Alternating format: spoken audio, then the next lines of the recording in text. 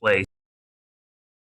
And those two things are really the most important things that you can do because those are universal. Those work with, hurricane season. It works with earthquakes.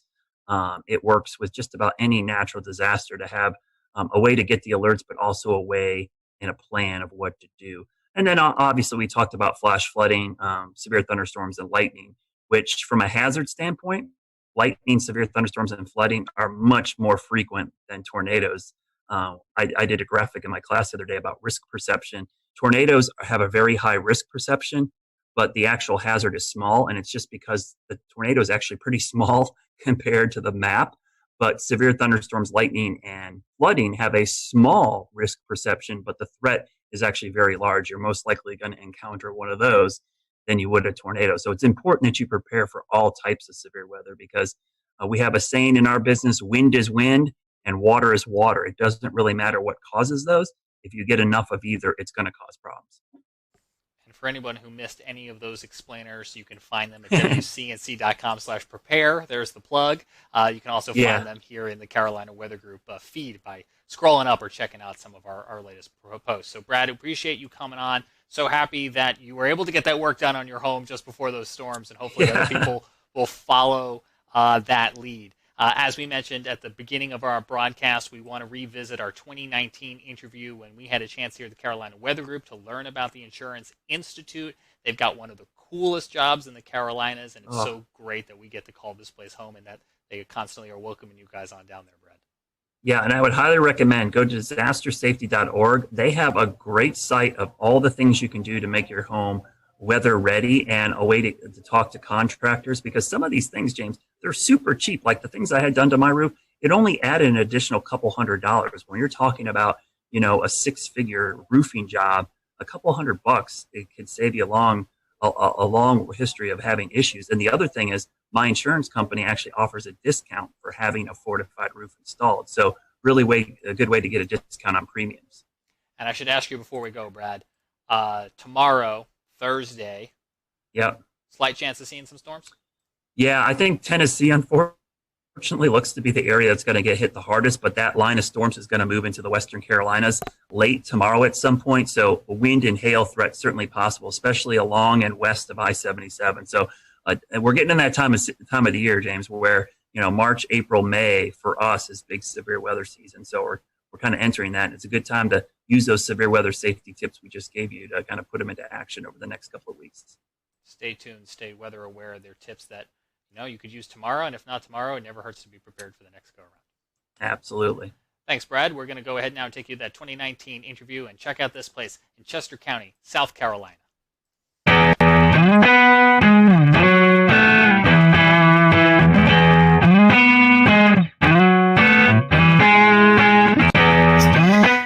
Hello, everyone. Welcome to the Carolina Weather Group. This is the Wednesday, July 24th, 2019 edition of our little weather get-together.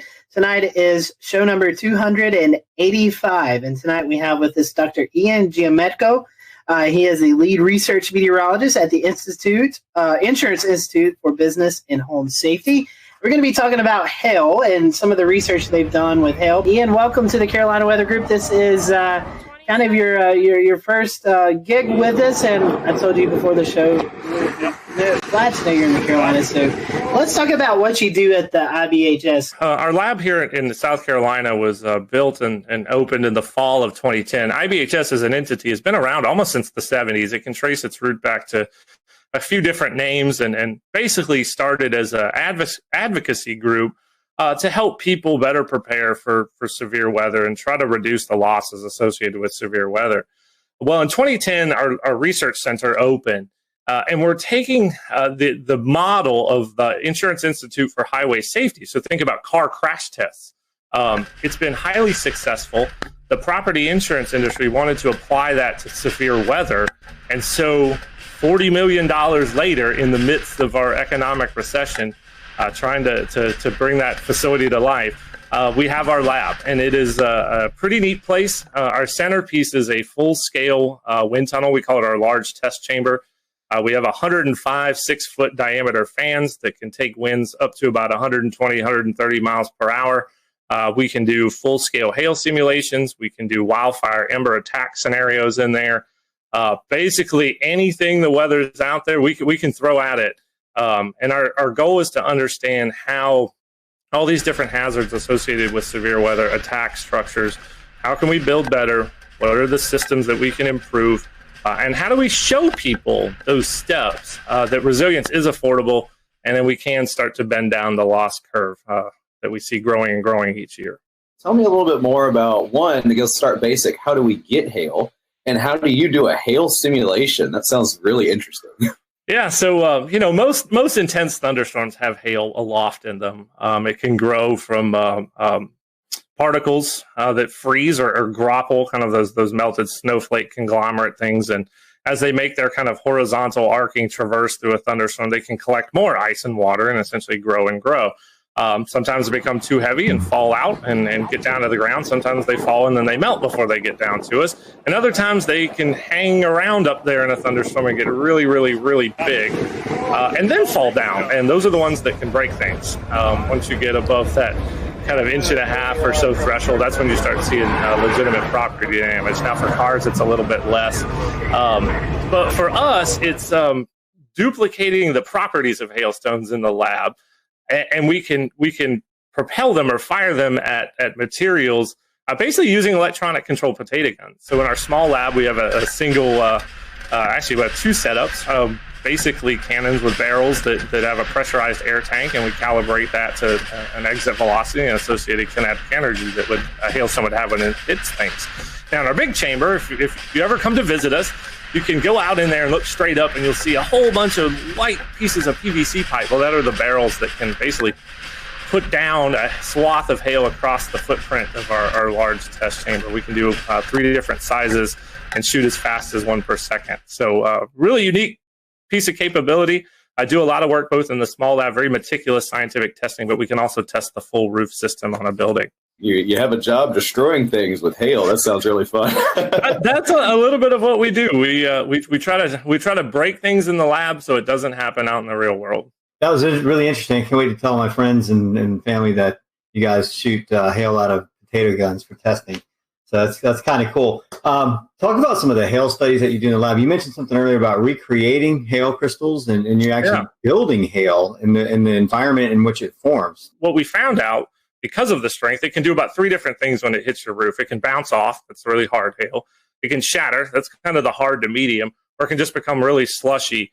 That's the very soft hail. And all of those have different kind of types of damage that they produce on your roof. The soft will kind of dislodge all those granules. The hard bounces and shatters will do more cracks and dents. So we realized all that stuff was mattered, and we needed to simulate it in the lab and also repeat it. That's scientific testing right there, is being able to repeat this stuff over and over and over again. And after about 8 years of work, we released a new hail impact test standard for asphalt shingles, and we have we rated the products that are considered impact rated, and we have a rating scale that's actually out on our website now. So if you're looking to get a roof that's more resilient to hail, I would encourage folks to check that out. It's at ibhs.org. You'll see what products are out there and which ones meet the top of our class and which ones are at the bottom, and where you might want to be. Talk about the size and how much damage hail creates while we're on the topic. I'd love to hear your take on that. Yeah, so a lot of people don't realize hail, we kind of joke, is the Rodney Dangerfield of the severe convective storm hazards. It doesn't get any respect, but in any given year, it's about 60 to 80% of the dollar damage from severe thunderstorms. That's a lot. And we're in probably what will be the 12th straight year of damage totaling over $10 billion. So it's a big piece of the damage that comes from severe thunderstorms every year. Now, when you start talking about damage thresholds, of course, we have the National Weather Service severe criteria of 1 inch. That's when we really start to see some issues, dents and things with auto. On the building side, if you start looking at roofing materials, once you get close to that 1.5 inch mark, that's when you can potentially see some damage. Now, there's a lot of things at play, age of roofs, age of materials, all that, the wind-driven aspect. Now, we can go all the way out to the extreme size, and once you get to about 3.5, 4 inch hail, that will puncture the plywood roof deck that you have. So you're thinking fall speeds close to 100 miles an hour, pretty intense hail. That I hope we never have to see here in the Carolinas. I'm sure it's happened before, but that size hail, very rare here. So I don't know what's more interesting, the work that y'all do in the lab with the fact that you also have field work. Tell us a little bit about your field work and what y'all have done over the years. Yeah, so way back in 2012, we decided there was all this hail data we needed to go get about strength, and a lot of the tests and how we test buildings were all rooted in information going back all the way to the 1930s. So nobody had looked at this stuff for a while. Plus, we didn't know what strength actually did. There was no data on it. So like any good scientist, we just, hey, let's go to the field and let's go measure it. Let's go look. We kind of used the motto, you can learn a lot just by looking, and we kind of took that approach with hail. So we started out back then going out to the field, collecting hailstones after a thunderstorm, doing crush tests, basically measuring the amount of force it took to crush the hailstone. That's how we get to the strength. Making very detailed measurements of them, weighing them all. And we did that for about really 4 or 5 years. That was our focus, to collect this really big data set, which is now somewhere over near 4,000 different hailstones that we've tested. And to guide how we did the lab work that we just talked about. We needed that guide to be able to give us that information. Now we've switched a little bit. We now go to mapping hail swaths using deployable instruments. I come from a background at Texas Tech where we built a lot of deployable weather instruments. So I took that and applied it to hail. So we have a network of about 18 impact sensors that can measure the impact energy of hail, and we can actually deploy them ahead of a thunderstorm and look at what the size distribution is within that particular storm and how it varies and changes within the swath. It's really, really important for how we look at radar hail detection, even looking into how numerical weather prediction manages hail. And how did it go this year? Oh, two good missions for us. Spent about I think we spent about 12 days total in the field. Ended up, my target was somewhere, I think 5 to 7 total cases. I think we were right there at 7, which was really, really good for us. So yeah, that's usually the case. We spend about somewhere 10 to 14 days each year in the field, and we'll continue this going into 2020. Yeah, and talk about some of the more memorable cases that you guys have covered, maybe some of the more interesting field tests that you guys have done over the past couple of years. Yeah, for hail, a couple of years ago, intercepted a supercell near Eric, Oklahoma that produced just this really narrow swath of just really big 3-inch hail with a concentration maybe 10 to 12 or so per square foot. That's a lot for big hail.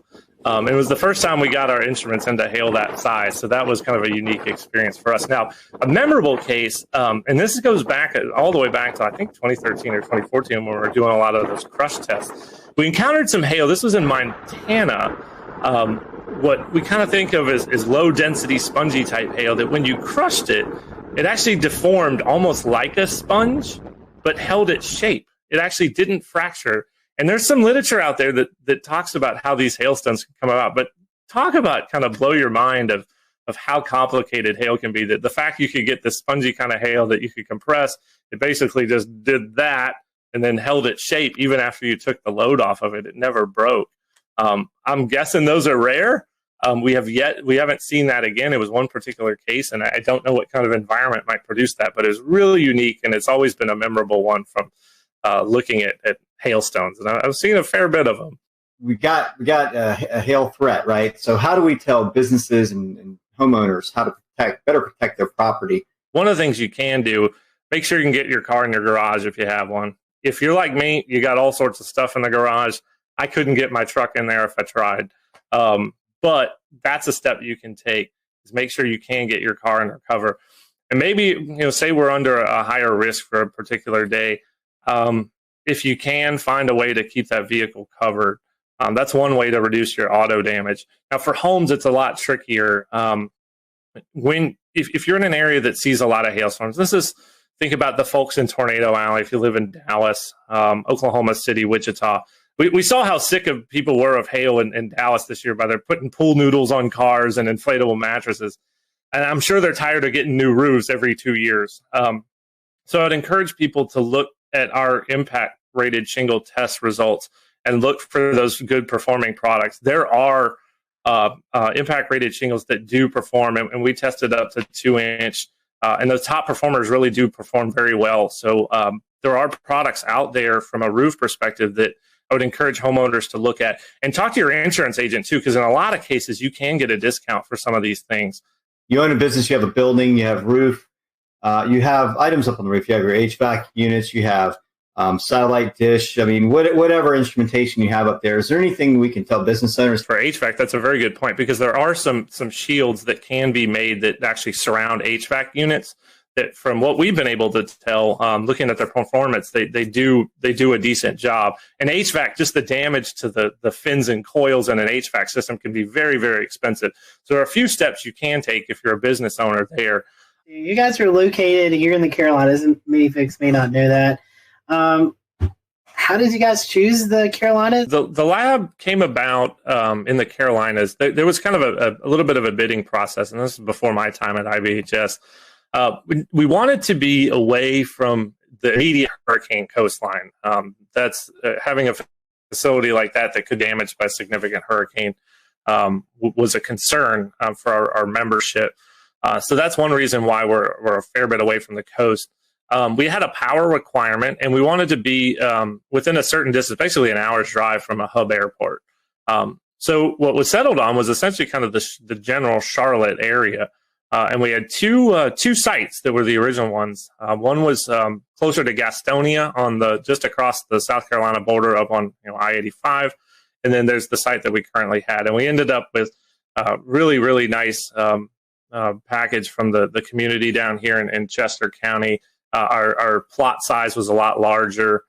We did have some noise concerns, so that also played a role. And they had the power requirements they need. We're right next to a transmission line, and we had a substation on site. So 105 electric medium voltage drives power the fans, and we need some juice. So it all came to fruition, and there we are out in Chester County. And so talk about, you were talking about hurricanes. Talk about some of the wind studies that you guys do there. You have this big wind tunnel, and you actually have some model scale homes, and you can do all kind of testing in this facility.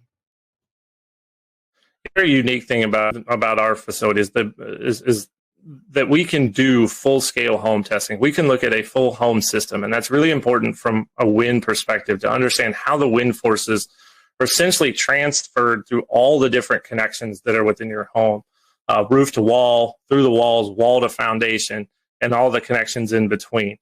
You have to really look at it in a system perspective to understand how wind essentially attacks structures and what you can do to mitigate it.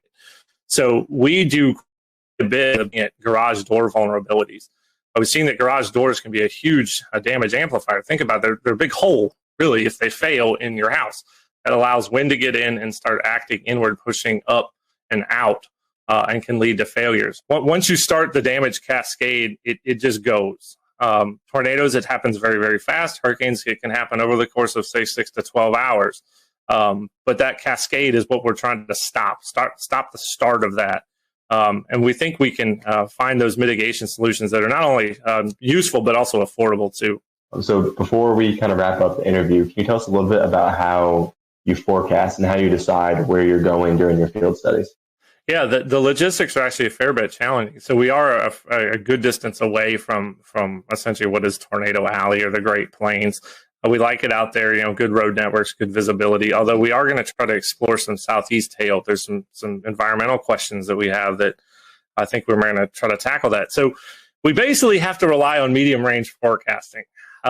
So we're looking for just general pattern support for severe weather. So is the Gulf of Mexico open? Is there good moisture transport northward? Maybe not necessarily if there's a trough, but is there just generally enough flow aloft to support supercells? Sometimes you didn't have the surface features underneath the best flow aloft. It kind of became a day-to-day, almost a mesoscale type forecasting scenario, which is very hard for us in terms of when we pull the trigger. So we work our teams on about a 48-hour lead or 48-hour kind of go, no-go scenario. Using DFS output, Bureau output, try to get our best feel that we're going to get at least 3 operation days out of a mission. We got to have some kind of confidence that we're at least going to get 3. It's just not worth shipping equipment out and bringing the team to the field. So Okay, say we give a go. We actually ship 5 big Pelican cases of equipment. FedEx is fantastic. Out to some target cities, and it's usually where we can store equipment. So Norman, Oklahoma at the National Weather Center, have lots of colleagues there. We've used my wife's grandma's garage in Wichita to store all the cases and equipment. So we do that, pick our target city, fly in. We use rental vehicles. We do try to stay out of the hail as much as we're researching hail, and we've done a pretty good job of that. And we outfit them, get our instruments ready, take all the equipment we need, leave the cases behind, and off we go. And usually each mission is about 7 days. So there's some logistical challenges there, given our distance, but we've managed it quite well over the years. When you're renting the car, do you have to kind of stay quiet about what you're really doing with the car? There's one hail. We were out in the field for a hail event in Cheyenne, and the rental car dealership at the Denver airport, they were dealing with a whole bunch of people who were bringing back hail damaged cars, and I kept thinking in my head, I'm like, we're running a hail research project, and we got perfectly fine vans here. But yeah, for us, it's a safety concern to stay out of the hail, and we do a good job of that. You're talking about these instruments. Can you kind of give us an idea of what's on these instruments? What it's like? Yeah, certainly. They're on little tripods. They're basically little engineering tripods. And then the plate itself is a little small pyramid. It's 1 foot by 1 foot. And it's actually based on a design that was developed at NASA, Kennedy Space Center, and was published in the literature.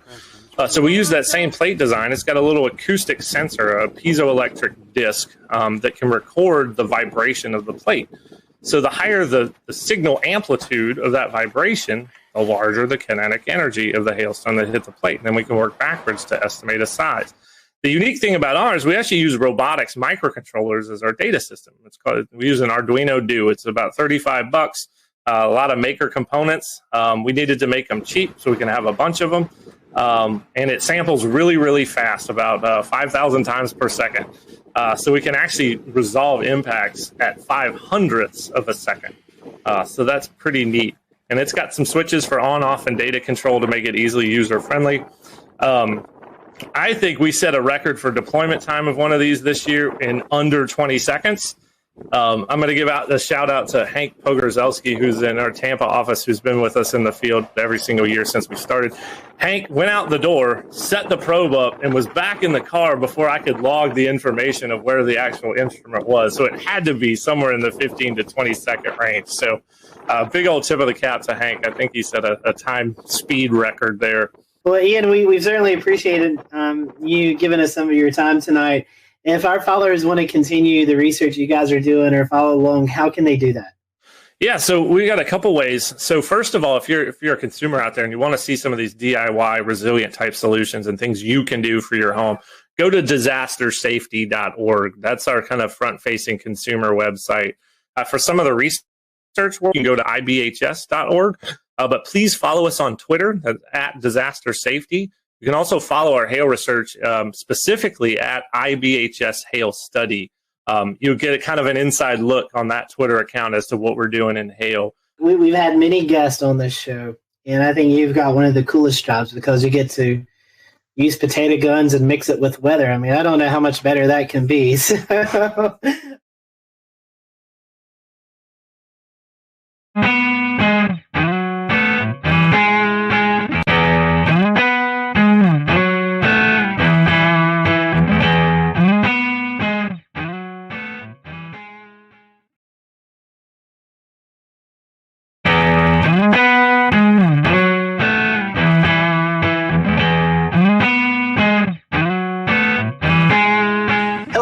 welcome to the Carolina Weather Group. We welcome you to our latest edition of our little podcast, Weather Live Stream. And we're going to be talking about an interesting project tonight, the Snow Impact Project.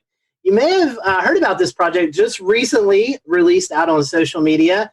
NOAA and NASA and a lot of different entities working on better forecasting winter storms, and especially along the East Coast here where we live. That will be helpful because we know a variation in just a few miles can mean all the difference in snowfall forecasting. Tonight we have with us Lynn McMurdy.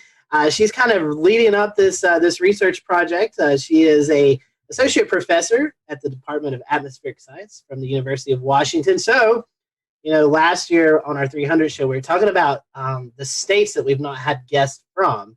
So we can mark Washington off that list. So now we're down to, I think, 6 states that we've not had any guests from. So, Lynn, welcome to the show tonight.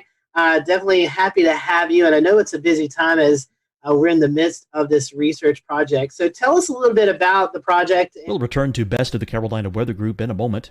Now your Carolina weather forecast. Here are today's forecast high temperatures for North Carolina. Here are the forecast lows for tonight for North Carolina. Here are tomorrow's forecast high temperatures. And here's forecast rainfall across North Carolina tomorrow. Here are the forecast highs for the day after tomorrow.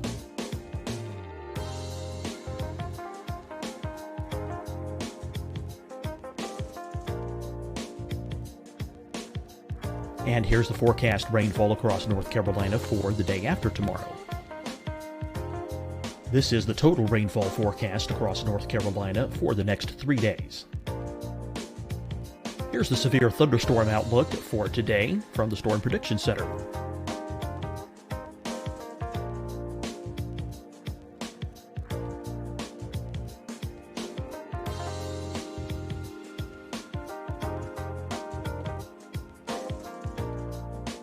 Here are the forecast high temperatures for today for South Carolina. Here are the low temperatures for today for South Carolina. Here's the probability of precipitation forecast across South Carolina today. And here are the rain chances across South Carolina tonight. Here are tomorrow's forecast highs across South Carolina. Here are the forecast low temperatures for tomorrow for South Carolina. And here is the probability of precipitation across South Carolina tomorrow. Here's the precipitation chances across South Carolina tomorrow night.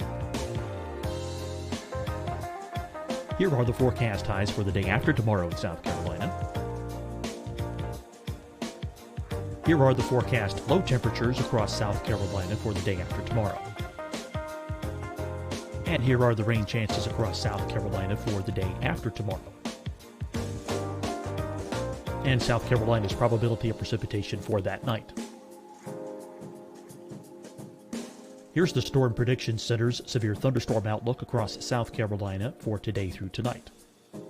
Here's the Storm Prediction Center's severe thunderstorm outlook across South Carolina for tomorrow and tomorrow night. And here's the Storm Prediction Center's severe thunderstorm outlook across South Carolina for the day after tomorrow through that night. Here's the severe thunderstorm outlook for today from the Storm Prediction Center.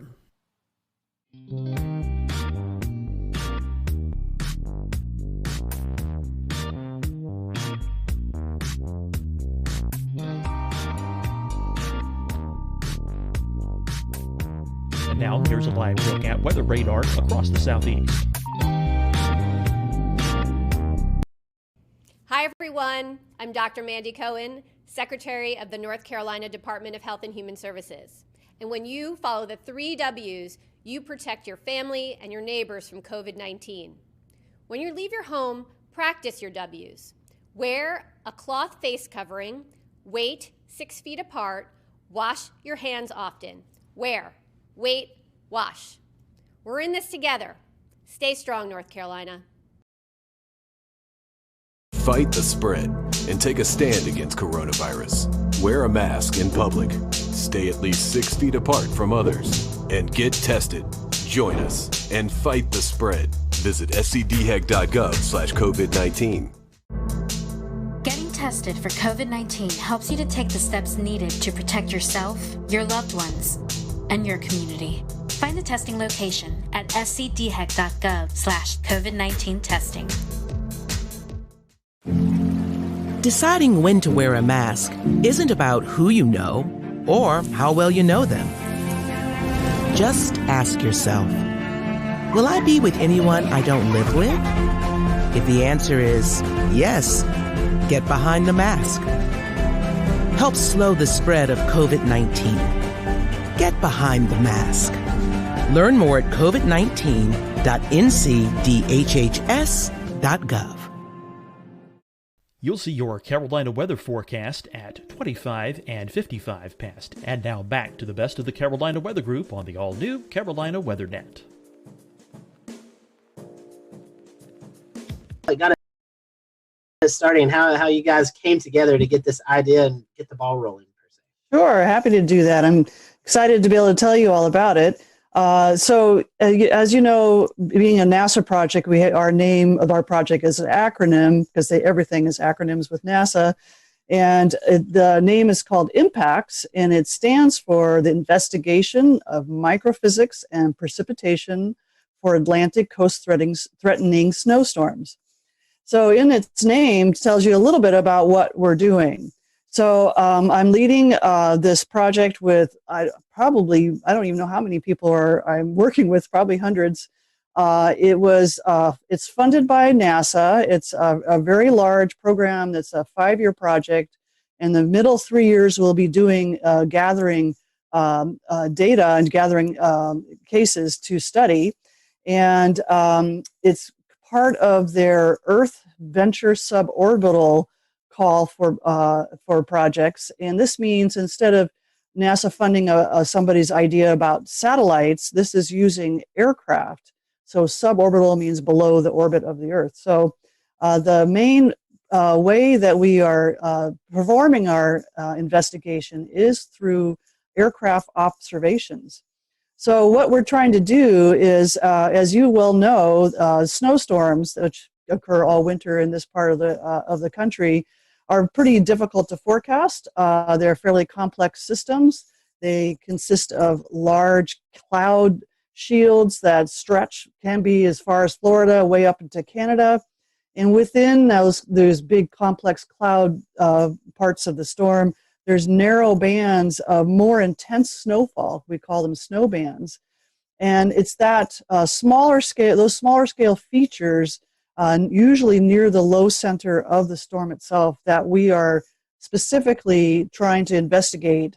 We're trying to understand the processes that form the snow bands, that make how they change as a storm evolves, and why some storms have a lot of snow bands and others have like absolutely none, yet they both are producing snow. So that's kind of the science focus of it.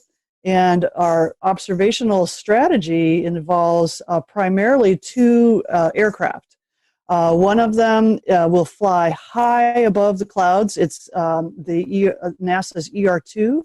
It can fly at 20 kilometers elevation, which is 68,000 feet, or twice as high as a commercial aircraft. And it has equipped with remote sensing instrumentation. So everybody's probably familiar with weather radars. This airplane has 4 different radars, all different wavelengths. So they're sensitive to different portions of the storm. There's one that's a cloud radar, so it can see the small cloud-sized drops, and others are more rain and snow radars. They see the bigger drops. It also has microwave radiometers, and those are types of instruments that we often fly on satellites to measure precipitation from space. So that ER2 flies above the clouds way up high and looking at the storm remotely. And underneath, in coordination, observing the same portion of the storm, is the NASA's P3 Orion, and it flies inside the clouds, and it has a multitude of instrumentation, and the major ones are these cloud and precipitation probes, which actually essentially take pictures and count the sizes and the pictures of the snowflakes as they form. We fly it at different levels, so you see where the beautiful dendrites form, where the needles form, and then fly underneath, and they aggregate into large, big blobs of snow that eventually falls on the ground. We also have some ground instrumentation specifically for this project, and that includes a whole array of different radars and other snow measuring equipment, mostly on Long Island with my colleagues at Stony Brook. So one of the things you asked me to mention is like who's involved. So obviously I have a large crew of people involved with NASA. but the National Weather Service is also involved. They are sending up extra rainwind sondes, so we measure the profile of the atmosphere more frequently during these snowstorms. We just request them to, can you please put up some more at Albany and at their usual places. They'll add more rainwind sonde launches when we're flying, at the time periods that we're interested in. So they've been really helpful, and they're also been extremely helpful with helping my student and grad student and postdoc forecasters, trying to give them some local expertise. Flying in a winter type of storm, does it present any additional challenges versus like the hurricane hunters who fly in warm core systems? Well, that's a good question. The two different systems are pretty different. The hurricane hunters typically fly fairly high, and what they're doing is trying to get different profiles of the environment of the hurricane and try to get a good estimate of what the central pressure is. So they're kind of after a different kind of problem, and they fly fairly high, so they're well away from any kind of icing problems. So for us flying in snowstorms in the winter, this last case, we actually flew, it was rain on the surface, but the structure of the storm was the same. So we flew in it, but icing was an issue that we had to watch out for. I think our main challenge is getting airspace to do the maneuvers that we want to do to sample these storm systems. But so far, the air traffic controls have been extremely helpful and very accommodating. On our first flight, we were kind of messing around in upstate New York and Vermont, but then we wanted to go across Long Island. And when you looked at, there's these, apps called like FlightAware, you can watch where all the airplanes are. They kind of cleared out a corridor and let our plane go through. It was like, oh man, that is very, that was really great of them to do that for us. So even though it's challenging but we're trying to do our best to not demand too much and we do whatever they tell us to do. Is your aircraft on FlightAware? Is it something people can track when you're on these? Yeah, it is something people can track. Yeah, definitely.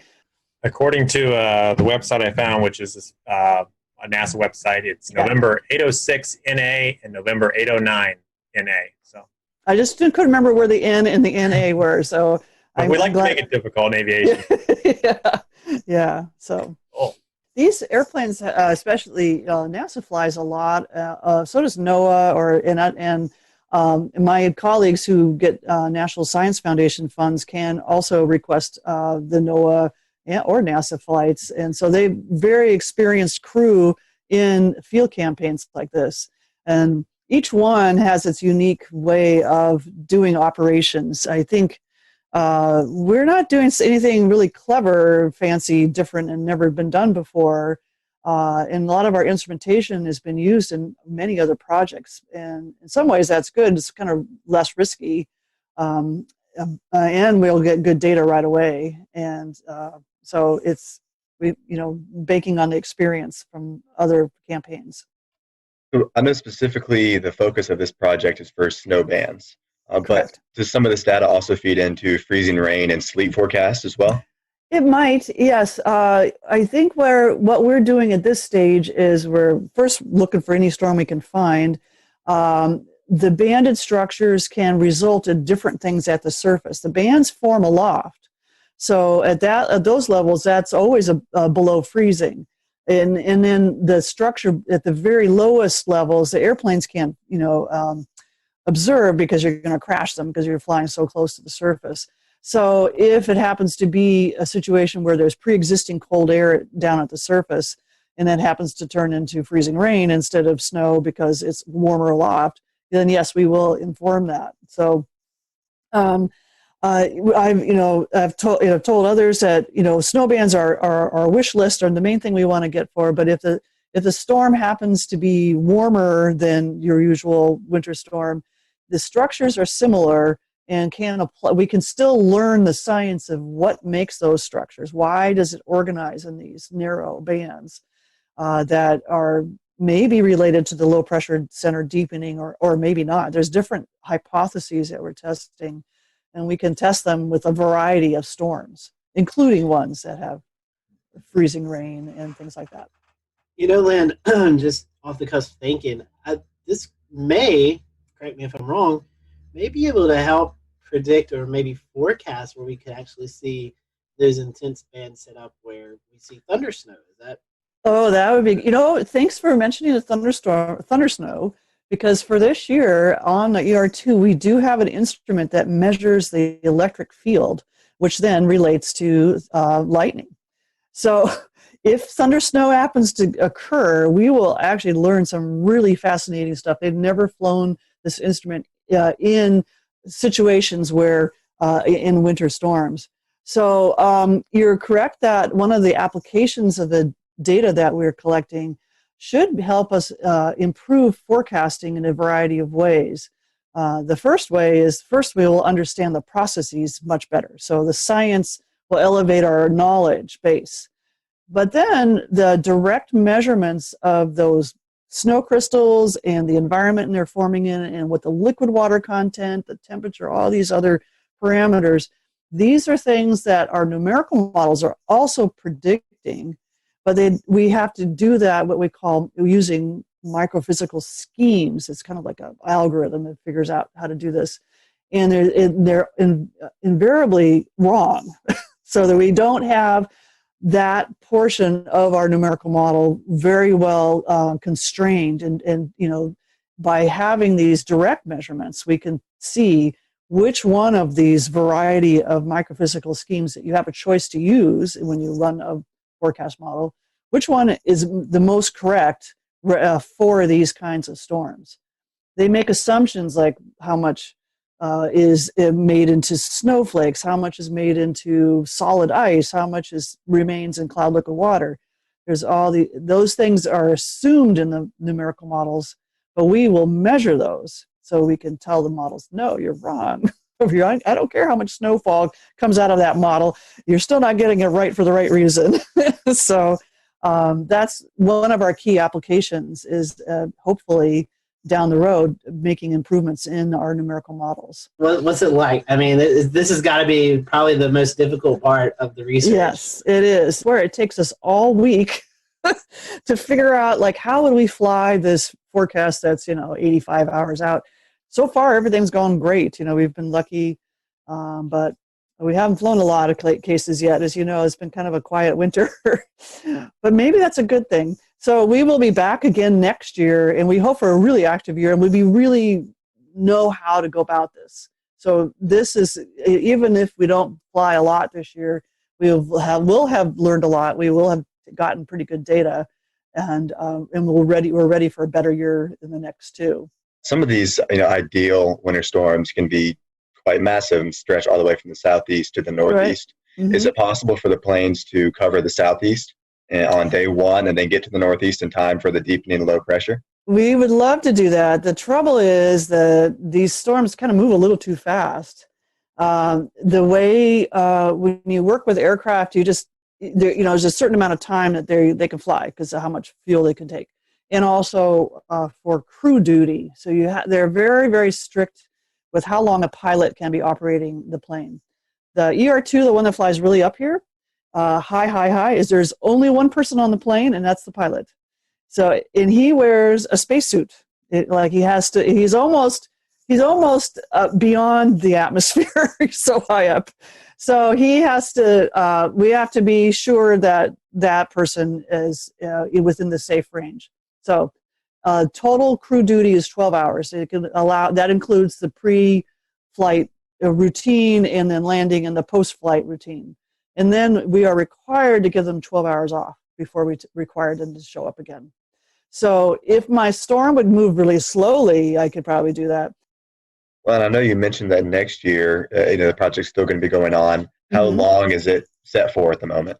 We're here now, and we're here to the end of February. And then next year, approximately the same, another 6-week window, we'll be out here in the following year. So 3 winters. Emergency management. Maybe if they, we get this research about where these heavier snow bands, like forecasting, maybe emergency management, that's where they put their assets at. I was just wondering if, who all who all you can see the benefits from this research. Yes, I can see like the public at large, and of course the emergency management is part of that because they are the communicators from the forecasters to the public, and they kind of make decisions about how to respond to any kind of threat like a snowstorm. So I could see the public being, benefiting a lot in the long run. It's always hard to see the direct benefit. I'm going in, geeking out about the great science I'm doing, but understanding these snowstorms better and then using that understanding to improve our forecasting.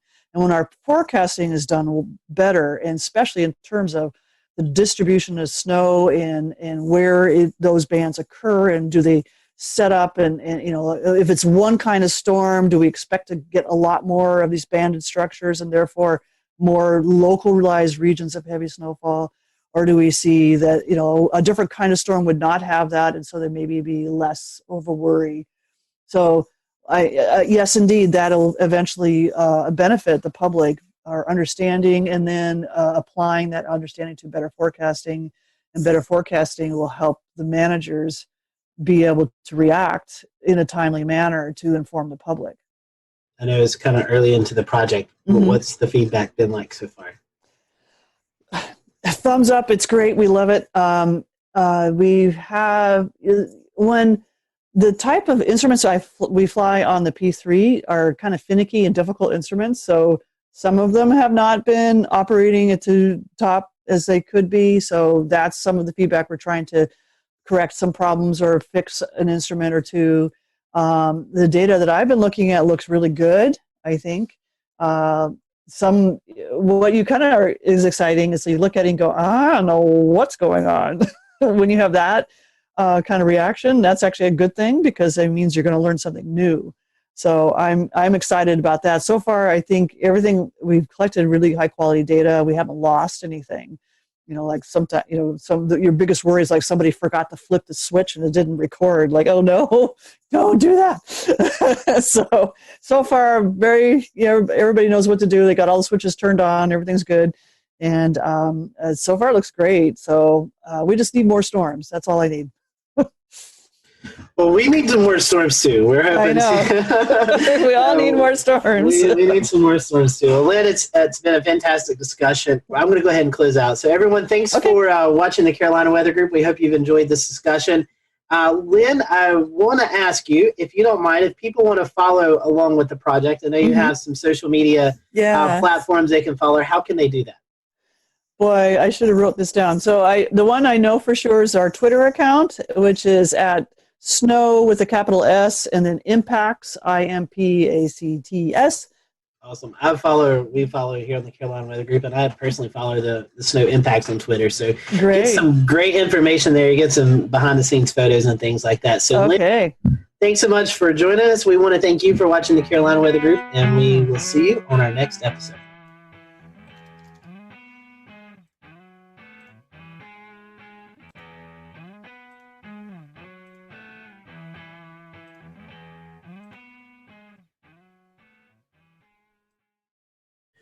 So we just finished up with James Spann and his count of April 27, 2011. And if you did, maybe you didn't know, but our own panelist, Dan Whitaker, was out in the field. I think this is before any of us knew you, Dan, but he was actually out chasing this big event. So I guess, first of all, let's kind of talk about what you were doing. How did you know to target this area? What was the game plan? Maybe a couple of days leading into this high impact event. Right. So we had been looking at the storm system quite a ways out. It was showing up on long range data. I think a couple of weeks prior, and then it just kept on slowly, seemingly everything was coming together the closer we got to that April 27th date. So I was prepared pretty far in advance to get out there to Alabama was where I was loosely targeting. And a couple days ahead of time, I packed up the car and I left town the night before and stayed in the eastern Tennessee mountains. It's western for us if we're heading that way, but eastern Tennessee mountains over in Chattanooga, and was prepared for whatever could happen. I've been out to Alabama a bunch of times to go follow and photograph storms, and nothing's come of it. So I didn't know what was going to happen this day. So during the day, walk us through what it was like from the time you woke up to the time that you finally found yourself on a storm. Right. I had some kind of omens, if you want to believe in that, at least. At the very least, the atmosphere was showing off for me right away. I woke up at my friend's house. He had to go to work, and it was I forget what day of the week it was, but it was a work day. And so he went to work, and I woke up at his house. He said, when you're heading out, just lock the door and behind you and be on your way. And so it was around 8 a.m. or so. I'm getting ready to leave. And there's some early morning storms happening out near Chattanooga.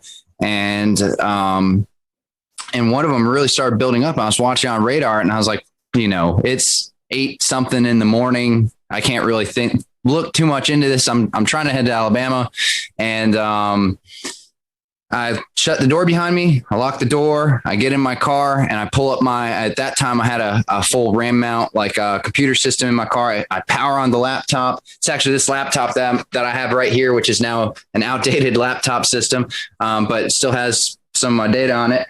And power on my laptop, and I open it up, and right when I get my laptop open, tornado warning, storms heading directly over my location in a matter of minutes. And there was a strong kind of velocity couplet there when I looked at the velocity data. So I was like, there's some real reason to believe that this could be a threatening storm with a tornado. And so I actually went to try and get back in my friend's house I've 5 minutes, right? So let's get back in the house. No, the door's locked. Of course, I can't get back in. And I look around. I'm in a crowded neighborhood with lots of trees everywhere. I can't even see the sky. So I think to myself, okay, well, what do I do now? Right. I don't want a tree to follow me. Right. And so I get in my car, and I just start driving away from the storm through these residential roads in Chattanooga. It's hilly. I'm trying to just get out of there. I make it to a 4-road intersection, and I kind of park my car there. I'm like, this is as good as I'm going to do. At least I'm not under the trees. And I park my car there. As some really intense winds start whipping across, horizontal windblown rain, I would just guess at 60, 70 miles an hour. And I was right there in the velocity couplet. And, it turns out there was wind damage and a tornado, but I just must have been very close. But I don't believe I was in the tornado. It was mostly, the winds changed directions eventually, but I believe it was all rear flank downdraft base kind of wind. So I drive back to my friend's house at that point after I'm kind of in that wind and rain, and it passes by me. So I know I'm safe. I just kind of drive back there because I don't know what to do with myself at this point. And the road that I came down just a minute prior, there had been someone driving down that road, and a tree fell and actually crushed their car with them in it. I got there before the emergency response did, and I just at about the same time. So I pull up, and so do they. And I kind of get out of my car, and I'm like, what's going on? And the emergency response person, fortunately, they started trying to do what they needed to do, and I was like, they've got it figured out. They told me to leave them alone. So I just kept on heading on my way. I was like, I guess I'll go to Alabama now. And that's how I started my morning. So pretty intense. Dan, wow. I have a question for you. Sorry, Evan, I didn't mean to step on you. Recollection, this was 10 years ago. So I don't think radar scope was a thing. That's right.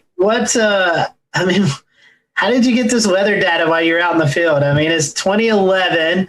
Technology has surely come a long ways in the last 10 years, but what was it like back in 2011 getting? You mean, what was it like using a flip phone when I was storm chasing? Yeah. So that's what I was doing. I had a GZ1 waterproof flip phone, and for data, fortunately, things were fairly advanced for the laptop systems, as long as you had a laptop system and internet and a few other things. So I had a GPS puck that logged my GPS data into the system I was using. At that time, it was can't even remember the name of the system actually, but it was like definitely an older PC radar system that integrated with Delorme Maps was what I used to log my GPS data. And it integrated the data in. It was only. We'll return to Best of the Carolina Weather Group in a moment. Now your Carolina weather forecast. Here are today's forecast high temperatures for North Carolina. Here are the forecast lows for tonight for North Carolina. Here are tomorrow's forecast high temperatures. And here's forecast rainfall across North Carolina tomorrow. Here are the forecast highs for the day after tomorrow.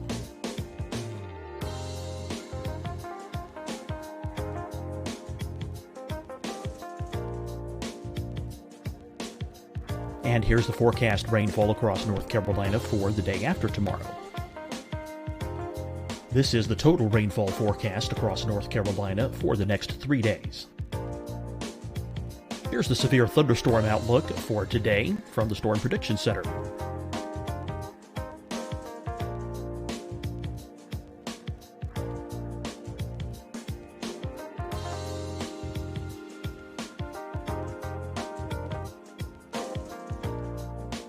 Here are the forecast high temperatures for today for South Carolina. Here are the low temperatures for today for South Carolina. Here's the probability of precipitation forecast across South Carolina today. And here are the rain chances across South Carolina tonight. Here are tomorrow's forecast highs across South Carolina. Here are the forecast low temperatures for tomorrow for South Carolina. And here is the probability of precipitation across South Carolina tomorrow. Here's the precipitation chances across South Carolina tomorrow night. Here are the forecast highs for the day after tomorrow in South Carolina. Here are the forecast low temperatures across South Carolina for the day after tomorrow. And here are the rain chances across South Carolina for the day after tomorrow. And South Carolina's probability of precipitation for that night. Here's the Storm Prediction Center's severe thunderstorm outlook across South Carolina for today through tonight. Here's the Storm Prediction Center's severe thunderstorm outlook across South Carolina for tomorrow and tomorrow night. And here's the Storm Prediction Center's severe thunderstorm outlook across South Carolina for the day after tomorrow through that night. Here's the severe thunderstorm outlook for today from the Storm Prediction Center.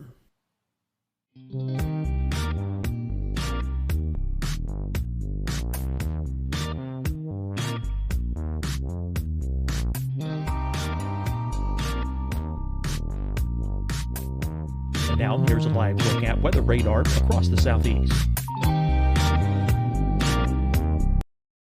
Hi, everyone. I'm Dr. Mandy Cohen, Secretary of the North Carolina Department of Health and Human Services. And when you follow the 3 W's, you protect your family and your neighbors from COVID-19. When you leave your home, practice your W's. Wear a cloth face covering, wait 6 feet apart, wash your hands often. Wear, wait, wash. We're in this together. Stay strong, North Carolina. Fight the spread and take a stand against coronavirus. Wear a mask in public. Stay at least 6 feet apart from others. And get tested. Join us and fight the spread. Visit scdhec.gov/COVID-19. Getting tested for COVID-19 helps you to take the steps needed to protect yourself, your loved ones, and your community. Find the testing location at scdhec.gov/COVID-19 testing. Deciding when to wear a mask isn't about who you know or how well you know them. Just ask yourself, will I be with anyone I don't live with? If the answer is yes, Get behind the mask. Help slow the spread of COVID-19. Get behind the mask.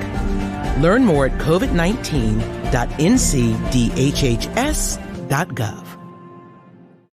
You'll see your Carolina weather forecast at 25 and 55 past. And now back to the best of the Carolina Weather Group on the all-new Carolina WeatherNet.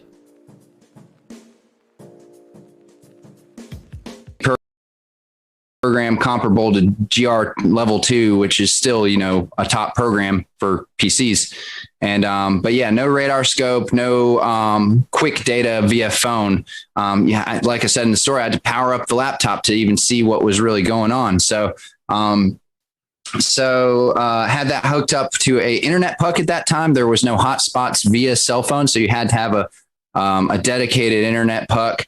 Also to power the computer at that time, there weren't cars built in with power inverters for things like computers, like there are now. Like the 4Runner that I own now, it just comes with power outlets, right? But at that time, there wasn't anything like that. So I actually had to have custom fuses and custom switches and custom wiring for power inverters to run my laptop system. And so it was a lot of electric based stuff and the best technology at that time just to even get online and see what was going on. Later in the day, Dan, with all of this equipment that you had, you managed to get yourself on the Coleman, Alabama storm. The storm was severe. It produced an EF4 tornado. Can you tell us a little bit about the experience you had chasing that in the afternoon? Right. So I made it to Alabama after my intense morning, and I'm kind of trying to figure out where to target for storms.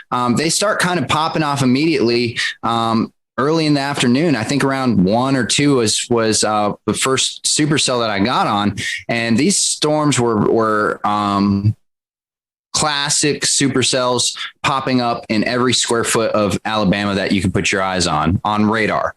So it's just these storms are popping up all over the place, and a lot of little kind of storms, but among the mix, a lot of major strong supercells were developing that were immediately severe warned, putting down things like hail, and a lot of them were starting to go tornado warned even early on in the day.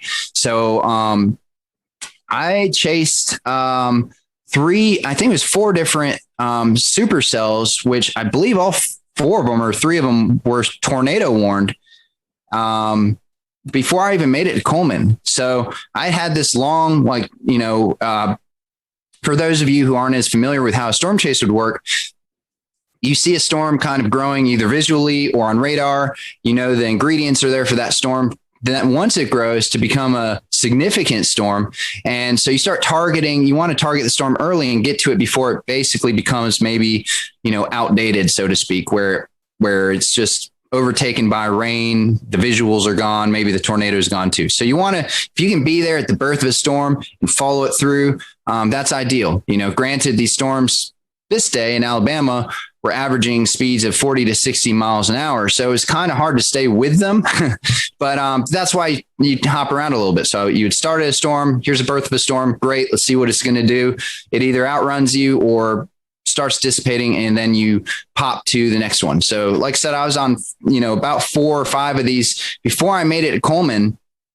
And that was a couple hours worth of chasing and driving. I'm starting to kind of almost wear down a little bit, because after you've seen 1 storm, 2 storm, 3 storm, you're like, are any of these going to produce visible tornadoes, or am I just driving under, low hanging clouds and rain and hail?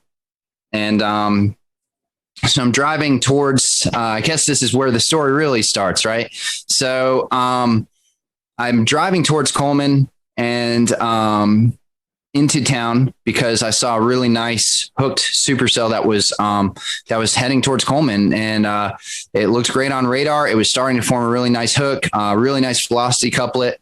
By nice, I mean strong, and visually, from a radar standpoint, a strong and kind of pronounced feature that tends to, mean that the storm's going to at least go tornado warned, if not produce a tornado. And like I said, the ingredients were there. This was a day that had been forecasted for a while. We knew that this was a significant day. It was a high risk by the Storm Prediction Center. They were predicting a tornado outbreak. And so we knew it was going to happen, or at least that's what we thought was going to happen. And anyways, the storm, as it's heading towards Coleman, I drive closer and drive closer. And it's the weirdest thing, because typically when I'm chasing storms, I kind of get in a position where I'm looking at the rotation part of the storm and the part of the wall cloud that is rotating and maybe going to put down a tornado. So I'm trying to like be in that area, stay with that area. In this particular storm, I kind of just, as I'm driving into Coleman, I knew what storm I was going for, but I kind of look off to the side, and there in the far distance over a field is a tornado, and it's pretty far out. But I noticed it right away, and I'm like, all right, well, there you go. You know, after 4 storms or so, and here it is, and it's there. I did it. You know, like I'm seeing a tornado right now, and this is what all my effort's been funneled to get here. And it wasn't just seeing a tornado. You know, I need to kind of preface this. I'm a trained storm spotter at this time. I've got a couple years, 3 years of experience under my belt. I was very involved in wanting to try and collect data for historic reasons. I had like 2 anemometers on my car. I was connected in to try and relay data back to the National Weather Service. And I was tracking all my movements. I was documenting everything with multiple cameras. So the idea was put myself into close proximity to these storms, get as much data as possible, and then see how I can use that and funnel that in for any sort of storm damage or research purposes. And as well as relay storm reports to help with the public, you know, which is like it's a cutesy thing to say. A lot of storm chasers say it, whatever. But in reality, for a day like April 27, 2011, it turns out that was absolutely necessary. Not only was that something that like sounds good on paper, but the people like me who are out there relaying this information and broadcasting it live actually did save lives. You know, it was that significant footage of these storms coming and hitting towns is what actually made people get into their storm shelters and go to safe places. So anyways, I'm driving into town. I see the tornado out above a field. I had been live streaming for a little bit at that point, but I had a live stream setup going on with a HD webcam streaming to the site at that time called Chaser TV, which was in the 2010 to 2014 period. It was the hottest thing out there. You know, the public knew to tune to Chaser TV, and, you know, the Storm Chaser show was hot, and people were thinking about storms and thinking about storm chasing. And so it had thousands and thousands of viewers that you could get access to if you streamed. And the cool thing about Chaser TV at the time too is they would pay per viewer, pay for pronounced amount of time and stuff like that. So you could actually, you know, come out with a little bit of a paycheck at the end of it too. I start streaming this storm, and immediately I start getting over 1,000 viewers on Chaser TV. My location is in reference to the radar that everyone's looking at. Everyone sees, wow, he's right in this hook of the Coleman storm. And they start clicking on my stream, and sure enough, they're seeing a tornado. And so they start sharing it. It starts getting shared across social media, screenshotted, and immediately that tornado in real time is getting shared around, you know, the fingers of the internet in 2011. And getting rebroadcasted and put in places where people could actually see this storm. So I was live streaming it. I was filming it with another camera. We'll play kind of the video of what that ended up looking like with my other camera. And then I was taking DSLR pictures, as well as running 2 anemometers and trying to stay in good proximity and location to this storm. So I was by myself, you know, and so I was trying to do all this stuff, and as well as listen to the scanner radio. I mean, anyways, I see this tornado come through, and it's coming closer and closer. It's coming towards me. You know, I'm trying to figure out, is this storm going to do something where it actually, you know, hits my location? Or so at one point, and you may see this in the video, where the tornado seems to get close enough to me where all of a sudden you can't really see the gray funnel anymore. Instead, you see just like a mass of dirt. And that's when I think I'm starting to get a little close there. And so I actually back up across the road that was behind me into a gas station. And in my head at that moment, I think to myself, if I drive 30 feet backwards, I can maybe avoid getting hit by this thing and still film it. So that was my thinking. And, you know, I don't think I was that close, but I was in stone's throw. I mean, I was very close. And then it kind of continues going at an angle in front and away from me. And that's when it touches down fully. You can see it, the funnel reach the ground, and the tornado becomes very pronounced, very kind of like a very defined elephant trunk. And it's kind of, you know, not this big, wide, massive, weird wedge that we would think about when we think about EF4s and very strong, violent tornadoes. But however, you know, and I know this from the comments on my YouTube channel where some people are saying this isn't a true EF4. Look how skinny it is. But in reality, you know, it's that tight, strong wind whipping around at the bottom that's causing all the damage. And it was, you can tell in the video that it's a very strong tornado, and it was a very strong and destructive tornado. It went through downtown Coleman, destroyed a number of the commercial buildings there, destroyed some houses, and ended up with multiple fatalities, including a newborn or a young child. And, you know, it devastated the city. So as this is happening, here I am, Mr. North Carolina, out of my city in town by myself, you know, in my storm chasing vehicle. Fortunately, you know, I'm prepared for living multiple days out of my car if I needed to, right? That was part of my preparation. So, but I'm thinking to myself, like, you know, what's next? What do we do now? So I try to follow the storm. And as I keep following it, the tornado gets wider and wider, eventually wedges out into this big kind of gray wedge tornado as it goes off in the distance. The road that I try and travel down is completely covered in trees, and there's no, I mean, like there's hundreds of, I will share a picture of it. There's just hundreds of trees down, and, you know, you could have had a whole team of people with chainsaws and you would never have gotten through that road. So at that point, I know that my access to continue following this tornado is gone. The tornado is going 60 miles an hour anyways. So it's a lost cause at that point. So I drive back towards town. And here's where it really gets interesting, because this is where things started to really take a turn as far as the reality of the storm.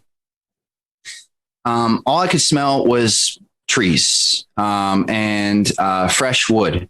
And as I look around through the woods as I'm driving back towards Coleman, the trees are stripped of their bark. They're just bare. It's just bare wood, forests of bare wood, and twisted trees and just devastation. And I'm driving back towards Coleman to try and figure out what's my next move. And I look at the radar on my computer, and there's another storm that's tornado warned and heading right towards Coleman. That is going to be there in 20 minutes, right? But what has just happened is a tornado just devastated Coleman, and at the same time, tornadoes were devastating Tuscaloosa and other. That's a well-known one, but there are, I think, 5 or 6 tornadoes on the ground at this very moment, and Alabama was in a mess. So Coleman was in a mess, and everybody got in their cars and drove out to the middle of the roads to try and get to their family members. Cell service was completely down at this point. I don't know if it's because cell towers were hit or if everyone was trying to use their cell phones at the same time, but there was zero cell service. You could not use it for anything. The only thing left was internet through my internet puck. So I was able to access radar data and message through some sort of messenger app I was using at that time. And I think email is what it is called. I was emailing people. So I drive back into town. The roads are crowded with people. People are kind of walking around confused. Everyone has their cell phone in their hand. Like, what is this? It's not doing anything. And they see that I'm a storm chaser. I have stormsquad.net on the side of my vehicle and stuff. They start coming up to my car and they're saying, what happened? You know, we're trying to get in touch with our family members. We can't do it. We heard the town was hit. And I was able to actually give as many people as I could the information that I had, which was, there was a tornado, it hit part of town. There's another storm coming. You're going to want to find a place to take refuge. I had a CB radio in my car at that time with a speaker. I got on my CB radio and started driving around and saying, there's another tornado warning coming, because nobody knew. And I drove around the town and yelled at people to find safe shelter. And that was really harrowing. Like, I don't know if that's the right word. There's no words to describe. I mean, it was very sobering. I mean, just like, I was focused. I was trying to, at that point, just go into like storm recovery mode. I'm now part of this Coleman community, right? So how do I help them? And yeah, that was not my last storm of the day. So I actually left Coleman and went and got on another supercell at that point, because there's nothing else I could do in Coleman that, short of, I warned everyone I could. The storm didn't hit there, so I left. I went out to go get to another storm and chased 2 more tornado warned supercells. Nothing really produced from those. And then the sun started going down, and still no cell service. But I have my radio police scanner and fire EMS scanner, and I'm hearing that reports that there are no gas stations and no gas available to the first responders. And I look at my gas tank at that moment. The sun was just starting to set. I look at my gas tank and I'm on less than a quarter of a tank. Hadn't anticipated on there not being any gas in the state of Alabama, right? And so with very little gas and a lot more storms, all tornado warned, heading my direction, and now it's dark out, I had to do what I now refer to as a kind of a intense game of avoid the tornado for the next few hours. And I did it on zero gas. So what I had to do is I would drive out to somewhere where I thought was in between 2 supercells heading my way, because it was just groups of supercells just over and over and over again, all tornado warned. So I'd drive where I thought I was going to be in between the 2. No cell phone service and limited radar at this point because internet was dicey out where I was. And then I'd turn off my car and I'd just sit there in the pitch black and just watch the lightning, both the storms pass on either side of me. I'd turn back on the car, get the laptop back up, see the next radar run, and figure out my next spot to go to try and be safe. And I did that for a few hours until eventually it seemed clear enough for me to actually get to a city on my zero gas. So I found a city. I don't even remember what the name of the city was, but it's probably 100 miles, 50 to 100 miles from Coleman at that point in Alabama, central Alabama. And I get to the hotel and they say, we don't have power, but you're going to have to pay full price. Sorry. And nobody has power, nobody has gas. And I said, do you know where the nearest gas station is that has gas? And they said, we're hearing reports that there isn't any gas except for far eastern Alabama on the eastern Georgia, Alabama line. Other than that, nowhere else, even west of here, north of here, south of here, no one has gas. And I said, okay, well, I guess I'm staying here for the night. And so I had just filmed all this video. So I went ahead and I had no power, no gas, but I did have an external battery that I brought with me to power an emergency battery pack to power things like laptops and stuff. So went ahead and plugged in my laptop, fired it up, got my video uploaded to YouTube. It was my second video I'd ever uploaded to YouTube. The first one was a tornado 2 weeks prior in Alabama, coincidentally, and close by. And this was my second video. And I get it up there. I shut down everything because the battery's going to die. Done for the night. I go to sleep. I wake up the next morning, and the video's got like 80,000 views on it. And my inbox is just full of people saying, "Can we use the video? Can we use the video? Can we use the video?" Just my email's blown up, and I'm like, wow, I guess that's, this was in 2011 before viral videos was really a thing. YouTube's kind of new at this point. And I created at that time, a newsy viral video, and I didn't even know what to think of it. I'd never really seen viral videos at that time. So I was like, well, that's interesting, and whatever. I mean, it's a historic day. So I knew that, my footage was, I'm glad people are seeing it, please share it, and ended up driving to a gas station that was about an hour and a half away from my hotel. And I didn't think I was going to make it. But that was the closest gas station. I, called around. I did everything I could to source a gas station. That was it. It was like on the border. So I just drove that direction on no gas. I was on fumes the whole time. And I got to the gas station, and I'm literally like, you can hear the gas running out and the car sputtering and stuff. So I cut the car off in the line. There was a humongous line going out around the road, circling all around. Fire trucks are coming in, skirting in front of the public to get all the gas. EMS, they're coming in. It's the only gas station that had gas. And so I sit in the back of the line. There's maybe 50 cars in front of me. And I turn off my car, and I literally kept it in neutral and pushed the car most of the way to get to the gas tank, / rolled it part of the direction, and rolled it just down the hill with gravity. And I made it to a gas tank after about, I think it was about 2 hours of sitting there in line, and made it to a gas station and made it to the pump, and was able to get enough gas in the car, and drove back to North Carolina that morning. So I kind of just went through the story there. I mean, I don't know.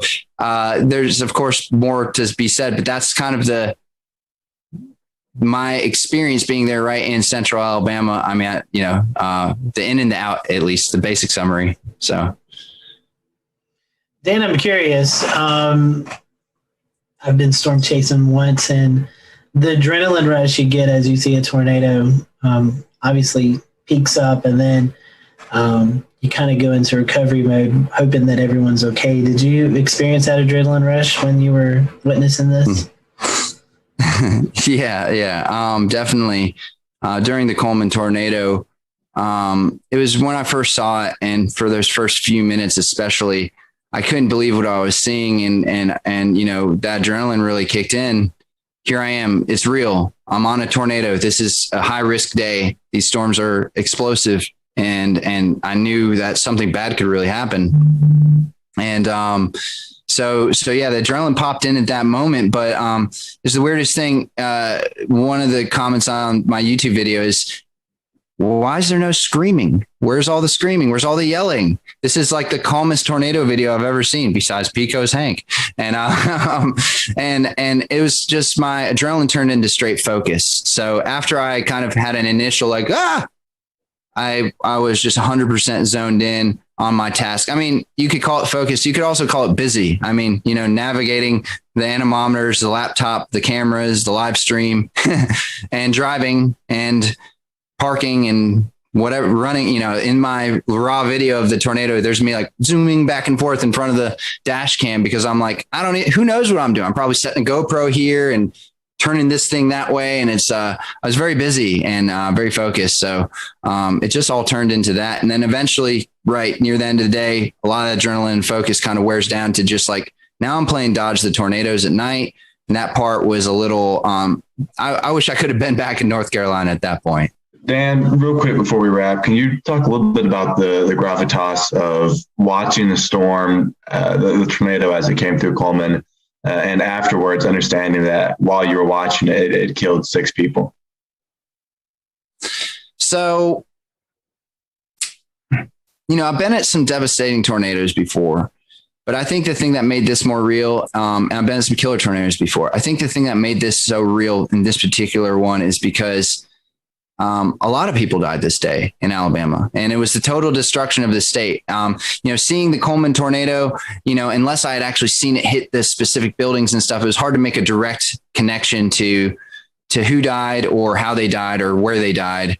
I did end up seeing the commercial destruction downtown, and that was intense. Seeing that, because you're seeing people wandering around, picking up bricks and trying to figure out what to do. It's like walking into a house that was just completely destroyed by like a group of toddlers, and I say that as a owner of a toddler. I have a 3-year-old, and sometimes you just walk into a room and you say, what happened? And you just pull your hair and you scratch your head and you say, I can't even figure out where to start. Everything's destroyed. And it was the same way watching these people trying to figure out what to do in downtown Coleman, just walking around devastated. And that was really sobering. But the thing that really affected me the most, honestly, was seeing people looking for their loved ones and not having a way to find out where their loved ones were. No cell phone reception, no communication, and being stuck in traffic, and another tornado warning that's coming. So these people are in a bad predicament, and only I knew what was going on. So I was in this really weird place of, nobody knows, and they're all unsafe, and they're all just trying to help their loved ones out. So that was probably the hardest part to be a part of, but the part that I'm most grateful that I was a part of, because I could help, but also because that's the reality of. We'll return to Best of the Carolina Weather Group in a moment. Now your Carolina weather forecast. Here are today's forecast high temperatures for North Carolina. Here are the forecast lows for tonight for North Carolina. Here are tomorrow's forecast high temperatures. And here's forecast rainfall across North Carolina tomorrow. Here are the forecast highs for the day after tomorrow.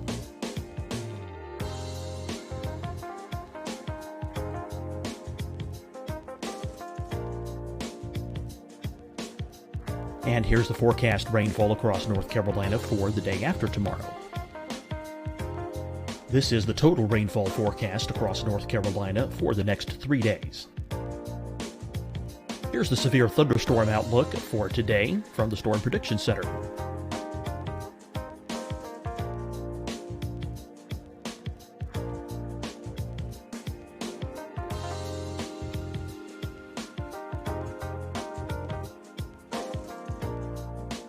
Here are the forecast high temperatures for today for South Carolina. Here are the low temperatures for today for South Carolina. Here's the probability of precipitation forecast across South Carolina today.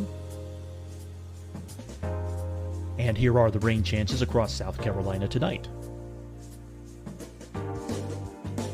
Here are tomorrow's forecast highs across South Carolina. Here are the forecast low temperatures for tomorrow for South Carolina. And here is the probability of precipitation across South Carolina tomorrow. Here's the precipitation chances across South Carolina tomorrow night. Here are the forecast highs for the day after tomorrow in South Carolina.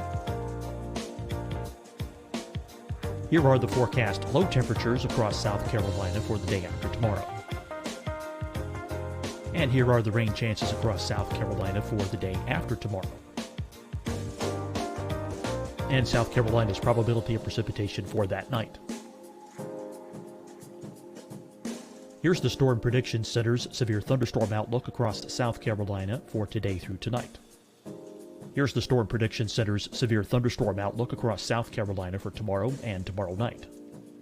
And here's the Storm Prediction Center's severe thunderstorm outlook across South Carolina for the day after tomorrow through that night. Here's the severe thunderstorm outlook for today from the Storm Prediction Center.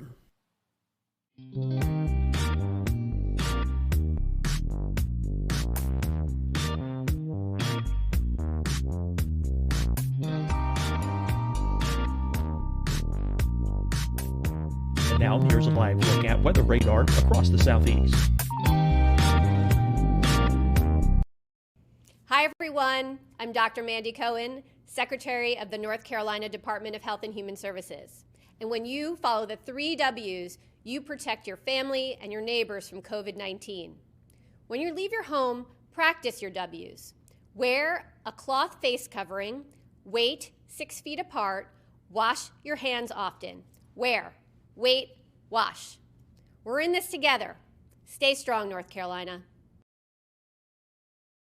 Fight the spread and take a stand against coronavirus. Wear a mask in public. Stay at least 6 feet apart from others. And get tested. Join us and fight the spread. Visit scdhec.gov/COVID-19. Getting tested for COVID-19 helps you to take the steps needed to protect yourself, your loved ones, and your community. Find the testing location at scdhec.gov/COVID-19 testing. Deciding when to wear a mask isn't about who you know or how well you know them. Just ask yourself, will I be with anyone I don't live with? If the answer is yes, get behind the mask. Help slow the spread of COVID-19. Get behind the mask. Learn more at covid19.ncdhhs.gov. You'll see your Carolina weather forecast at 25 and 55 past. And now back to the best of the Carolina Weather Group on the all-new Carolina WeatherNet. And is that's what's happening in these communities. And sometimes you don't see that on the news or you don't know about that. But there's moments there where we're all just trying to look out for each other. And those are the hardest moments. Well, Dan, we certainly appreciate your time and reflecting back on this very somber event that took place on April 27, 2011. So we thank you and James Spann for sharing their stories of this tragic day, and our thoughts and prayers are still with those folks who are reliving this 10 years later in the state of Alabama. For everyone here at the Carolina Weather Group, we hope you have a great evening, and we'll see you back here real soon.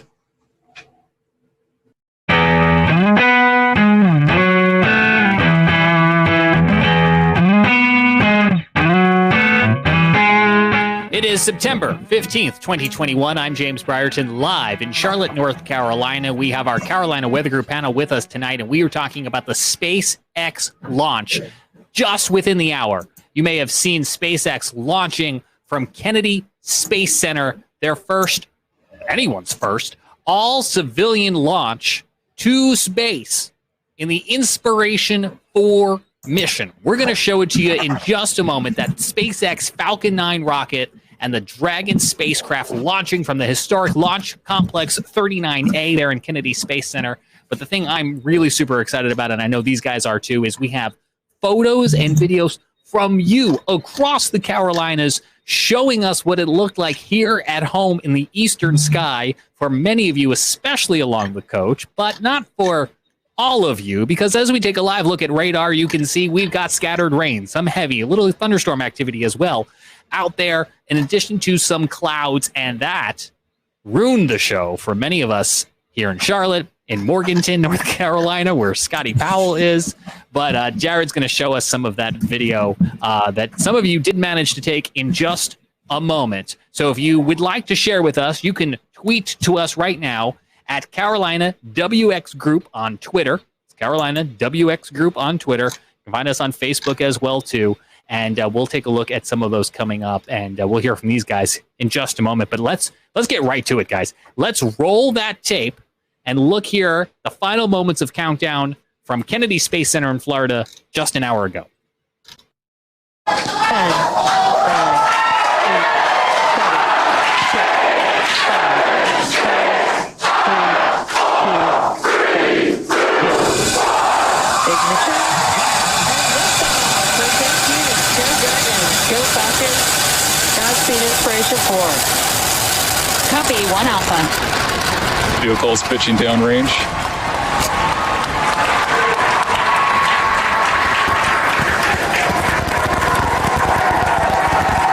Stage 1 propulsion is nominal.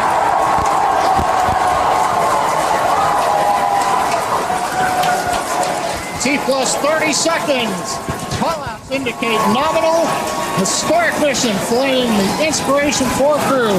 Onboard Dragon and Falcon 9. Great view of the crew in the capsule. We're into the throttle down, into the throttle bucket. Stage 1 throttle down. Throttling down in preparation for the period of maximum dynamic pressure.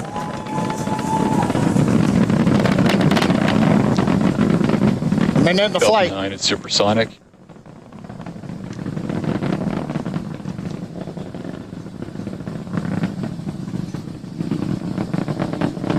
Stage 1, throttle up. We're through the period of maximum dynamic pressure. Copy, We're 1 throttled Bravo. back up, and 1 Bravo, the call out from space. That's one of the abort sequences. That is a nominal call. Everything continues to be good.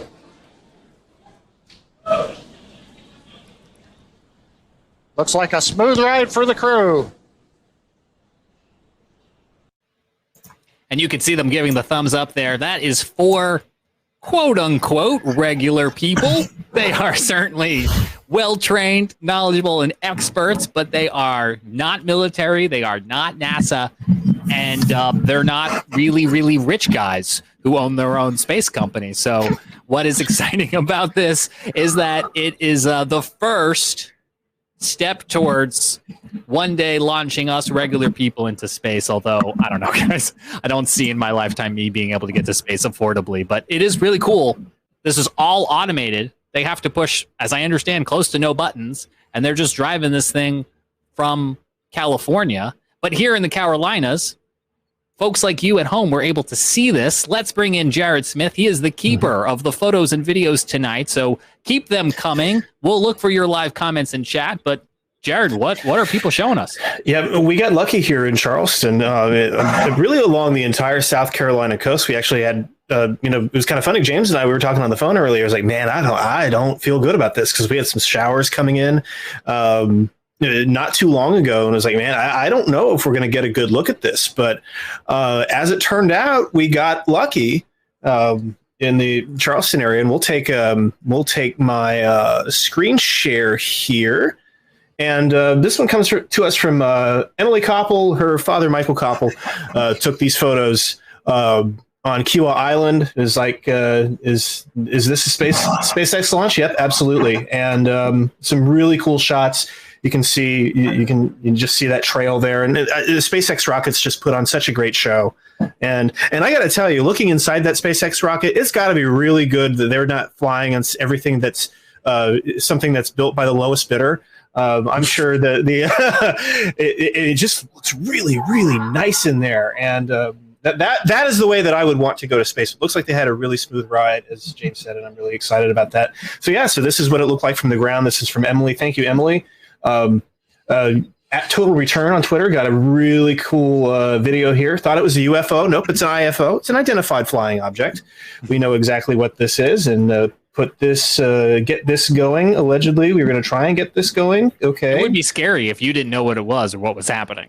Well, I mean, there are some people who didn't know what was happening. All right, so we're going to fake this. We're going to, for some reason, it's not playing. So I'm just going to drag my my scroll wheel here. But you can kind of you get the gist. This thing was hauling butt. Spacecraft are they've got to move very quickly to achieve that escape velocity and get out of our way. And then Christian Morgan, Scotty, he's vacationing in Myrtle Beach. Is that correct? Yeah, he's in North Myrtle Beach this week. So yep, Christian Morgan from WFMY. Yeah, he got a really cool shot here. And then the other cool thing is that we had an ISS pass about 3 minutes after that. The International Space Station came by about 3 minutes afterward. So Skywatchers got one, lucky, and two, a heck of a show tonight. Courtesy of the United States Space Program, cooperation with our international partners, and Elon Musk. So this is just a few of them. If you go off on Twitter, the videos are everywhere right now. Yeah, it was really cool. It was really neat.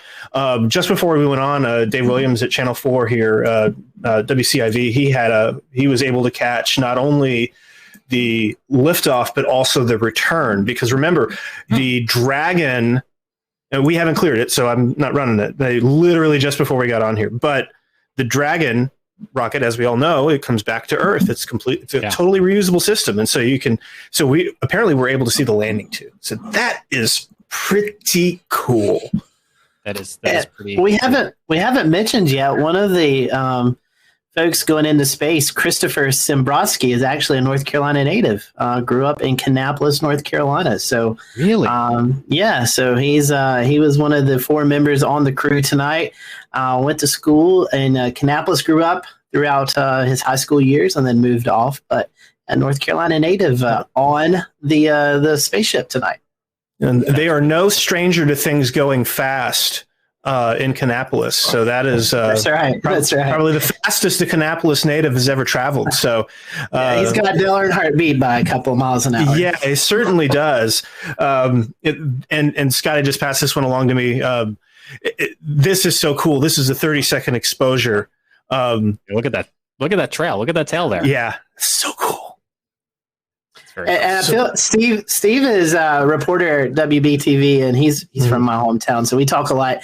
And he's been down there all week, and he's like, I've just been wanting to get one great sunset photo while I'm at the beach this week, and he hasn't been able to get it, but I think this makes up for that. So I'm so glad you brought sunset up, because as I understand it, it's actually the setting sun that makes this possible, because it's backlighting it. I'm going to go to Dan in a moment for a little bit more science behind how that light works, but they actually had an angle of this from space. Take a look at what the sunset looks like from space shortly after takeoff. There on your screen, you can see a sunrise horizon there with planet Earth just behind the glowing MVAC engine. Okay, I stand corrected. That was the sunrise as they made it around the globe, but still really, really cool. And Dan, you weren't able to capture this rocket launch, but you're no stranger to capturing rocket launches. As we know, you caught one for us here on the Carolina Weather Group from the Outer Banks when this rocket took off from Wallops Flight Facility in Virginia. So you're no stranger to this beautiful photography. What is it like, Dan, to see something like this and be able to capture it with your camera? Right. Yeah, it must be pretty exciting having, for those who had a good view of it tonight. When you see this going through the sky, it seems surreal. You're watching something that is kind of going against the direction of anything that you would normally see in the night sky, and it's moving upwards, and it definitely doesn't look like anything else you've ever seen. So kind of a real interesting experience that connects us to these kind of greater human aspirations and things that we've been able to do that are bigger than just being on the surface of planet Earth. So you kind of feel all that in that moment, and it definitely sinks in. I was trying to explain that to my 3-year-old. The concept of leaving Earth. If you're watching at home right now on our live broadcast here on Facebook, YouTube with Carolina WeatherNet, use that live chat box. We want to hear what your thoughts are on a launch like this, or if you could ever afford a ride to space, would you go? Very, very cool, exciting stuff out there. There's also, of course, they bring an object with them, a zero-G indicator. We've seen some of these in the past. I think it was a dinosaur previously. Well, tonight, their special zero-G indicator has a special meaning. Take a listen. Oh, we can see the zero-G indicator floating around. And it looks like it is a little golden retriever. Oh, like the golden retriever assistance dogs at St. Jude Children's Hospital. That is apropos. And they are doing a fundraiser tonight for St. Jude's on their YouTube page that SpaceX was launching tonight's stream on. So that was some synergy that they brought together. More of these very exciting space photos to get to, including some fresh video from our pal Brad Panovich, who is in Florida in Disney, vacationing in Orlando. And we're going to run this. It's classic Disney, guys. Besides it being a little windy, you can hear like the theme park music playing in the background. Nice. But you can also hear Brad's raw excitement, him, his kids, his family. Take a listen. Yep, there it is. There it is. How's the sun? Look. That is the Falcon 9.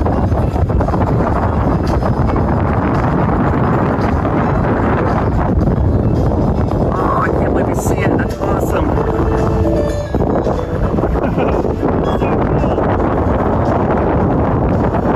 There it goes. Go to space.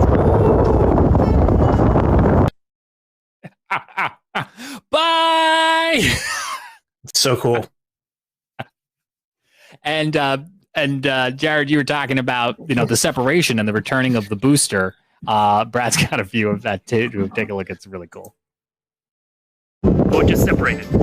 There, now see that vapor trail? Now you'll see the booster rocket come back down. Watch. Look at that. That's that shockwave. It's the separation.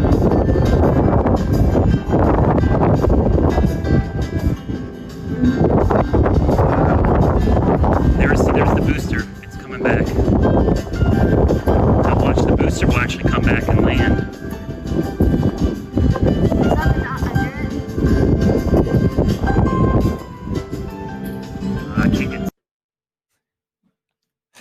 I'm sorry. I just love the music. Yeah, no, it was a pretty good bop. Yeah. You know what that reminds me of? It reminds me, Jared, of your panelist playlist that we did this summer on our Spotify feed. It does have a little bit of a local on the 8s flavor to it. Currently, the temperature is. Yeah, exactly. I mean, reminds me of your TikToks. Yeah. Oh my goodness. Yeah.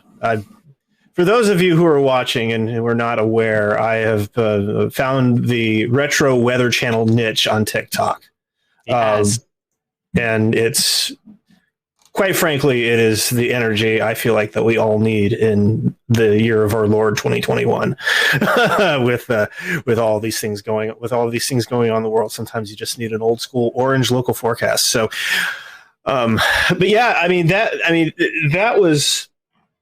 It's just so cool to see normals. I think that's the thing.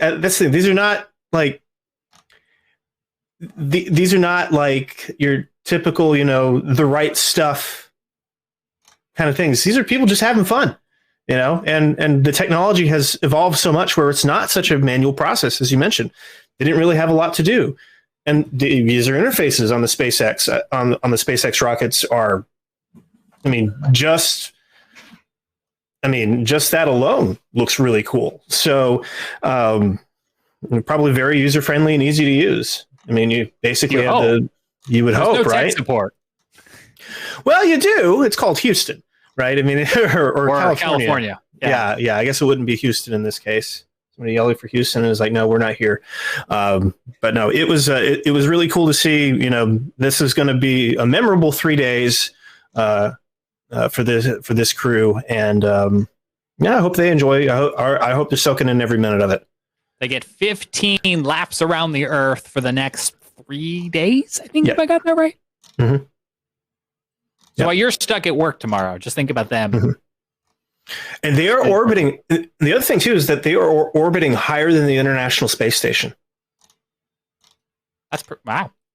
So they are actual space, not what. Oh yeah, kind of. Yeah. They have been added to the astronaut registry.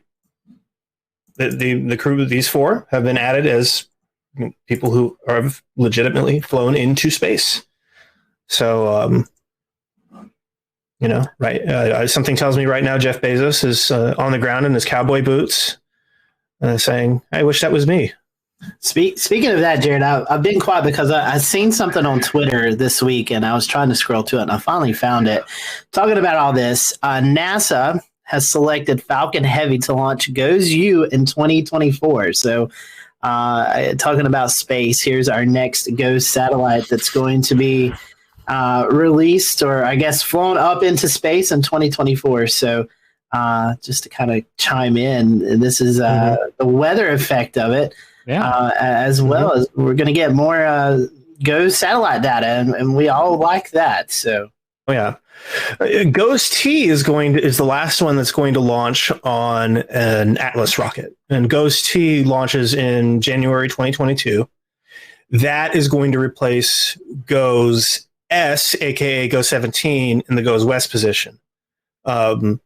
So they don't have to deal with that loop heat pipe anomaly anymore, where they're losing water vapor data. So one more ride for GOES on the Atlas, and then as Scotty mentioned here, we're going to go SpaceX for that.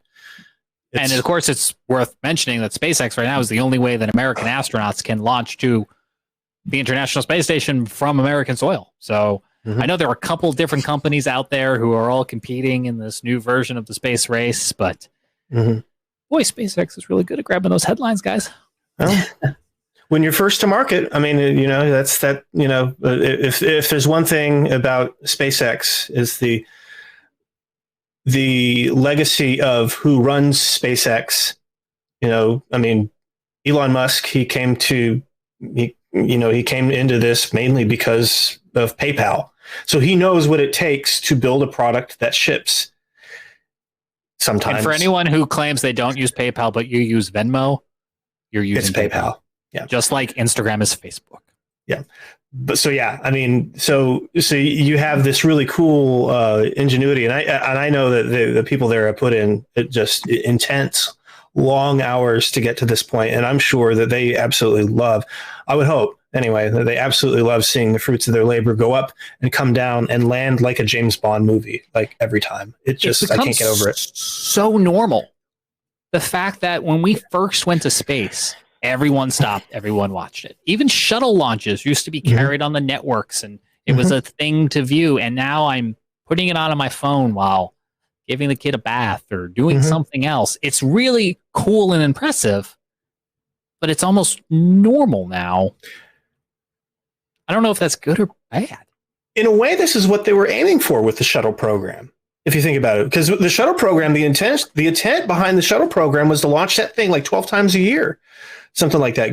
Just have constant space exploration. Obviously, it didn't work out that way. It ended up being far too expensive, and in a couple cases, far too dangerous. But the that was the idea behind the shuttle program. But now, as it turns out, the shuttle program maybe was just a little ahead of its time. Turns out that the standard rocket model actually can be very reusable, even more reusable than the space shuttle, because the space shuttle would jettison the fuel tank, and that would burn up, and then you would have the boosters would come back, but that fuel tank, that huge orange fuel tank, that would burn up. So that was a lot of there's still plenty of waste with that. So I mean, it's really cool. I'm glad that we're getting to see this. Anybody want to take a gander without opening the link of how much it's going to cost to ship Goes-U into space? How much do you think it costs? I'm deciding millions or billions. I was a little taken back. It wasn't as much as I thought it would be. $152.5 million, which I would thought would be more than that. I would thought at least $500,000 or something, but not that 152 million is chump change or anything, but I thought it might be a little bit more than that. So yeah. Well, to Jared's point, yeah. Reusability. Economies of scale. That's how you win contracts too. That's right. Well, very cool stuff. Dan, we hope the next time the clouds don't ruin our fun so we can get you back out there. That's right. Yeah. And if you're, someone at home and you want to kind of capture this thing the next time we have a good launch, just, a couple things to keep an eye on are the visible satellite. If you have the ability to either look at your local forecast or just look at a visible satellite map, you can see which clouds are coming in. And then, of course, try and film with a steady hand. You can get your hands on a camera that has a telephoto lens. That's helpful as well. And but otherwise, hopefully we'll get another shot at seeing one of these soon. Tips from the expert. I love it. We'll keep an eye on what they've got coming out of Florida. But, of course, we're really falling in love this year with wallops in Virginia as well, too, especially if you're in like eastern North Carolina. It's right there for you. Well, that does it for this exciting live edition of the Carolina Weather Group. Thanks for joining us. We will have updates on the tropics on Facebook, on YouTube. So be sure to like, subscribe, hit the bell, sign up. I don't know, whatever you got to do, sign a blood oath. So you get all the updates from us here at the Carolina Weather Group. And if you do find us on Spotify, then you can check out our panelist playlist. We're, of course, happy to have you listen to our audio podcast wherever you listen to audio podcasts. But Spotify had this cool feature where we could play songs and music. And so we did a special series this summer called Panelist Playlist.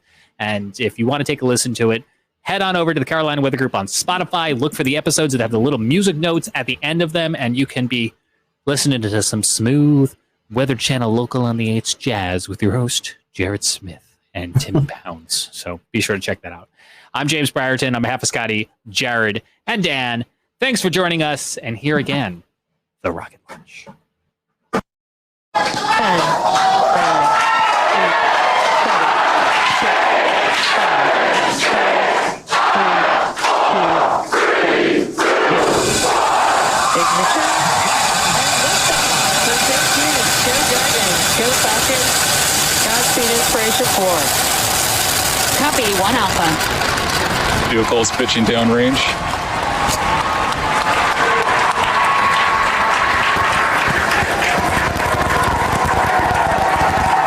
Gauge 1 propulsion is nominal.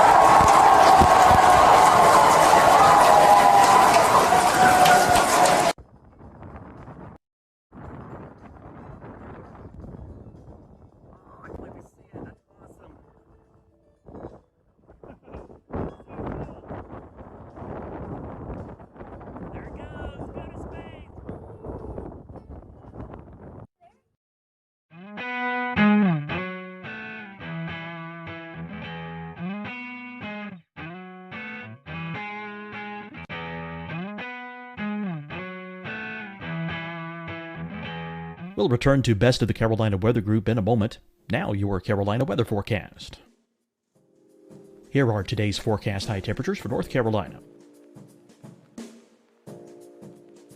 Here are the forecast lows for tonight for North Carolina. Here are tomorrow's forecast high temperatures. And here's forecast rainfall across North Carolina tomorrow. Here are the forecast highs for the day after tomorrow.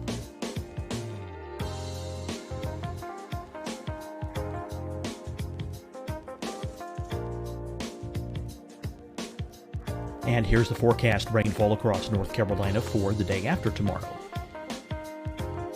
This is the total rainfall forecast across North Carolina for the next 3 days.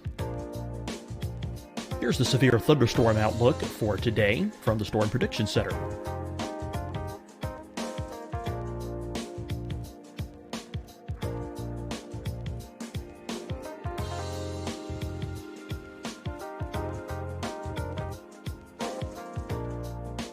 Here are the forecast high temperatures for today for South Carolina. Here are the low temperatures for today for South Carolina. Here's the probability of precipitation forecast across South Carolina today. And here are the rain chances across South Carolina tonight. Here are tomorrow's forecast highs across South Carolina. Here are the forecast low temperatures for tomorrow for South Carolina. And here is the probability of precipitation across South Carolina tomorrow. Here's the precipitation chances across South Carolina tomorrow night. Here are the forecast highs for the day after tomorrow in South Carolina. Here are the forecast low temperatures across South Carolina for the day after tomorrow. And here are the rain chances across South Carolina for the day after tomorrow. And South Carolina's probability of precipitation for that night. Here's the Storm Prediction Center's severe thunderstorm outlook across South Carolina for today through tonight. Here's the Storm Prediction Center's severe thunderstorm outlook across South Carolina for tomorrow and tomorrow night. And here's the Storm Prediction Center's severe thunderstorm outlook across South Carolina for the day after tomorrow through that night. Here's the severe thunderstorm outlook for today from the Storm Prediction Center.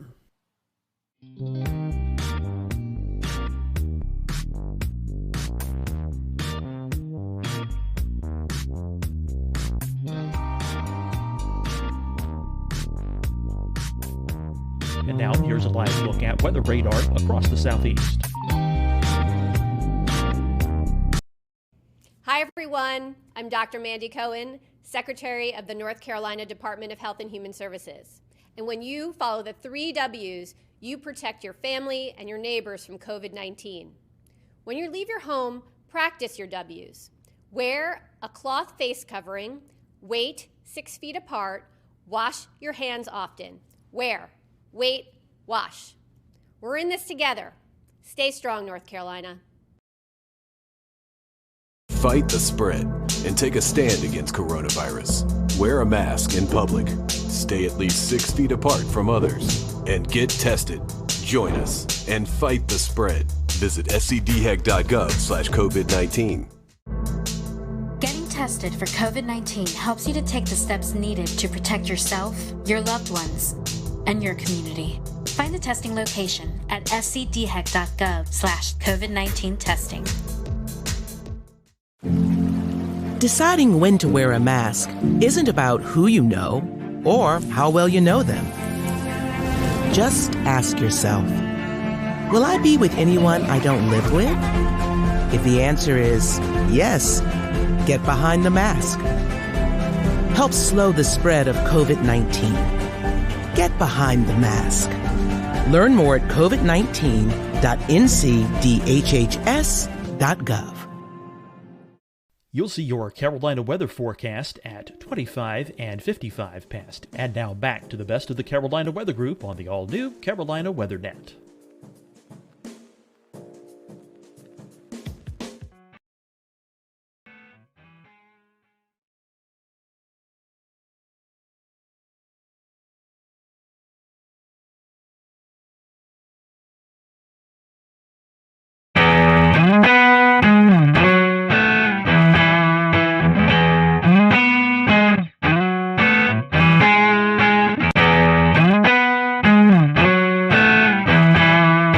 Everyone, welcome to the Carolina Weather Group. We're happy to have you this evening, a Wednesday evening, closing in on the end of 2020, and we just closed the book on the 2020 hurricane season. And tonight we have with us our friend Mark Sudduth. Seems like this has become an annual tradition where we kind of get together with Mark in the first part of December as we close out hurricane season to kind of look back on this season. And my goodness, we have so much to look back forward. We were talking before this that we've got stuff up just because we can't remember all the storms right off the top of our heads. So we'll get into that. Mark, for those who may have not caught you on previous shows, tell us a little bit about who you are and how you got called into tracking these hurricanes, and then we'll kind of go into the conversation. That's great to be back, Scotty, and everybody else. Thanks for having me a part of this again. I grew up in Eastern North Carolina, and, you know, when you grow up in the Carolinas, if you're not interested in the weather, and, you know, then I don't know what to tell you, because we have 4 distinct seasons, and we have a severe season, a winter season. The spring season gets kind of crazy sometimes. And then, of course, hurricane season, depending on the decade and how active it is, can be very much a part of your daily life. And as a kid, I just had this bug. I don't know where it comes from. I really don't. And so, long story short, 25-year career, I followed my passion, went to school for geography, studied weather and climate and statistics, and really focused on hurricanes. So they don't have a degree for hurricanologist. That's not a thing. But if there was a definition, that's what I do. I study hurricanes. I don't forecast them, so I'm not a meteorologist. I'm a geographer who studies hurricanes. So that's my degree. That's my area of expertise, my specialty. So since 1995, getting that degree from UNC by the Sea, UNCW down here in Wilmington, that's what I've done. And I blazed my own trail, started hurricanetrack.com in 1999, did a lot of different projects in awareness and computer animation back in the day, some awards from FEMA and different weather service offices for my work in hurricane awareness. And if you're going to be an expert in something, you can't just read about it in books, right? Eventually, you know, you're going to go into medicine. You eventually work on the cadavers for real. You don't just read about it or hear about it in the lab. You eventually get your hands in there and you actually work on a real dead person and you become a doctor. So same thing with weather. You got to go out in it to really study it up close and personal. And that's what I started doing from the get-go. People call it hurricane chasing. That's fine. I call it hurricane intercepting because you don't really chase hurricanes. And I've had different ways of doing that, you know, different vehicles. And now we're in the age of unmanned cameras and small boxes, and everything's tiny and easy to deploy. The age of crowdfunding is upon us, to where basically whatever I want to do, people support it because social media has allowed that to really grow. And it really, really manifested itself in 2020 with the mega season that we had, putting all of my experience to use, a great group of people behind me, taking what we do, the educational aspect, just keeping it science-based, keep it real, keeping safe. And we tackled one of the busiest seasons in history. So here we are. And Mark, a lot of work goes into it. And this year, a little bit more, I would say, as we start to look to hurricane season around March into April, that's when the seasonal predictions come out. Also, kind of buried in that was when COVID really started to hit the area. And so, I know as you're starting to get prepared for the season, then you had to where, look at the COVID aspect. But tell us a little bit about that, how maybe COVID, I don't know if it interfered with your job, but tell us a little bit about that, and also the preseason predictions that kind of came out at the same time, where you were talking about it looked like we were going to have a busy season anyway. Yes, it appeared as far back as February. Some of the long-range modeling was indicating the possibility of a favorable season ahead. And it's interesting regarding the COVID situation. At the end of February, as part of my off-season work that I'm able to do, I went up to my first lake effect snow event. This is kind of a little side story in Western New York, and I flew into Syracuse on like February 29th or somewhere around there, and was up there for a few days covering this big lake effect event. And by the way, I'm hooked. Lake effect snow is awesome. And I remember when I got to the Charlotte airport from Wilmington, it was like a last minute thing. I airlined a bunch of cameras with me, and I was like, I'm gonna go for it. So I flew into Charlotte, and it was packed, and which it usually is. And there was a few people wearing masks. And I remember I got off the plane from Wilmington and walked into the concourse there, packed concourse, whatever it was, probably came into concourse D from Wilmington. And on those big monitors at Charlotte Douglas, President Trump was coming out. And I thought, oh, this can't be good. This cannot be good. If he's going to come to the podium while I flew that 45-minute flight from Wilmington to Charlotte, something bad has either happened, internationally, or this COVID thing is finally going to break loose, because I had been watching it and learning about it. My wife's in the medical field, and that was it. And so I got back like March 3rd or 4th or something like that, and the world changed within 2 weeks. Basketball got canceled. Our lives turned upside down. And then coincidentally with that, this parallel universe began where the hurricane season forecasts, at least from the people that really track this stuff, Ben Knoll, Mike Ventris, Dr. Ventris, Eric Webb, myself, Levi Cowan, those of us that are really, I don't want to say obsessed, but we're watching this very closely. We saw it. It was like, oh man, the modeling showing this standing wave over the Indian Ocean in Africa, and the potential of La Nina and the warm Atlantic. I mean, just the signals were overwhelming.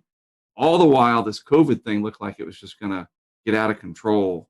And we were very worried that it would get so bad that we might not be allowed to travel interstate wise. And it's interesting, though, isn't it, that once we got to Memorial Day, it's kind of like the country threw up their hands and said, okay, Uncle, we had to deal with the economy. And that's a whole other thing. And as it turns out, we were able to travel just fine. Kind of get to the punchline here from the COVID side. We took precautions. We were smart. If we were in an area where they mandated masks, we wore them. I don't like it. I had to do an interview with a mask on with CBS this morning, and it was the weirdest thing in my entire career. I've got a hurricane track branded mask, at least I did that. In the interview, I think it was Omar, I can't remember his last name, sorry. He's 6 feet away or more, and they got this big boom mic like they're shooting a movie, and everybody's wearing a mask, and we're outside. I was like, this is just screwed up. Like, I'm not used to this, you know what I mean? And it just became annoying, that anytime we took pictures or with any of, we were with Cantore during Laura, we got a group shot with him and Charles Peak, and we all had to put our mask on because you can't put that. So the COVID thing was ever present, always there. But I will say, interestingly enough, we traveled 25,000 miles at least, starting late May with some testing and some other stuff. Tropical Storm Arthur all the way through Ada in Florida. And we had a team of about 5 of us, I think, and not a single one of us ever tested positive for COVID. We somehow were able to avoid it. Knock on plastic. That's spectacular. I mean, that's, just the precautions and the worry and all that, and all that I know you have to do, and the people you have to interact with. Yeah, it's great to hear that that all of that turned out to be pretty good. So that was a big worry. You're absolutely right. It was a concern of ours, and it's a concern. I'll say this going into the winter, in terms of how bad things are going to probably get, that interstate travel may become difficult because I'm in the position to be able to cover winter storms like never before. But that's a story for another day. I think there's some ways to manage it with testing, and looks like I'm going to get a swab up the nose more times than I want to be able to cross into areas like New York. But if that's what I got to do to be able to still do my work, so be it. Maybe 2021 will be a different story 6 months from now. We're hoping so. We're hoping Indeed. so. Speaking of hurricane season, traditionally, and this is another show conversation we could have. It starts June 1st, but this year, I guess May kind of threw us a little hint of, hey, this is going to be a crazy season. We had 3 named tropical systems in May. In fact, one being Bertha, just off the coast of South Carolina there. You said you're trying to get out and test stuff, and these named storms starting early. So any recollection on that, where you're kind of in hurry up mode trying to get everything tested out so you could get out in the field? End of May, mid-May, really. I think it was like the 18th or so that Arthur formed, and it impacted the Outer Banks indirectly / directly. I mean, it's all in how you look at it. There were impacts there. And then at the end of May, the team and I went out to Texas to test our weather balloon project. We try to do that annually. And we also kind of dabbled in some severe weather ideas that we're going to put forth this coming May of 2021. And during that, as you alluded to, Bertha formed like overnight one night and came into the South Carolina coast. And it's like, oh, well, can't get back in time for that. But it was a low impact event. And then when I got back after Memorial Day, it was time to immediately leave and go to the Mississippi coast and meet up with Greg Nordstrom for Tropical Storm Cristobal. And then we had a little bit of a break for landfall action.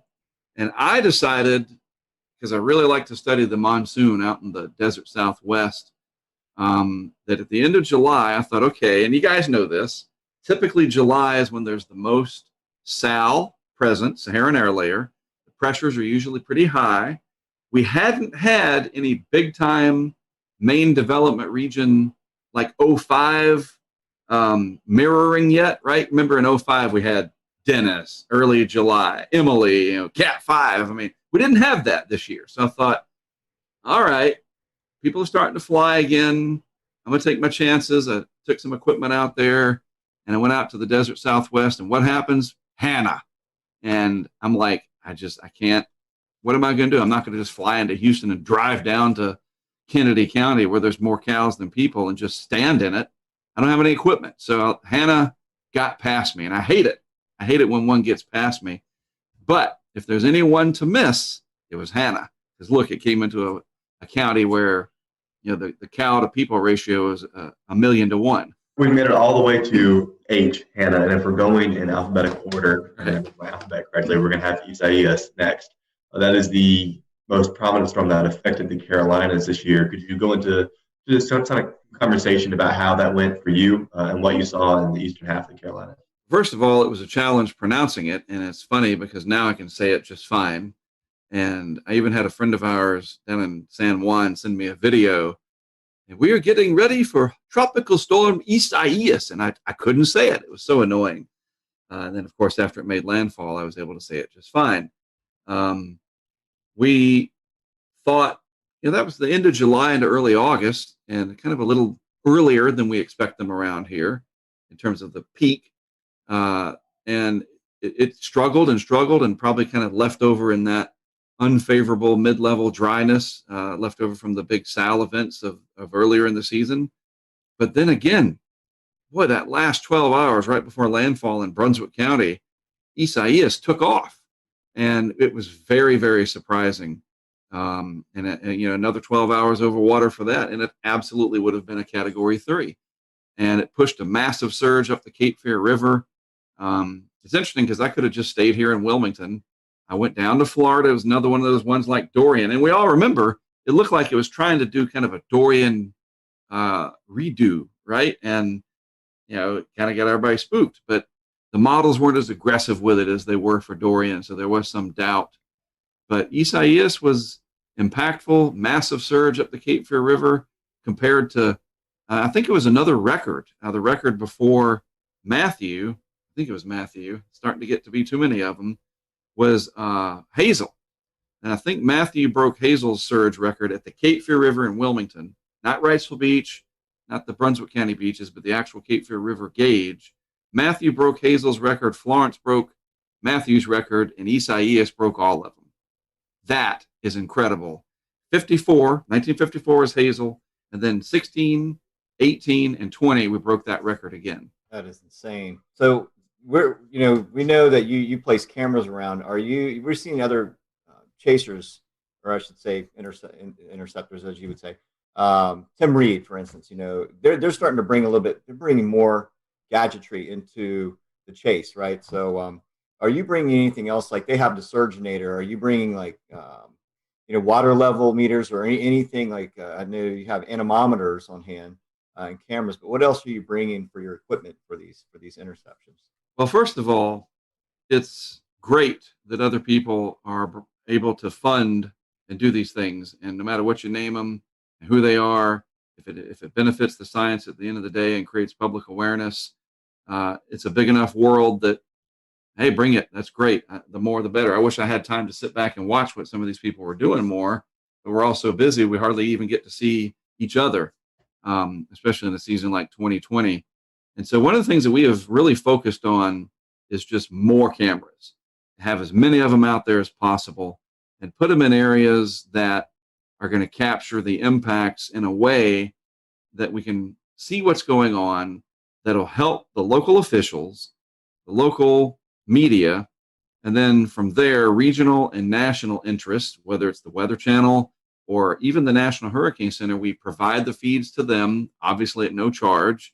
I mean, even if you wanted to charge them, good luck with that.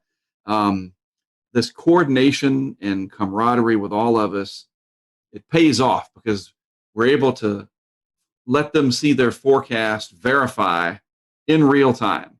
And I've done it long enough that I know where to put them, where we can capture those impacts. And if it's surge that we're wanting to see, which is mostly what they're for, we've done a really good job of that, especially going back the last 5 years. But the answer is more, just more of them. And the crowdfunding through Patreon, it really exploded this year. And I cannot account for why. Maybe more people were at home. I don't know. I mean, I've had the ability to crowdfund what we've been doing for probably 15 years, but Patreon has been around only for a few years, so I really can't explain it.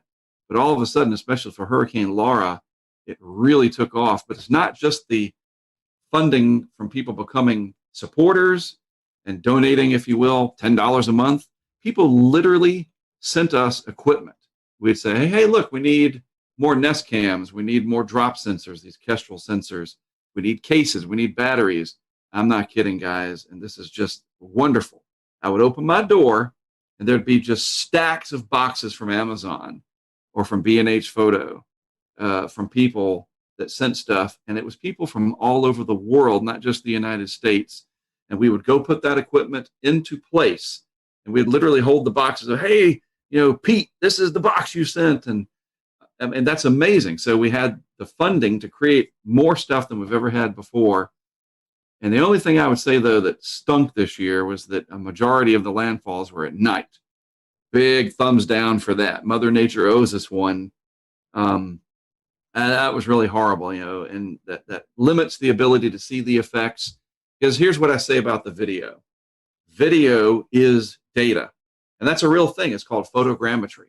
And we use that very much in our work to see patterns, just simple things like seeing high water marks to the timing of everything, the direction, and we can extract data from that video for years to come. Altogether, if you are one of the people that is helping you set up equipment, what does the kind of average day look like for you all as the storm approaches and the morning starts, and what does it look like from that point out? That is a great question. Nobody's ever asked it that way before. I'll say this year, it was the most well-oiled machine that we've ever had. And I owe that to the tremendous amount of support that we had through crowdfunding, that we were able to afford hotel rooms for each individual team member. Because, and you say, well, why is that important? Because sleep, or the lack thereof, is your biggest enemy. And you start making mistakes when you're sleep deprived. And that becomes a safety issue, and it becomes an operational issue that you can screw something up and you don't get another chance at it. But safety is the primary concern. So everybody gets a good night's sleep because everybody's got their own room. So you're not having, Brent over there or Greg over there messing with his phone, or I'm trying to watch the latest Office episode on my iPad to take my mind off of things and I keep him awake or whatever. So when we get up, we all get together and we just kind of see what's happening. What's the latest track show? What's the latest from the Hurricane Center? We have people from the outside feeding us information. And it's just amazing, Dan, how laser focused we are. It's like, it's so organized and so, like I said, well-oiled, especially this year because there were so many pieces that came together perfectly that we work together well as a team. We all respect each other's opinion. We're all experts for the most part at what we're doing. We have experience. Certainly Greg and I do. And then these people that are helping out from the crowdfunding perspective, they come along and help out too. And they just go along. They trust us and we just do it. And it's crazy because you're counting down to zero when landfall is coming. There is no timeout. Wait, we got to, and so the day is spent figuring out where we're going to go, handling the emails that are coming in, social media interactions. Maybe somebody's suggesting you can set a camera up in front of my shop. I have a condo you can use. We have this, the sheriff here wants to talk to you. He's going to help you. The weather service. We have producers now that feed us the best information. And so it's kind of like a network TV deal. You think about what it takes to send all those OCMs out there from the Weather Channel. And we're starting to get there with the amount of people helping us. And in a year like 2020, it just ran as smooth as it possibly could. And we work until dark. And then we usually try to find, if it's open, the nearest chain steakhouse, Texas Roadhouse, Longhorn, or whatever. And we go there, we have a good meal, and we recap everything, and we get another good night's sleep. It's just, I guess after doing it this long, you get settled into a routine. But this year especially, it worked so well that we never had any hiccups. Mark, there were a lot of other storms that you chased during the season. I think you said 10 in total. We talked about Isaias and Laura and a couple others, but can you kind of give us a bit of a rundown on the rest of the season? There were other heavy hitters that you guys observed. So what were some of your biggest stories? So after Laura, we got back and there was not much time to rest. The season just kept spitting them out. And of course, the next significant one for us was Sally. And Sally was one of these ones that had a lot of potential and it rattled a lot of nerves. And it really looked like it was going to threaten Mississippi in a big way. And then it kind of, played cat and mouse with everybody. It was very slow. Is it going to strengthen? Is it not? And, and now it's headed towards Mobile Bay. And, maybe even western panhandle of Florida. It was very challenging because it was so darn slow moving. And the intensity guidance was just crazy. It was like, nobody could figure it out, literally. So that was the most challenging because it kept us on our toes in a very familiar area. I know the Central Gulf Coast very, very well, and yet it was still very challenging. But at the end of the day, the success that we had with that, because it was another nighttime event, and this is where my experience came into play, I focused on the river flooding that was coming. And I worked very closely with some of the Weather Service offices down there, and even one of the meteorologists for the state of Florida. And, we don't have hundreds of cameras, but we had enough that we put some on the coast to see what the coastal impacts were from surge. But again, Sally, 4 o'clock in the morning or something, landfall, another thumbs down for that. But the flooding during the day was going to be this rapid rise and then a pretty rapid fall, unlike the Carolinas where it's like a week later. Sally's flooding was going to be much quicker. So we put a camera system on the Fish River in Alabama. It's just a small river system down there. People in the area, they know it well. And then up on the Perdido River, just inside the Florida line. And boy, what we captured there was one of my bucket list, like, I want to do this. The river forecast was for record-breaking crests, in excess of 20 feet for both of these, if I'm not mistaken. So we purposely put both camera systems at about 7 feet. And exactly what you think happened. They went underwater. And the one in Fish River kept going. It was a GoPro camera. We didn't have enough. The live signal was not strong enough there. And that camera, you see the water come up, it submerges the camera. And then because of all the red clay and the soils down there, the water turns blood red. And we estimate, because the camera was 7 feet, the Fish River crested at like 20. We'll return to Best of the Carolina Weather Group in a moment. Now your Carolina weather forecast. Here are today's forecast high temperatures for North Carolina. Here are the forecast lows for tonight for North Carolina. Here are tomorrow's forecast high temperatures. And here's forecast rainfall across North Carolina tomorrow. Here are the forecast highs for the day after tomorrow.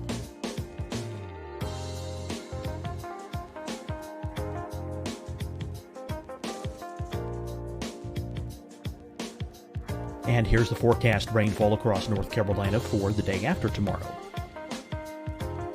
This is the total rainfall forecast across North Carolina for the next 3 days. Here's the severe thunderstorm outlook for today from the Storm Prediction Center.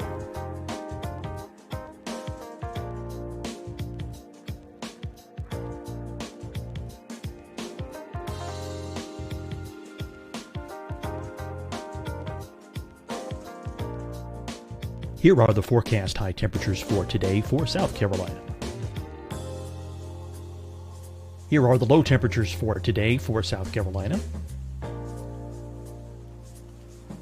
Here's the probability of precipitation forecast across South Carolina today. And here are the rain chances across South Carolina tonight. Here are tomorrow's forecast highs across South Carolina.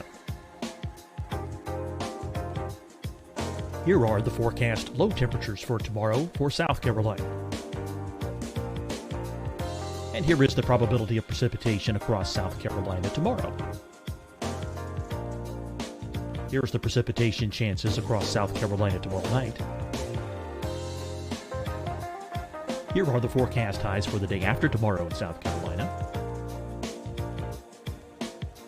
Here are the forecast low temperatures across South Carolina for the day after tomorrow.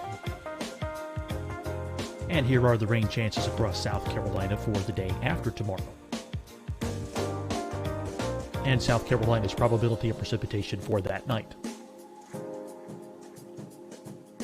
Here's the Storm Prediction Center's severe thunderstorm outlook across South Carolina for today through tonight. Here's the Storm Prediction Center's severe thunderstorm outlook across South Carolina for tomorrow and tomorrow night. And here's the Storm Prediction Center's severe thunderstorm outlook across South Carolina for the day after tomorrow through that night. Here's the severe thunderstorm outlook for today from the Storm Prediction Center.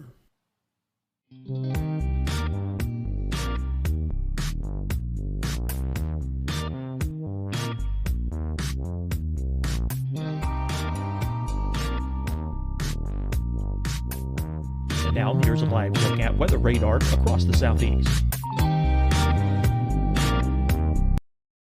Hi, everyone. I'm Dr. Mandy Cohen, Secretary of the North Carolina Department of Health and Human Services. And when you follow the 3 W's, you protect your family and your neighbors from COVID-19.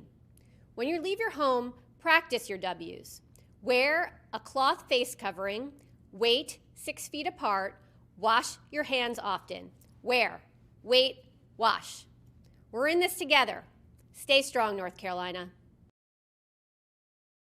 Fight the spread and take a stand against coronavirus. Wear a mask in public. Stay at least 6 feet apart from others. And get tested. Join us and fight the spread. Visit scdhec.gov/COVID-19. Getting tested for COVID-19 helps you to take the steps needed to protect yourself, your loved ones, and your community. Find the testing location at scdhec.gov/COVID-19 testing. Deciding when to wear a mask isn't about who you know or how well you know them. Just ask yourself, will I be with anyone I don't live with? If the answer is yes, get behind the mask. Help slow the spread of COVID-19. Get behind the mask. Learn more at covid19.ncdhhs.gov. You'll see your Carolina weather forecast at 25 and 55 past. And now back to the best of the Carolina Weather Group on the all-new Carolina WeatherNet. Camera was more than likely under 5, 6, 7 feet of water for about 8 hours. And that little box that it was inside of, the GoPro, not even a molecule, a compound molecule of a hydrogen or an oxygen to be found. Absolutely bone dry. And that is amazing footage. And it'll really help to show the impacts of river flooding. We had pressure sensors out as well. The eye went right over one of them in Gulf Shores, Alabama. But again, the darn thing hitting at night, there was just not much we could do in terms of the visuals. So you have to shift and say, okay, what are the other impacts here? And that river flooding, that's what I wanted to take away, and that's exactly what we captured. Then I'd love to ask just real quick, because you just mentioned that. How do you get the live data out of these stations in conditions that would generally seem hazardous and maybe not conducive for good coverage? We use Verizon as our LTE provider, and I am a Verizon customer. They're not a sponsor. And so I'm just putting that out there. They don't pay me to say that. And it's just a matter of luck, honestly. Their engineering and their mitigation that they put in, they don't want their network to go down. Sprint doesn't, AT&T doesn't, because people get mad. And we need the network to stay up. Obviously, all of us do. And there are conditions where, yes, it will go down. We lose our feeds, especially in big hurricanes like Laura. They'll go offline, certainly. But that's what the GoPros are there for. They back up those live feeds, especially if it's going to be in the daytime. And for Sally, slow moving, not really intense. And so you're not going to get like a gut punch to the network. It's more of a long process. And everything stayed up as far as I can remember. But that's what we do, is we use Verizon LTE, and we will be investing, because of our strong support from crowdfunding, some of that money into even more technology for 2021 that'll give us hopefully double the bandwidth, if you will, or at least the range to pick up towers. Maybe the tower nearest our camera is out 5-10 miles away. We could pick that one up. We've got somebody from Washington State who's donating some equipment to make that possible. And always trying to do it better, keep that mousetrap ever improved, right? Well, I didn't mean to interrupt your the rest of the season recap. But after that storm, what else did you investigate? It's interesting. Sally turned into beta. We went from Sally to beta. It's like, how did that happen? Because it was just this flood of activity. We had a big burst. We ran through just about everything that was left. Teddy, Vicky, Wilfred, subtropical storm Alpha. Boom! Now we're up to beta. And beta was threatening Texas. And so that was the longest stretch that I was gone. I was gone for 2 weeks. And that was weird. It was just like, man, I've been gone freaking forever. Anyway, so I went over to Texas for beta, set up a lot of equipment. It is the cool part about beta, a little side story. I put one of the remote cameras on the piling of a house in Surfside Beach of one of the executives that works for the Weather Channel. He's a friend of mine, and it's no secret. His name is Tom Lee, and he's one of the he's up there, right? And he has a house. His family has a house in Surfside Beach, and I was like, hey, you got a house down here, where is it? And I looked it up, and I was like, whoa.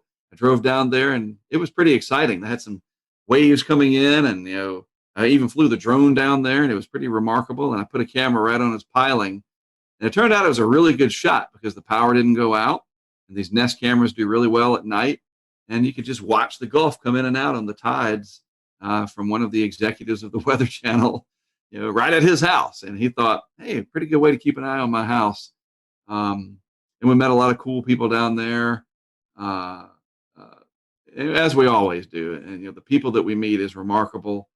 And we just started thinking, this is a Greek name. We're up to beta, and I can't remember what the date was. It was like late September, I guess. And we're already to the B of the Greeks. It's like, geez, where's this going to go? And now, of course, we know it kept on going. But after beta, there's a little bit of a lull, just a little. And then it was Delta. And I guess now's as good a time as any to get into Delta. And the thing about Delta, I'll say this. I saw a lot of people, you get the hype of something, and then you get the anti-hype.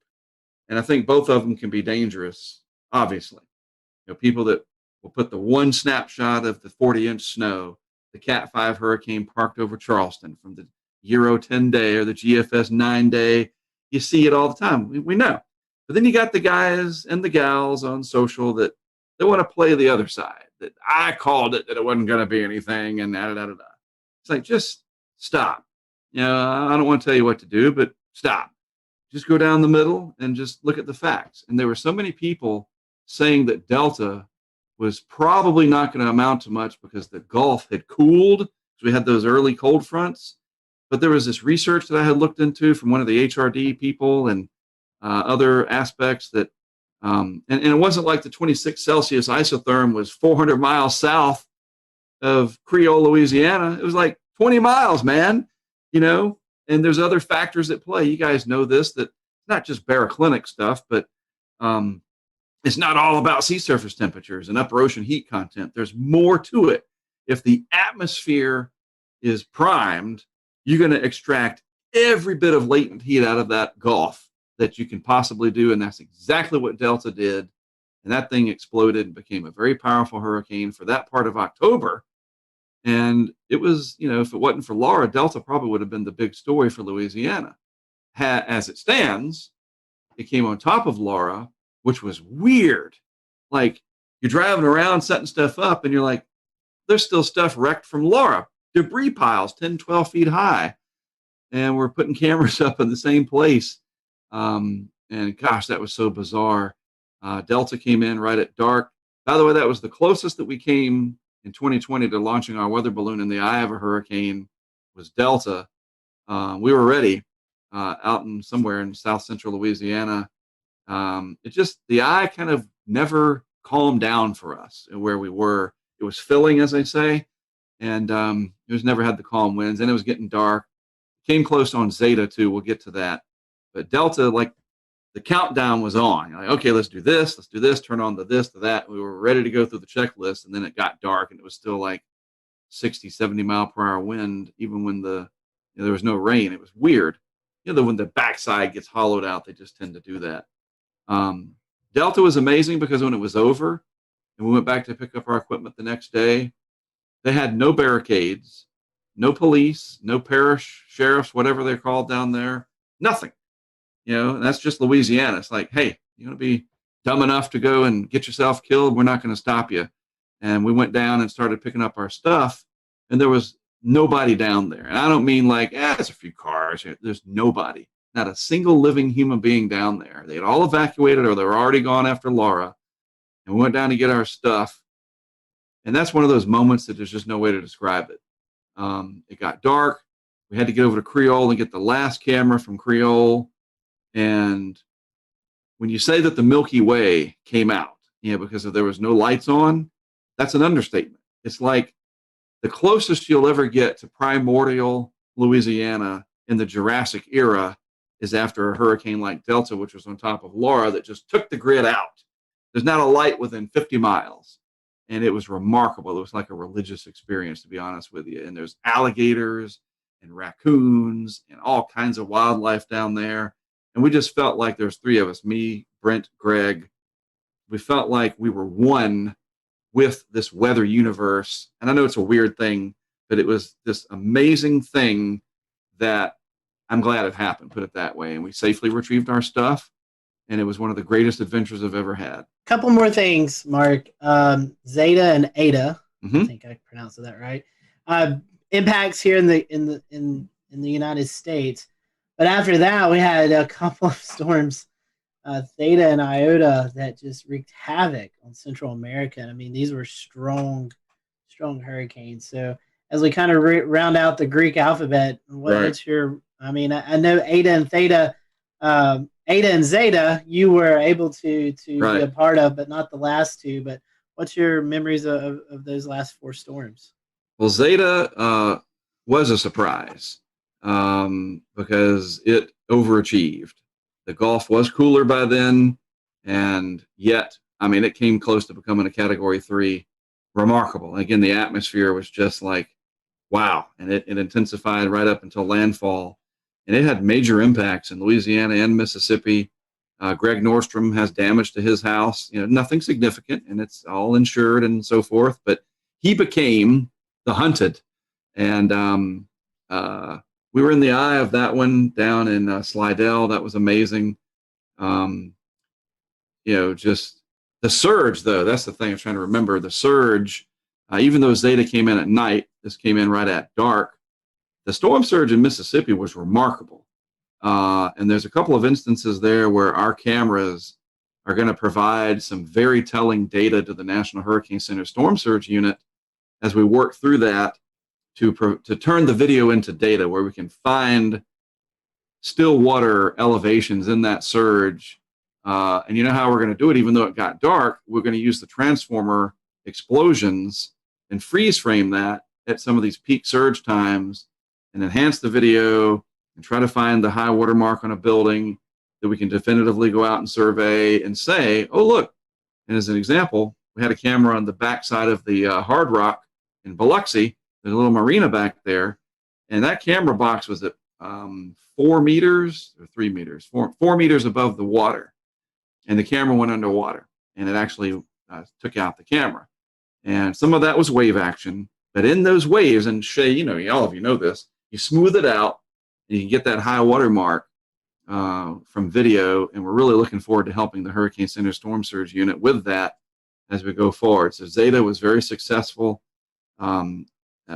surprising, again, because it you know, getting on, it was freaking 2 days before Halloween, right?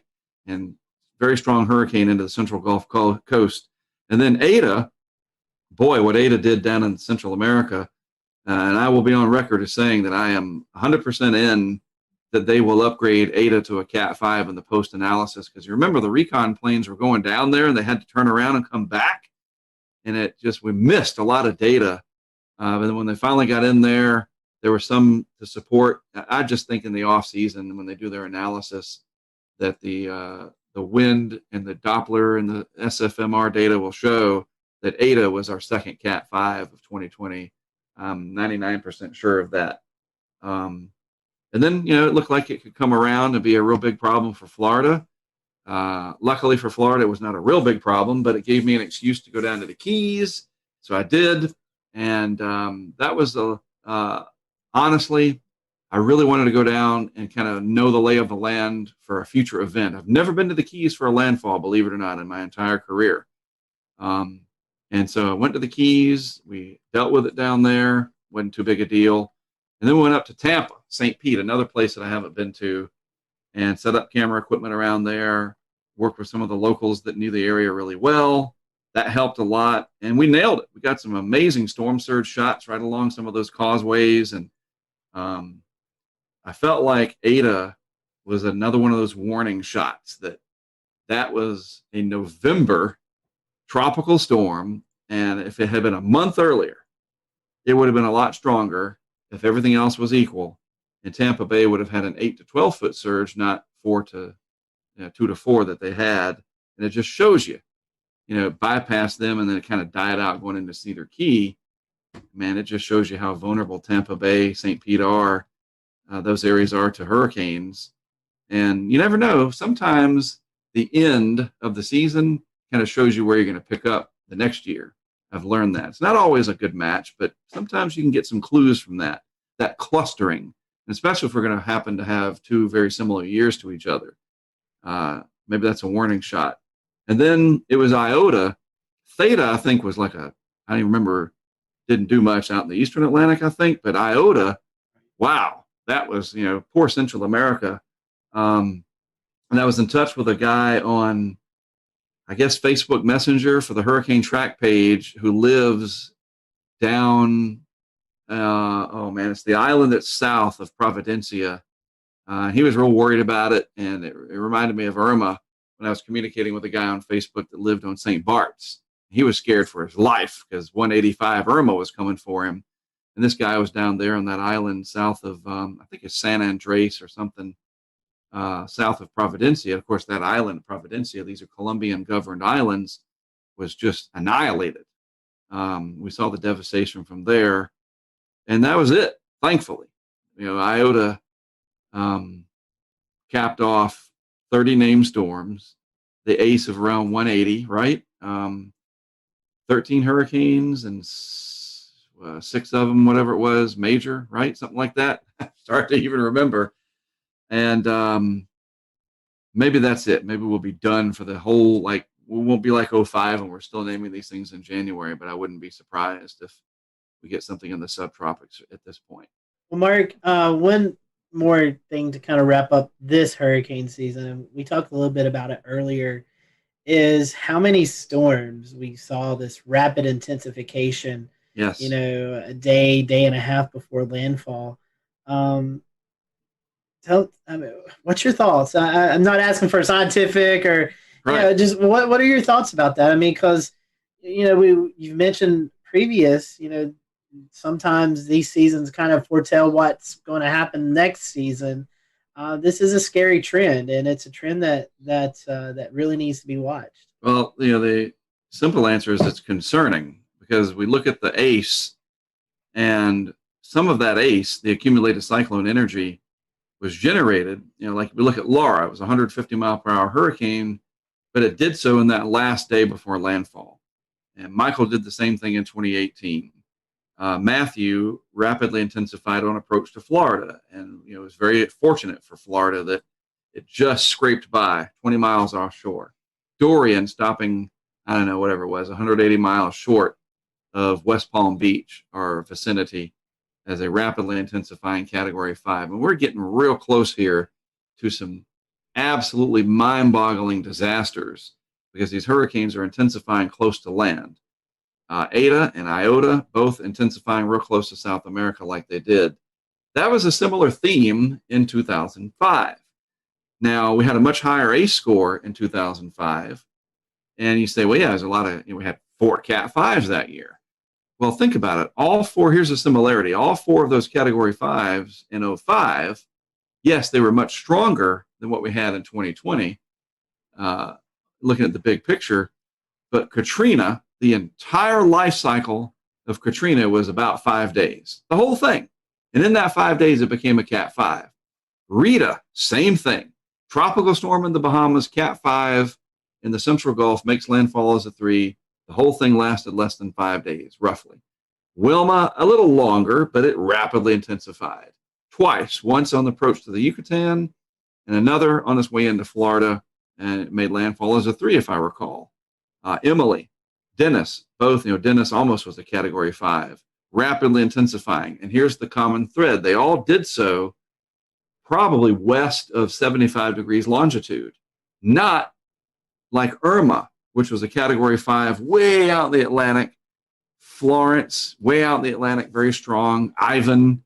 These long track hurricanes are so different than these ones that blow up in our backyard. And it's not just the United States that has to deal with these. Central America, Cuba had to deal with Gustav doing that in 2008. But there's this weird common thread between 05 and 20 that these massive hurricanes that we did have strengthened so quickly in our backyard. I don't know why. I don't know exactly why. Can you attribute it to the La Nina and the favorable pattern right over that area west of 75, south of 30 north? There's something going on there. And, that's the thing. Can we see that kind of a pattern again ahead of time? And no, this is our bubble. This is our area we got to really look out for. Maybe that's one of the next things that people like Dr. Klotzbach or Eric Webb or Levi Cowan, who works down at HRD now, maybe they can work on that pattern recognition for that favorable bubble that's going to give you those strong hurricanes. And if they're close to land, we really should know that. And kind of piggyback off that, we've had a few Twitter questions come in. Matthew Harding wanted to know, do you think we'll see something similar in 2021 that we've seen in 2020? I mean, I guess to kind of piggyback that, what is your outlook as we go into next year's tropical season? Well, I think and this is so easy to understand, it's highly dependent on the state of the ENSO, I think more than anything, the El Nino Southern Oscillation phenomenon. Right now, we are in at least a moderate La Nina. It's like negative 1.3 or higher or something. I mean, the index is pretty low. And so that La Nina sticking around or not, and basically it's the absence of El Nino. If there's no El Nino and the Atlantic is warmer than average, especially in the main development region, then you typically have an above average season. But a season like 2020, where it's hyperactive and mega active, hopefully those are 15 years apart, because this is just too much. But you look at 04, here's the interesting thing. 04 had, 15 named storms, something like that? And the A score was way higher than 2020's was in 04. And yet 05 almost doubled the amount of named storms of 04. Its ACE was a little higher, but they were back to back. You know what I'm saying? So I don't think you can look at that and say that 2020 is the 04 of the 04-05 combo, that 2021 would have 35 named storms or 40. Maybe it's a little bit of a reverse, that next year we have 15 to 20 named storms, but some long trackers, that the overall pattern stays favorable. Maybe that bubble shifts back out towards the southwest Atlantic and maybe Florida and the Carolinas comes into play. There's just no way to know this early on. But the biggest thing to track, it's easy to do, is the anomaly data, the state of the ENSO, how the Atlantic's doing. And if those two puzzle pieces, a negative ENSO and a positive AMO, or just a warm Atlantic, doesn't even have to fit the classic anti-Atlantic multi-decadal oscillation. I know I'm throwing all these terms out. But if the Atlantic's warmer than the Pacific is, look out, generally speaking. We're basically going to need an El Nino to save us. And then that's going to have its own set of problems, because the globe will be like 5 degrees warmer than it should be on average, or some stupid stuff like that. We can't win. Yeah, you're right, Mark. I mean, I think the positive AMO definitely attributes to it, even positive NAO. Right. And then you add the Madden-Julian oscillation, which allows for the shearing effect to lessen across large portions of the Atlantic. And you get that combination. That's what we had this year. I mean, I can't count how many phase 8s we had, which basically it parks itself over us where there's less shear. Right. But there were several iterations of that, and even when there was not in that phase, there was still these rapid intensifications occurring. Even with shear, they would find these little pockets, and take advantage of that. But 2021 will probably be another active season, because I've never seen that we have an El Nino after a strong La Nina. I cannot recall the last time that happened. It's always a first. And we know that the Euro, we talked about this before going with the taping here, or the recording. Who tapes anymore, right? The Euro, I think, is always going to want to show an El Nino or a warming ENSO. It's just the way it is. It's got a warm bias for that. But we'll keep an eye on stuff like the Southern Oscillation Index.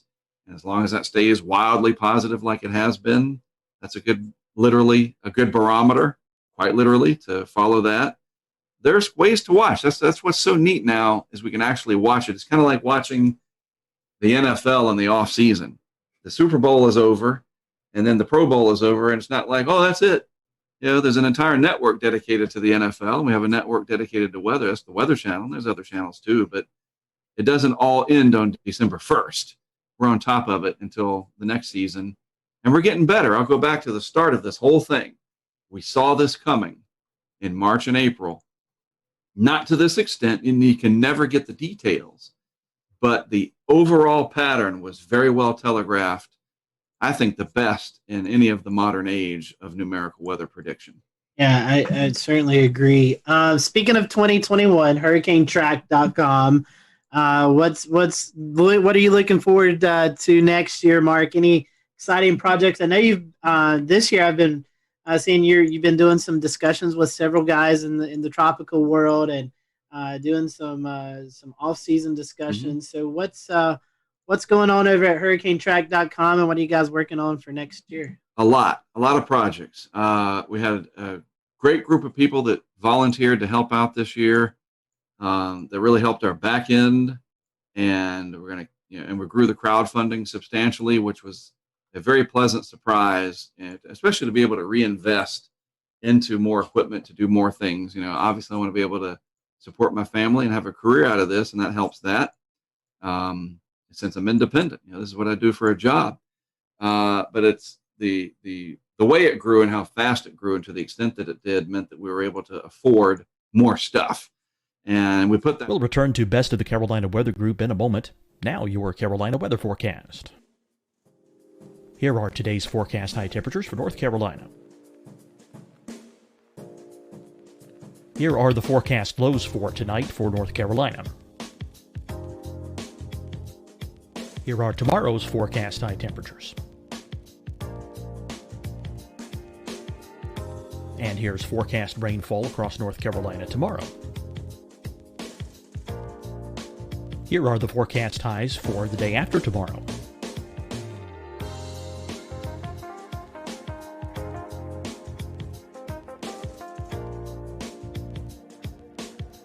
And here's the forecast rainfall across North Carolina for the day after tomorrow. This is the total rainfall forecast across North Carolina for the next 3 days. Here's the severe thunderstorm outlook for today from the Storm Prediction Center.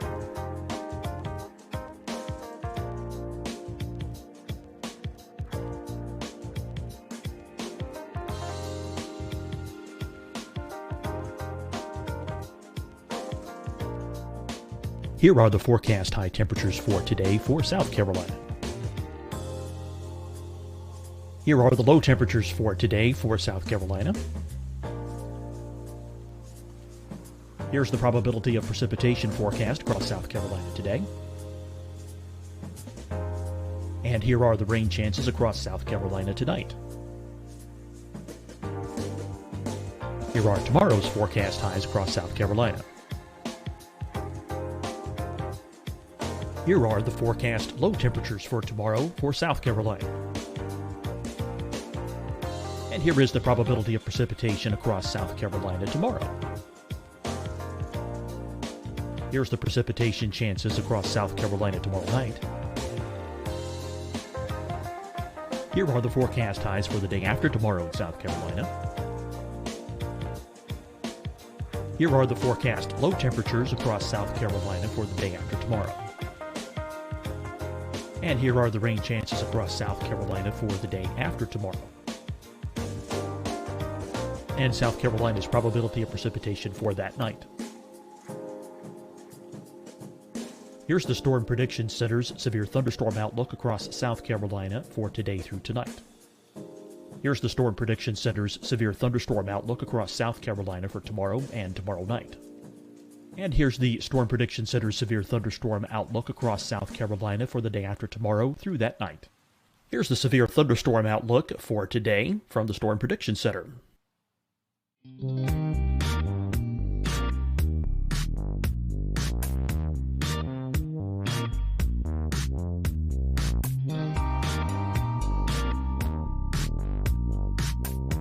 And now here's a live look at weather radar across the southeast.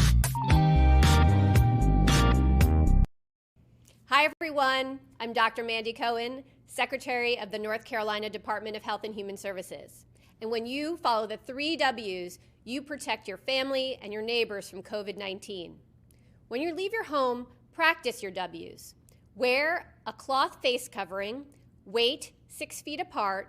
Wash your hands often. Wear, wait, wash. We're in this together. Stay strong, North Carolina. Fight the spread and take a stand against coronavirus. Wear a mask in public. Stay at least 6 feet apart from others. And get tested. Join us and fight the spread. Visit scdhec.gov/COVID-19.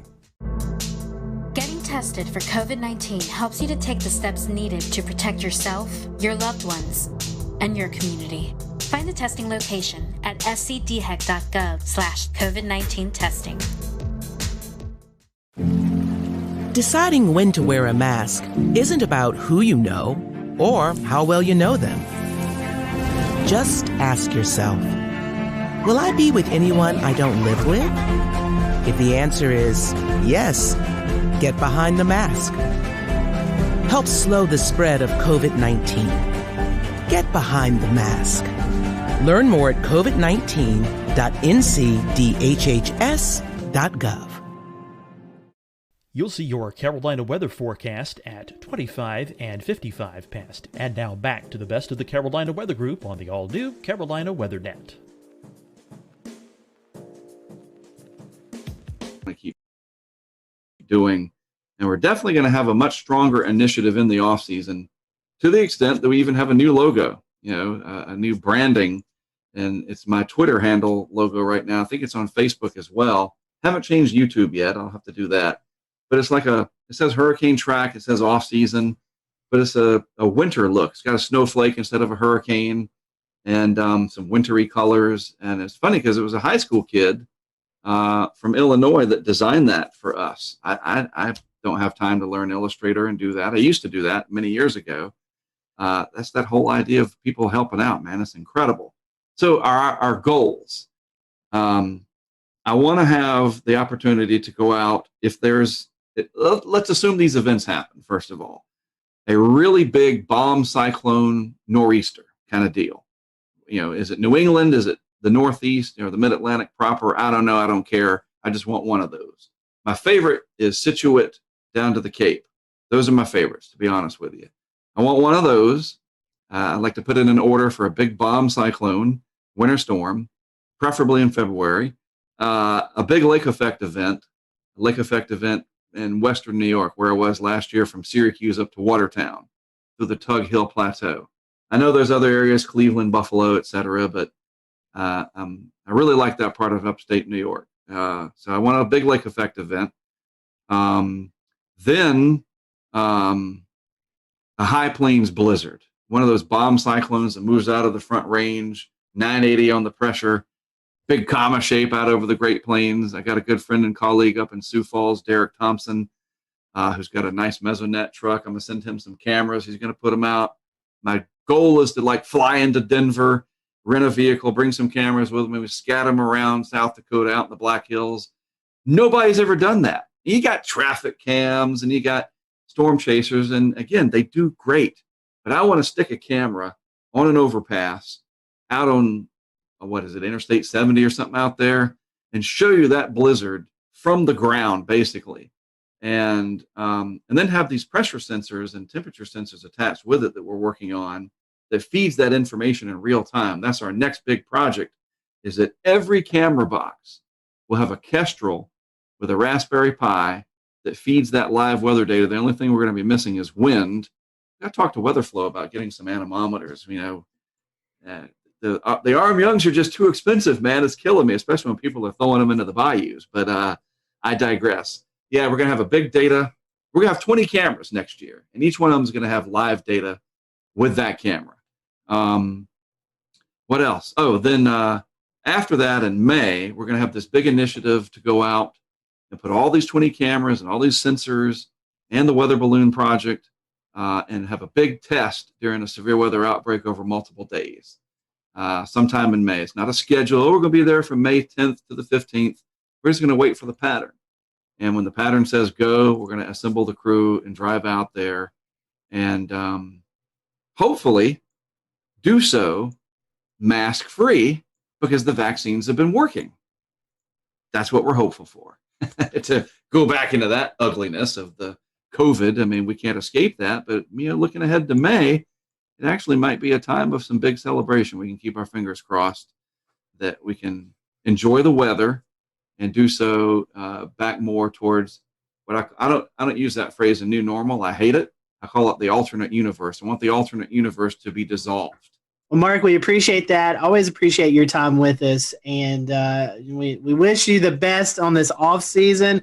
Hopefully, you get a little downtime before the winter storms get cranked up. Agreed.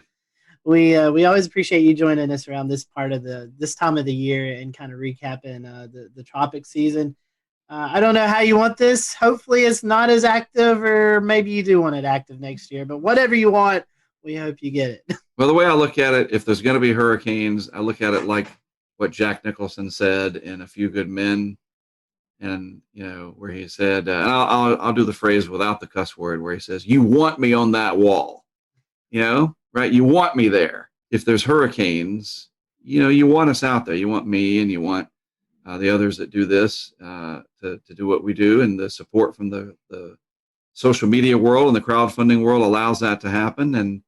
And my passion for the hurricanes and the extreme weather doesn't mean that I don't have empathy for the people that are affected. I absolutely do. As long as they don't get mad at me for being passionate about what I do, you would never get angry with the firefighter who's headed off to put out the fire. Don't get angry with me that I happen to really enjoy being passionate about helping you in the end of the day, and that is to be aware, be educated, and be excited about the weather. You know what I mean? And the more excited we are, the easier it is to teach us. Definitely so. We always enjoy tracking you out there, and I know we only had Isaias this year, and I think you joined in on one of our calls that we were doing our live coverage. So we always appreciate that as well, and we hope you have a great Christmas season. You all as well. Yeah, for you those who are watching, go check out Mark's website, hurricanetrack.com. You can find out ways to help contribute to the funds there to help Mark and the crew get everything they need to get going for the tropical season, and donate to their Patreon account. And we appreciate your work out there, Mark. And once again, appreciate your time. And for you guys who are watching, thank you for watching. We hope you have a great evening, and we'll see you next time here on the Carolina Weather Group. Great.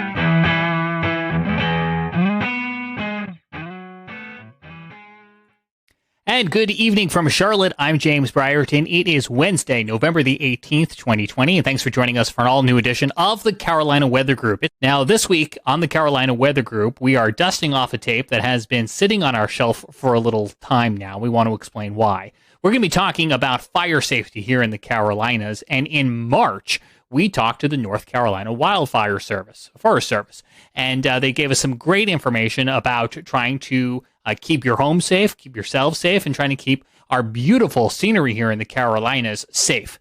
No sooner did we tape this episode last March, well, as you might recall, the pandemic really increased and a lot changed, and we ended up covering several coronavirus-related shows here on the Carolina Weather Group before conditions really became so wet that we haven't talked about wildfires since early in the spring. We had lots of moisture from the tropical season. We had severe weather roll on through with lots of thunderstorms, all conditions that kept things very moist outside and really kind of kept the fire risk to a minimum. Well, it's now cooler outside, it's windy, we have lots of abundant dry leaves on the ground, and thus we're entering a little bit of a fall fire season here in the Carolinas, so we thought it was an appropriate time to go back and visit that episode, and we wanted to give you that premise and our appreciation for our guests who have been waiting for a little while to share all of this great insight with you. That's coming away in just a moment. Hello, everyone. Welcome to the Carolina Weather Group. We thank you for joining us tonight. And tonight we're talking about wildfire and how wildfires and weather kind of go hand in hand. And so tonight we have with us Justin Query from Granite Falls, North Carolina. He is in charge of Western North Carolina and the wildfire mitigation program. And we also have with us Hannah Thompson Welch. She's located in Kinston, North Carolina, and she manages Eastern North Carolina and the wildfire mitigation program there. So Hannah, Justin, thank you for joining us tonight. We appreciate that. I know our first question to a lot of folks who are first time on this program has to deal with weather and how they got interested in weather. And I know weather is a part of your job, but how did you guys get involved in the Forest Service? What really inspired you to want to do this? Hannah, I'll start off with you. Kind of give us a little bit backstory about you and then how you got involved with the North Carolina Forest Service. Okay, I was one of those kids who liked to romp through the woods and stay on the heels of my father, so trying to keep up with him through the woods, I guess that's what got me into forestry to begin with. But I was a sports medicine major originally and helped some guys out in the dorm with their homework in forestry, and then got bit by the forestry bug. So I worked for Kentucky Division of Forestry for a couple of years and then came to North Carolina, and I've been here 16 and a half years so far. And Justin, how about you? How did you get caught up in the Forest Service? Yeah, it's somewhat similar to Hannah. You know, it was a lot of outdoorsy type things with my dad growing up. But then when I got to high school, we had a FFA department there, and they did a lot of stuff with forestry throughout that. And, you know, I realized it was something I really enjoyed and decided to go to school for it and pursue a career in it. And just like Hannah, me and her, we started right about the same time. I'm sitting about 16 and a half years myself now. Very cool. Those are great stories. So now kind of transitioning into the main topic of tonight, which is obviously wildfires. Justin, I guess we'll kind of start with you. Is the spring fire season the only fire season of the year, or is there another one later in the year as well? No, we'll typically have another one in the fall of the year, usually right around leaf fall. We'll have a lot of fresh leaves on the ground, ripe for ignition. Right, yeah, I can see how that would be an issue. Speaking of ignition, how do some of these fires get started, Hannah? So in North Carolina, we have around 98% of our fires are caused by humans. That is terrifying. Well, it's only 2% are caused by lightning, and that's different in a lot of other parts of the country. But here, with our wildland-urban interface, we have a lot of population, so we have a lot of human-caused fires. And some of those are debris burning is our major cause, around 38%, and then incendiary is about 20%, miscellaneous 14%, and then it goes all the way down to camping at 1%. So it's a variety of human causes, but our main one is debris burning. And to sort of piggyback on that, to Evan's question, a lot of folks here, we see prescribed burning a lot in our forests. And a lot of folks are always asking, hey, is that fire out of control? Sometimes it can really set up where you get pyrocumulus clouds building over the top of it and just looks like a really ominous situation. So I got to ask, are any prescribed burns responsible for some of these out of control fires, or is that really monitored heavily and that's almost a 0% risk? Okay, well, I'll take that one then. I was thinking about it for a moment. Yeah, we'll go with you first. Sorry, my fault. So I guess the question is, does a prescribed fire ever turn into a wildfire? Is that the long and short of it? Yes, it has happened before. And will it happen again? Yes, it probably will. We do our best to plan for that not to happen. But, you know, when you're dealing with something like fire and something as with weather, and, you know, it can be an unpredictable thing. As much as we like to think we can predict it, you can have a wind shift that you didn't see coming. You can have, you know, a whole host of different things. You know, relative humidities will drop out lower than what you thought they were going to be. And, you know, experience some more extreme fire behavior than what you were thinking you would have that day. Justin, just quick piggyback off of that.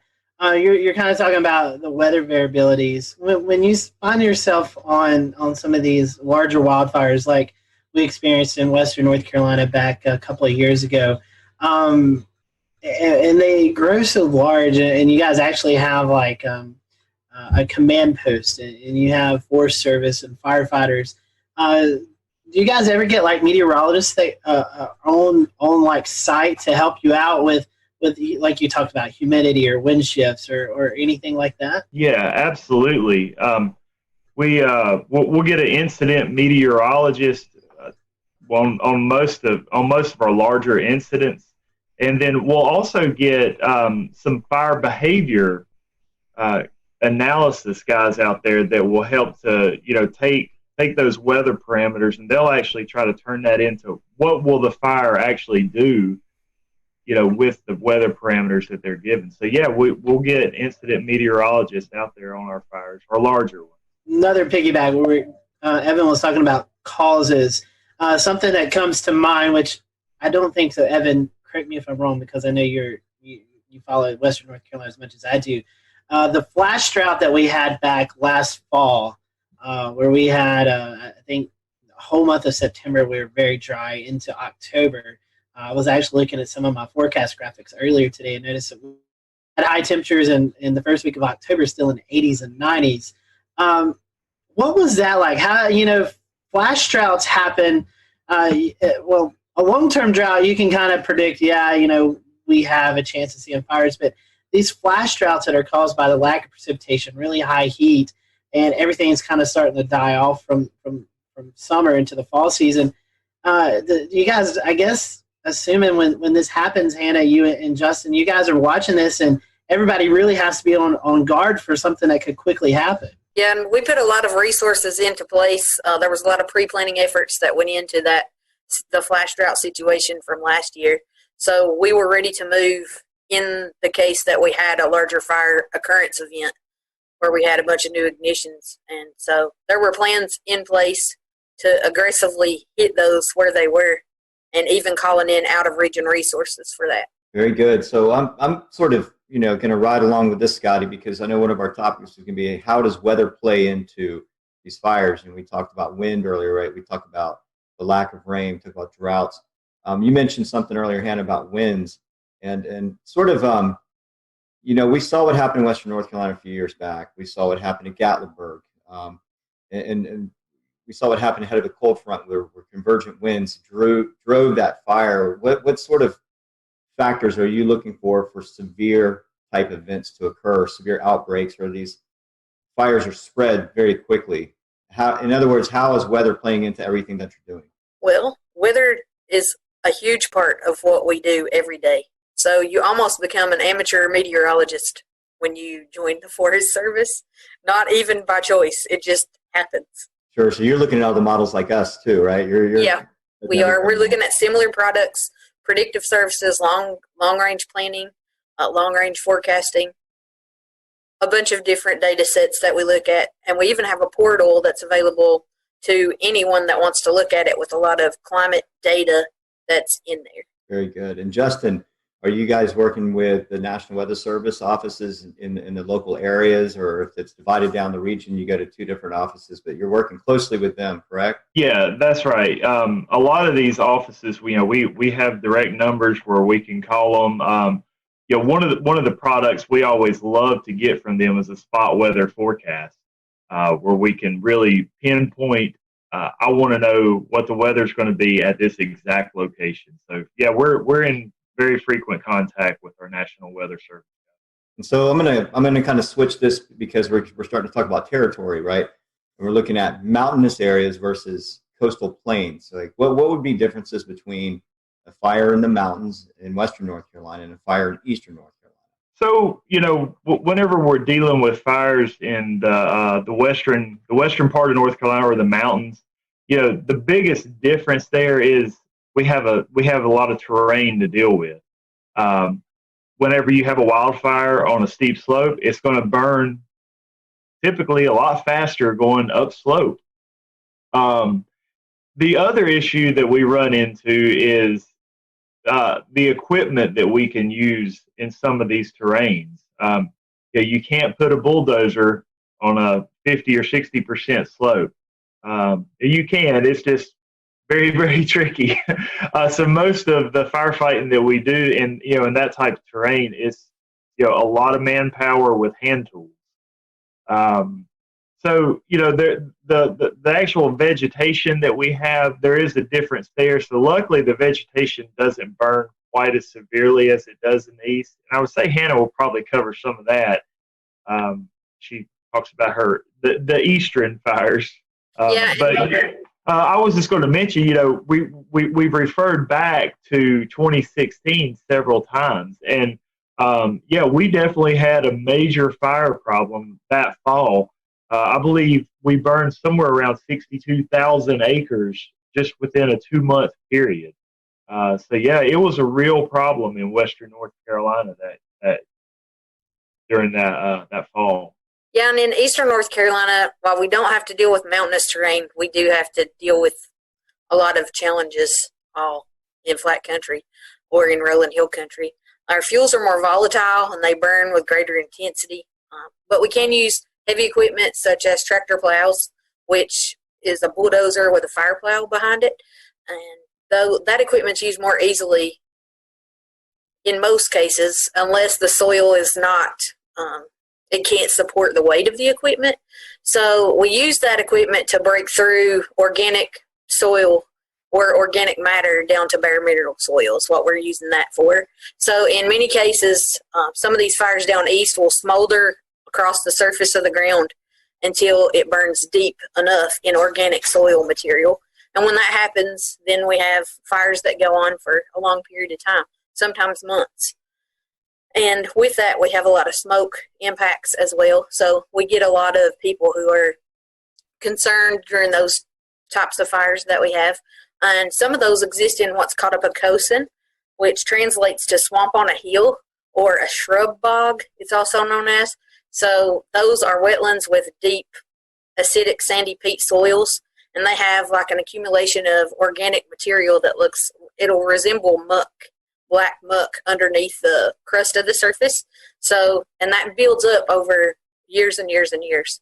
But those are fire adapted ecosystems, and in the east we are used to having to deal with that type of an ecosystem. I remember the fires. I'm trying to remember what year it was, where southeastern North Carolina, near the coast, and northern Myrtle Beach and the Grand Strand areas, they had a serious breakout up there. And smoke, we're going right into our next topic, which is going to be smoke management. Visibility factors, travel, the dangers of being on the road near these things and not knowing where the fire actually is and not being able to see. I mean, we've seen that out west in California. We're here. What are your challenges with smoke management? How do you get the word out to folks? We use a lot of tools in the toolbox to get the word out. We always have public information officers on any fires that we have, and then we have public information officers with our agency, and we're constantly working to try to get the word out to the general public and any of our shareholders or stakeholders, cooperators that we need to advise on those types of issues. But it takes a broad toolbox full of tools to get the word out. So we use social media, we use email, we use all the traditional methods through news releases, and then we invite the news media out to some of our fires so they can get the word out for us as well.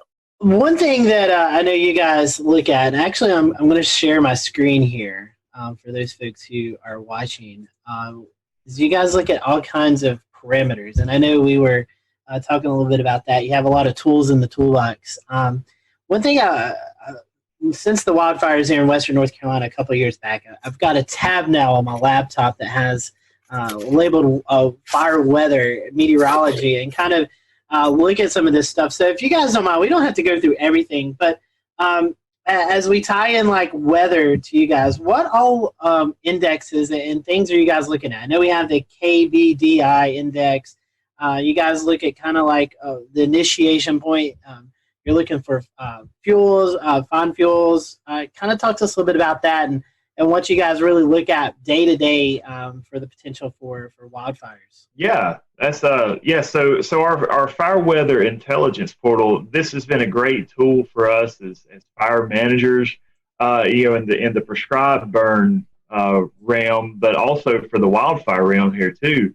Because a lot of times when we're looking at wildfire, we're not just looking at one specific area or just one county. A lot of times we're looking at, like an 8-county district or possibly a 30-county region or the whole state.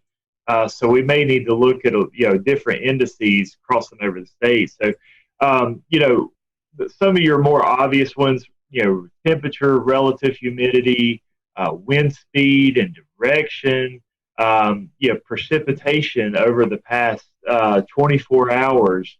We like to look at some of that stuff, but Some of the other things that we really like to look at are, let's say, the Keach-Byron Drought Index. That's one that can tell us, just how dry it actually is out there. The lower the number, the wetter it is. As we start going up closer, 500, that means we're starting to get into a pretty severe, significant drought situation. Some of our other parameters that we look at, you mentioned ignition component. That is one, pretty much tells us how easily a fire is going to ignite. Some of the other ones we're looking at, the energy release component right there. That's one that just tells us how intense that fire is going to burn. So there's a lot of different indices in there, and all of them are relative. It just it's just another tool in our toolbox, as Hannah mentioned earlier. Just different things we can look at that will help us as fire managers to determine how that fire will burn on any given day. And how are these values come up with? Like, is there like tools that you guys have that you go out and sample the soil? How do these values come up there? I mean, What all goes into that? So you'll notice they're kind of placed. We'll return to Best of the Carolina Weather Group in a moment. Now your Carolina weather forecast. Here are today's forecast high temperatures for North Carolina. Here are the forecast lows for tonight for North Carolina. Here are tomorrow's forecast high temperatures. And here's forecast rainfall across North Carolina tomorrow. Here are the forecast highs for the day after tomorrow.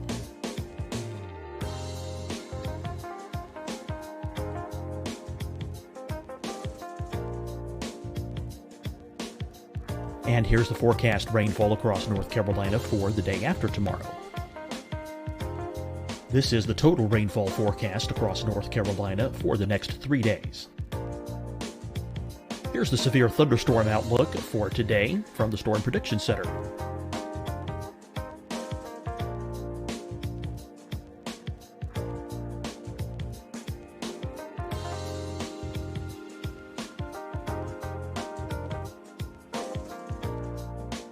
Here are the forecast high temperatures for today for South Carolina. Here are the low temperatures for today for South Carolina. Here's the probability of precipitation forecast across South Carolina today. And here are the rain chances across South Carolina tonight. Here are tomorrow's forecast highs across South Carolina.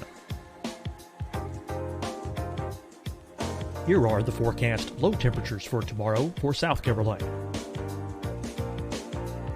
And here is the probability of precipitation across South Carolina tomorrow. Here's the precipitation chances across South Carolina tomorrow night. Here are the forecast highs for the day after tomorrow in South Carolina. Here are the forecast low temperatures across South Carolina for the day after tomorrow. And here are the rain chances across South Carolina for the day after tomorrow. And South Carolina's probability of precipitation for that night. Here's the Storm Prediction Center's severe thunderstorm outlook across South Carolina for today through tonight. Here's the Storm Prediction Center's severe thunderstorm outlook across South Carolina for tomorrow and tomorrow night. And here's the Storm Prediction Center's severe thunderstorm outlook across South Carolina for the day after tomorrow through that night. Here's the severe thunderstorm outlook for today from the Storm Prediction Center.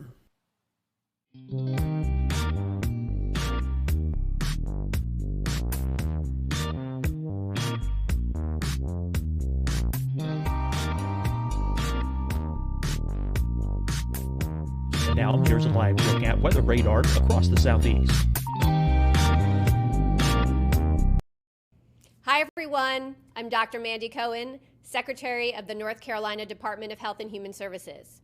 And when you follow the 3 W's, you protect your family and your neighbors from COVID-19. When you leave your home, practice your W's. Wear a cloth face covering, wait 6 feet apart, wash your hands often. Wear, wait, wash. We're in this together.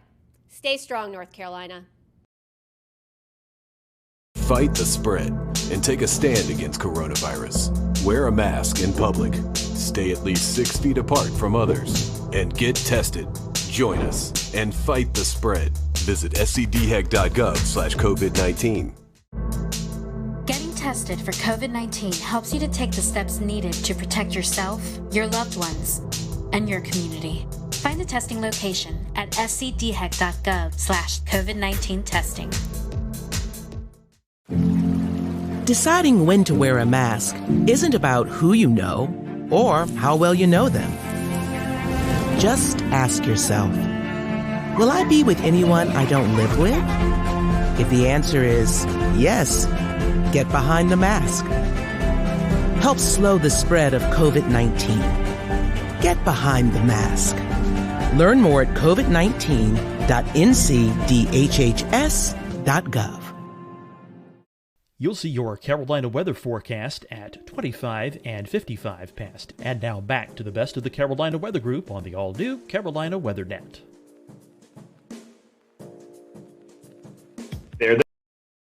There's actually a small weather station at each of those that are taken. We actually have small fuel sticks out there, and that takes some of our fuel moistures, and then a lot of your typical weather readings such as temperature, relative humidity, wind speed, precipitation. It also takes in solar radiation. Trying to think if there was anything else that I'm missing on those. But those are called, remote automated weather stations. And another thing, Hannah, I'll bring you into this. This is another thing that I look at is the national, the NICC. It kind of gives you a seasonal outlook for wildfire. These outlooks are constantly in our minds. We do an annual refresher training every year, and at that meeting we go over these for the upcoming season, and that's getting us ready for the spring fire season leading up to our work capacity test that we take annually so we can travel and help other like western states whenever they are having large fires as well. So we look at these and we brief on these throughout the months, even into the summer and into the fall. So we are looking at this way ahead of time. And as soon as this information is released, a lot of times you'll see it floating around social media pages and other things. So it's a hot topic of conversation for any wildland firefighter. And correct me if I'm wrong, but I believe as we went into last fall of 2019, it was above average for the Southeast just because of the flash drought. I believe that's what I remember seeing. So another agency in the weather community that does some fire forecasting, Justin, is the Storm Prediction Center, where they issue fire forecasts. Do you guys, maybe the Force office in North Carolina, maybe in Raleigh, do you guys coordinate with them, or how do you guys get those outlooks, or how does that work? I'll be honest with you. Whenever you sent me, we had talked about that earlier. I think that may have been yesterday. Yes. That was the first time that I had dealt with that. I don't know if Hannah has worked with that particular tool, but I played around with it a little bit, and it seems like that's definitely another tool that I'm putting into my toolbox. So, Hannah, I don't know if you had seen that before or not. I have not. Well, I'm glad we were able to help you guys out. Yeah. For those who may be watching or listening to the podcast, we've had on Randy Bauer from National Weather Service in Norman, Oklahoma, who is also in with the Storm Prediction Center.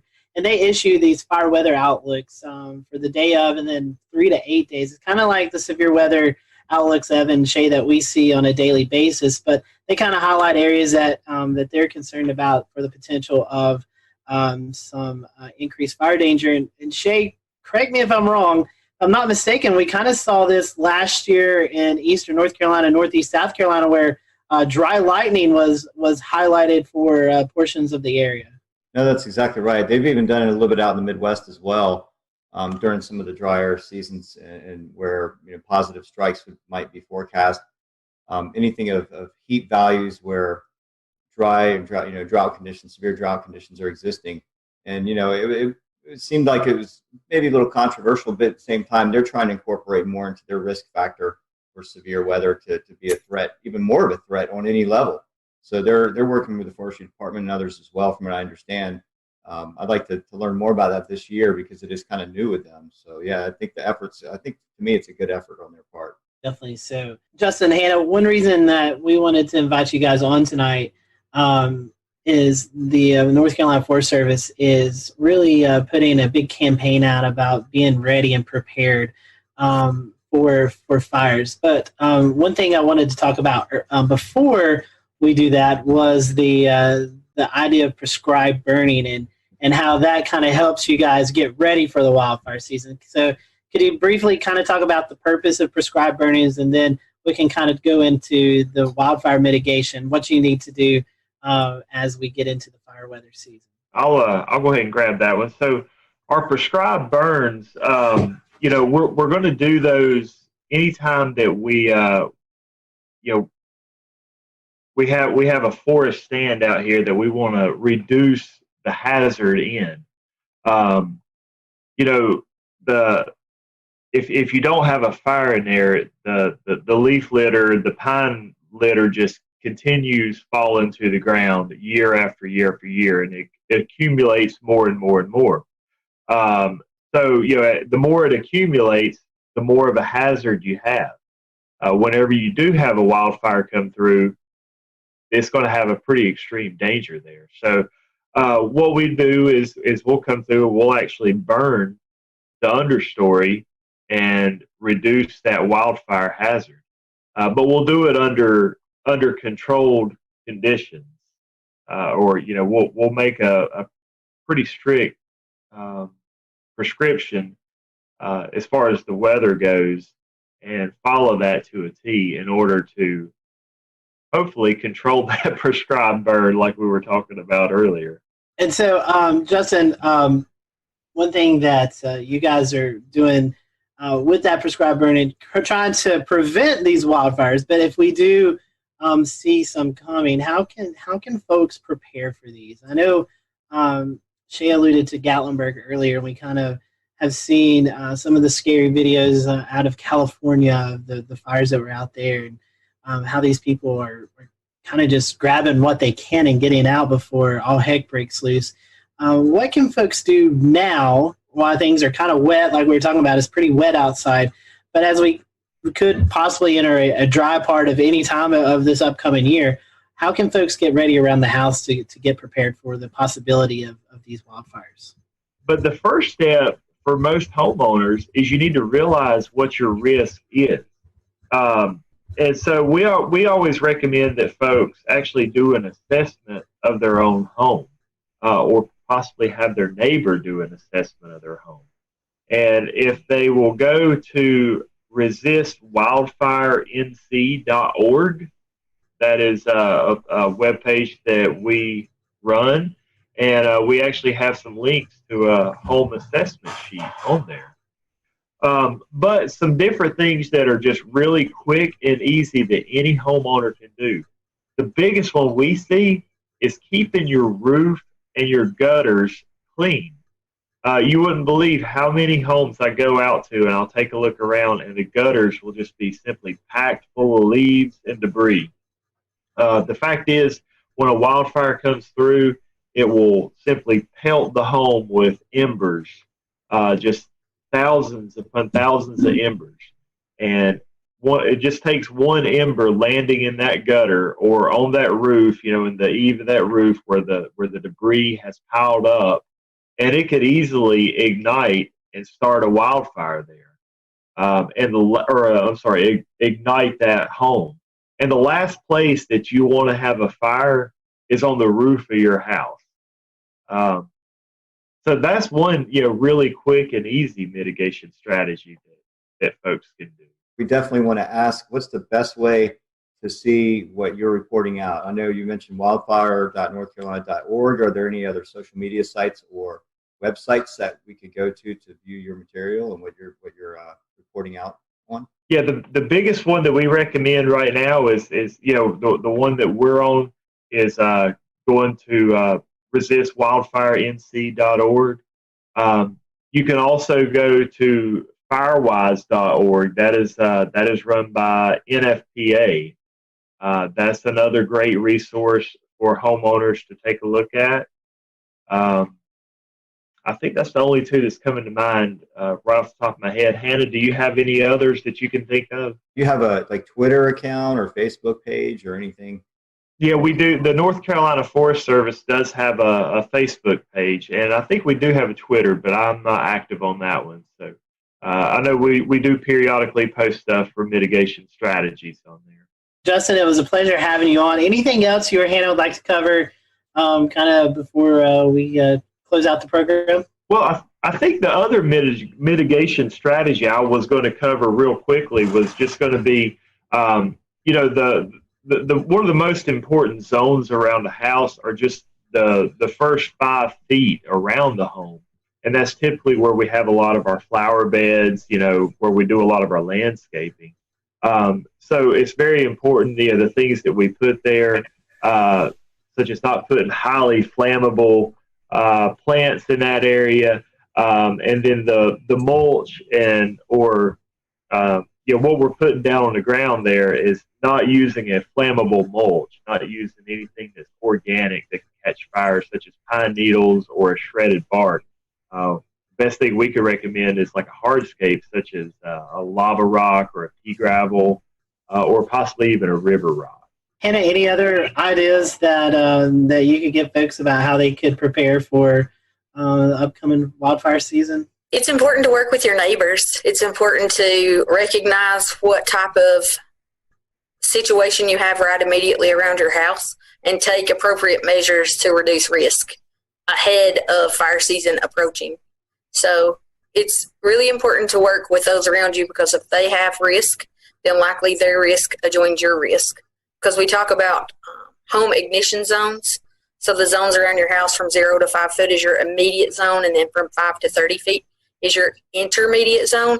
And if those 30-foot circles, if you imagine a circle around your house at 30-foot distance, then if it touches another home's 30-foot zone, then if worst case scenario happened, there could be structure-to-structure ignition. So anything you can do to reduce the risk around your home, that's what you should be doing. Justin, Hannah, one other thing I think pops into my mind that you see a lot of people are out there when we get into these fire situations. They're trying to extinguish a fire with a garden hose that they have at their house, maybe when evacuations have been ordered. Would you guys suggest, hey, just get your stuff, follow the evacuation orders, let the firefighters, let you folks take care of the fire? Yes, absolutely. If evacuation orders have been made, by all means, go ahead and follow them. A garden hose is not going to do much for that fire. You're putting your life and your family, in harm's way by sticking around. Take these preparation tips and use them to your advantage. That way that you're prepared before the next fire. So we appreciate you guys joining us tonight here on the Carolina Weather Group. We hope you'll tune in next Wednesday for an all-new episode. Have a great evening, everyone.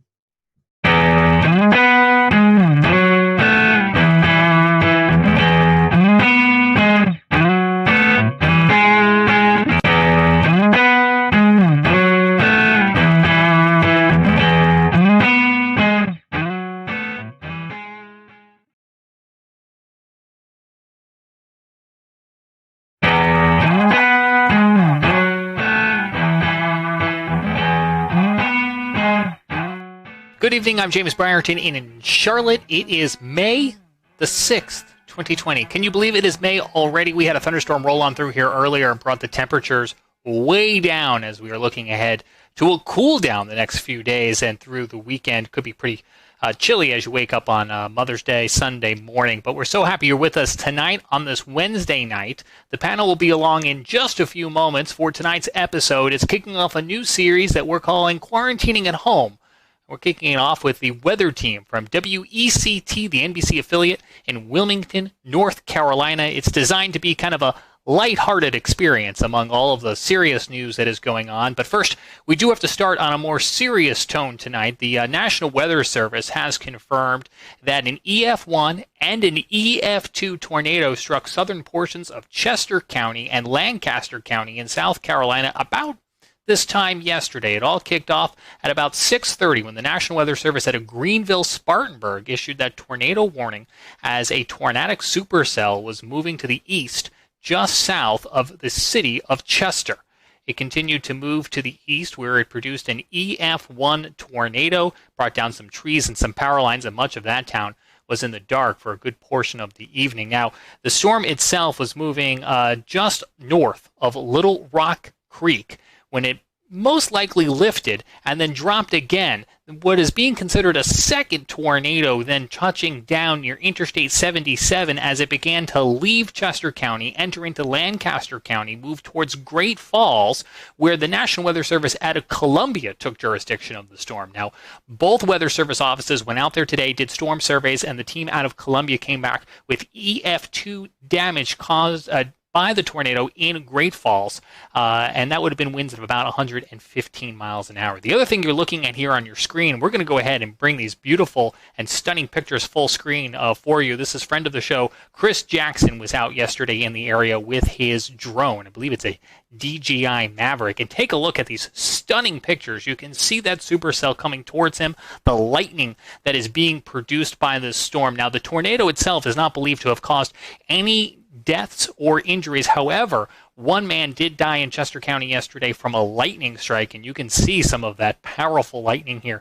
being produced by the storm. And then it dropped hail up to 2 inches, golf ball size hail reported as associated with this storm, and you can see how it littered the ground. Almost looks like a winter morning here as Chris is showing us these aerial pictures, and you can see almost a fog rolling in, and it is actually a fog rolling in over the valley caused by the sudden cool of those temperatures and all of that cold ice particles now sitting on the ground. So the National Weather Service is still working to finalize most of their storm surveys, and we'll have updates for you on Facebook and Twitter as we learn more. But again, to recap, EF1, EF2 tornado in parts of Chester and Lancaster County on Tuesday evening, and thanks to Chris Jackson for these pictures. Now let's get over to Scotty Powell and the panel for tonight's kickoff of our Quarantining at Home series with the meteorologist from WECT in Wilmington. Scotty. Hello, everyone. Welcome to the Carolina Weather Group. Welcome. We want to welcome the WECT weather team out of Wilmington, North Carolina. They've gratefully accepted our invitation to just have our question and answer segment with the folks. So happy to have on with us Gannon Medwick, Eric Davis, and Kelly McGlynn, as they all are at either home or the weather state at the TV station doing some work. And so when this is recorded, we actually had a severe weather event move through. So Eric and Kelly are actually in the studio, it looks like. So happy to have them join us for a few minutes. Guys and gals, we just want to start off with some quick hitting questions. So I'll throw out the first question, and I'll let Dan and Evan join in. Our first question is about social media. Which do you prefer better, Twitter or Facebook? Gannon, I'll let you start. A good one. I'd probably say Twitter in terms of the way things just come up and they have to be succinct. So I'd probably say that. Although Facebook, I have had more traction and followers over the years. So that's a positive. All right. Kelly, Eric? I'm personally probably more of a Twitter myself. I have a lot more followers on my Facebook page, but I think in terms of weather information, if you're looking purely for that, I think Twitter is definitely the way to go. But Facebook is definitely a different way to interact, I think, on a more personal level. Kelly, you have a choice? I would say I like to use Twitter for active weather events. I think folks tend to appreciate that more than Facebook, where it could pop up, days later. And, sometimes people will get that mixed up with actually what's going on outside. But in terms of Facebook, I think it's good because people like to see a personal side to you. So to get kind of who you are outside of the studio out to social media for people to kind of connect with you on that kind of level is why I like Facebook a little bit better than Twitter. Absolutely. Those are great answers. I'm going to hop in with one of my favorite questions from the list. What is your favorite weather disaster themed movie? I know there's one big forerunner here. That's a great, yeah. But Gannon, we'll start with you.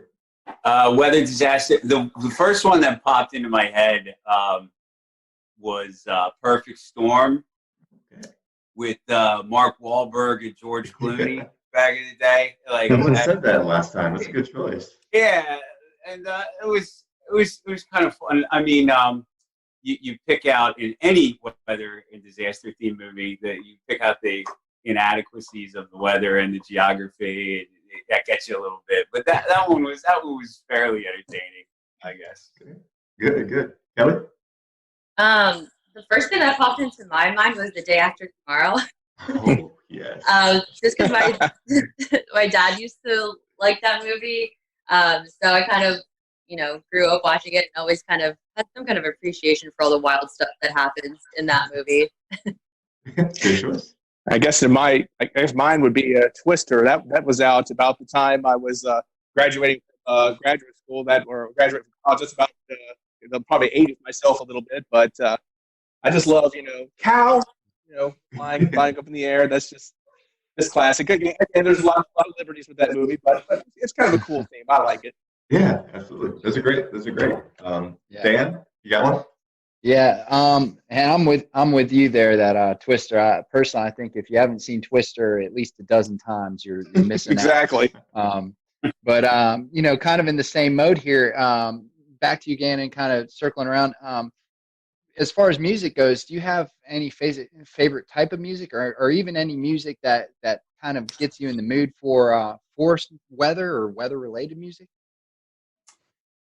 There's really no weather connection to music, but that's an interesting thought. I wonder if there's something deeper going on that maybe I'm not aware of consciously. But if I'm in the forecast center, I'm listening to a variety of music. My couple of favorites are hip hop, either classic or modern. I like classic alternative, like 80s new wave, and I also like some classic rock, like Zeppelin and Pink Floyd. So I'd say that it's pretty rangy in terms of those styles. Gannon also likes to listen to rap too. He always has some sick rap songs. That was number one. Yeah. Not on board with the rap so much, but I'm a big 80s fan. Just love all kinds of 80s music. I mean, Michael Jackson. I mean, the range. Def Leppard. I like the hard rock, and some 90s stuff is good too. I like. We're gonna move to a different room. We also have Kelly might be moved to a different room. Just because we're hearing each other. A little bit of feedback, I think. We have Gabe Ross joining us. Gabe also a meteorologist at WCT. So Gabe, welcome. As Kelly's moving, we'll let you answer that question. Any favorite type of music for you? Favorite type of music? Great question. Typically, my go-to is 70s classic rock. Anything that's got a good beat to it. Typically, my Sirius XM is tuned to 70s on 7. So any of that, even like early 80s rock that kind of bleeds over. Gannon and I have a soft spot for Hall & Oates, I think. Yeah. Oh, Hall & Oates. Yeah. Oh, good stuff. 80s, I'm on board. That's like the common denominator, I think. We all had a lot more hair then, didn't we? Yes, we did. Some of us weren't born yet. I was going to say, yeah, Jess. Some of us had no hair. I think Kelly is moving around, so we'll let her chime in here in a second. Here's another Kelly's one. Gonna blow your mind. Some of our quick hitting questions. A dog or cat person? Gannon, I think I already know the answer for you. Dog. Dog. Go one for dog right here. I would go primarily dog, but, if the cat's tame enough, why not? Okay. All right. Great answers. So I want to transition a little bit into some weather-themed questions. This one's coming from one of our followers on Twitter who doesn't have a name, but Psych K8, I guess. And I wanted to know, what is a weather event that impacted you the most? Gannon? I'd have to say the the April 16, 2011 tornado outbreak in terms of formative and impacts. Even though I was shorter than Florence. Florence is maybe an easy reach on a recent level, but just had everything. April 16th, the build up, the actual event, it's the emotions of it. We lost people, and then the aftermath, and plus everything that was going on in my life around that time as well. We were speaking about that on a recent Carolina Weather Group, and so that one's going to stick with me forever and probably hold the top spot in terms of real raw impact. Kelly? I would definitely say Hurricane Florence, just because that was the first hurricane I covered on air. And as impactful as it was, I think that's kind of just something that's always going to stick with you. I mean, we're still remembering stories of what happened, because I think at one point, like, you just start to kind of like black out from what's going on. And so we've talked about it, just with some other people in the newsroom, like, hey, do you remember this? And you're like, oh, wait a minute, that did happen. So there's always kind of just more stories, and just, just looking back on everything is kind of just something that will stay with me for probably the rest of my career. Good answer. I'd probably say recently, I'm with Kelly, probably Hurricane Florence, but again, it makes a good point with the April 2011 tornadoes. I happen to actually be working in Texas on the May 3rd, 1999 outbreak. Remember, Texas and Oklahoma, more Oklahoma. Now, I wasn't in Oklahoma at the time, but I was in Abilene, Texas, and we had a couple of. We'll return to Best of the Carolina Weather Group in a moment. Now, your Carolina weather forecast. Here are today's forecast high temperatures for North Carolina. Here are the forecast lows for tonight for North Carolina. Here are tomorrow's forecast high temperatures. And here's forecast rainfall across North Carolina tomorrow. Here are the forecast highs for the day after tomorrow.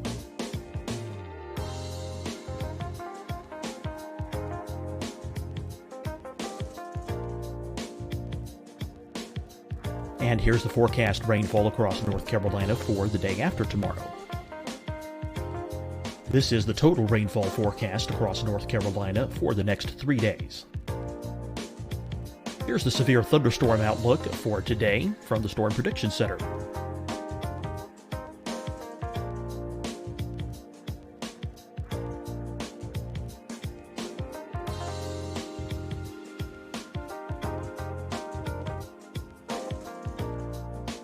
Here are the forecast high temperatures for today for South Carolina.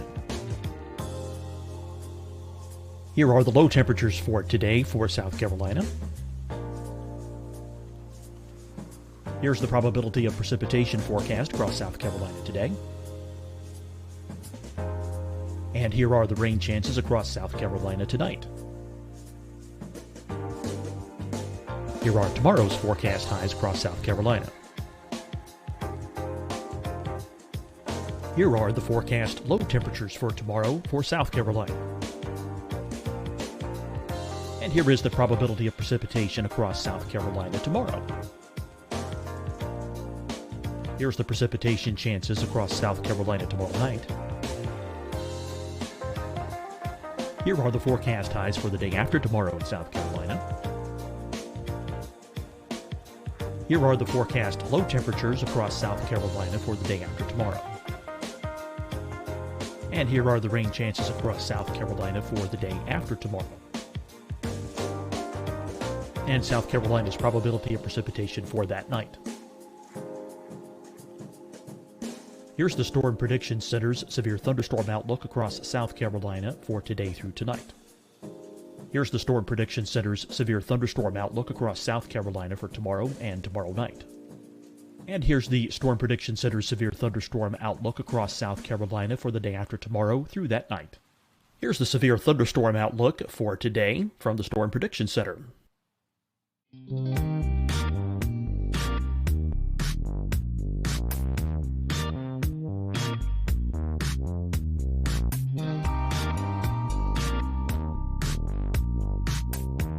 now, here's a live look at weather radar across the southeast. Hi, everyone. I'm Dr. Mandy Cohen, Secretary of the North Carolina Department of Health and Human Services. And when you follow the 3 W's, you protect your family and your neighbors from COVID-19. When you leave your home, practice your W's. Wear a cloth face covering, wait 6 feet apart, wash your hands often. Wear, wait, wash. We're in this together. Stay strong, North Carolina. Fight the spread and take a stand against coronavirus. Wear a mask in public. Stay at least 6 feet apart from others. And get tested. Join us and fight the spread. Visit scdhec.gov/COVID-19. Getting tested for COVID-19 helps you to take the steps needed to protect yourself, your loved ones, and your community. Find the testing location at scdhec.gov/COVID-19 testing. Deciding when to wear a mask isn't about who you know or how well you know them. Just ask yourself, will I be with anyone I don't live with? If the answer is yes, get behind the mask. Help slow the spread of COVID-19. Get behind the mask. Learn more at covid19.ncdhhs.gov.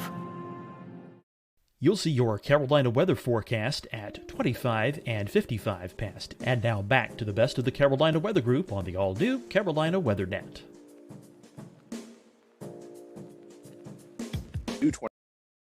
Tornadoes touching down, baseball-sized hail, just incredible stuff. But I was on the periphery of that event. That was pretty exciting. And just to maybe turn it in a different direction, I guess two of the big weather events that really inspired me to go into weather. I think growing up, I'd always had an interest in being a meteorologist, but two big weather events happened right about the time I was graduating from high school and kind of pushed me more into the meteorology field. The Raleigh tornado of 1988. I don't know, we're kind of going way back here, but the Raleigh tornado of 1988, I just remember the damage. And one of my friends in high school, there was only 2 deaths, surprisingly, with that tornado, but a friend of mine in high school actually had to perform CPR and unfortunately lost one of the girls who died in that tornado. So that was kind of a direct impact. And also, I think Hurricane Hugo, which was just a little bit later in 1989. So I think those 2 events really kind of pushed me into the meteorology field and really had a big impact on my life. Wow. Yeah. Heavy stuff. Yep.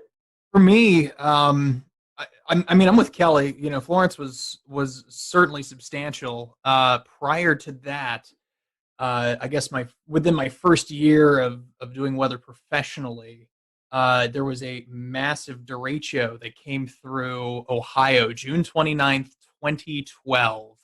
And it just, I mean, it ripped through the Buckeye State. A lot of folks were without power for a week. For me, memorable because I was working at a very small market TV station in Zanesville, and I was the only one working that weekend. So I basically lived at the station for 48 hours. We lost power to the TV end of things, so it was constant radio updates.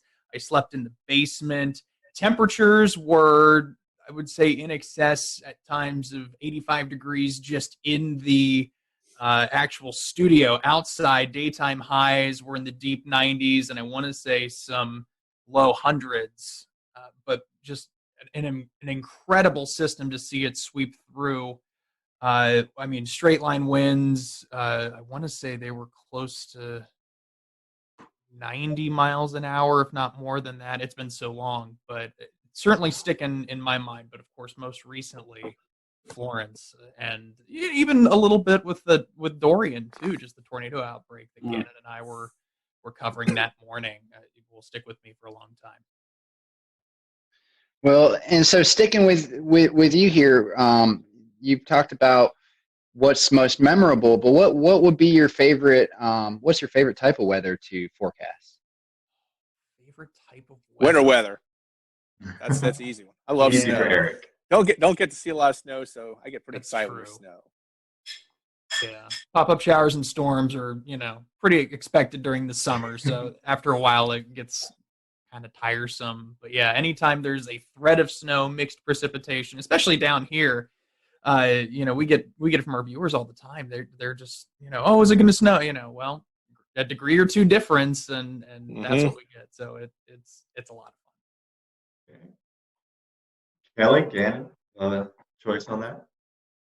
I love tropical forecasting. That's my jam. I don't like winter weather forecasting at all, just because people are so mean about it. God forbid you get chilly rain instead of snow, and it's the be all end all of the Carolinas.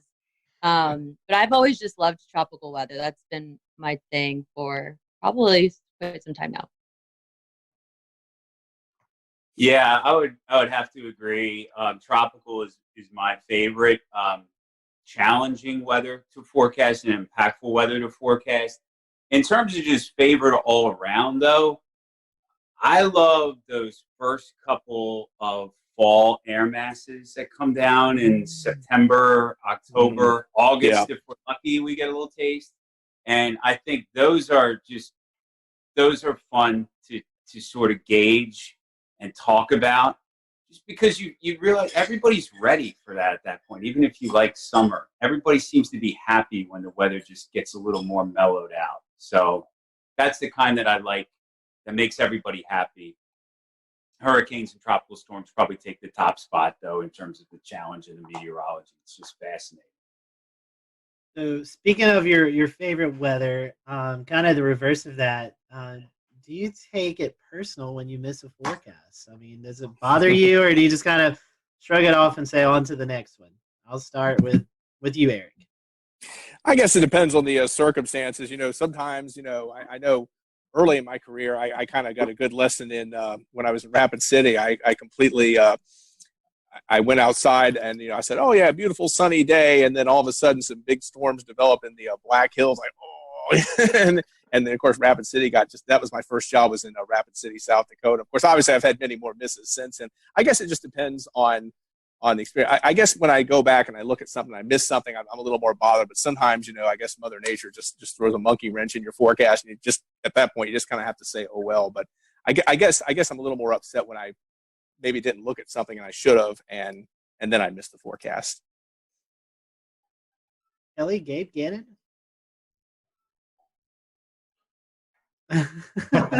Ladies first. Yeah. And I don't mean you, Gannon. No. He wants to answer.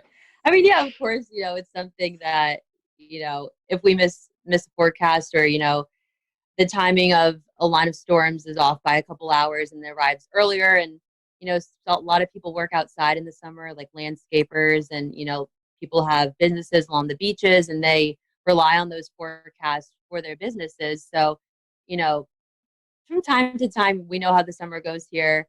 Of course, we can't predict where those pop-up storms are going to be, but, I think it's a kick in the butt when we miss our own forecast, and, we let some viewers down. If you really want to say let them down, but I think for the most part, our viewers are very appreciative of our forecasting and how, accurate we can be in the summertime, especially during hurricane season. We get a lot of emails saying, how appreciative they are of, how interactive we are on social media and whatnot. So there's, pluses and minuses to that too. I don't really feel like I take it personally, except for you've got to put your name and your face on your product, so that when your product is less than perfect, it reflects on you that way. So you can't help but be personal. But I think I've learned to kind of compartmentalize that and shake it off, if you will, maybe more than if I was a really young forecaster. And then also you learn when you have to eat humble pie that maybe you should have messaged it different. Maybe you knew there was a possibility that the outcome could have been that. Maybe I could have articulated that better. Probabilistic approach to forecasting, as opposed to, the high's going to be 75. And then if it's like 73, is that bad? No, we're talking about the same kind of flavor. So yeah, take it personally, but grain of salt. But only because we have to put our name and our face on the product. Otherwise, treat the instance as a learning opportunity to do better next time. Yeah, I think you hit the nail on the head with that, Gannon. At least in my case, probably compared to the other Mets that are on the team, I'd say I have I won't say least experience, but I know these guys could write books on the stuff that they know by comparison. And when I miss a forecast, it is just that, a learning experience. And agreed with Kelly that our viewers, I think, are very generous. They understand that what we do is difficult, and if it's a huge blow in the forecast, for instance, cold air is rushing in and it comes farther south than we anticipate, and so instead of seeing highs in mid 70s, we don't even make it to 70, and that becomes tricky. And to Gannon's point, how could I have messaged that differently? What steps can I take to be clearer about that message going forward? We blame it on the wedge here in Western North Carolina. It's all about the wedge. All right, Evan. So last time I asked this question with the WFNY crew, we got somewhat of an unexpected answer. So this will be interesting. What is your favorite model website, if you have one? Okay, I'll jump in. I use Weatherbell. I use the other ones like Pivotal and Tropical Tidbits occasionally. I probably need to use those a little bit more than I do, but I started paying the Weatherbell man, and I feel like I got once you pay for the ticket to the amusement park, we're riding every ride. We're gonna use that all day. So that's kind of what I'm stuck on for the time being. It's good. It's good. I didn't get a Weatherbell account, but Pivotal just started charging. I was kind of using their Euro model, and then I think it was like Monday. I think they started charging. I was like, I gotta have something. Gotta have my Euro. So yeah, I went ahead and just sucked it up and paid Pivotal. So I'm paying Pivotal. I'm with Gannon. I like Tropical Tidbits a lot. I'd say Pivotal and Tropical Tidbits are probably my two favorite. Okay. Complete agreement with the two of you. Pivotal, Tropical Tidbits. Good to know that they're paying. It's been since Sunday since I forecasted. So if they're paying now, then it looks like I'm going to have to knuckle down and get an account. Just ask old Gannon. He'll help you out there. Eric, Weatherbell's a good side though. Yeah. Yeah. But you, Kelly, I have to agree with the rest of the guys too. I like to use Tropical Tidbits obviously during hurricane season, but I favor Pivotal Weather for severe weather. I just think they have different parameters than Tropical Tidbits has, and I like to use that more. Now, did those answers surprise you? No, they did not. Okay, those are just what we were expecting last time. Sorry, guys. Last time we got the Penn State E-Wall as the resounding answer from everyone. I've used that a little bit. Yeah. I've used it. And I have never heard of it before. Gannon, even with the hat, I've been using that for years. But I haven't used the e-wall so much recently. I gotta be honest. I probably need to go back and check it out. That used me to be my too. go-to for the HRRR mod for her. I used to go there for the e-wall. Now I use Weatherbell. So, Gannon, here while we're on you here, the this kind of multi-part question.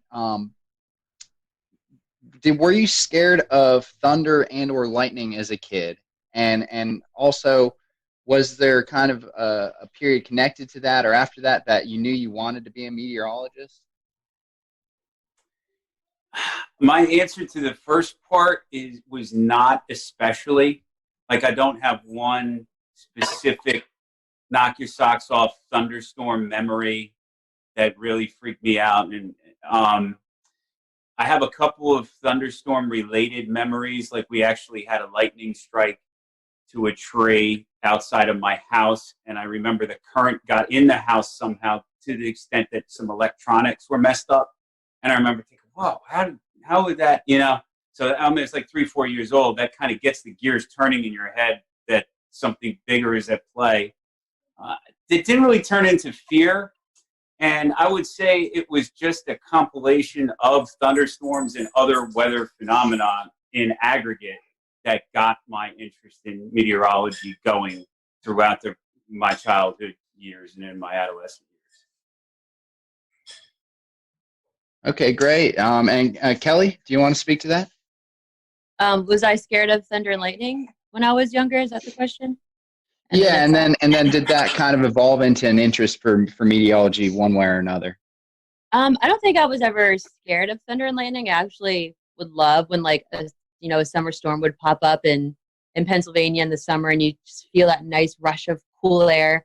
But I don't think that necessarily led to my love of weather. I mean, growing up in Pennsylvania, I mostly remember like huge snowstorms, even though I don't like winter weather forecasting that much. Kind of ironic there. But that's kind of, what sparked my interest in weather is waking up to like 2 or 3 feet of snow, just overnight. And it kind of just snowballed, if you will, from there.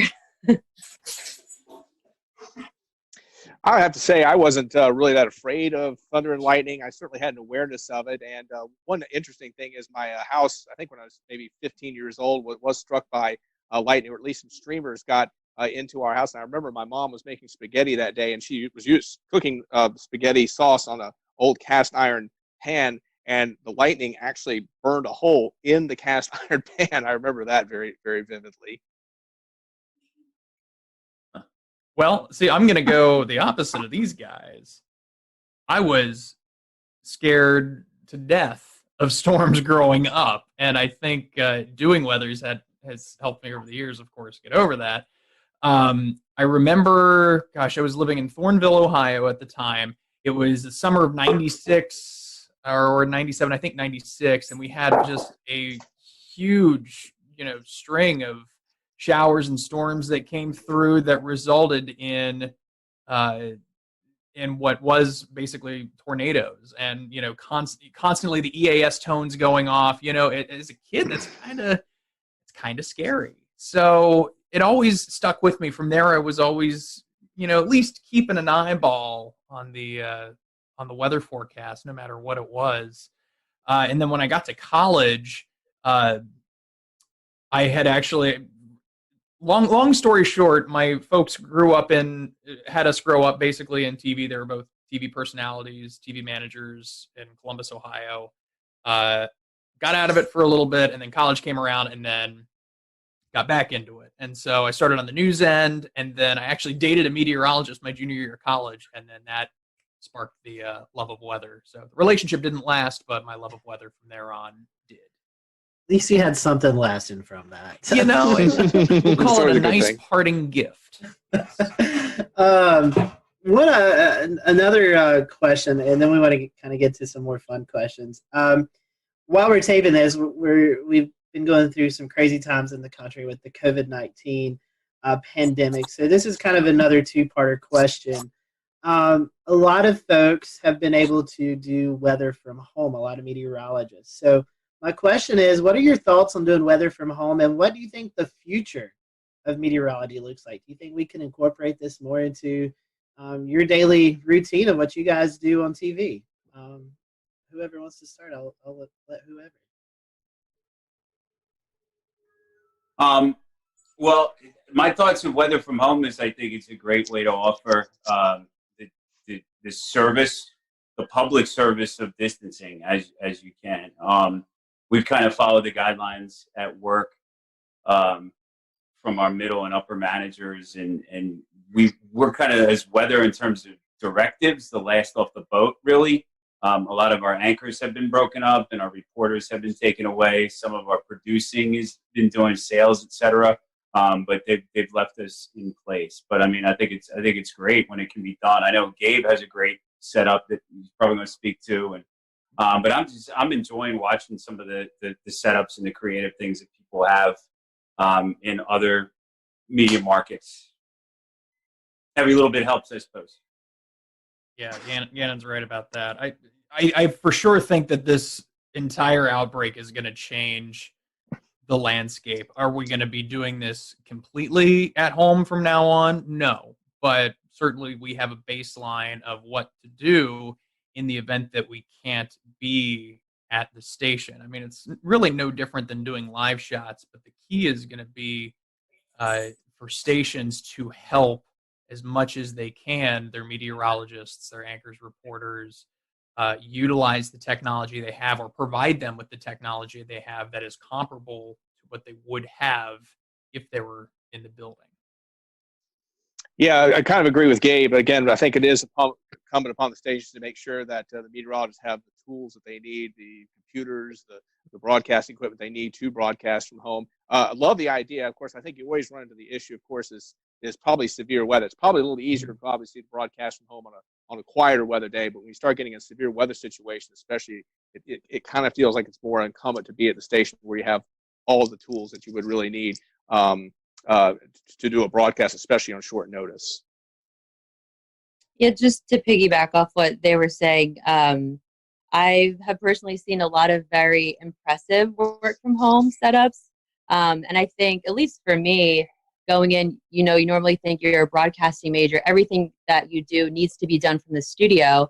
And now that we, kind of are taking that step forward to work from home, there's so many different opportunities and doors open on how much can you expand this? What more can you do from home? And then you also think, how long is this going to last for? And, if it's, tech trends to be something that pops up more in the winter or in the summer or whatever it would be, would people just start to transition to working from home during that, time where people would more likely get sick than, during the off season, if you will, from that coronavirus? It's amazing how many different setups there are too. I mean, I even saw a picture of someone using augmented reality in California and their weather hits. It's impressive. So transitioning away from some of the weather talk, and Kelly, I'll put this right back to you.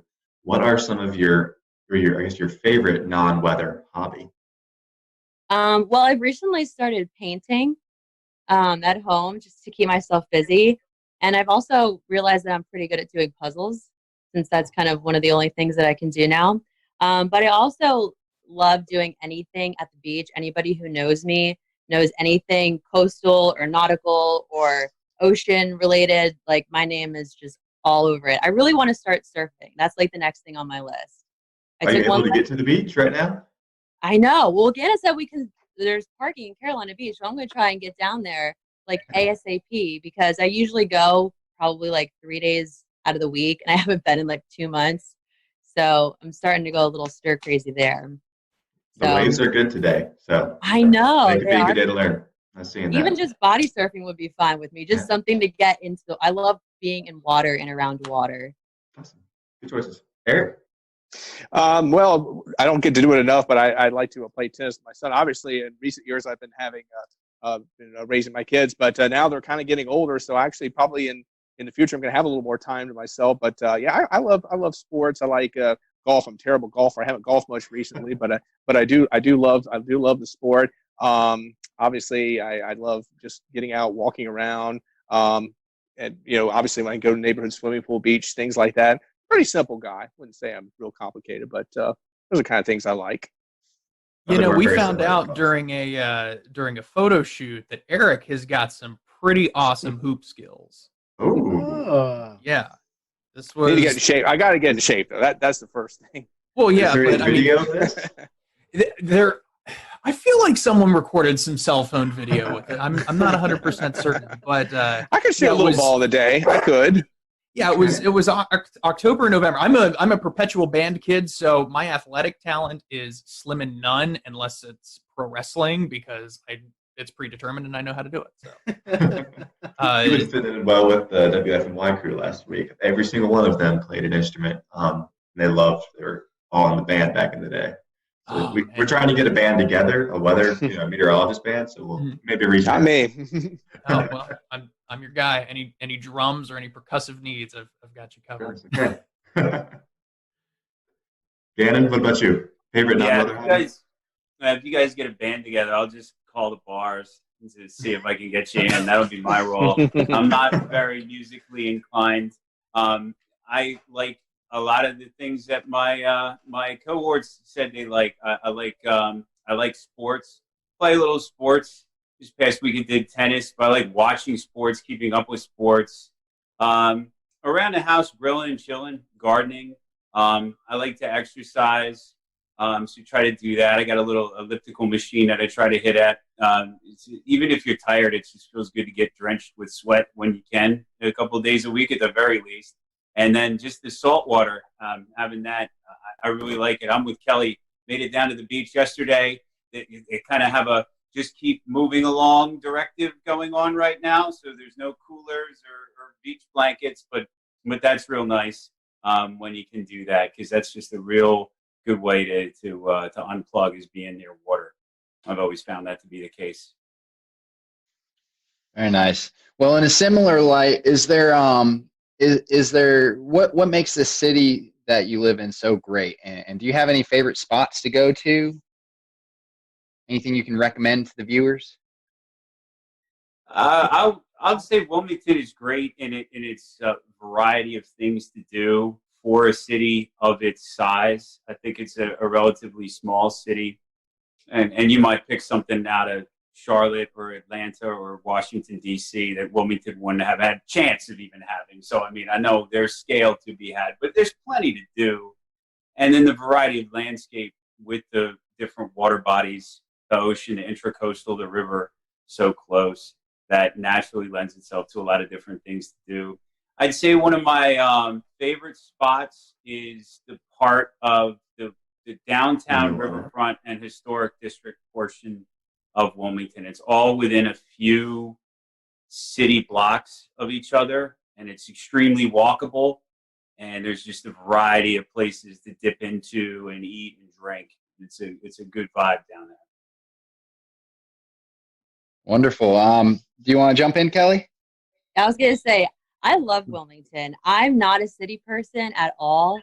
But, visiting from time to time is cool, I guess.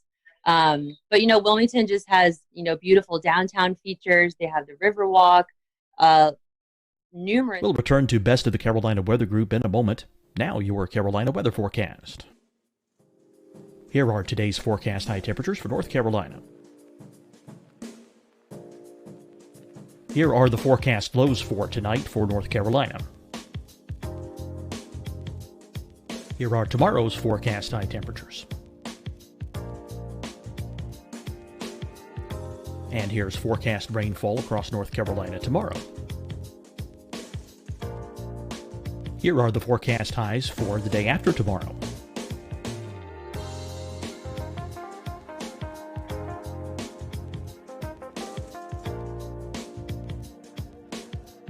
And here's the forecast rainfall across North Carolina for the day after tomorrow. This is the total rainfall forecast across North Carolina for the next 3 days. Here's the severe thunderstorm outlook for today from the Storm Prediction Center.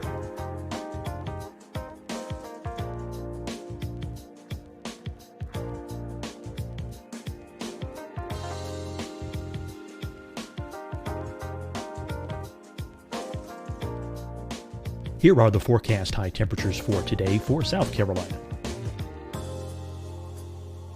Here are the low temperatures for today for South Carolina. Here's the probability of precipitation forecast across South Carolina today. And here are the rain chances across South Carolina tonight. Here are tomorrow's forecast highs across South Carolina. Here are the forecast low temperatures for tomorrow for South Carolina. And here is the probability of precipitation across South Carolina tomorrow. Here's the precipitation chances across South Carolina tomorrow night. Here are the forecast highs for the day after tomorrow in South Carolina. Here are the forecast low temperatures across South Carolina for the day after tomorrow. And here are the rain chances across South Carolina for the day after tomorrow. And South Carolina's probability of precipitation for that night. Here's the Storm Prediction Center's severe thunderstorm outlook across South Carolina for today through tonight. Here's the Storm Prediction Center's severe thunderstorm outlook across South Carolina for tomorrow and tomorrow night.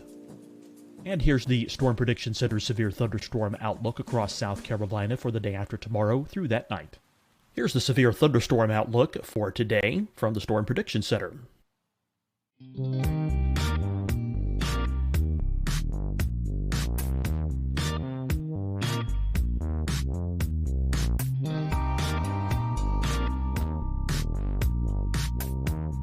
Now, here's a live look at weather radar across the southeast. Hi, everyone. I'm Dr. Mandy Cohen, Secretary of the North Carolina Department of Health and Human Services. And when you follow the 3 W's, you protect your family and your neighbors from COVID-19. When you leave your home, practice your W's. Wear a cloth face covering, wait 6 feet apart, wash your hands often. Wear, wait, wash. We're in this together. Stay strong, North Carolina. Fight the spread and take a stand against coronavirus. Wear a mask in public. Stay at least 6 feet apart from others. And get tested. Join us and fight the spread. Visit scdhec.gov/COVID-19. Getting tested for COVID-19 helps you to take the steps needed to protect yourself, your loved ones, and your community. Find the testing location at scdhec.gov/COVID-19 testing. Deciding when to wear a mask isn't about who you know or how well you know them. Just ask yourself, will I be with anyone I don't live with? If the answer is yes, get behind the mask. Help slow the spread of COVID-19. Get behind the mask. Learn more at covid19.ncdhhs.gov. You'll see your Carolina weather forecast at 25 and 55 past. And now back to the best of the Carolina Weather Group on the all-new Carolina Weather Net.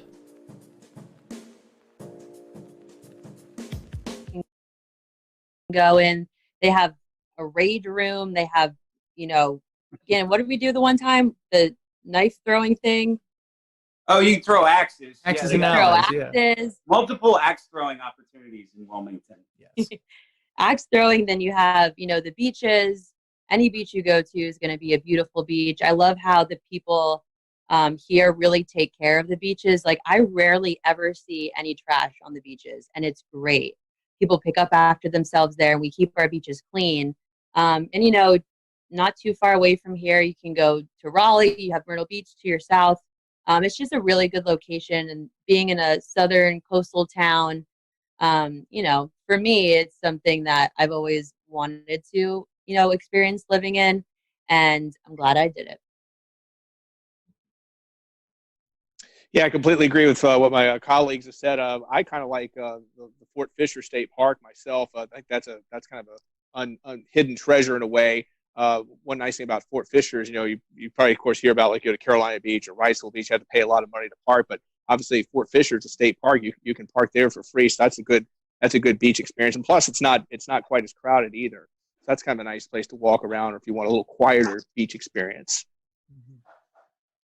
I'm for sure more of a Wrightsville Beach kind of guy. I live near Wrightsville Beach, so I can very easily run or jog to the beach and get in and around there, kind of the Mayfair area.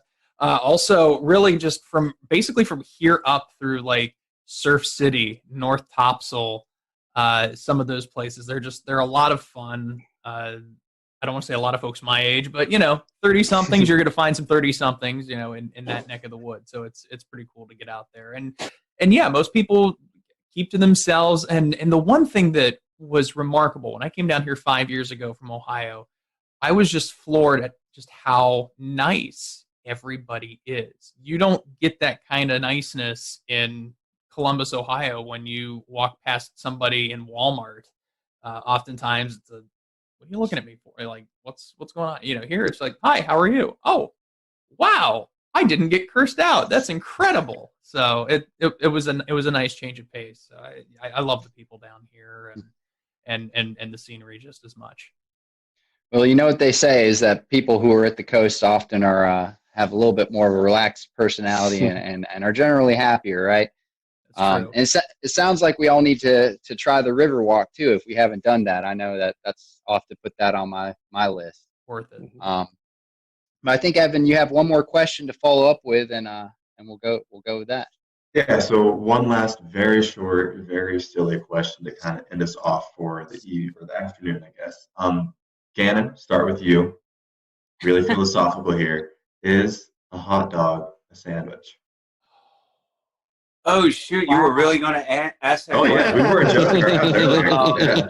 Yeah. I'm gonna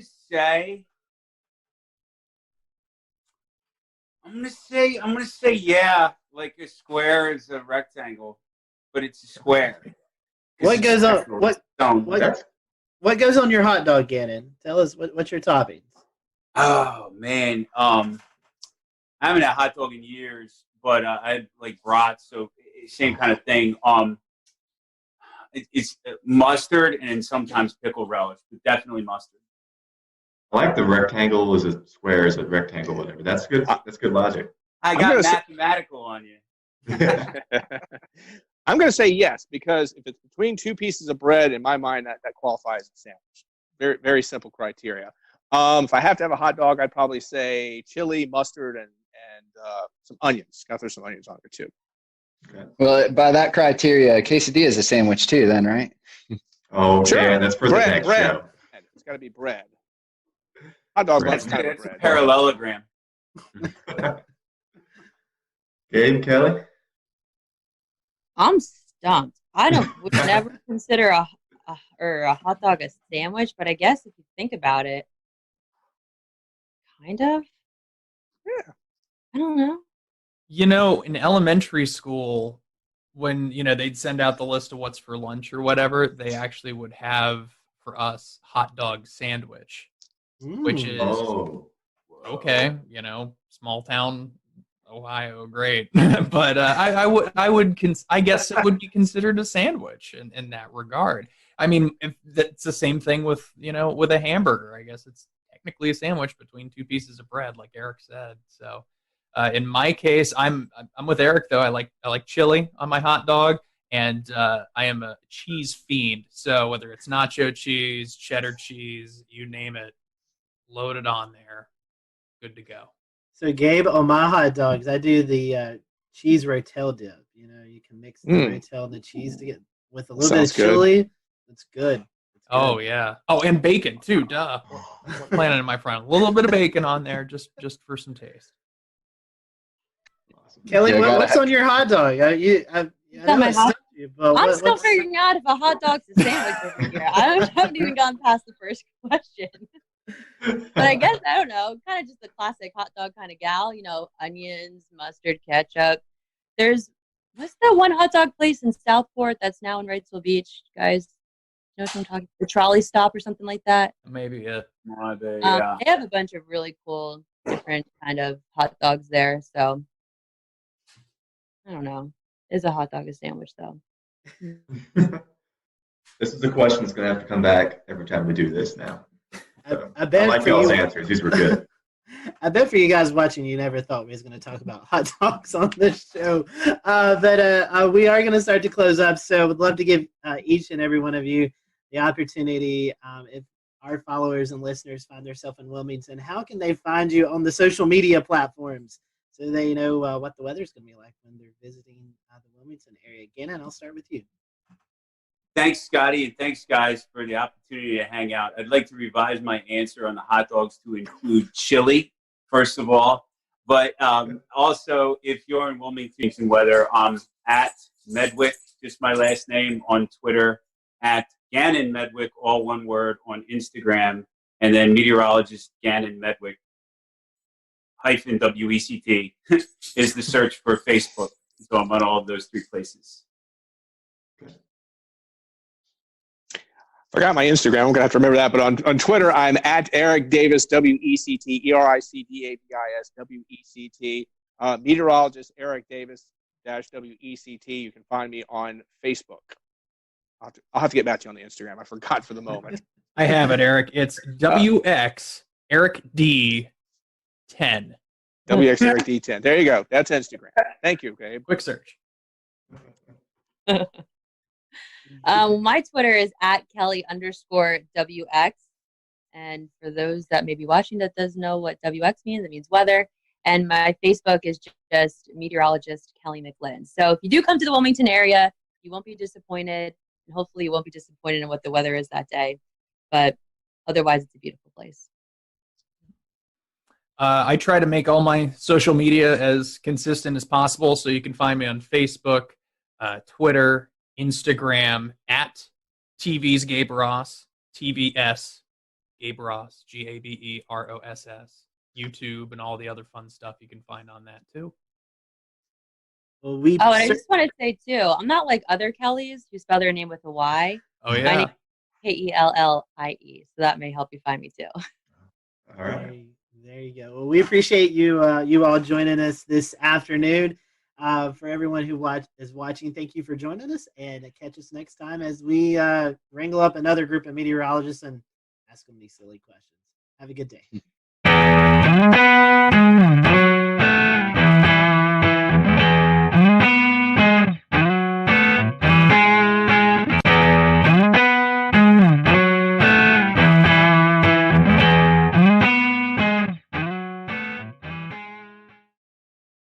I'm James Brierton. A special edition of the Carolina Weather Group starts right now.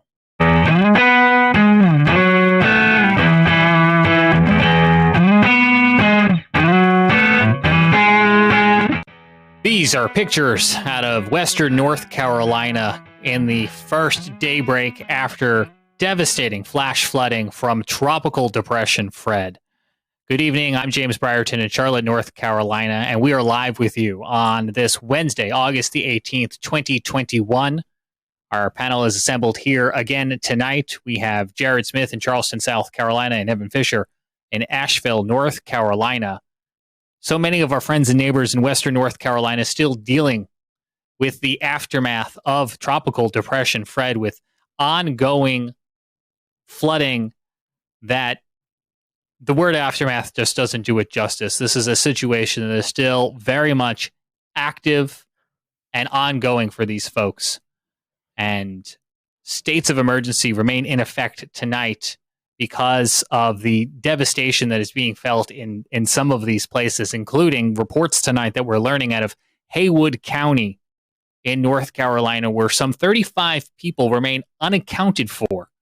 If you were with us last night during our live coverage, you'll remember that the National Weather Service and Emergency Management had issued a flash flood emergency, the highest and most severe of the flash flood bulletin tier, as the Pigeon River overflowed its banks, cresting at nearly 20 feet. And some incredible imagery that we'll show you in just a moment of what the town of Canton looks tonight. Let's start on that note and bring in Evan Fisher, who is in Asheville, the closest to the epicenter where this devastation, this flooding was seen in countless places across the mountains, Evan. Yeah, absolutely, James. This damage was widespread. Just about every community in the mountains and into the foothills saw swollen creeks and in many instances flooded roads, washed out bridges, and damage to homes and businesses. It was a very scary day across the region yesterday afternoon. As we got towards the mid to late afternoon hours, we saw the rain rates really pick up and go through the roof, and rivers swole and became unmanageable, and all these roads became suddenly impassable. Like you said, James, Haywood County, Canton, Clyde area, they were the hardest hit. That was truly the epicenter of this event, where nearly 10 inches of rain fell up on the mountain. And here you're looking at a photo from Canton, North Carolina. This is drone footage showing earlier, actually, I believe yesterday evening in Canton. I think they were taken today in the aftermath. These are some of the first daylight photos, I believe. Wow, that's incredible. The water was still that high. Yeah, I mean, you can see the water into buildings and businesses there in downtown Canton. Wow, that is an incredible shot right there. I hadn't even seen this one myself. So exactly, like you mentioned, James, the water all came rushing down off of the mountains to the west of Asheville into Canton and Clyde. That's what prompted the flash flood emergency and the evacuations in low-lying areas. Unfortunately, like you mentioned, we have 35 people still unaccounted for. We certainly hope that number plummets down to zero and everyone checks in and is found safe. But it's a concerning look 24 hours after the event wrapped up.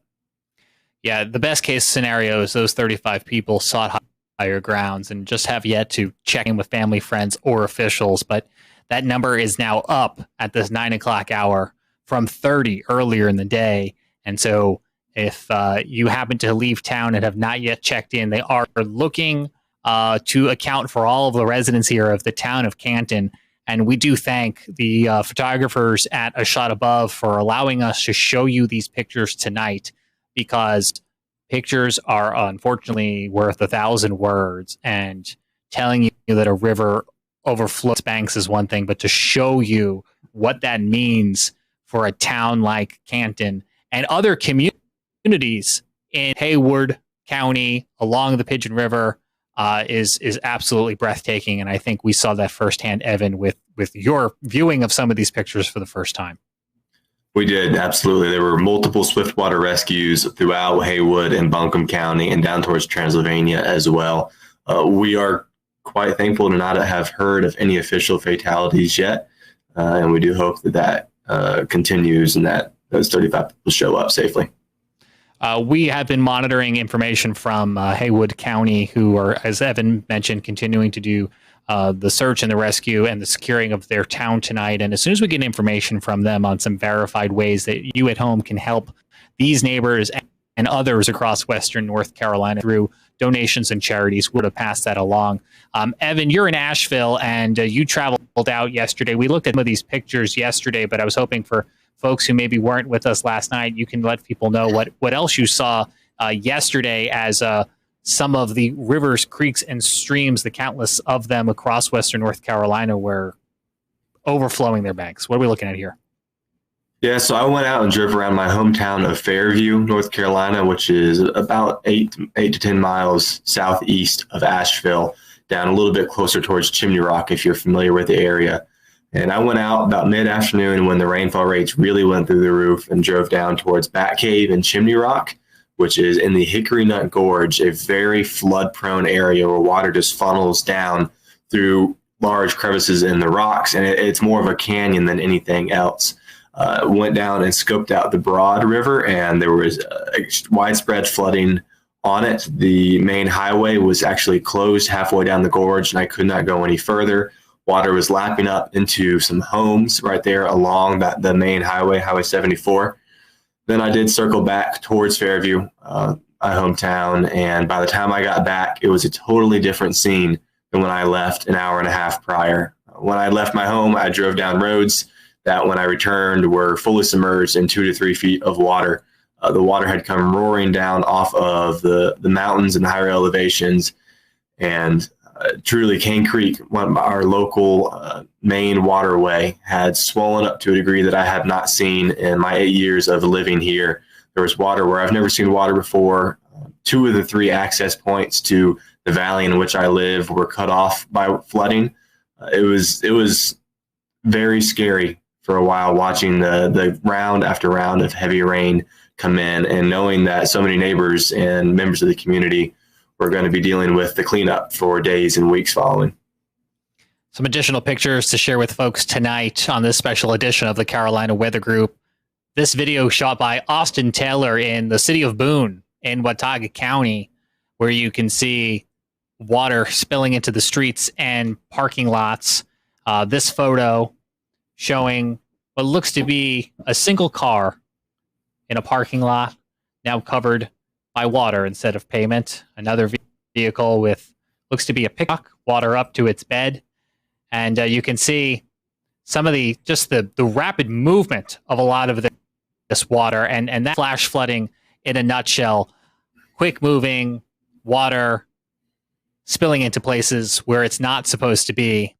And now in the hours afterwards, the conversation turns to, well, where did all this water go? Let's bring in Jared Smith. He's looking at river flood gauges at this hour. And Jared, this water is going to be running off through the water basin for the next couple days. It sure is. I think one bit of good news that we can take away from this is that we do not have any more gauges in major flood stage. That is some good news. Another bit of good news is that this is not going to go east. This is a lot of this rain fell away from the escarpment, and it is going to drain out west a little bit, maybe a little bit, more capacity for that. We still have some rivers in flood. That's going to be certainly an issue here. The French Broad River at Blantyre, I hope I got that right, it looks like its crest around 20.44 feet.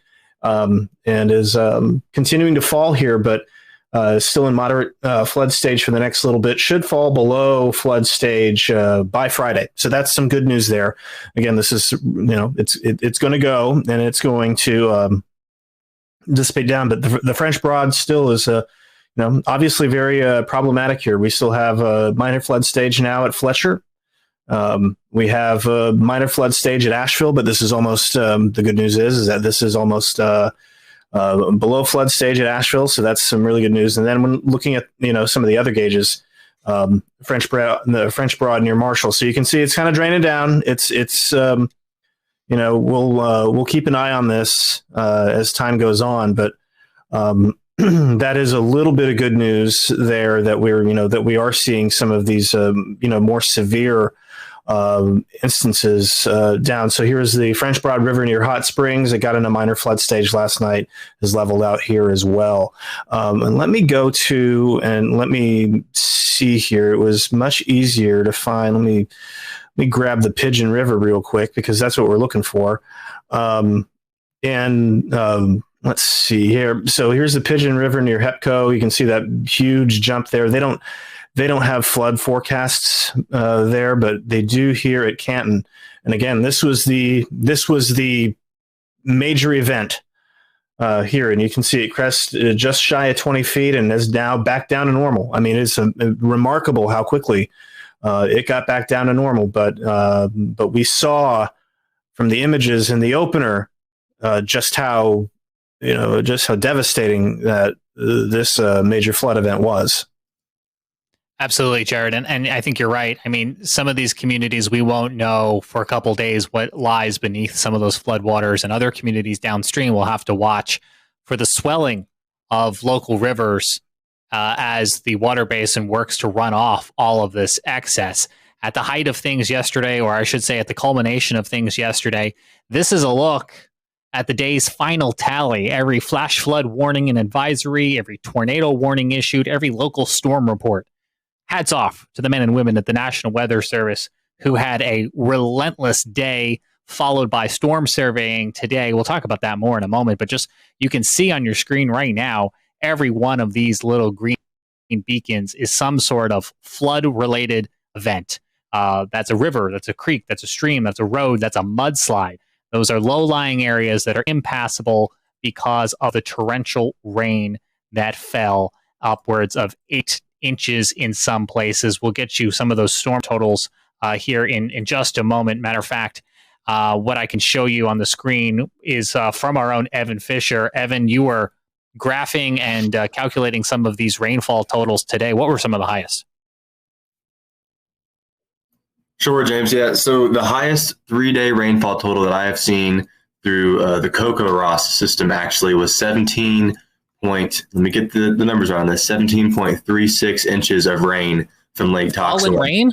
Fallen 17 rain. inches? Over the past 3 days, you said. 3 days. So that could be yesterday plus severe thunderstorm warning kind of related stuff from days earlier. Right. So that's going to be a combination of the stalled front that we had. That area was under a flash flood warning the day prior to Fred for another flooding event. And then they also tacked on likely another 7 to 9 inches of rain that day. I have seen widespread reports in the very flood prone areas, the higher elevations of 7 to 9 inches. So those certainly verified, those forecasts verified. And you could see on that map, sorry, James, that you just pulled it back down. The highest totals were located right along what we call the Blue Ridge Escarpment, or the Eastern Continental Divide. And that is that area where the mountains first rise up out of the North and South Carolina, Piedmont and foothills. And they rise up, and that water, the low-level moisture, rises up the mountains and gets strained out, and all the rain really falls down onto those first mountains there. And that's why we saw so much flooding in through Canton and Clyde. We saw the water fall in the mountains just above those cities and flow down the Pigeon River. And to use the wording of the National Weather Service in Greenville, Spartanburg, create a significant and life-threatening flood wave that washed through the town. Yeah, and now it's cleanup, but it's cleanup that's gonna take a while. It's waiting for this water to go down. It's helping to restore services like water, power, and utilities. It's cleaning off roadways. You're looking at some photos here that the state put out, the Department of Transportation, amongst the first to respond. to the impacted communities, trying to get infrastructure back online to help bring in more supplies to communities that might need it. You can just see some of these hardest hit areas in these photos that the state put out earlier today. And as Evan mentioned, a lot of this by itself would have been impressive, but we had that stalled front across the Carolinas for days, which just brought scattered but strong to severe thunderstorms, as many of you will remember, and that took our soil and really saturated it. So then when Fred came in, we were already dealing with soil that was like a wet sponge, and that kind of culminated in the event that you're seeing on the screen here. The other thing that this day will be remembered for, especially depending on where you live, would be the convective severe weather we saw as a result of this storm. And the National Weather Service going out today, putting their eyeballs on damage left from tornadoes, such as this one recorded by Brandon Pope off of Old Mountain Road in Iredell County, eventually crossing into Alexander County. He took this video and posted it to Twitter yesterday. And what you're seeing here, we now know, is a EF1 tornado. You can see the path here that the National Weather Service in Greenville, Spartanburg, Tricia Palmer herself took this trip on up here to take a look. And this was an EF1 tornado with peak wind gusts of 110 miles an hour. Luckily, no injuries to report, very minor damage, but their storm survey does account for. We'll return to Best of the Carolina Weather Group in a moment. Now your Carolina weather forecast. Here are today's forecast high temperatures for North Carolina. Here are the forecast lows for tonight for North Carolina. Here are tomorrow's forecast high temperatures. And here's forecast rainfall across North Carolina tomorrow. Here are the forecast highs for the day after tomorrow.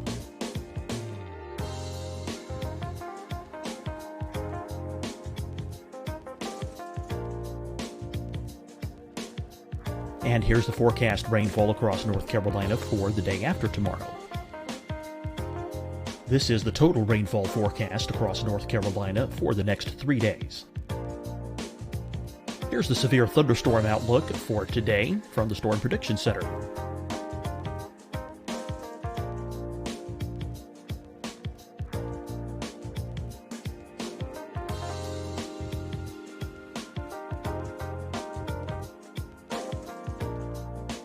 Here are the forecast high temperatures for today for South Carolina. Here are the low temperatures for today for South Carolina. Here's the probability of precipitation forecast across South Carolina today. And here are the rain chances across South Carolina tonight. Here are tomorrow's forecast highs across South Carolina. Here are the forecast low temperatures for tomorrow for South Carolina. And here is the probability of precipitation across South Carolina tomorrow. Here's the precipitation chances across South Carolina tomorrow night. Here are the forecast highs for the day after tomorrow in South Carolina. Here are the forecast low temperatures across South Carolina for the day after tomorrow. And here are the rain chances across South Carolina for the day after tomorrow. And South Carolina's probability of precipitation for that night. Here's the Storm Prediction Center's severe thunderstorm outlook across South Carolina for today through tonight. Here's the Storm Prediction Center's severe thunderstorm outlook across South Carolina for tomorrow and tomorrow night. And here's the Storm Prediction Center's severe thunderstorm outlook across South Carolina for the day after tomorrow through that night. Here's the severe thunderstorm outlook for today from the Storm Prediction Center.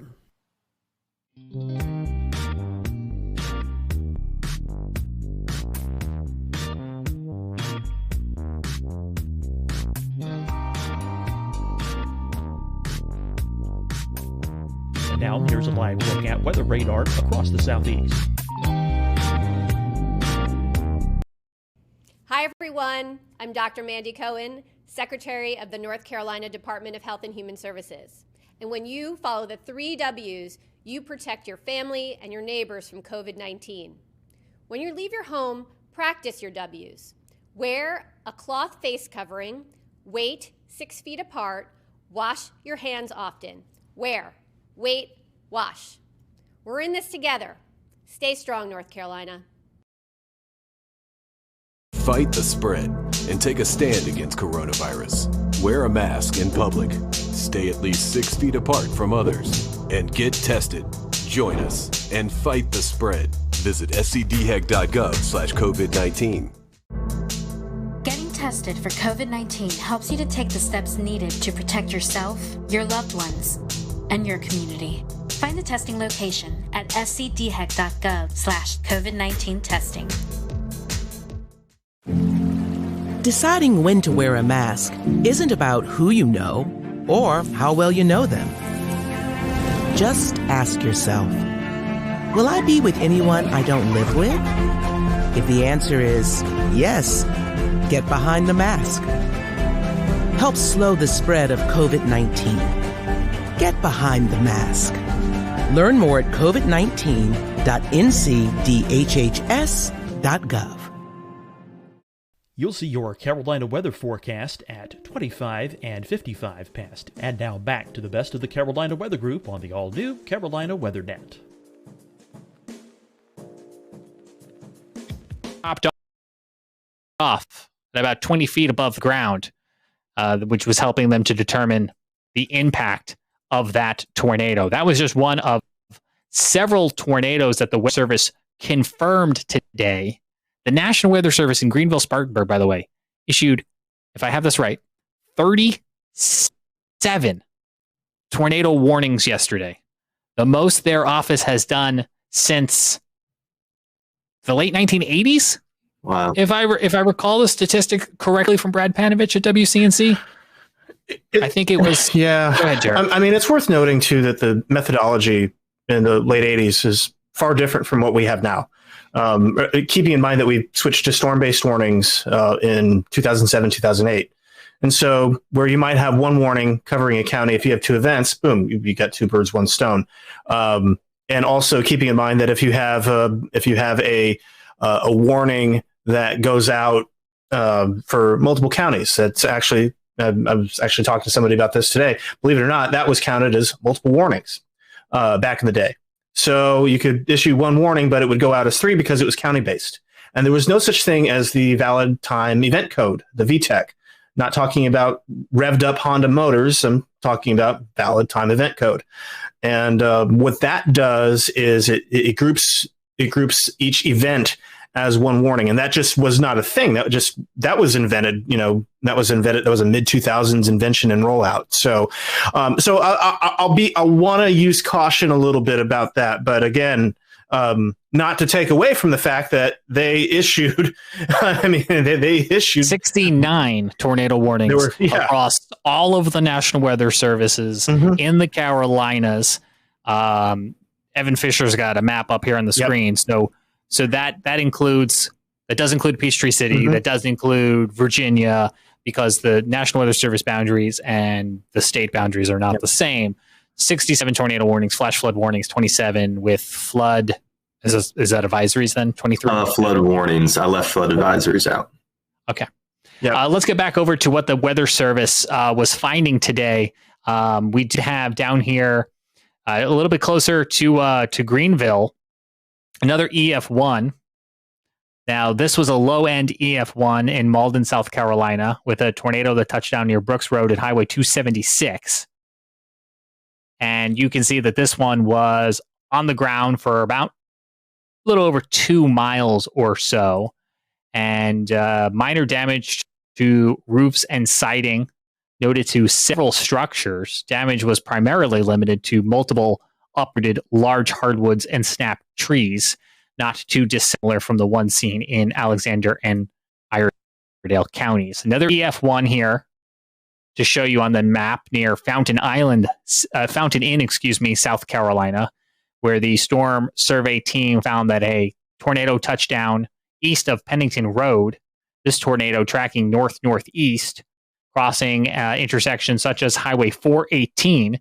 Damage, again, primarily limited to some hardwoods and snap trees, which would be expected with an EF1. One of the trees, though, did fall and damage a home on Ritchie Road. The shed there was also damaged and destroyed as a result of a fallen tree. So a direct result of that tornado, which EF0 also striking about 3 miles southeast of Fountain Inn, South Carolina. And I could have sworn, yes, there is. I was going to say, I could have sworn there was another short-lived little guy here, an EF0, that was on the ground for about 1/10 of a mile. And this one near Sandy Springs, South Carolina. And I almost missed this one as well here near 6 Mile, South Carolina, also on the ground for about 1/10 of a mile, where multiple trees were uprooted. Some of these shorter paths are not surprising, considering the tropical nature of the setup yesterday. And if you joined us for live coverage, or your local television broadcasters, they were talking a lot about these cells that were training across areas, but the nature of tornadoes associated with a tropical system like this, they spin up very quickly and they spin down very quickly. So it makes warning on them very tricky. You got to move very quickly, and then they don't live very long, which couldn't be good news. But it comes down to pulling that trigger, getting the effective communication, and then on your end at home, making sure you move to safety as quickly as possible. Because you're not going to have a lot of lead time that you might have with certain other tornado warnings we get here in the Carolinas. Certainly, you always want to try to move to safety as quickly as possible. Again, you can find information about how to help Western North Carolina forthcoming on our Facebook page. We're looking for the county to tell us exactly where and when they need help. I know they did say earlier, thanks but no thanks to volunteers for search for rescue, leaving that first and foremost to the professional first responders. And they said that they would be issuing some additional information about how the community can get involved and helped as soon as they get to that phase of their recovery. Jared, let's shift gears here now. As folks, we are in mid to late August, and the tropical season is well underway. With Tropical Depression Fred now gone, what's next? So that's an interesting question. So and that's a question that is kind of shifting on us a little bit as we've gone through the day. First, Hurricane Grace, second hurricane of the season, is going to make a couple hops in Mexico, dissipate there. Not a concern for the Carolinas, certainly a concern for Mexico with heavy rain and potentially some strong winds. Right now, does not expect to become a major hurricane, thank goodness, but still a very rough go for the Yucatan Peninsula, and then getting into mainland Mexico here. So there's your path for Grace. Again, well, very far south from the Carolinas, not a weather concern for us. Where it gets interesting is with Tropical Storm Henri. So last night, you may remember that we've been talking about Henri a little bit and how it was thinking about, it was going to curve out to sea. Guidance picked up on an interesting trend today, and there's a lot of guidance members that are starting to come around to this idea, so much so that the Hurricane Center is starting to come around to this idea that as Henri it's going to get picked up by cutoff low, and it's going to head north and parallel the coast. Again, this is going to be more of a wave and rip current maker for us along the Carolina coast. We'll need to see how far west it ends up. So, we'll continue to keep an eye on that. I'll show you all another graphic in a second, talking about tropical storm force wind probabilities there. But if you notice, the key difference in the track today versus yesterday is that Henri is taking aim on New England. A ridge of high pressure is going to build just to the northeast of Henri, basically cutting off its escape route. And so if you have plans, if you've got plans or business. I know that, Charlotte in particular, a lot of banking business, Charlotte to New York, that's a pretty common commute.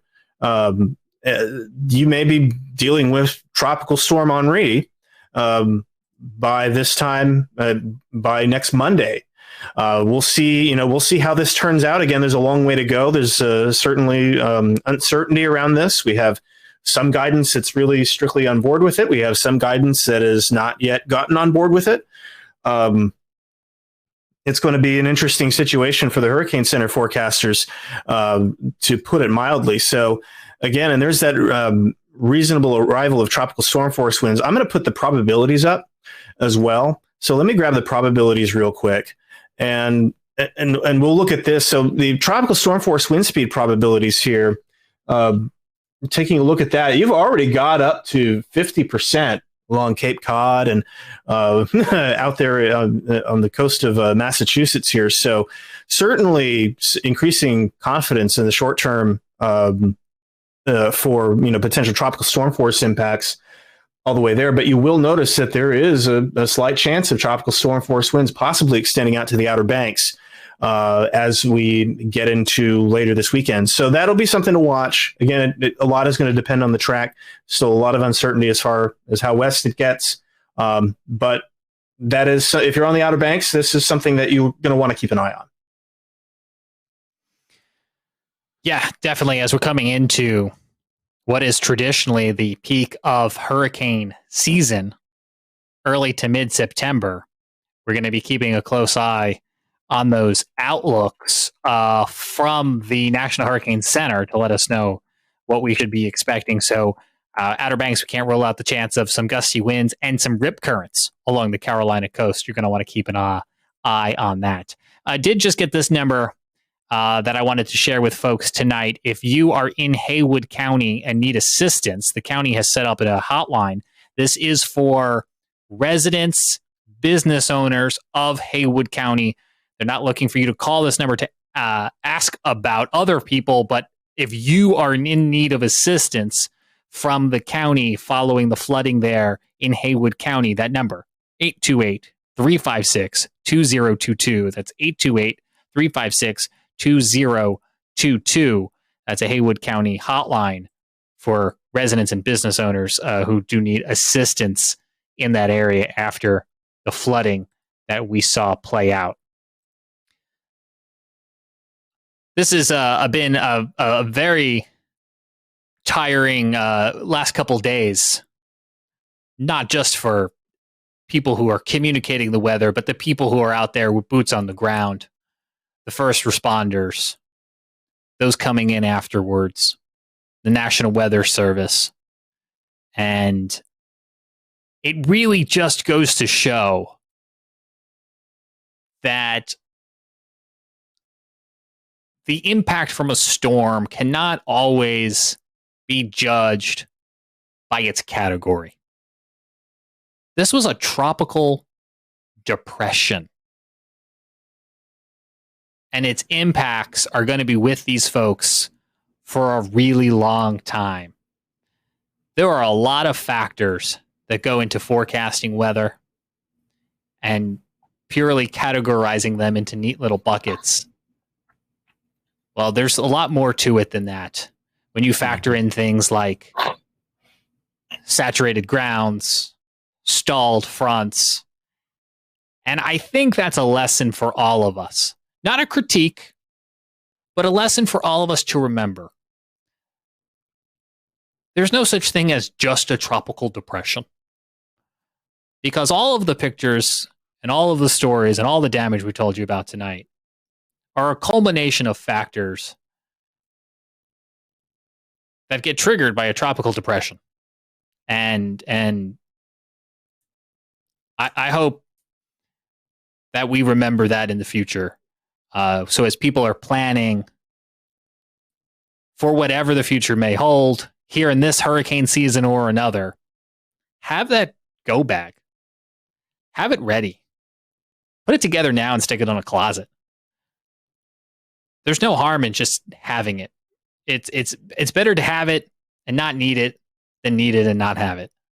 And I think I'm going to be revisiting mine too, because guys, I'll tell you, I wouldn't be ready if this rolled in here tomorrow.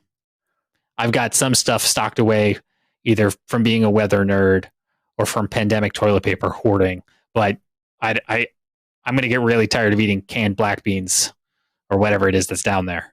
And I think that's my upcoming weekend to-do list. Yeah. Best time to do it is now. And that's, aside from Henri potentially kicking up some waves, we've got nothing else out there. And there's a bunch of Saharan dust coming off. We may actually catch a little bit of a break. And that is a welcome reprieve. Yeah. That's a reprieve that we don't usually get in late August. So I will urge everybody, take advantage of this. Check your hurricane kits. Look at your evacuation routes. Get vaccinated. No time like the present. Do not deal with COVID. Don't try not to worry about COVID on top of trying to run away from a storm. You made up a good point on that yesterday, because the combination of vaccines and masks and everything else instantly, fearfully goes into politics. But if you need to evacuate and go to a shelter, these are going to be factors and considerations on how you plan, where you go, what you can do when you get there.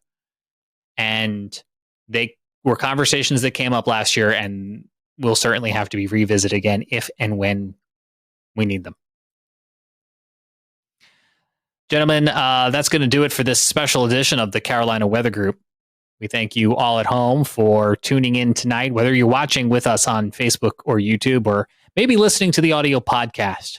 I don't want to leave you out, our podcast friends. I know you haven't been able to see these visuals that we've been showing you, but the audio podcast is an important mechanism for us because it's a place that during a state of emergency, we will turn to continue to deliver information about the weather.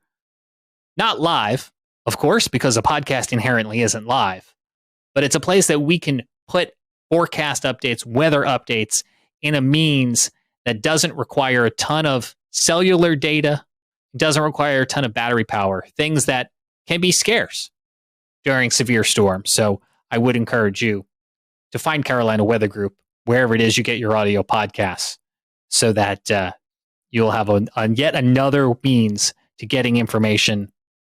And we hope it's a part of a matrix of ways that you get information. And so as you're preparing those go kits, as we always say, please know a weather radio. Very important tool not to be overlooked. On behalf of Jared Smith, Evan Fisher, I'm James Brierton in Charlotte, North Carolina. That does it for this special edition of the Carolina Weather Group. We will see you again real soon.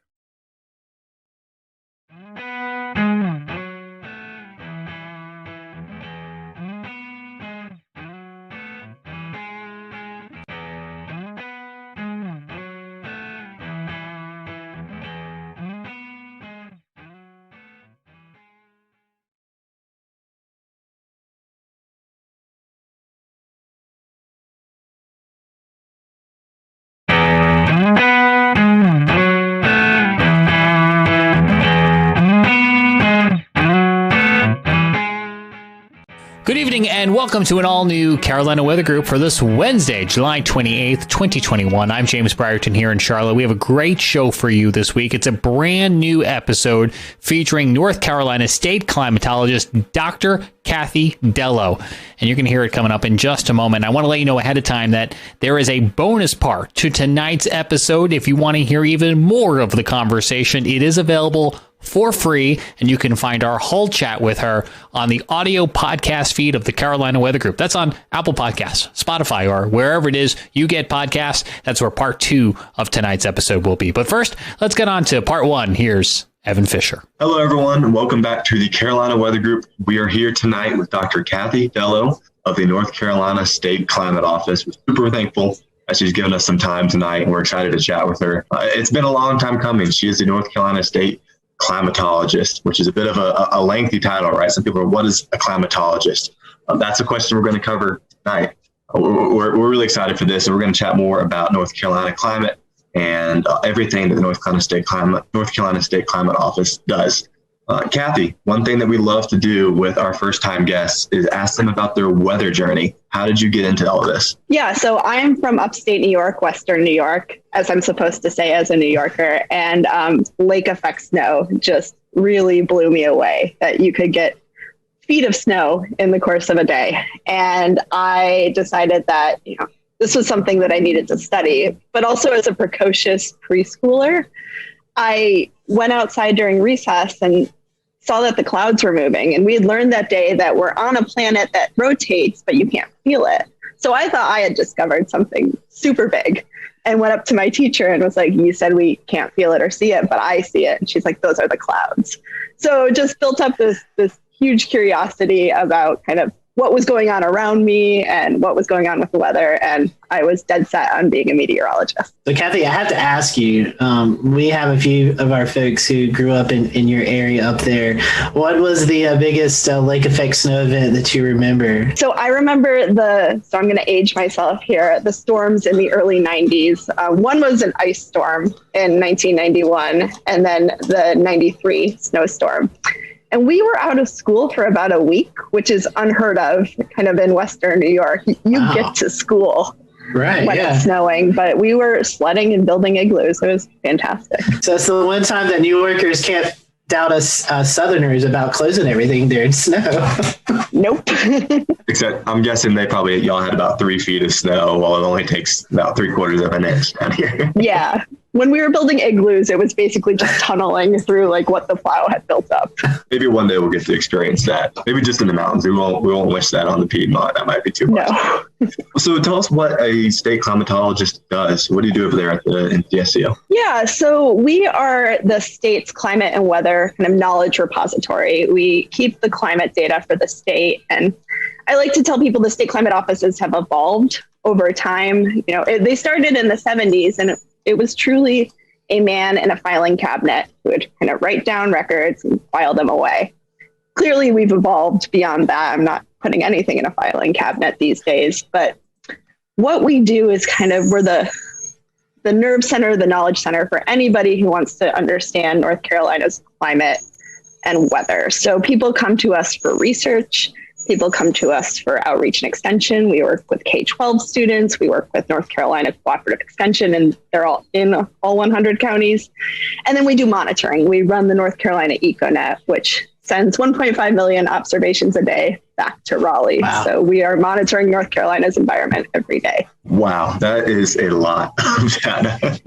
Anyone who knows the podcast knows that I'm a huge fan of the EcoNet. Kathy and the crew does a great job at the State Climate Office. They've got stations everywhere from, the furthest west one, Frying Pan, perhaps? I think so. Okay, Frying Pan is the furthest west. Now that I've gotten myself into geography, I might as well go ahead and pitch the question. There's a new furthest east station coming. Can you chat about that? Yeah, so we are putting up a station in Nags Head this summer. It's been a hole in our network. If you look at a map, we don't have any stations on the Outer Banks. We have one on Bald Head Island, and we get a lot of really fantastic, interesting info from there. So it only made sense for us to expand into this place that is so interesting climatologically and weather-wise. So we'll be at Chalky's Ridge State Park. And that gives us an opportunity both on the education side, because we have people that will be visiting the park and learning a little bit more about North Carolina's weather and climate through the EcoNet. And then from a monitoring standpoint, we have stakeholders who have requested a site, especially ahead of hurricane season, to understand a little bit more about their local weather. Kathy, we call this like a mesonet program, and several states have those, but tell us what goes into put one of those weather stations there. I mean, what are all instruments? What all are you observing, taking in data? What does that look like? Yeah, so it is a 10-meter tower. So they're not small. So when we were thinking about the Outer Banks, it had to be in a place where it wasn't going to be next to a $1 million beach house, obviously.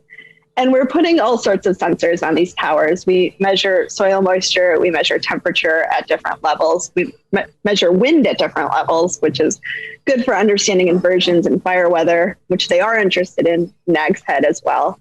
We're measuring solar radiation, precipitation through an impact sensor and a rain gauge. Really, we have all the bells and whistles except for cameras, which our colleagues in New York State have. Yeah, those stations are amazing. The amount of data, 1.5 million. Holy cow! I can't imagine what you guys must have to go through to sort that, QC it every day. That is a lot of algorithms, I'm sure. Yeah, and it does get QC'd every day, and it catches most of the big errors. Sometimes things slip through, and Evan, you've caught some stuff before, and folks email us, and we love that because it's always great to have another set of eyes checking your work. But it's a ton of data, and it gets ingested into the State Climate Office every 5 minutes, except for Mount Mitchell, which comes in every 15 minutes. Oh, interesting. I did not know that. That's good. Yeah, we don't have cell service up at Mount Mitchell, so we have to use an old modem. Interesting. Huh. I realize that. Well, with the online products that you'll have, I know there's a big overhaul earlier this year to introduce a bunch of new web products, one of which is Cardinal. Can you chat a little bit about some of the stuff that you released earlier in the year? Yeah, so going back to how the state climate offices have evolved, it's no longer Kathy sitting with her filing cabinet of observations.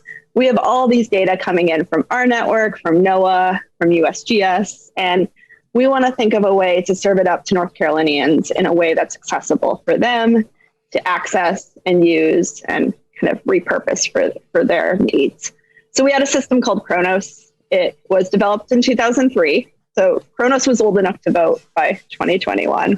And no online system needs to be around for 18 years. And if you looked into Kronos, the code started to get a little bit wacky. So we decided to start from scratch. And we went to North Carolina Cooperative Extension and said, what do you need from us? What would make your job easier when you can't always, call up the folks at the State Climate Office and get the data that you need? So they talked about some online tools that would be really helpful, a kind of three-pronged approach for getting the data. We have Station Scout, which is a way to just kind of quickly look at the... We'll return to Best of the Carolina Weather Group in a moment.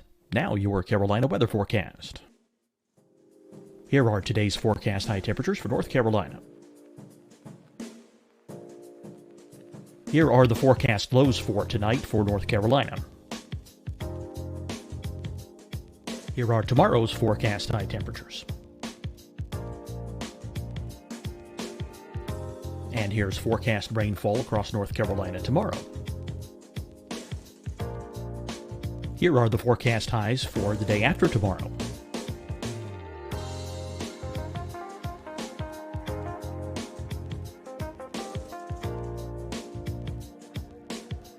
And here's the forecast rainfall across North Carolina for the day after tomorrow. This is the total rainfall forecast across North Carolina for the next 3 days. Here's the severe thunderstorm outlook for today from the Storm Prediction Center.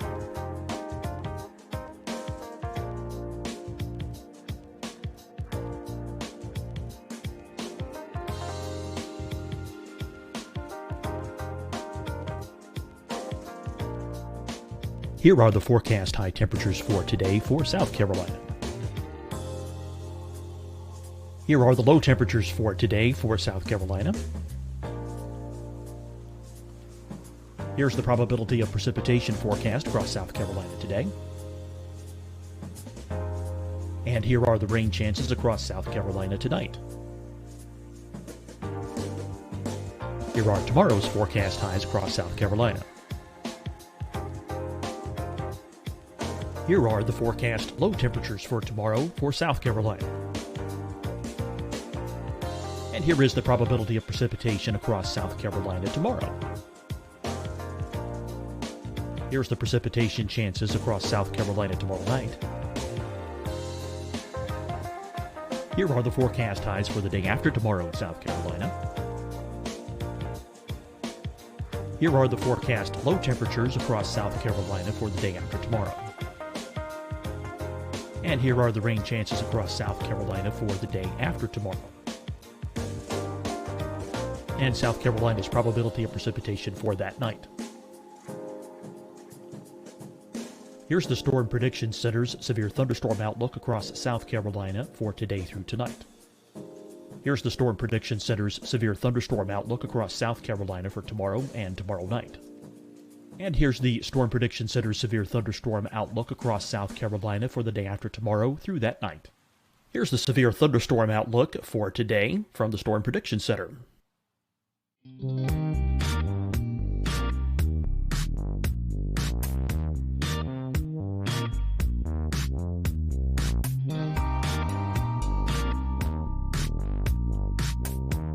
Now, here's a live look at weather radar across the southeast.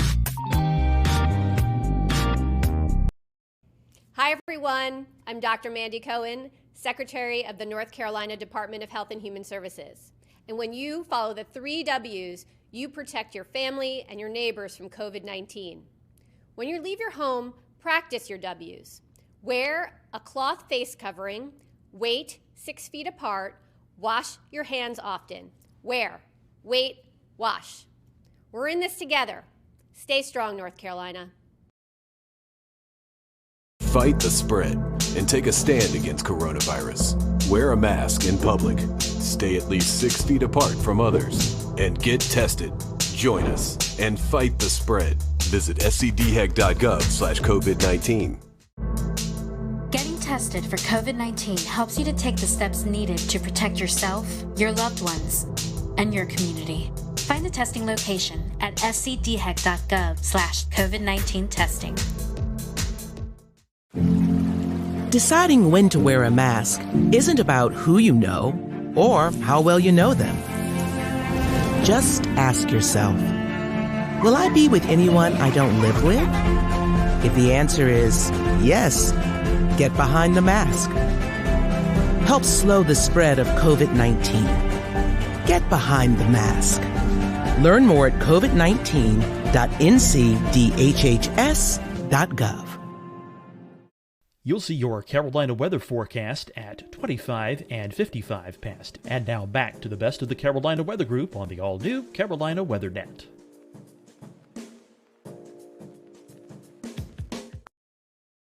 Cardinal, which is a way to get a lot of data, and then an API, which Evan, I know you've used, which is for more of our more advanced users. Yeah, I do like to pull more data than I probably should. And it's nice to be able to now. I really appreciate all the new products. It's super, super interesting. And one note for our podcast listeners, I don't know if anyone out there actually cares about grandfather mountain winds as much as I do, but I did just notice last night that a platform has been re-uploaded for the grandfather mountain weather station, which it's not technically part of the EcoNet, but it was part of Kronos, I guess, probably the way to say it. And it's fabulous. I'll tweet out a link on the Carolina Weather Group page, and you can find it on June 16th of 2021. Scotty, I guess I'll pass to you. I've been talking a lot. Yeah, well, Kathy, one thing that's new this year, 2021, is the new climate norms. And we get those, I think it's every 30 years. And so we've kind of closed out that cycle. And can you tell us a little bit about why we take like 30-year snippets, and then what has changed from the last cycle to this current cycle? Yeah, so we look at 30-year snippets of climate because we know that day-to-day weather is variable and day-to-day climate is variable. And these were developed even before, the climate really started warming. So they were used for kind of growing purposes and energy purposes. It was a good baseline for everybody to operate from. And they're updated every 10 years, and they're obviously still updated every 10 years. So we got the 91 to 2020 normals a couple months ago. And what they're showing, unsurprisingly, is warmer temperatures. So when you shift that baseline and you have those decades where it has been warmer, it shows up in the averages.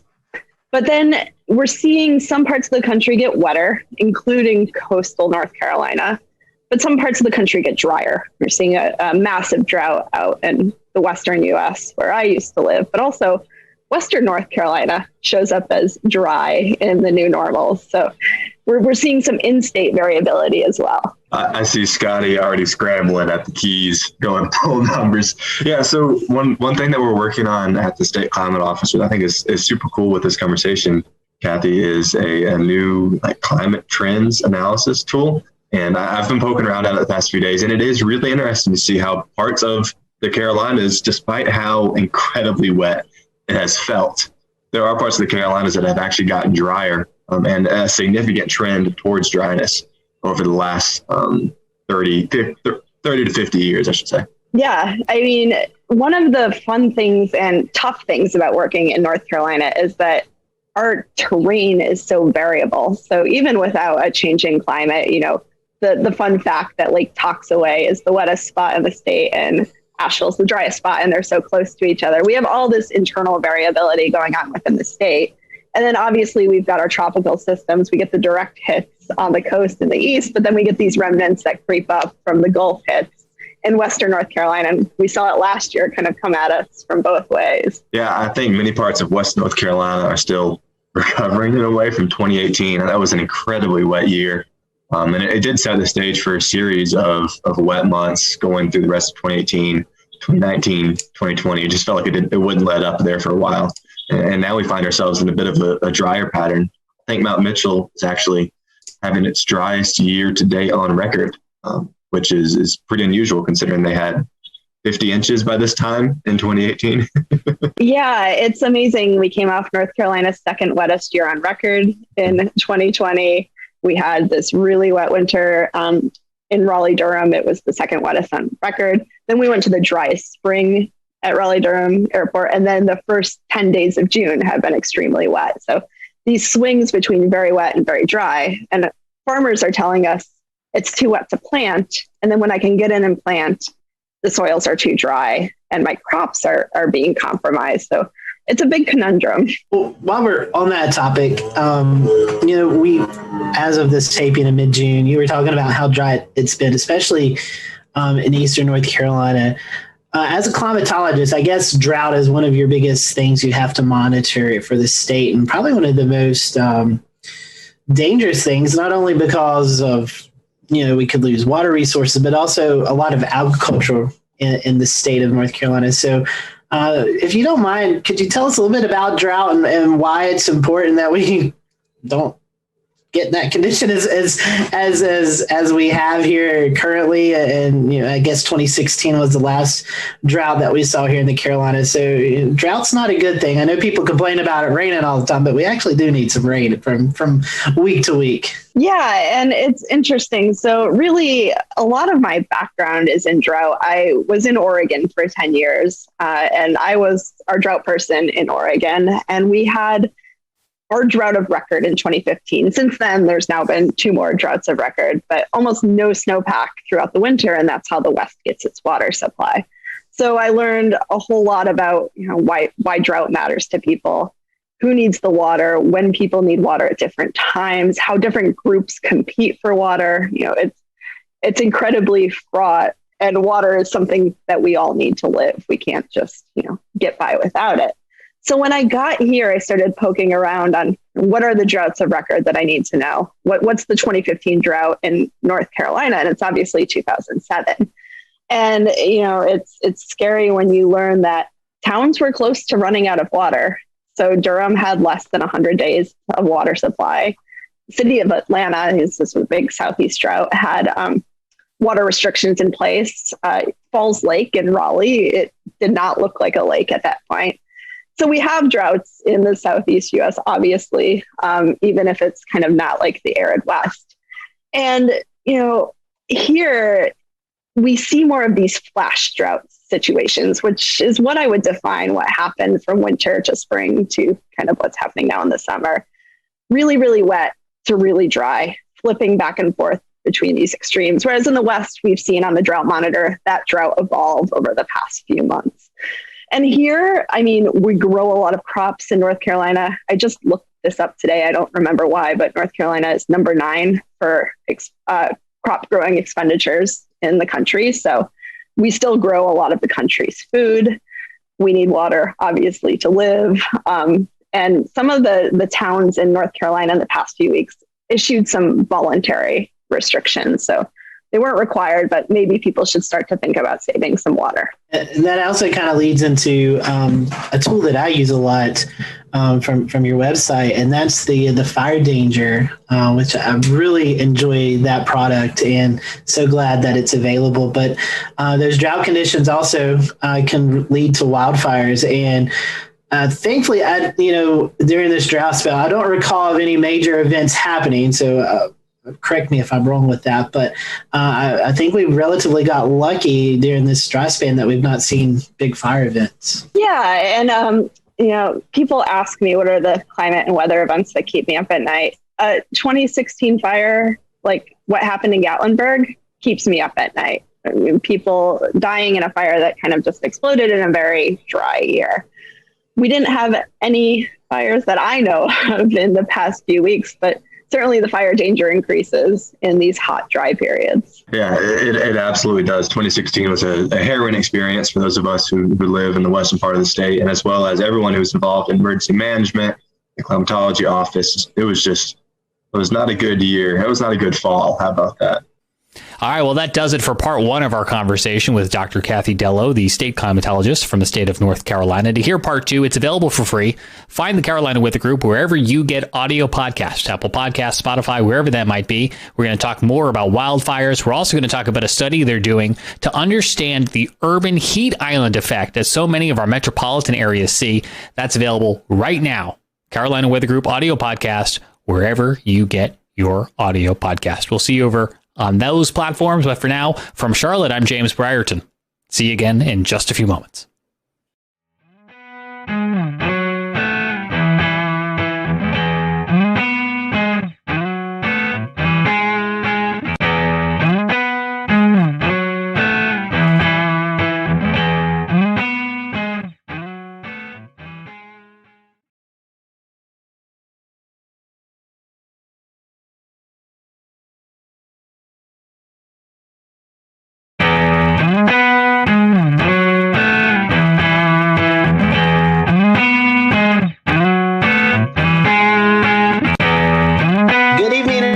Welcome to the Carolina Weather Group. This is the Wednesday, April 8th, 2020 edition of our little weather get-together. We hope you are all staying safe out there. Tonight we're going to be talking about storm chasing and COVID-19. We know that the pandemic is ongoing throughout the United States, and we are entering severe weather season. So we're going to talk to some storm chasers tonight, some familiar faces and some new faces. We want to welcome in Kevin Smith. He's with the National Weather Service in Pocatello, Idaho. We have on with us Tim Marshall, storm chaser, meteorologist, and engineer. If you are familiar with the weather community, you know Tim goes out and performs damage surveys after these big tornado events. So happy to have Tim on and let him talk a little bit about that towards the end of the show. And our good friend Mike Olubinski is with us. He's back with us, storm chaser, videographer, located out in Arizona and goes out throughout the plains throughout the storm season, capturing all the sounds and the sights of tornadoes and severe weather. So we're happy to have Tim and Mike and Kevin on with us. We may be joined by an additional guest later on in the program. But bring in our guests. I want to bring in Tim Marshall, Mike Olubinski, and Kevin Smith with us tonight. Gentlemen, welcome to the show. We're happy to have you. How's everyone doing this evening? I'm still alive. Well, that's good. We like to hear that. Doing Tim, great. Thanks for having us on. Yeah, Mike. Great to be here. Thank you. Thank you for that. Tim, we'll start with you. You are in Texas right now. Tell us a little bit for your first-time guest. So tell us a little bit about your weather history, your weather background, how you got caught up in this crazy weather community that we're all involved in. Yeah, we've come a long way, haven't we? Many, many years. Well, I've always been interested in the weather. Ever since I was small, I really kept weather records in my house. My parents asked me what I wanted for Christmas. I told them a barometer. They said, "What's that?" And I go, "It's a device that measures barometric pressure, air pressure." And I got a barometer, so I kept daily records. I wrote to TV weatherman. They wrote me back in those days. And then Ted Fujita was at the University of Chicago, and I was in a suburb of Chicago, Oak Lawn. I got hit by a F4 tornado on April 21, 1967. I was about 9 or 10. And I knew right then and there I wanted to study tornadoes the rest of my life and figure out what these things are. And I didn't realize at that time I was going to chase them down, but that came later. But I wanted to go to school and learn about tornadoes, and that's what I did. That's awesome. And Tim, we want to get more into what you do after the tornado later on in the show.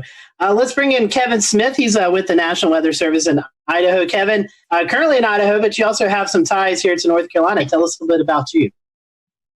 Yeah, so great to be on, and thanks for having me on the show tonight.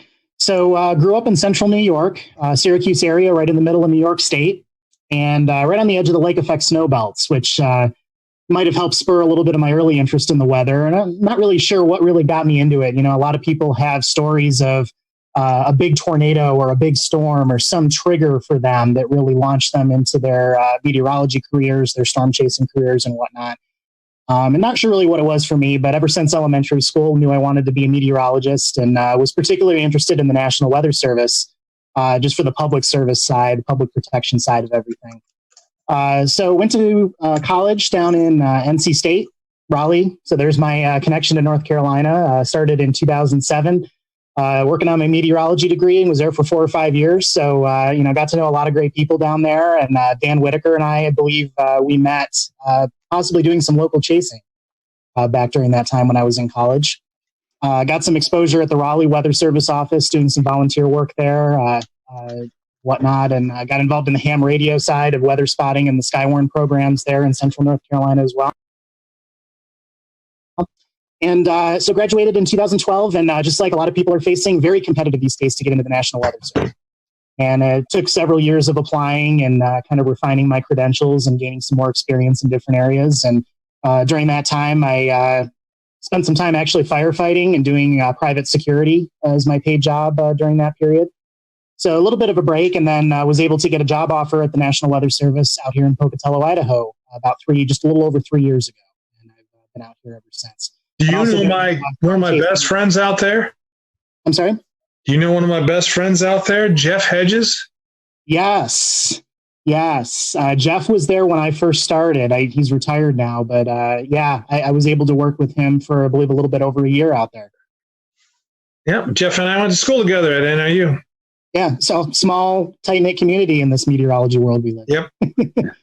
So, and I have about 12 or 13 years of storm chasing experience as well that I've continued on the side. So.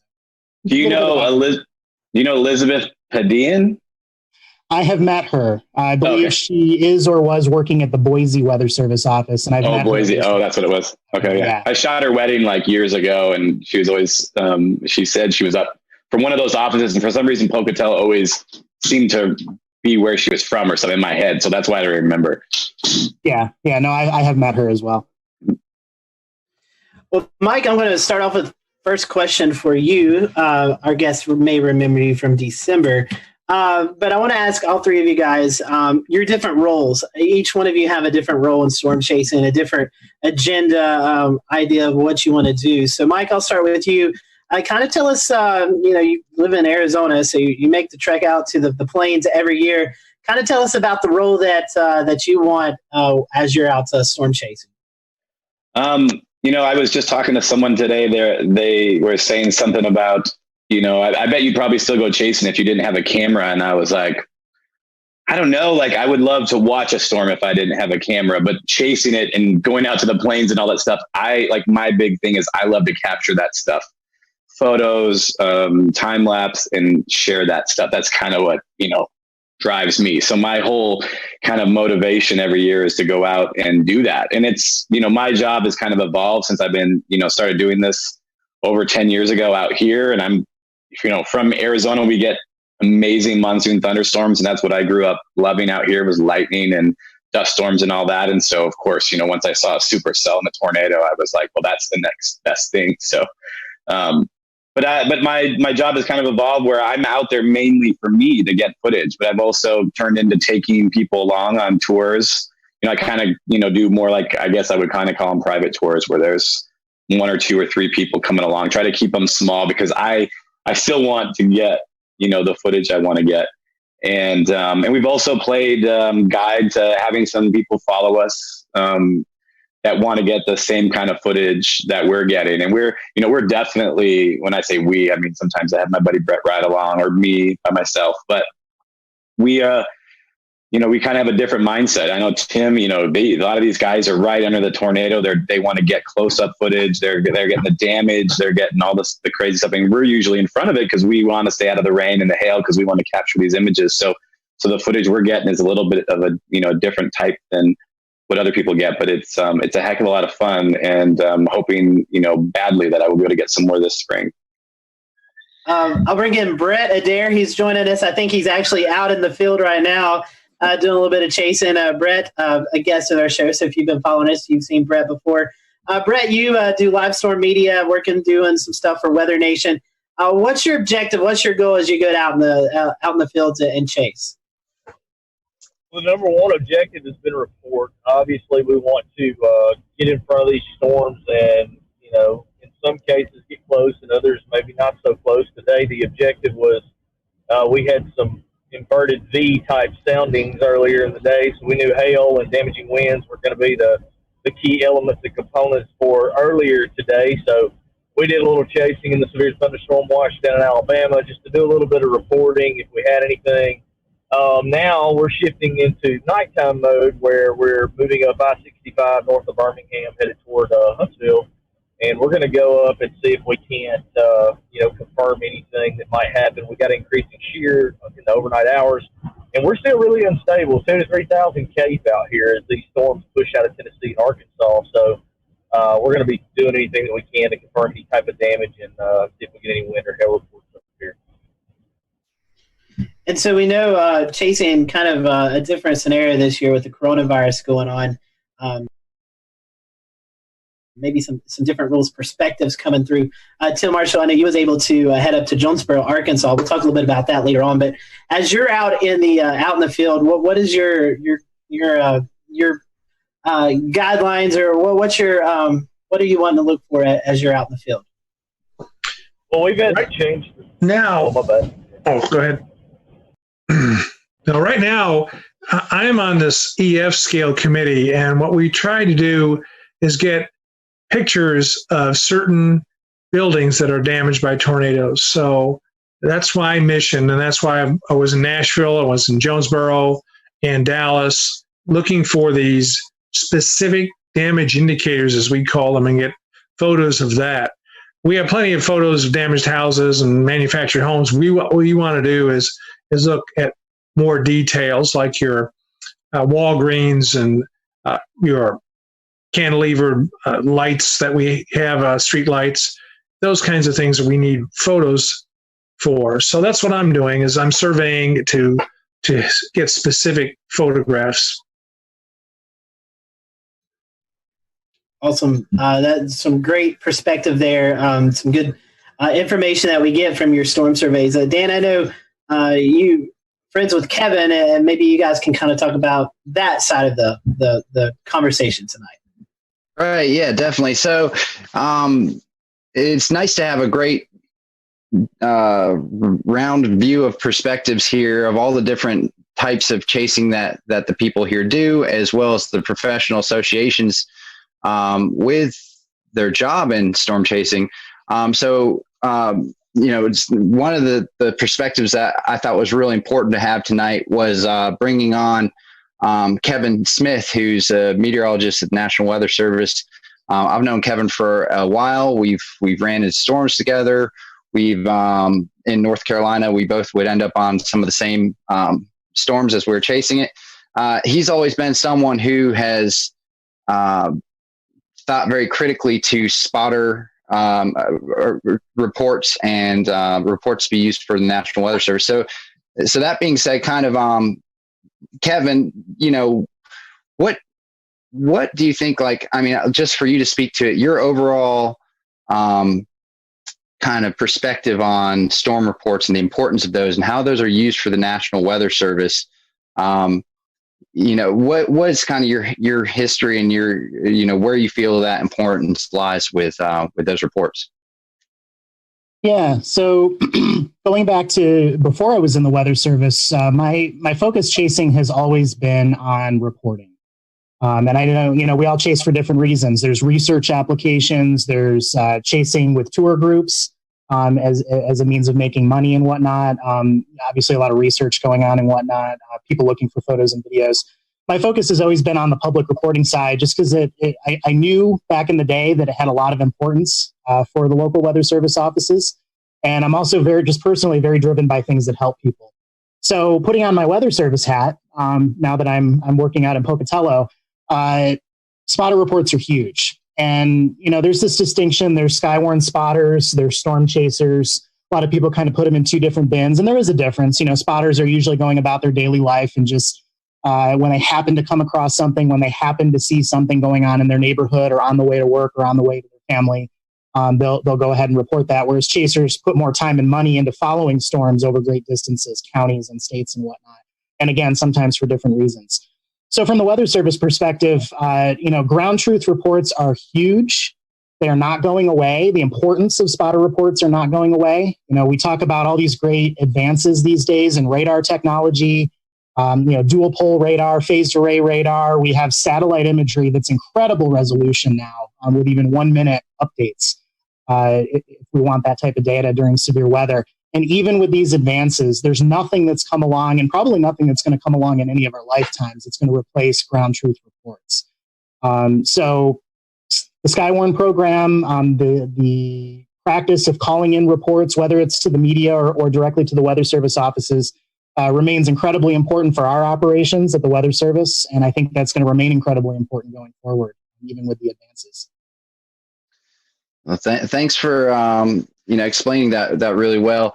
I guess kind of the purpose of tonight's conversation, how everything kind of comes back around, is how things are going to change this storm season with the threat of coronavirus and the way things are going this storm season already. And hopefully that changes in a few weeks or a month, and staying ultra optimistic that by late May or June things will be a lot closer to where they were, before all of this. But that's just the optimistic storm chaser in me. All that being said, I think one of the important things is, what if we're talking 5 years from now and we're looking back at this storm season, what are going to be the biggest takeaways? What are the most important things that may have happened weather-wise from a lot of people staying home? We'll return to Best of the Carolina Weather Group in a moment. Now your Carolina weather forecast. Here are today's forecast high temperatures for North Carolina. Here are the forecast lows for tonight for North Carolina. Here are tomorrow's forecast high temperatures. And here's forecast rainfall across North Carolina tomorrow. Here are the forecast highs for the day after tomorrow.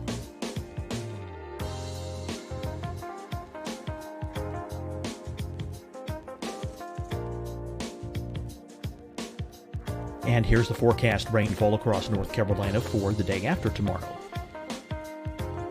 This is the total rainfall forecast across North Carolina for the next 3 days.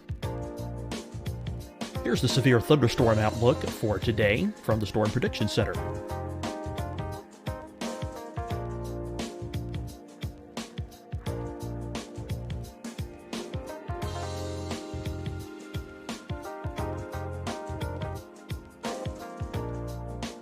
Here are the forecast high temperatures for today for South Carolina. Here are the low temperatures for today for South Carolina.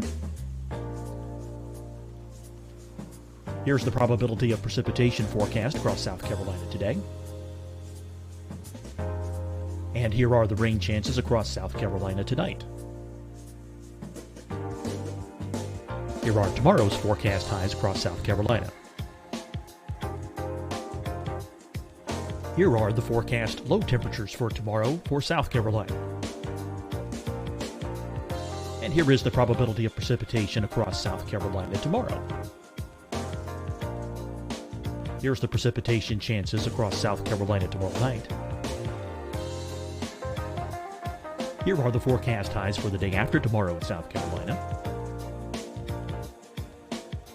Here are the forecast low temperatures across South Carolina for the day after tomorrow. And here are the rain chances across South Carolina for the day after tomorrow. And South Carolina's probability of precipitation for that night. Here's the Storm Prediction Center's severe thunderstorm outlook across South Carolina for today through tonight. Here's the Storm Prediction Center's severe thunderstorm outlook across South Carolina for tomorrow and tomorrow night. And here's the Storm Prediction Center's severe thunderstorm outlook across South Carolina for the day after tomorrow through that night. Here's the severe thunderstorm outlook for today from the Storm Prediction Center.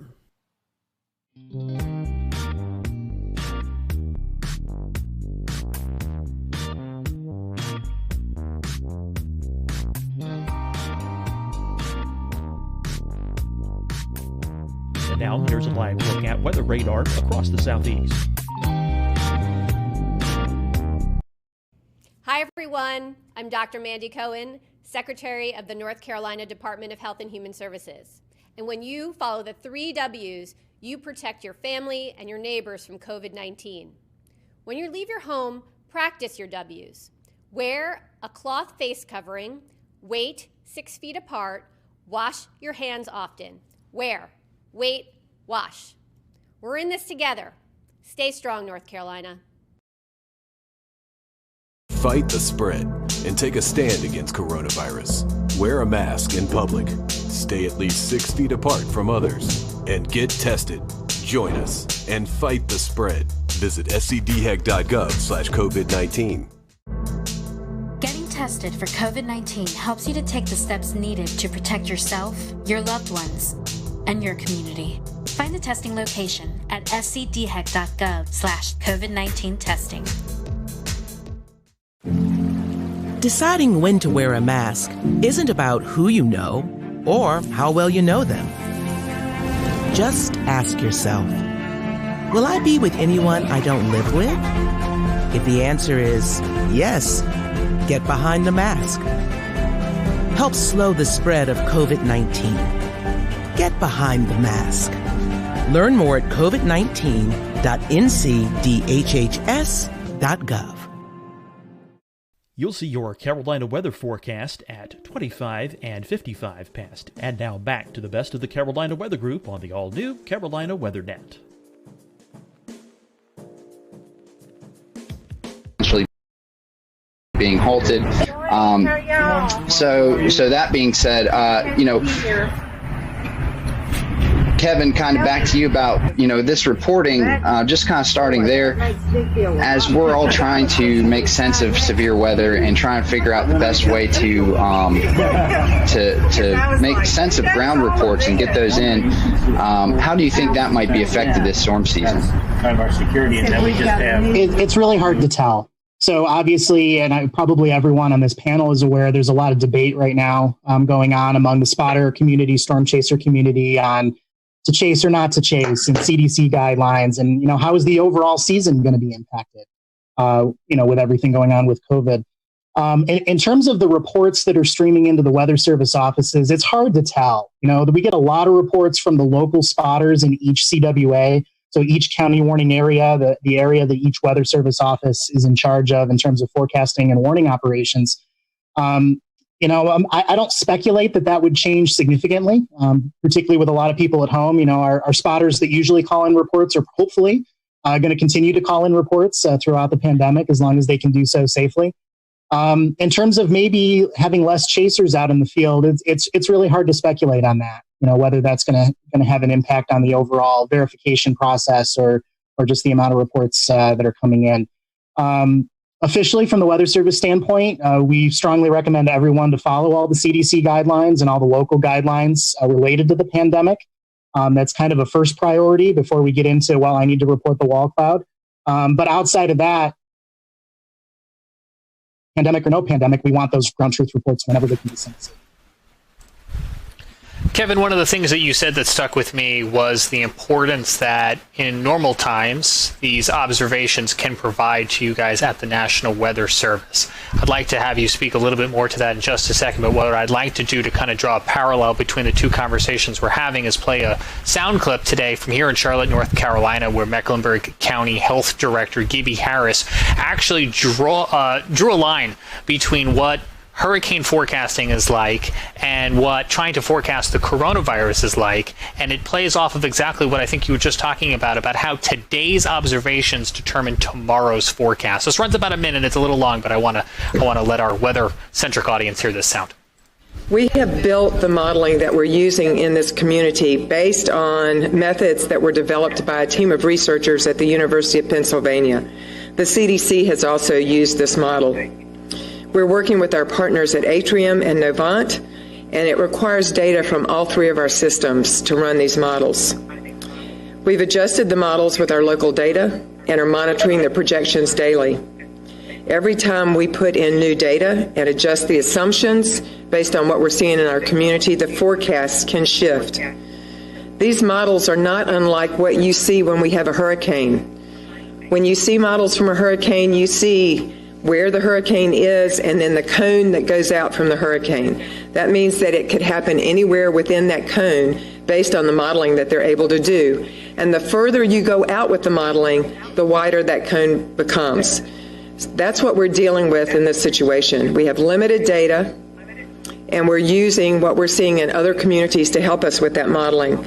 But you have to know that this is a moving target for us, and we're doing the best we can with what we have.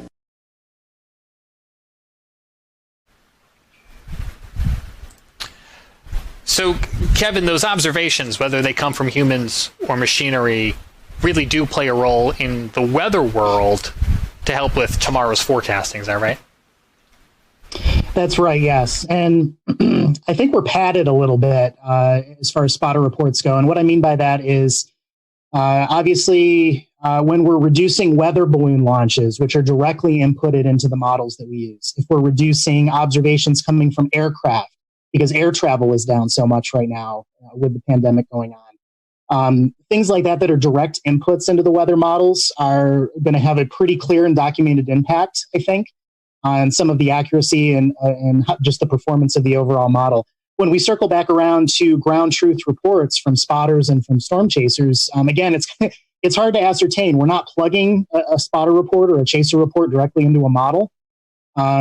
And again, with the majority of spotters being on the spotter end of that spectrum and reporting from home, reporting from work, again, we're hoping that we don't see a big reduction in those types of reports coming in during the pandemic. But I can think of multiple examples all the way back to high school when I was a spotter back in high school. And then I kind of started to stray more and more into storm chasing as we went into college and then my adult life so far. There's a lot of different examples I can think of where actions were taken by the Weather Service immediately based on my report. And that's a really great feeling. As far as, we know spotter reports are valuable. I'm telling you they're valuable right now as a Weather Service employee. But being able to see that in real time. So, for example, back in Cicero, New York, just north of the Syracuse area, called in my rain gauge observation one day. This was back, I believe, toward the end of high school, and said, hey, we've had a thunderstorm. Our total accumulation over the last 45 minutes was measured as this much. And this is what I'm seeing in terms of minor flooding around the neighborhood. And within 3 minutes, an urban and small stream flood advisory was issued. And when you read into the text of the advisory, it said, at such and such a time, a trained weather spotter reported this much rain fell in 45 minutes. The weather spotter reported there is street flooding in Cicero. And multiple examples like that over my time as a spotter, where you can see that direct effect that report has. So I think it's kind of in a different category. Regardless of how the weather models are responding to changes in the data inputs right now due to the pandemic, I think spotting is always valuable. Calling in reports, whether you're a spotter or chaser, is always valuable, pandemic or no pandemic, and hopefully that's going to continue uninterrupted as we go forward this year. Hey, Kevin, one more question for you before we move over to Brett, Mike, and Tim. As a forecaster at the National Weather Service, if come May, some of these stay-at-home orders haven't been repealed and we can't get storm spotters out in the field, how will that affect the warning process? Yeah, so again, hard to say. I think the majority, my impression from my experience is the majority of our local Skywarn spotters that report into each Weather Service office, again, are local. And so I don't think there's going to be a huge interruption in general in terms of their ability to report what they're seeing in their backyard, the type of weather that's impacting their neighborhood and whatnot. And again, it's hard to categorize, if people are not going out as much as they would, if some of the local spotters are not driving the neighborhood looking for damage, maybe because of the pandemic, or if we're cutting down on the chaser presence out in the field, just from the storm chasers, whether they're local or coming in from another state. It's very hard to tell what type of impact that would have. But the final thought on that, again, is whether you're a storm chaser, whether you're a spotter, whether you're someone looking to get involved in that process, these reports matter a lot. We use them every single high impact weather event and operations at all the Weather Service offices, and it's a great thing to get involved in. And if you want me to at some point, I can speak a little bit more to that and how to get involved as well.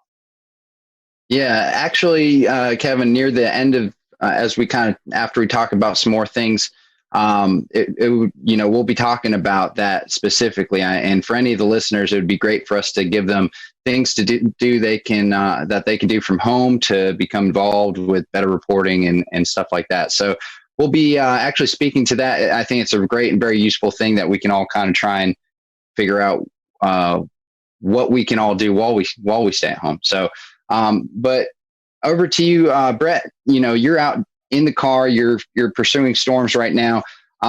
Just as a kind of overall question, what is so important about today and about what you're doing that you're in the car and following these storms right now? What from a media perspective and from a meteorologist's perspective is the reason you're out there, and why is that so important? Yeah, Dan, I mean, it's one of those situations where now, some people are definitely scared to go on the field because, the advisement has been to stay at home in most states.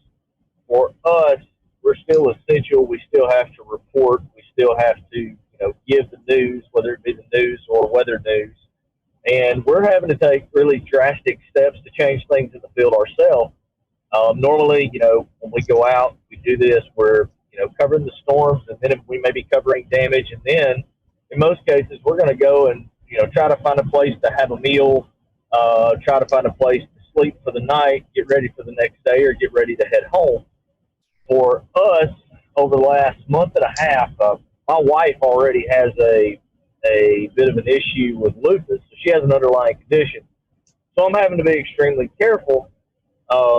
We have tons of hand sanitizer, gloves, N95 masks. We've been sleeping in tents on air mattresses at campgrounds that were open. Now we're going to likely have to do some primitive type camping when we go out for the next month or 2 months or however long.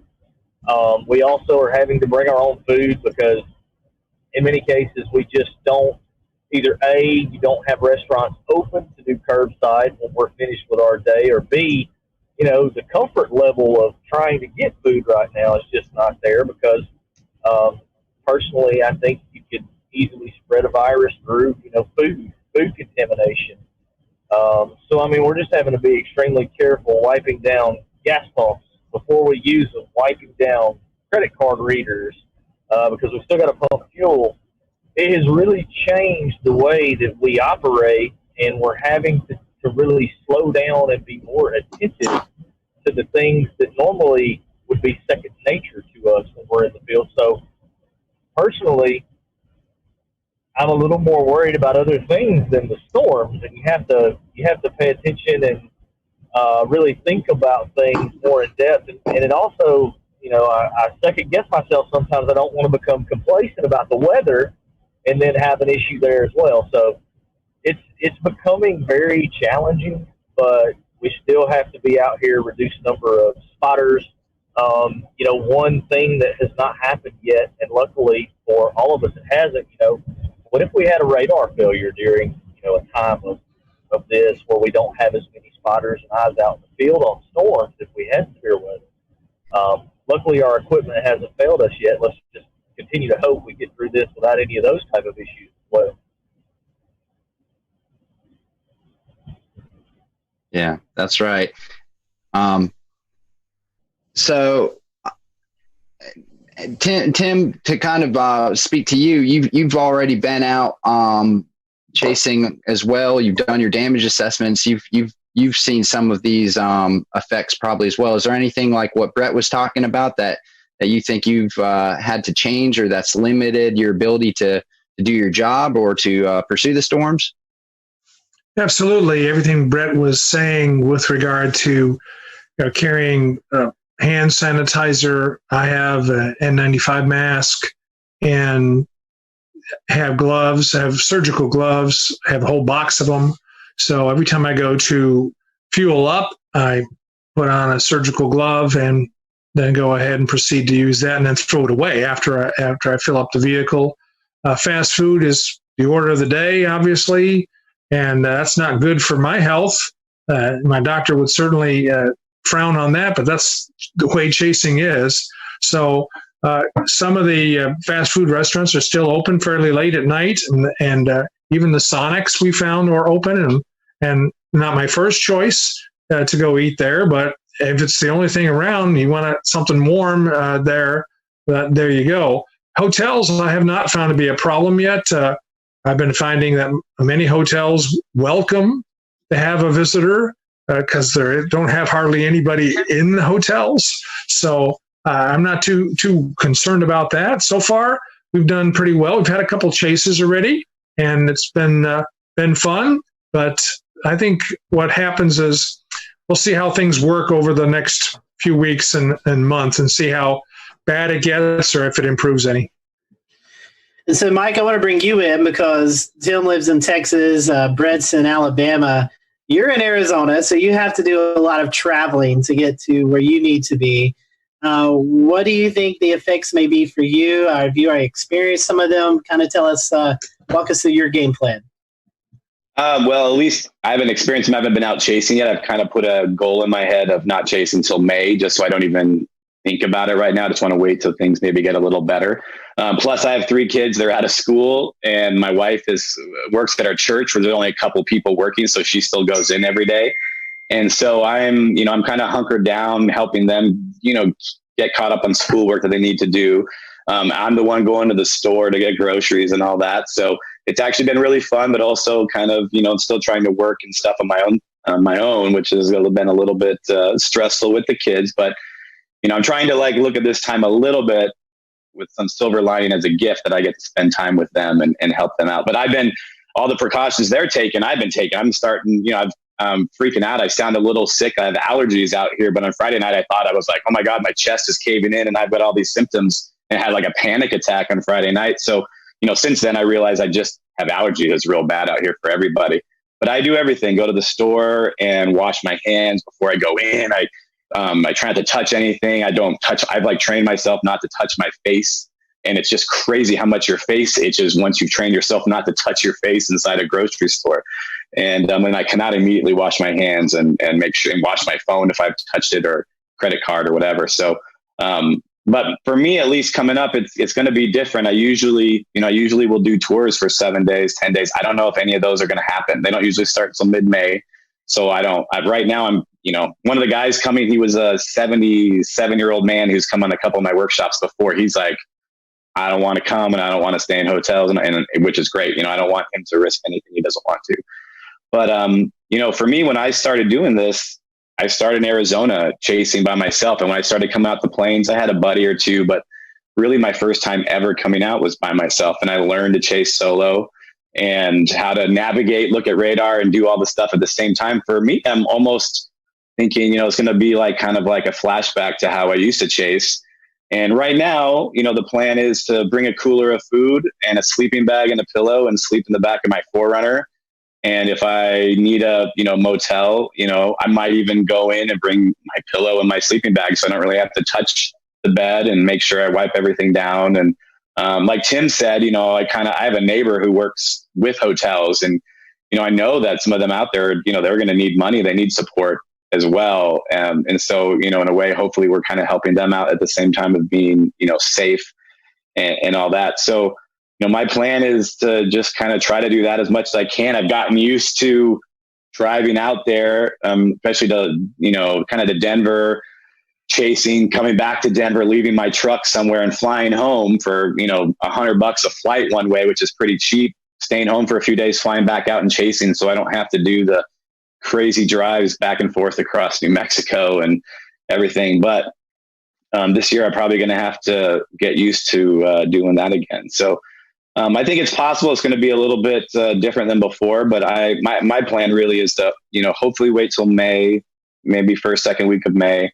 I love late May and June anyway. It's about my favorite time to chase. Usually it's more picturesque, or it can be. But that's just kind of my goal. And if it's safe to go, I'm going to feel real good about it, but I'm definitely going to be ultra paranoid the whole time I'm out there, and try to avoid any, big chaser meetups, no Applebee dinners, none of that stuff. It's just going to be kind of staying below radar, just chasing and having fun and trying to just do what I really love, which is just be out there all night getting lightning photos. And honestly, storm chasing, at least to me, is one of the most socially distancing hobbies you can possibly have. that also, at least for me, is a job. So I get to go do that and really have an excuse to be away from everybody and not have to do anything. But other than, Tim and Brett said, wash your hands before touching the gas pump and avoid, that kind of stuff as much as possible. So at least that's my plan right now, but we'll see. It's only early April. Who knows what's going to change? Yeah, definitely in a changing world. Kevin, I want to bring you in, and then we're going to go to a quick break. With the Weather Service, I know some things have to be kept internally, but as we get into storm season with the Weather Service, we see these bigger severe weather days. Sometimes the Weather Service brings in additional staff to help monitor social media, Skywarn, things like that. Does the Weather Service have any clue or any ideas or plans on how to address these bigger severe weather event days during the COVID-19 pandemic? Yeah, so the guidance we've been given is operations continue. So broadly in the Weather Service, we have a lot of people teleworking if they can, particularly on the management side, upper management, even some of our IT support and electricians type positions, electronic support, are trying to telework as much as possible. As far as operations goes, doing the forecasting for the airports, providing support for our partners, all of the severe weather outbreaks, all of that.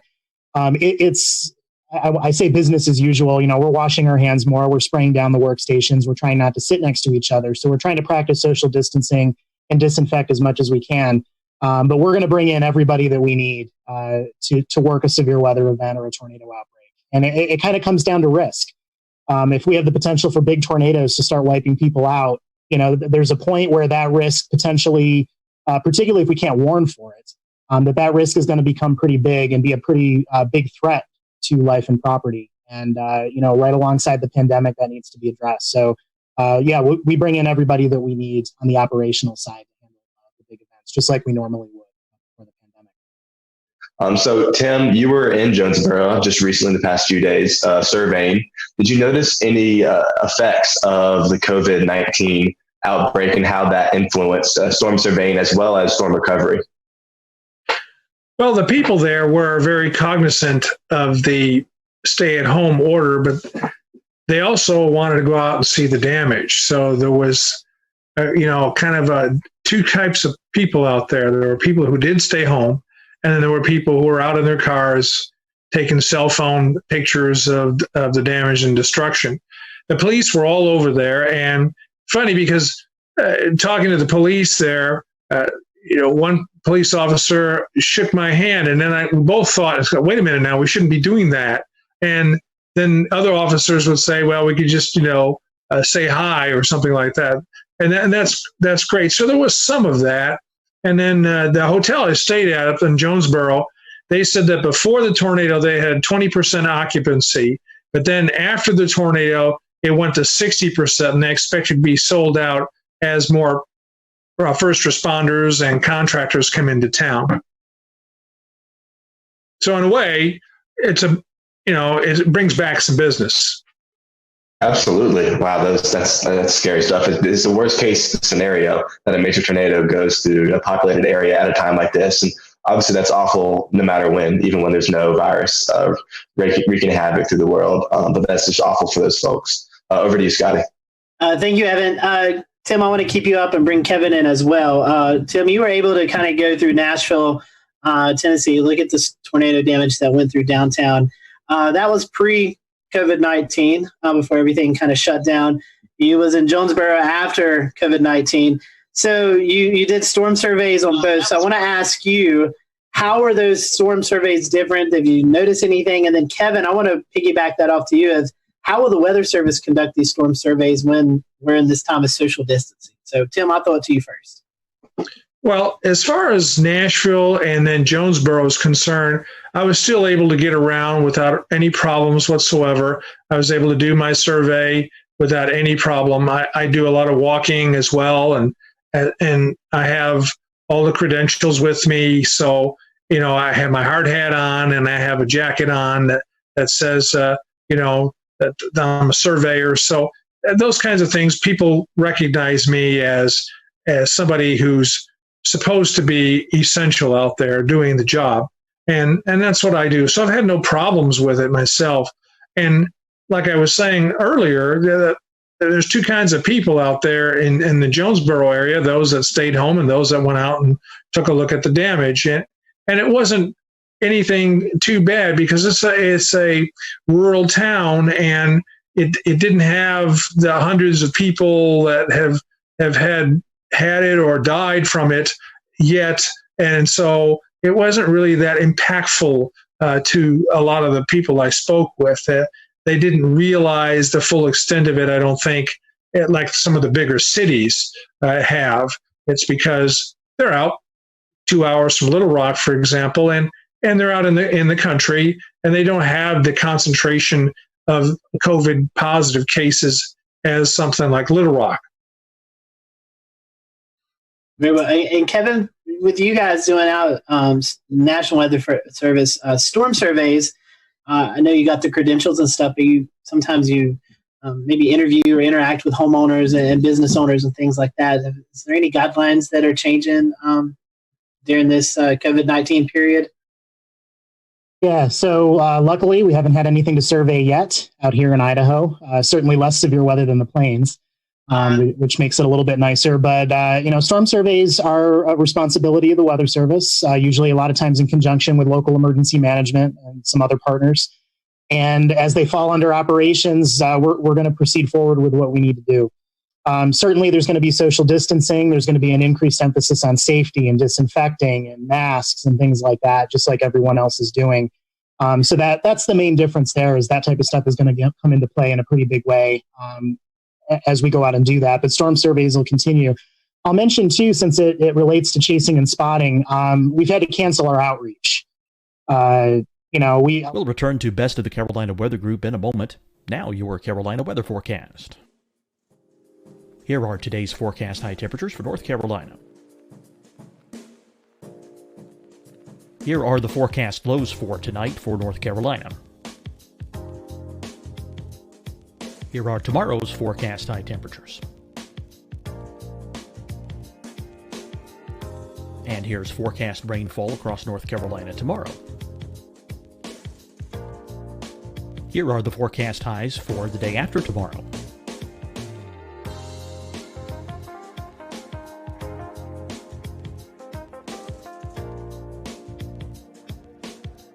And here's the forecast rainfall across North Carolina for the day after tomorrow. This is the total rainfall forecast across North Carolina for the next 3 days. Here's the severe thunderstorm outlook for today from the Storm Prediction Center.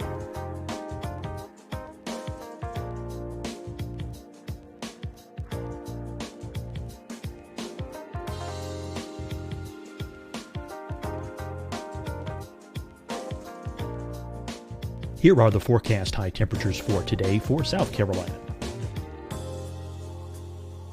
Here are the low temperatures for today for South Carolina.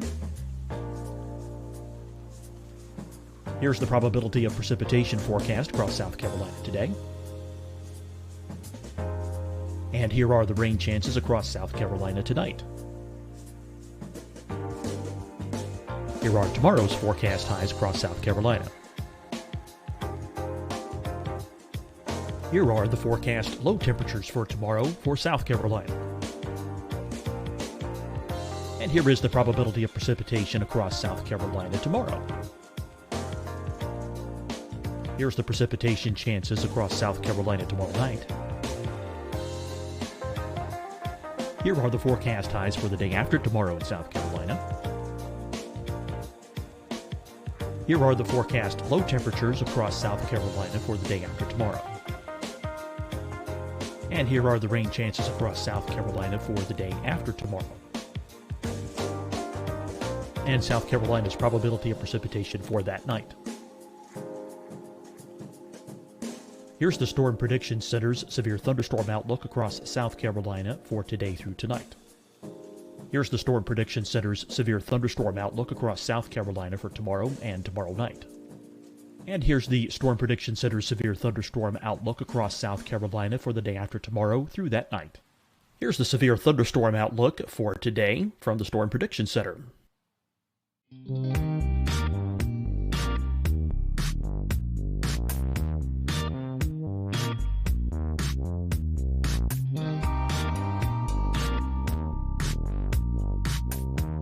now, here's a live look at weather radar across the southeast.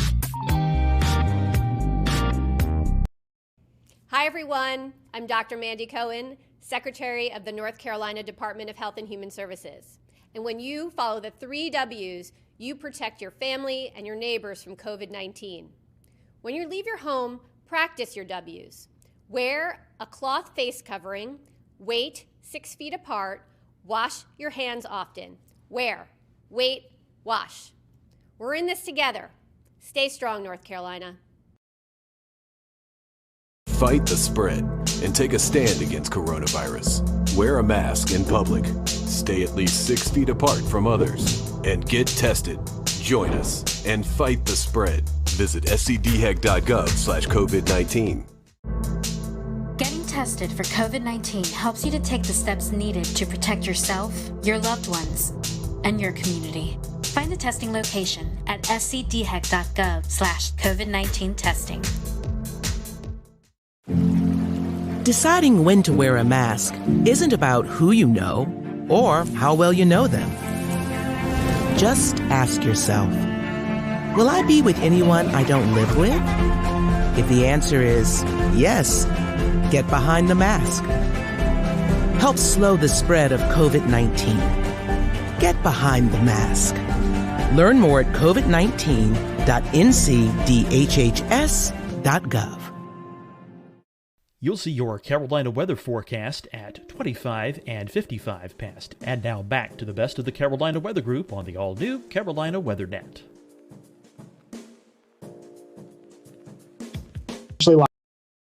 Lockdown, we're not letting contractors in anymore. We're not we're not interacting with people who are delivering packages. We're not allowing tours or visits or any in-person meetings of any kind. And that includes the outreach we do out in the field, like Skywarn classes to train new spotters. So a lot of that has been canceled, and actually just about all outreach across the country for the Weather Service has been canceled or postponed until things get better in the course of this pandemic. We have increased, most offices have increased their virtual presence. Some offices are doing more virtual online Skywarn classes that people can dial into live. So there's been a little bit of more of an emphasis there. And that's a trend that's been going on for years. A lot of offices have been starting to do that anyway. But that's certainly taken on a bigger role here during the pandemic since we're avoiding all of that in-person So contact. Kevin, if I was, let's say this was my first year trying to get involved with severe weather, whether that's the information or the spotting or and I have to do most of that from home. What other things would you recommend that I could get into to be able to kind of enhance my knowledge and also my ability to report from my local area for home? Things such as CoCROS or MPing, anything like that you can think of? Yeah. So there are 2 ways to look at this. One, business as usual as far as reporting for local spotters. If you're going to work, if you're at home, you see severe weather, before we wanted to know about it, we still want to know about it. And it's certainly, a safe social distancing activity as far as reporting electronically or over the phone. CoCROS is great. We use that data at the Weather Service offices across the country routinely for precipitation events. So getting involved in CoCROS, whether the pandemic was happening or not, is certainly something that's encouraged. Getting involved in your local Skywarn program and becoming a spotter, certainly encouraged. And then there's other technologies out there such as Spotter Network and MPing that are both pretty popular among the spotter and chaser community. And those are fair game as well during the pandemic. So if you haven't gotten involved in Spotter Network, there's a training that you can take online to get involved there, and that's a way to submit reports. And those reports do process into a lot of our systems at the Weather Service offices, like NWS Chat and some of our other systems. And then on the MPing side, MPing, it can be a little less useful at times depending on the category you're using in terms of whether we can directly use that for storm verification. So, for example, if you're reporting quarter-size hail in MPing, perfect. A lot of Weather Service offices have started using that data on a regular basis in an official capacity. Some of the wind damage categories in MPing are a little more binned. They're a little more broad and not very specific, and that isn't always the most helpful as far as verification goes. But remember, MPing is being used for research by the NSSL, by OU, and I believe SIMS is involved in well. So outside the Weather Service, there's a lot of applications for the MPing data. So that's still a great, valuable way to report. And they're still looking to really push that and get more and more reporting through MPing. Utilizes crowdsourcing to really provide its value. So all of these are on the table, regardless of whether there was a pandemic or not. And we certainly encourage people to continue to take those routes and get involved if you're interested in getting Tim, in years past, you've been involved in projects such as Vortex 2 and more recently Rotate. How might this diminish travel and being more careful about what you do while you're out chasing? How might all of those things affect severe weather research this season? Well, there'll be no project this year for me. I was informed that the folks that are in charge, Josh and Karen, lost funding, unfortunately, with NSF, so there's not going to be any kind of program this year. But they have asked me in past years to go along with them and to serve as one of the lead probe vehicles out there to deploy those instrumented pods. And the reason for that is because of my long years of experience and how I had this passion for getting up right in front of tornadoes. And we've had some good success over the years with them. It's just, I wish that we'd go every year instead of kind of waiting on the whims of funding. But I guess that's the way it works. So there won't be a project this spring, but I'll be out. I'm always out every spring, have been since 1978, and I will continue to go out and chase. Brett, I want to talk to you. I know you, Live Storms Media, you guys are out shooting video and different media outlets contact you about that. Do you think that might be a bigger thing this year to kind of break the COVID-19 news cycle, people wanting to see something besides the coronavirus with severe weather video? It's already been that way. We've been kind of noticing an uptick lately. A couple of other issues, though, with it. Unfortunately, some of our clients, particularly within the CBS News headquarters in New York City, have actually died of COVID. So it has created internal challenges on the administration side for the bigger networks. As you can imagine, treating their people and covering the story as much as they can.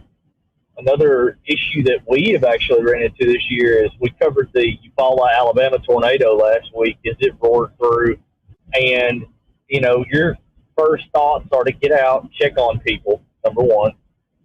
Number two, when people start talking to you and coming up and telling you about how the storm was, and then, from my media background, my perspective is, okay, well, would you like to do an interview?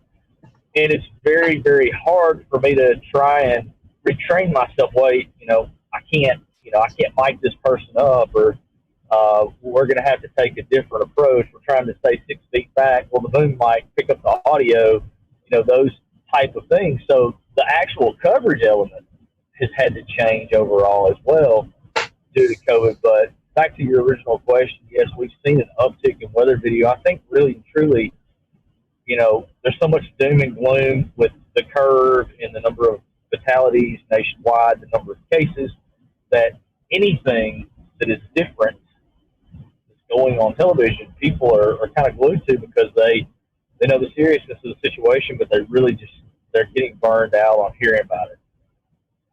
Definitely so. Well, I know we're running up on the hour. I want to invite you guys to stick around for just a little bit more. We're going to do a weather roundtable, but before we do that, I would love to give you an opportunity to promote any website, social media that folks can follow you on. Mike, I'll start with you first. How can people keep track with you as we get into the storm chasing season?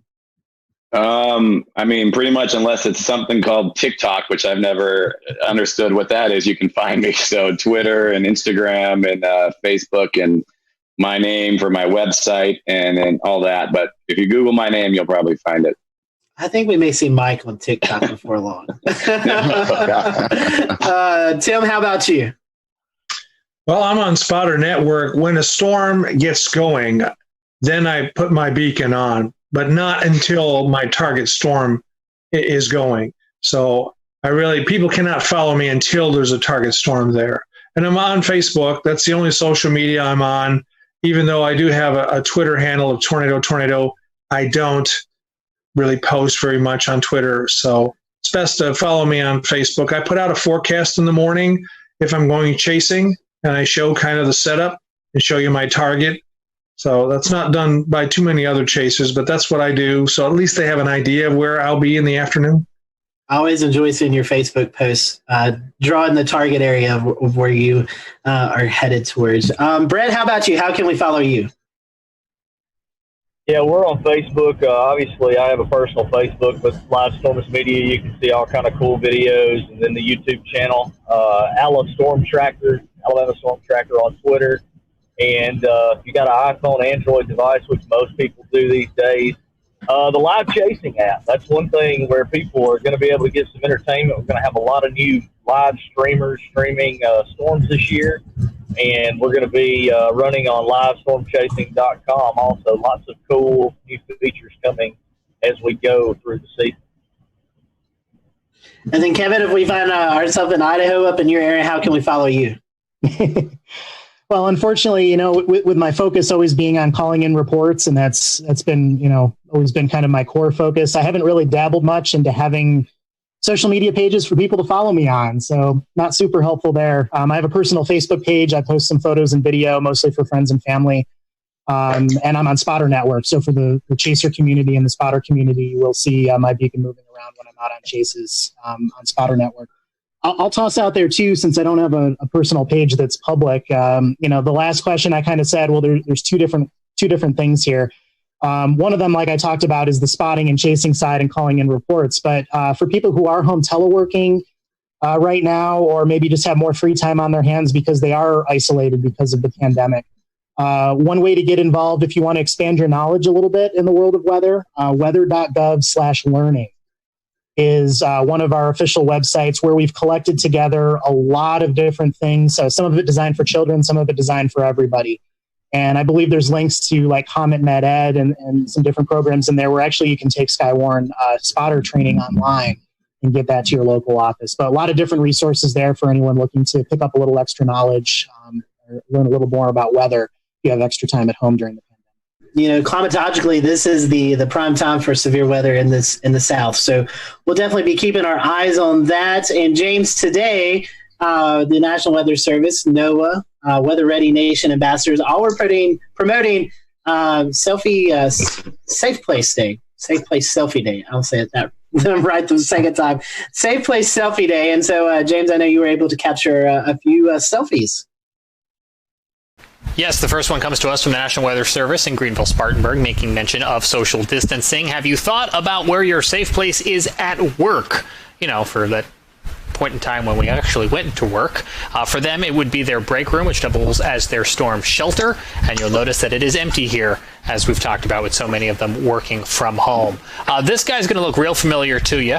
Here's Scotty Powell in his, is this a basement closet, Scotty? This is the basement bathroom, yes. Yeah, you got your helmet on, which is good. You have your tools, and loyal viewers of the show will know that we've actually seen Scotty reporting live from this space while seeking shelter, so we're used to seeing that wood paneling there behind him.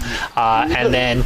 Remind me, it happened about this time last year, right? Yes, I believe we were talking about that earlier. A year ago, coming up, not the 16th, because that's a different tornado outbreak, but it was about a year ago that all took place.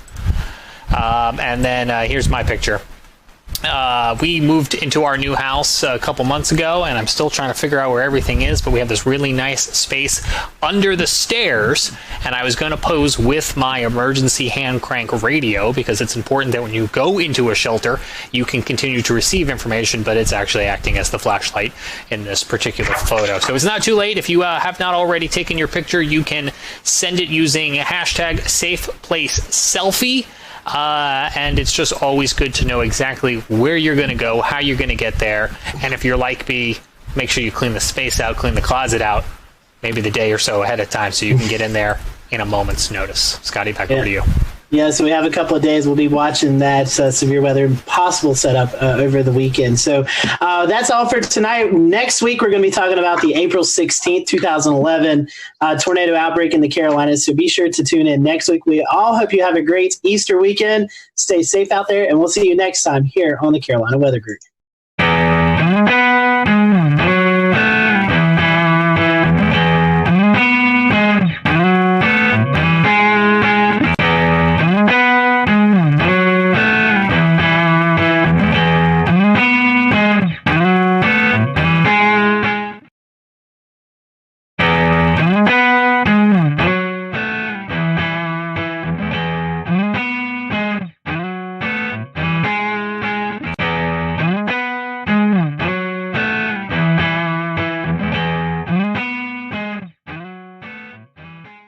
Hello, everyone. Welcome to the Carolina Weather Group. We're happy to have you on this Wednesday evening. We're going to be talking with Dr. Phil Klotzbach, meteorologist and professor out at Colorado State University, as well as Mr. Carl Schreck, who works for NC State University.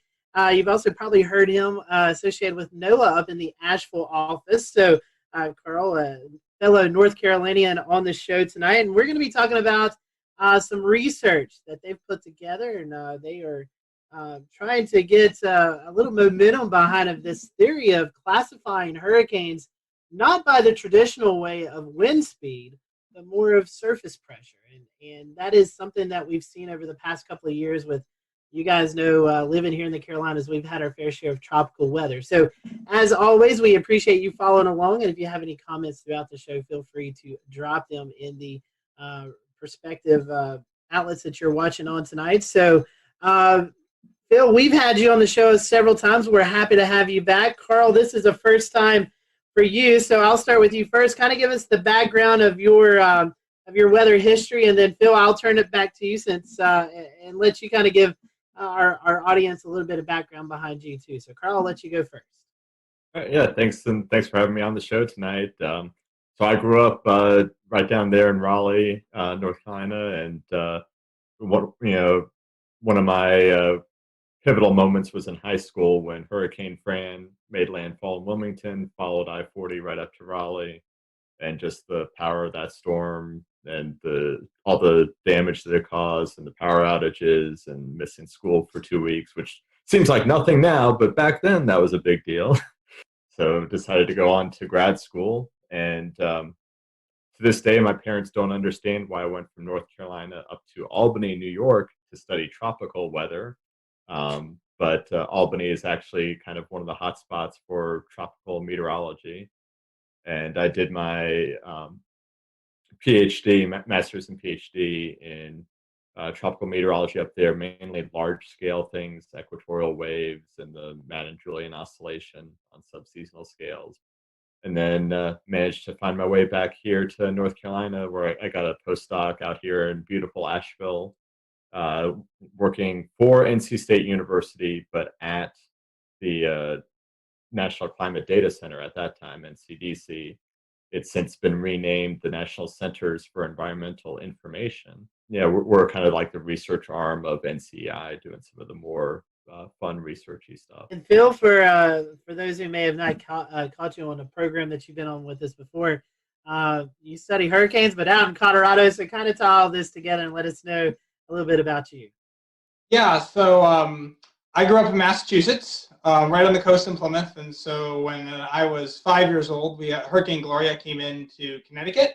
But even though it was about 150 miles away from where I grew up, it still had pretty significant impacts there, and that was I've always been kind of really fascinated by the weather, but that's really what got me focused more on hurricanes. And then I did my undergraduate at Bridgewater State in Massachusetts in geography, and then I'd done some research on seasonal prediction as an undergraduate, and so I applied to go to CSU, where Bill Gray was, and he accepted me, and I was very, very, very excited to go work with Bill Gray because he's kind of a legend in the field of tropical meteorology and everything. And I went out to CSU in 2000, and I've been working at CSU ever since. So I've been doing seasonal forecasting, part of the team for 18 years now. And if you were to ask Bill Gray why forecast hurricanes in Colorado, he would say it's because a storm surge can't get you at 5,000 feet.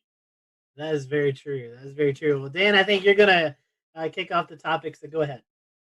we want to talk a little bit about surface pressure in relation to how hurricane damage is assessed.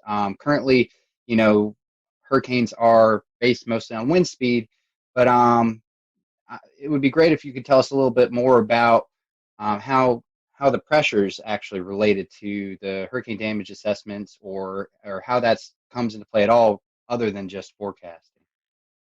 Yeah, so this was some work, and some of this actually came a little bit motivated from me growing up in the Northeast U.S., where the Hurricane Center has been reanalyzing all those historical hurricanes, and all my major hurricanes from New England are gone. They're taking them away. They know they're only Category 2s by wind speed. And so, if you look at hurricanes hitting in the East Coast, especially from, say, like Georgia northward, the Carolinas, especially as you head up into New England, their structure is somewhat different from a canonical hurricane like the ones you normally see, like a hurricane hitting Texas or Florida. As these hurricanes move further up the coast, they tend to get somewhat elongated. They're a little less symmetric looking. Sometimes they're not particularly, they're not. You wouldn't have those on your wall behind you framed as a picture of what a hurricane looks like. But these kind of big sprawly hurricanes often have a significant amount of damage associated with them. And so basically, if you're thinking about a hurricane, and I think Sandy's probably the best example. I know Sandy was officially post-tropical when it made landfall, but up to about 2 or 3 hours before, it was still classified as tropical. It was a Category 1 by wind. Wind's only about 65, 70 knots, but the pressure was down around 942, 943 millibars, which is an incredibly low pressure. And so the reason the winds weren't that strong was because basically you had a very low pressure in the center, but Sandy, as you know, was an enormously large storm. And so that pressure gradient, the gradient in pressure was spread out over a very large area. And so basically we find that pressure is more of an integrated metric of the storm. So your max wind gives you the strongest wind anywhere in a hurricane, whereas pressure gives you kind of the overall broader intensity of the storm, how large the storm is, because size is very important when it comes to the storm surge. If you have a larger storm, it tends to have a larger storm surge associated with it. And in our paper, we kind of talk about both Charlie and Katrina, how you had Charlie, which was a Category 4 by wind, a tight little storm, very damaging, very devastating, but over a very small area, had very little storm surge, even though it went into one of the most storm surge prone parts of the US. Whereas Katrina, obviously we all know what it did in New Orleans, but even say the levees it held in New Orleans have been 100% fine, killed several hundred people on the Mississippi coastline with a storm surge that approached 28 feet. Because even though its winds were slightly lower, it had a low pressure, 920 millibars. So we argue from our pressure classification scale that Katrina actually would have been a Category 5 hurricane. And consequently, if you look at the damage from Katrina, even putting aside the New Orleans damage, certainly had the damage more you would expect with the Category 5, just basically complete devastation and surge going miles inland. And so, Carl, we're talking about categories. This is all based off of the Saffir-Simpson scale currently. Can you just give us a brief rundown? I know it's not all, not quite as complicated as perhaps the pressure categories you guys have produced. But can you just give us a rundown of the Saffir-Simpson scale? Yeah, so the Saffir-Simpson scale was developed back in the I think it was the 60s, based mainly on damage assessments, and it was tied very much to the wind speed. Originally, it was set for wind speed, pressure, and storm surge, but as the decades went on, they started to realize that those aren't always one-to-one. So the Hurricane Center is really narrowed in on using just the wind speed to define each level of the scale, going from 1 to 5. And it's convenient because it's an easy way to communicate to people how strong the storm is with just a single number, but it can also be misleading, and some of them are spaced closer together than others, and so there's a little bit of kind of statistical noise with it as well. And so that was all part of why a lot of folks have really been starting to turn away from this really simple, just based on the maximum wind speed. Folks have been trying to come up with better and better metrics to identify different hazards like the rainfall or the storm surge that aren't really well captured by the winds. And also it's the winds at the center of the storm, or the strongest winds in the storm, and that doesn't really give you an idea of the size of the storm. And so one of the most popular alternatives to just using the wind speed is something called IKE, or integrated kinetic energy, that takes kind of the whole the whole disk of the storm and kind of adds up all of the wind speeds throughout the size and really takes into account that size. But the issue there is that you need to know the full wind field, and that's very rarely possible, especially as you go back farther. So that's one of the reasons why we really like the pressure. I mean, no single number is going to give you a great estimate of how strong a storm is, but we think if you've got to use a single number, that the pressure seems to integrate a lot more things and is a lot easier to calculate than some of the alternatives. But the nice thing with pressure is we measure it every time we fly a plane through a hurricane. We measure the pressure, and we have that number in real time. So basically, the nice thing is someone who's TV meteorologist or emergency manager can see, here's the current pressure, look at the scale and know what it is exactly, as opposed to having to wait for a model analysis for Ike. And that's the thing, is we need something we have in real time. And basically in real time, Hurricane Center has wind and pressure. And we argue also you can measure pressure a whole heck of a lot better than you can measure wind, both with aircraft and especially on the ground during a hurricane. Obviously, we all know anemometers tend to crash and burn in strong winds right when we want them.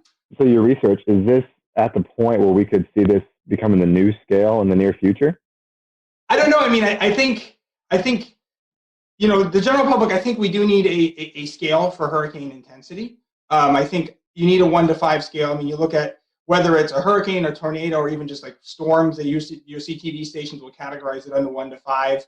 I think really what we find is that it gives you an overall better indication of, one, how much damage the storm is likely to cause. If you look at the historical relationship between wind and damage versus pressure and damage, pressure works better. And we've seen that. You see it also with fatalities. The storms with lower pressures have higher fatalities compared with the storms with lower. I mean, higher winds cause more fatalities too, but the relationship is better with pressure than it is with wind. When it comes to... We'll return to Best of the Carolina Weather Group in a moment. Now your Carolina weather forecast. Here are today's forecast high temperatures for North Carolina. Here are the forecast lows for tonight for North Carolina. Here are tomorrow's forecast high temperatures. And here's forecast rainfall across North Carolina tomorrow.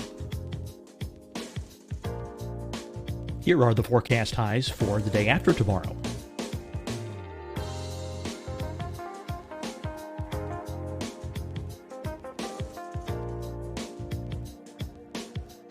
And here's the forecast rainfall across North Carolina for the day after tomorrow. This is the total rainfall forecast across North Carolina for the next 3 days. Here's the severe thunderstorm outlook for today from the Storm Prediction Center.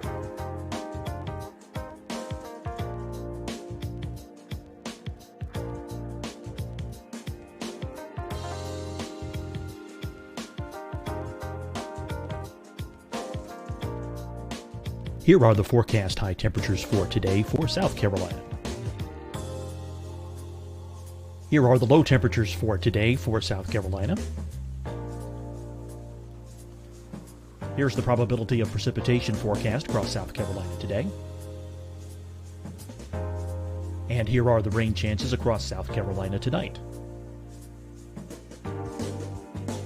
Here are tomorrow's forecast highs across South Carolina. Here are the forecast low temperatures for tomorrow for South Carolina. And here is the probability of precipitation across South Carolina tomorrow. Here's the precipitation chances across South Carolina tomorrow night. Here are the forecast highs for the day after tomorrow in South Carolina. Here are the forecast low temperatures across South Carolina for the day after tomorrow. And here are the rain chances across South Carolina for the day after tomorrow. And South Carolina's probability of precipitation for that night. Here's the Storm Prediction Center's severe thunderstorm outlook across South Carolina for today through tonight. Here's the Storm Prediction Center's severe thunderstorm outlook across South Carolina for tomorrow and tomorrow night. And here's the Storm Prediction Center's severe thunderstorm outlook across South Carolina for the day after tomorrow through that night. Here's the severe thunderstorm outlook for today from the Storm Prediction Center.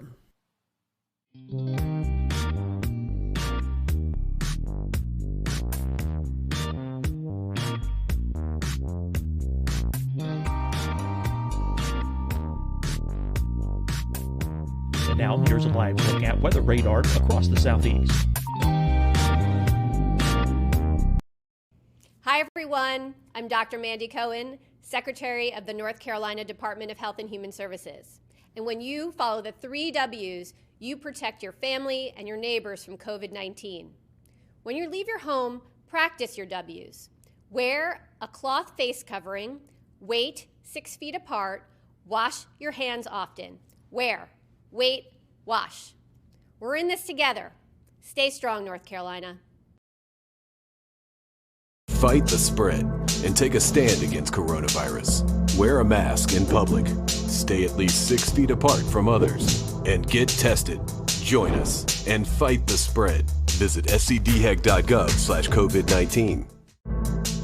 Getting tested for COVID-19 helps you to take the steps needed to protect yourself, your loved ones, and your community. Find the testing location at scdhec.gov/COVID-19 testing. Deciding when to wear a mask isn't about who you know or how well you know them. Just ask yourself, will I be with anyone I don't live with? If the answer is yes, get behind the mask. Help slow the spread of COVID-19. Get behind the mask. Learn more at covid19.ncdhhs.gov.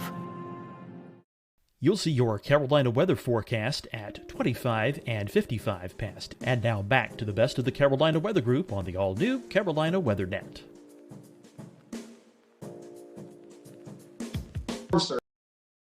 Surge. In general, lower pressures, you're going to see higher storm surges, even with a stronger relationship than you do with wind. And one of the big things we've seen is a pushback against Saffir-Simpson in the last, say, 10 to 12 years, as with these storms, these large storms like Ike and Sandy doing a lot more damage than we would expect from the category. But if we were categorizing them by pressure, we wouldn't necessarily have that strong pushback because they've actually worked pretty well. When you look at the pressures, they correlate really well with the damage. And obviously all we're looking at is the storm itself. We're not looking at where the storm is making landfall, because obviously if a storm makes landfall in, a major metropolitan area like Miami or Houston, it's going to do more damage than if it makes landfall in a much sparsely populated area. So just simply looking at the pressure, we can explain about 55, 60% of the variability in the damage, not even knowing where the storm is going to make landfall. So for a rapidly intensifying hurricane, would this provide any more, any better communication tools, or how would this apply to a storm perhaps like Michael that was rapidly intensifying as it approached the Florida coastline? When it comes to rapidly intensifying storms, it should work about equally whether you're using wind or pressure. I would say typically your pressure is going to, you may see the pressure fall. The pressure often will fall just ahead of where the winds pick up, so it might give you a little bit of extra notice. I think a lot of what you find is that pressure works well for these storms. I would say that pressure is going to work a little more robustly than wind when you have an eyewall replacement cycle. Because when you have an eyewall replacement cycle, the storm grows in size, the winds come down, but the pressure will maybe go up a scooch, but it's not necessarily going to go up. You're not going to see as big a dramatic a variation in the pressure as you do the wind. And so often when these storms go through eyewall replacement cycles, it's like, oh good, the winds are coming down, but the pressure is staying the same or even going down at the same time. And so it's not things are getting better, it's the storm's getting larger. And basically, kind of the way I always figure it is that the pressure's falling, there's other things that come into play, but in general, if the pressure's falling, the storm's either the winds are picking up, the storm's getting larger, or a combination of both, all of which is bad. And we saw this a bit with Hurricane Dorian last year, is that once it emerged from the Bahamas, it was it had weakened, the winds had come down, and the pressure had gone up. But then we had a few hours where the winds were still coming down, and the pressure was actually dropping at the same time. And so you kind of see the wording that the Hurricane Center was using where it's like, okay, the category may have come down, but the storm is growing in size, so it's not like the risk is getting any lower. And so I think that's why we argue it's a smoother and more continuous function than is the wind overall. It's a lot less volatile. And again, I think really one of the key things is we measure it a whole heck of a lot better too. Well, and you touched on earlier how the winds were, they're always going to be concentrated kind of in a smaller area. The strongest winds, as where the wind field itself can be a lot larger and still be very damaging. and how does assigning a number to a hurricane, a category number, obviously when it comes to research purposes, you're going to be able to look at a lot more factors. But when it comes to emergency management and assisting funds that are associated with these storms, can either of you speak to, how putting a number to that storm might affect that system if you have a 4 versus a 2, and how many funds you would be able to get from that, and why it would get better to have a better rating system? Yeah, so I'm not sure exactly how the numbers are used in that scenario. I know that like the Hurricane Center has been increasingly trying to kind of de-emphasize the Saffir-Simpson scale. So like if you look at the warning graphics, the cone of uncertainty, nowhere on there, you have to really dig pretty hard to find the Saffir-Simpson category. It may not actually be in there usually. They usually just give the wind speed and the pressure. They'll put, hurricane, major hurricane, which is category 3 or greater, but they don't really get beyond that because people seem to focus too much on the category, and they'll see, like Florence says it was approaching Wilmington, got downgraded from a category 4 to a category 2, but we all knew that the rain threat wasn't going away at all. And with pressure, the downgrade wouldn't have been as significant. So really where the Hurricane Center seems to be moving is, and I think this is similar to other parts of the Weather Service, where it's really warn on hazard instead of warn on the hurricane itself. So they're really more focused on having this custom suite of different storm surge products and wind products going farther inland, and the rainfall and the flooding, like having each individual component warned on.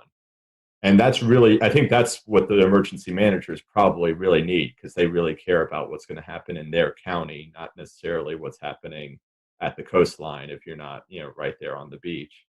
But if you're on the nightly news, going through all those details is going to take a lot longer than you probably have. And so that's why boiling things down to just one number still is valuable. It's just a matter of trying to figure out what one number is going to be the best for it. And we think this is a better solution, but we'll see how quickly people pick up on it. Have you guys looked at applying this to typhoons in the Pacific or any other basin? I would love to do that, but unfortunately we don't have really independent pressure measurements from wind. So in the Western Pacific, almost all the assessments are based on satellite. So they have basically what's known as the Dvorak scale, intensity estimation scale. And basically it and all its derivatives are based off of like satellite presentation, and then they assign a wind and a pressure based on that. So unfortunately, the Atlantic is really the only basin we have independent pressure measurements to actually be able to do this analysis. We actually do have aircraft recon that goes back from like 1950 to 1987 in the Western North Pacific. Unfortunately, I don't think, Carl, you can correct me if I'm wrong, but I don't think the pressure is archived in the best track, though, unfortunately. So like this, the statistics at the end of the year, basically the Hurricane Center or the Joint Typhoon Warning Center in the Western North Pacific will go through and reassess the storm, maybe tweak its location slightly, or will maybe change its intensities. And so in the Atlantic, they archive the position, the wind, and the pressure. In the Western North Pacific, they only archive the wind speeds. So the other really interesting thing that Phil was touching on there with the West Pacific is, so the Joint Typhoon Warning Center, their best track historical data only reports the wind for most of the record. But we do have the pressure fixes from recon data. And the really ironic thing is those winds that are reported in the best track were almost never measured. Because if you think about it, right now, most of the winds that we get are primarily coming from dropsons. And, we look back in the 50s, we found a schematic of what a dropson looked like in the 1950s. It literally had a record player in it, like a turntable dropping down out of the sky. How accurate do you think that was for measuring the wind speeds? Not very. So, really what they were doing for most of the recon era in the West Pacific was they were actually measuring the central pressure and then using their best guess of a wind pressure relationship to estimate the winds. from that pressure, because the only way they could really measure the winds was to look down at the ocean and see how much spray was coming off the waves. And again, not a very accurate way to do things. My, how the technology has changed. You guys have poured a lot of time and effort into this research. If some of our followers who are watching tonight, they want to kind of look at the research, where can they find that at? Where's the best spot? So it's on. It's been accepted. It's currently in early online review or early online for publication. So you can view it. It's currently the way it was accepted, the way it's currently formatted. They'll actually put a nice new formatting on it. It was supposed to come out in April, but I still haven't seen like the final version. So I suspect it's now going to be May. We have some other stuff going on in the world, so a lot of stuff has been delayed. If you search Phil Klotspot, Carl Schreck, and wind pressure, you'll definitely find it from that. There's not a lot of us roaming around. Well, gentlemen, we certainly appreciated your time tonight talking about this as we get into the tropical season. I know there's a lot of conversations going on in the weather industry about the Saffir-Simpson scale, maybe adapting or changing a little bit. I think tonight you've got a little bit of an idea of what a future scale may look like as we go throughout the next few years. So, gentlemen, we certainly appreciate your time, and hopefully this tropical season will be a little bit quieter. But if not, when you hear about surface pressure, hopefully tonight's episode will kind of give you a better idea about how we're determining the damages that these hurricanes could cause. So thank you for watching the Carolina Weather Group. Hope you have a great evening, and we will see you back here next time.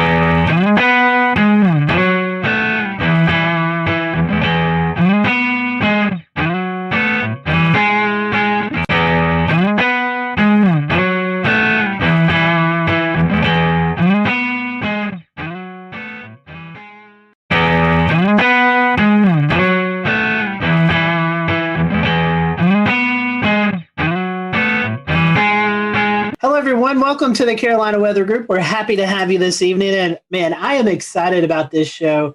We have featured Frying Pan Shoals out off the coast of North Carolina several times during our hurricane coverage that you most likely have tuned into from one time or another. And I've been wanting to get Richard on the show, and Shay worked his magic and was able to get Richard Neal on the show. Richard is an engineer and the director of Frying Pan Shoals Tower out in the Atlantic Ocean, where he currently is right now. And it's just hard to believe that technology's come so far along that we can actually talk to Richard, who's out in the middle of the ocean right now. So Richard, welcome to the show. We are happy to have you. And, I just want to talk a little bit. Our first question for you is more of a just kind of getting to know you question. And normally it's how did you get hooked into the weather world? And I know weather plays a little bit into what you do, but how did you get involved in this project? I mean, this is just such a fascinating story about you guys.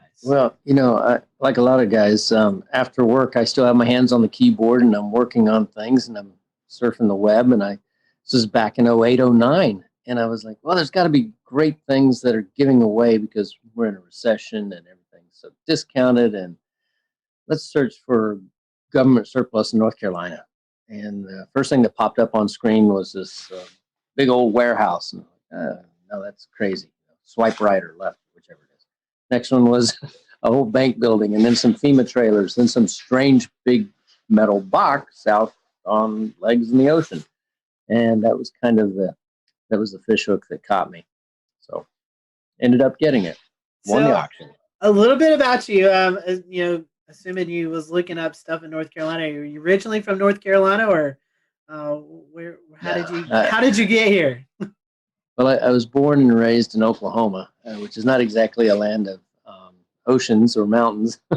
And so I had a chance to come do a job interview over here back in the previous couple decades.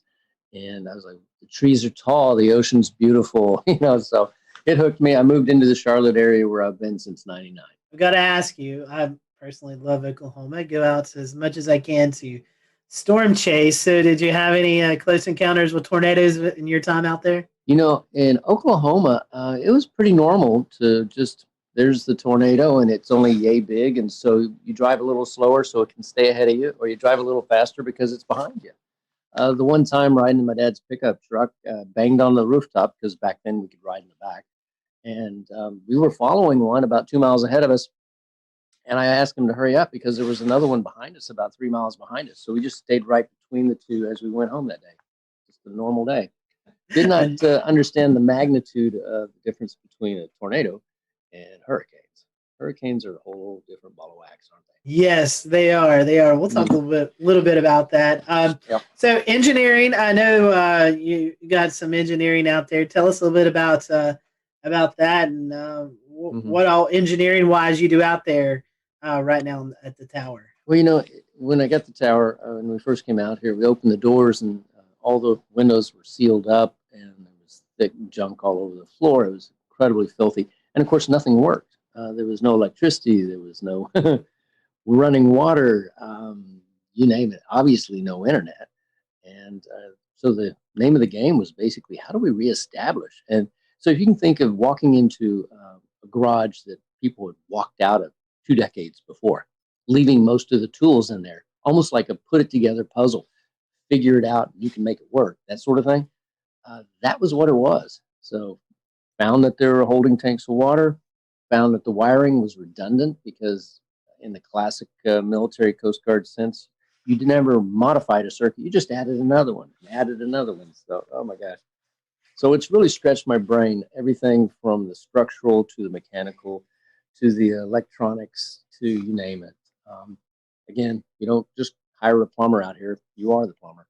So. Very interesting. And the first question that pops into my mind here, Richard, is how do you get out there? Good question. After I bought it, it took me 4 months to get here because I couldn't get a captain willing to bring me out in a boat. He said, there's no ladder on it and you can't get up on it. And I said, well, I was actually a really good climber, so just get me close. But I think what really made him laugh was when I showed up at the dock carrying an extension ladder with hooks on the top. So climbed on it that way, and we do come out by boat when we're carrying things, but more commonly we just fly out by Robinson R-44 and land on the helipad, which is our entire rooftop. So it was here a couple times today dropping off researchers. Very interesting. So no Jacob's ladder. I mean, you're just strictly helicopter at this point? Helicopter and boat, because one of the legs does have a reestablishment of handholds.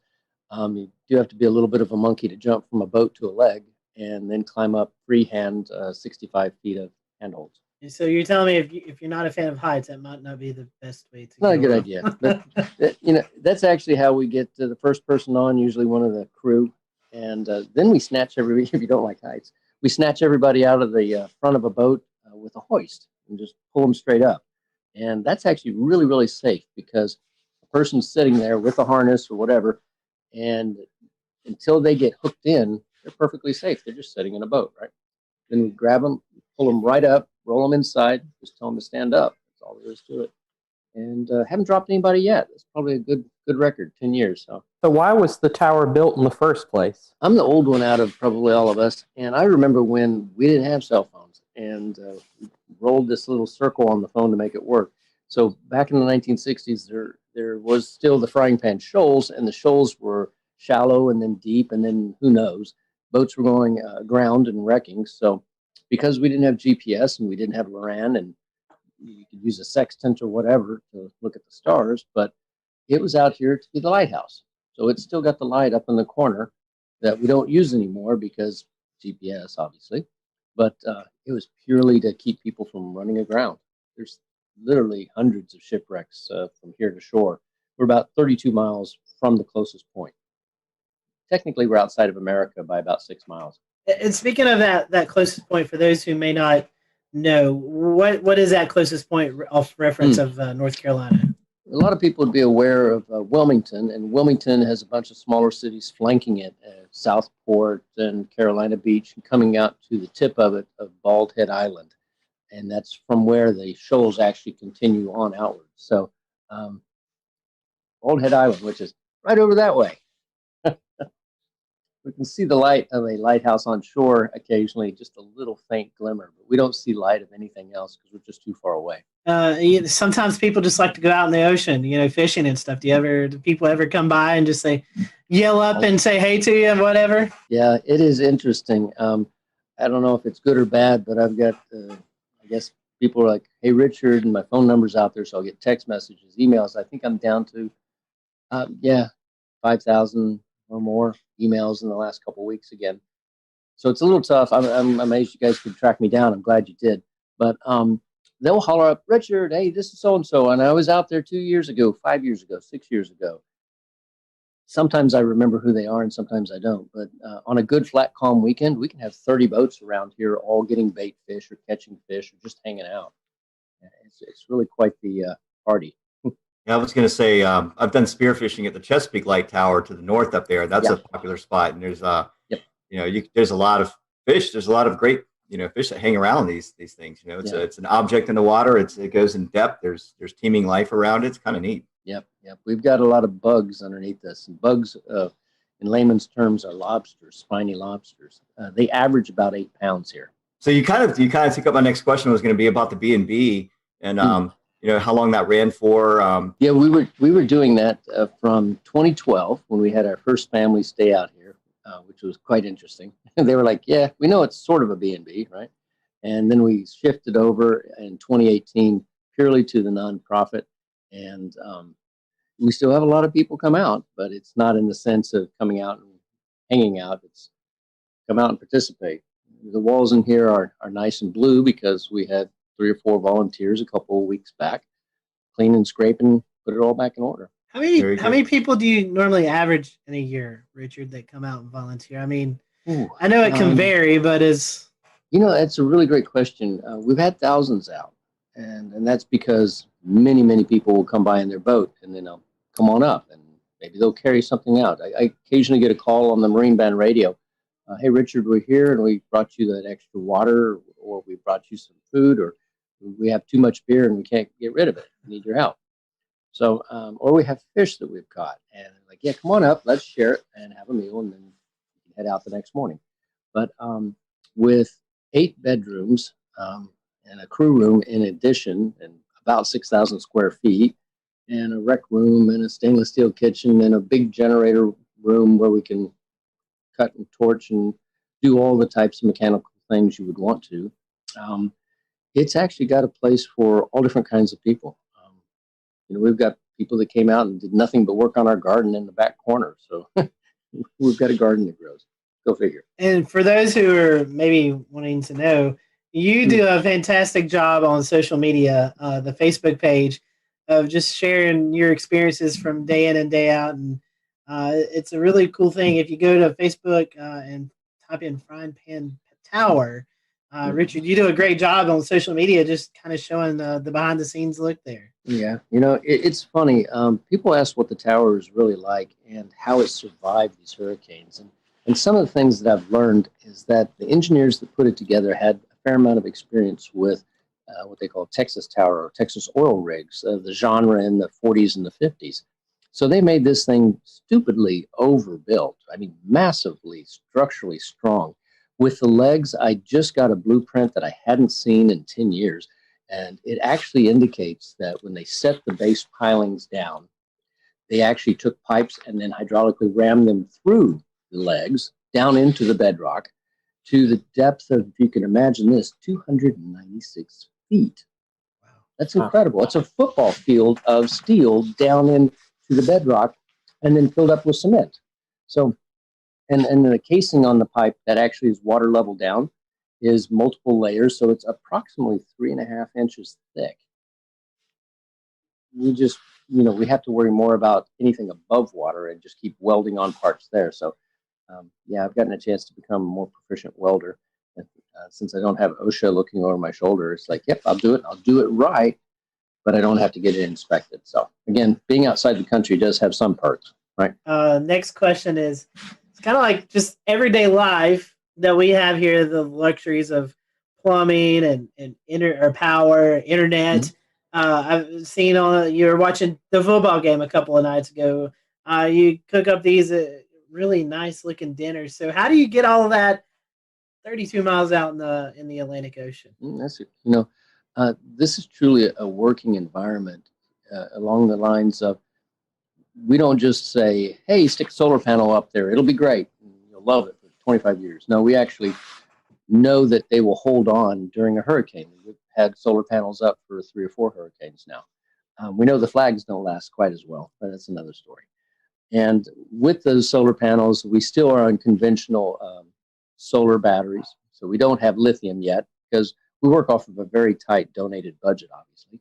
And then if we need to augment it, like tonight when everyone's using all kinds of things, I will run a small little 3K generator by Honda or something like that. But the good news is that we did also resurrect life back into the 40 kilowatt Detroit diesel that has been sitting here ever since the 1960s. And when we took it apart and looked inside at the pistons, everything was put back in almost perfect order. And then they closed the doors and walked away. So all we had to do was get it up and running again. Now we need to get the electrical part out of it, which is the diodes and the rectifiers. And guess what? I'm getting to learn something else.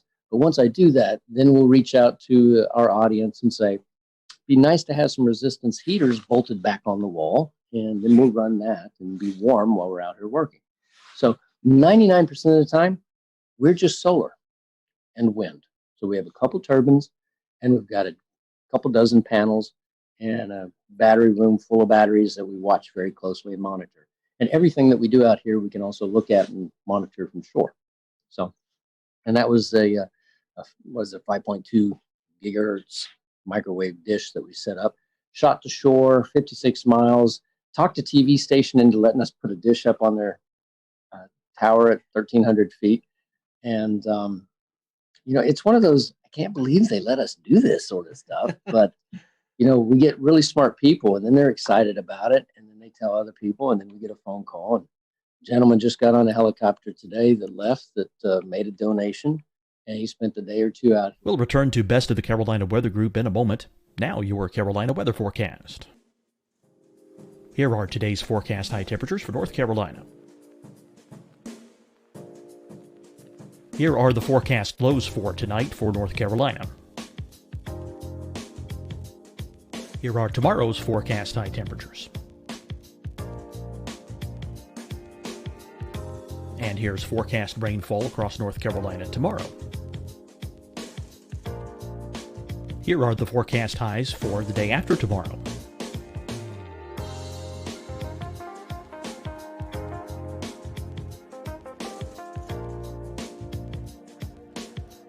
And here's the forecast rainfall across North Carolina for the day after tomorrow. This is the total rainfall forecast across North Carolina for the next 3 days. Here's the severe thunderstorm outlook for today from the Storm Prediction Center.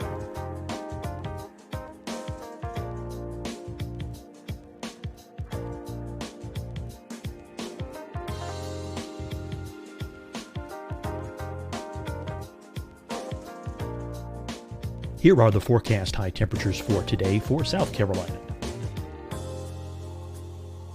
Here are the low temperatures for today for South Carolina. Here's the probability of precipitation forecast across South Carolina today. And here are the rain chances across South Carolina tonight. Here are tomorrow's forecast highs across South Carolina.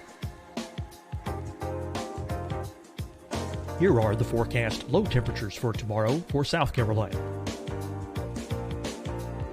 And here is the probability of precipitation across South Carolina tomorrow. Here's the precipitation chances across South Carolina tomorrow night. Here are the forecast highs for the day after tomorrow in South Carolina. Here are the forecast low temperatures across South Carolina for the day after tomorrow. And here are the rain chances across South Carolina for the day after tomorrow. And South Carolina's probability of precipitation for that night. Here's the Storm Prediction Center's severe thunderstorm outlook across South Carolina for today through tonight. Here's the Storm Prediction Center's severe thunderstorm outlook across South Carolina for tomorrow and tomorrow night. And here's the Storm Prediction Center's severe thunderstorm outlook across South Carolina for the day after tomorrow through that night. Here's the severe thunderstorm outlook for today from the Storm Prediction Center.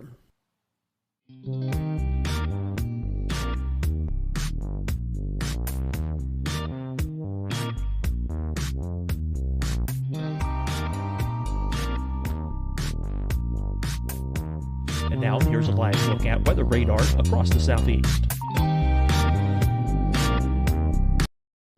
Hi, everyone. I'm Dr. Mandy Cohen, Secretary of the North Carolina Department of Health and Human Services. And when you follow the 3 W's, you protect your family and your neighbors from COVID-19.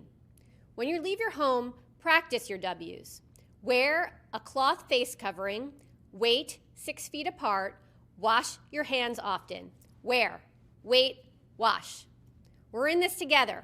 Stay strong, North Carolina. Fight the spread and take a stand against coronavirus. Wear a mask in public. Stay at least 6 feet apart from others. And get tested. Join us and fight the spread. Visit scdhec.gov/COVID-19. Getting tested for COVID-19 helps you to take the steps needed to protect yourself, your loved ones, and your community. Find the testing location at scdhec.gov/COVID-19 testing.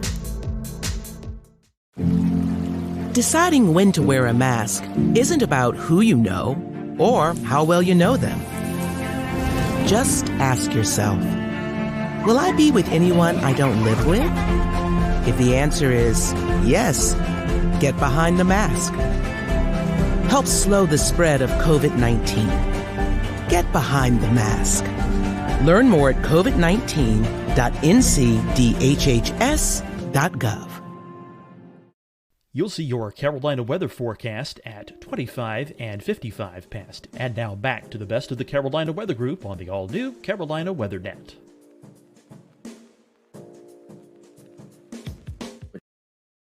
He worked anyway. Couldn't stop him. Jordan, I know you've got the big fun question for us meteorological nerds. Yeah, so as the Carolina Weather Group, I'd be remiss if we didn't talk a little bit of meteorology while we're here. So what are some of the more memorable storms that have come by in recent times? I mean, I know I'm thinking about Florence and Matthew are probably the obvious ones, but maybe you have one that's maybe not quite so obvious. Well, Arthur was an amazing thing. I actually was out here with 3 of my kids and 1 volunteer, and we planned on flying back by helicopter on a Tuesday with an upper limit of the wind speed of being around 45 miles an hour or so for the helicopter. I think it was a Bell Jet Ranger. And we woke up that next morning to 55 miles an hour constant. So we weren't going anywhere. Surprise, surprise. Had not been out here for a hurricane. And my kids are like, are we going to be all right? Of course we are. It's going to be great. So everything was great. The winds were averaging around 75. They got up to 100 and something during that. And we were all in here, and it's very noisy. My daughter points out the window because there's a huge mooring light that's about 2/3 of a mile that way. And it has a 12,000-pound dumbbell weight at the end of a huge chain. And it's the marker for the very end of the shoals. Well, the waves were so big. They were about 30 feet tall. They don't even look like waves. They just look like hills, that it was picking it up and slogging it along. And she says, Dad, is the buoy supposed to be traveling? So it marched off towards Wilmington. And then as the hurricane spun around, we got to the backside of it, and the winds were blowing from the other side. We just finished dinner, and it blew in one of the back windows, just shattered it. And wind is going everywhere, and the rain's pouring in, and we're back there trying to hold a piece of metal against it and get it all put back together. And my daughter's a little upset about this. And I said, it's okay. We were fine. She goes, I'm not worried about the tower, Dad. It made my cake in the oven fall. Unbelievable. So, we've been out, and I've since found that hurricanes can be really pleasant to watch when there's nothing in the air to hit you but rain. When you're on shore, you have to worry about all kinds of things. You have to worry about trees falling on your houses and that sort of thing. Out here, it's just rain.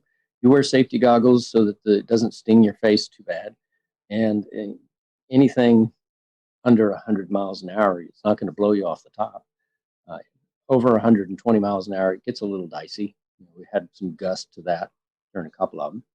And the water kind of comes in everywhere. So it gets a good rinsing, but that's all right. Does the tower sway at all? Do you get a little bit of that rocking factor? I'll show you. During the worst hurricane, this is it. That's it. Just enough to make the water wiggle around in the Culligan jug. That's it. puts you to sleep really good. And they are really loud. They are quite noisy. But, you asked the question really that I should answer more directly is about the weather and how and what do we watch and how do we know when we can go out here. It's only 30 miles out, but the weather here is very different than the weather on shore. On shore, we can have 30-degree days, and out here, because they have this enormous mass of water underneath us, we could be in, t-shirt and shorts, or like today, we had a 25-degree temperature drop out here. It was beautiful. It was 75, and then it went down to 55 for a while. And I'm wearing a jacket for this cool. So you kind of have to be aware that the ocean is what they would call an ever-changing, never-changing environment. So it's always going to be a little different, and you can only tell about 3 or 4 days in advance as to the true conditions in this one location. Being on top of a hill at the end of the shoals creates a Venturi effect. So the water goes much faster underneath us than it would maybe just half a mile away. It's quite an interesting place to try and go scuba diving, that's for sure. I would imagine the waves, Yeah. We see storm surge on the coast with landfall and hurricanes. And, we see these models that are predicting 20, 30-foot waves out in the ocean, but the normal everyday person doesn't get to see that. But you do. I mean, you were just talking about the experience with Arthur. I mean, I'm sure the first time you saw it was like, oh my gosh, but have you kind of got used to the fact of seeing these huge waves now after being out there so long? It's funny, the smaller waves, just the 12-footers or so, those actually impact harder than the big ones. We have these legs that are 42 inches in diameter, so relatively speaking, they're very narrow. But if you catch completely square to the cross pipes at the 12-foot level, a 12-foot wave, you know the weight of water, it's quite a bit per cubic yard. You feel it, just a shudder like that. That was a good one. That hit well. The huge waves, they look strange because they really do look like hills rolling past. And then occasionally one of them will break over like you would see on a small wave on the surf. But then you look across it and you realize that it's breaking over hundreds of feet wide and 7 or 8 feet, the top of it's cresting over. And you're just thinking to yourself, if I had a jet ski, I bet I could ride that all the way to shore. But I don't know. From what you've told us, it sounds like there's not many things that would cause such a concern that you'd have to evacuate. But I am curious what your emergency procedures are like. What things might it take to get you to have to bug out of the tower, and if so, what's the process? That's great one. We have about 4 different forms of communication. We have, and that's for knowing what's going on. Of course, we benefit other people out here by having that available for them too. So we shoot our signal around here. So we kind of know what's going to happen weather-wise to some degree. It's really about a decision of, do I need to get back to shore because there's people on shore I might need to help? So when Matthew came through, we left a day after it happened just simply so we could get back to shore and help reestablish power for several houses that were out, elderly people. But, it's funny. I guess it's kind of the reverse. We got plenty of food, plenty of water. If you have a string and a hook, you can't starve. It's really more a matter of we stay away from things like COVID virus and monitor the people that come out, that sort of thing out here. People have said that this is probably the best place to survive a end of times or a zombie apocalypse. I don't know. As long as we have our connection to shore with the marine band radio, with the internet that we have here, with emergency locator beacons, things like that, probably could sit out here and ignore the world for about a year if you had to. Nice. Not that I want to. I got family on shore. Speaking of that and COVID, I know one big thing is folks coming out there and helping you. What was there downtime? I'm assuming there was downtime where you didn't have folks out on the tower. Yeah. What was it like when the world was going crazy and you're already out on this island? I'm sure for you personally it wasn't much of a change, but what was it like? A few years ago, I had finished a job of 11 years and I needed a break. So I came out here and was just here for 6 months straight. Went to shore one time. And I noticed that you don't know what day of the week it is anymore. You don't really know what month it is after a period of time. And you start just living, I'm in this season. Oh, gee, I'm getting into fall now. Okay. But during the time that everyone was really locking down on COVID, I was here for a few weeks by myself and isolating. And it was odd because, I turn on the TV, I get it over the air, I get it over the net, I can see everything that's going on. So, you do always have the ability to communicate, same as we all do while we're still locked down. But I think it just made me really appreciate the fact that out here, I have a mask. I've got one in my pocket right now. And anybody that comes out here is going through a questionnaire. Have you been around anyone? Do you have the temperature taking? All that good stuff. They could still be carrying it, but we're trying our best to be just safe about it. So. Right. Well, speaking of that, we talked about the weather aspect. One thing I also want to mention is I was looking through some of the Twitter mentions for Frying Pan Tower. Water spouts also, I'm sure you get to see your fair share of water spouts out there. Oh, that's amazing, yeah. But any other memorable moments? I know you were talking about the meteors a little bit earlier. I mean, you are out in the middle of nowhere, dark skies, so I'm sure you can see all the meteor showers and International Space Station travel across the. I mean, any other memorable moments out there? Any sunsets, sunrises? We did a time lapse of what was it? The Neowise comet that was off, and we could see it pretty clearly. And what we didn't realize in our time lapse was that the ISS, International Space Station, came cruising right past. So it's all on the time lapse with there's the comet, there goes the space station, and there's the meteor. It's just, you don't know what you don't know if you're not in a dark enough area to see it. On the same type of thing, you might look down at the water, and I didn't know this, but there's a shrimp variety that when they snap their tail, they make a blue flash. And I'd never heard about that, but I was looking down in the water one evening and all these little blue dots of light, all these shrimp just pop, pop, pop, pop, pop. And it was like incredible. How would you have known? So, the wildlife that you don't see when you just look across the ocean is all abundant underneath there. And it's just increased my desire to help educate people. So we have the above camera, the water level camera, and then the shark camera down on the very bottom that we do for explore.org. And that's in classrooms all around the world with kids watching it. Just kind of fun. So hopefully they'll learn about the ocean and, keep the straws out of the turtles' noses and understand the power that is in our oceans. I mean, the weather is by virtue of this enormous body of water that gets heated up and moves around. I mean, the things that our world does, I just think there's so much for us still to learn.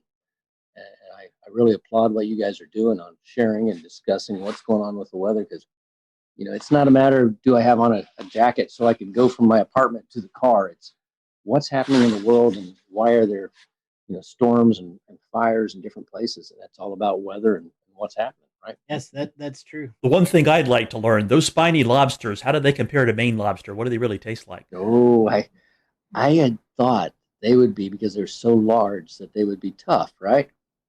No. They have no claws, but they can have very long legs, almost like, a snow crab, those giant ones. And their tails are usually about that big around, about that long, and they're deliciously fresh and soft. We have divers that come out here and they'll grab them. We have a lot of rock ledges. So if you grab the one or two out of there, next day another one will move in because they're always looking. So they're migrating at night, running around. And they brought up 4 enormous ones. We filled up a stainless steel bowl that was about this big, full of lobster meat. We all ate. There was 6 of us, and we ate so much lobster we couldn't stand it anymore. So the next day when we wanted to go fishing, we were fishing with lobster meat, which is just ridiculous.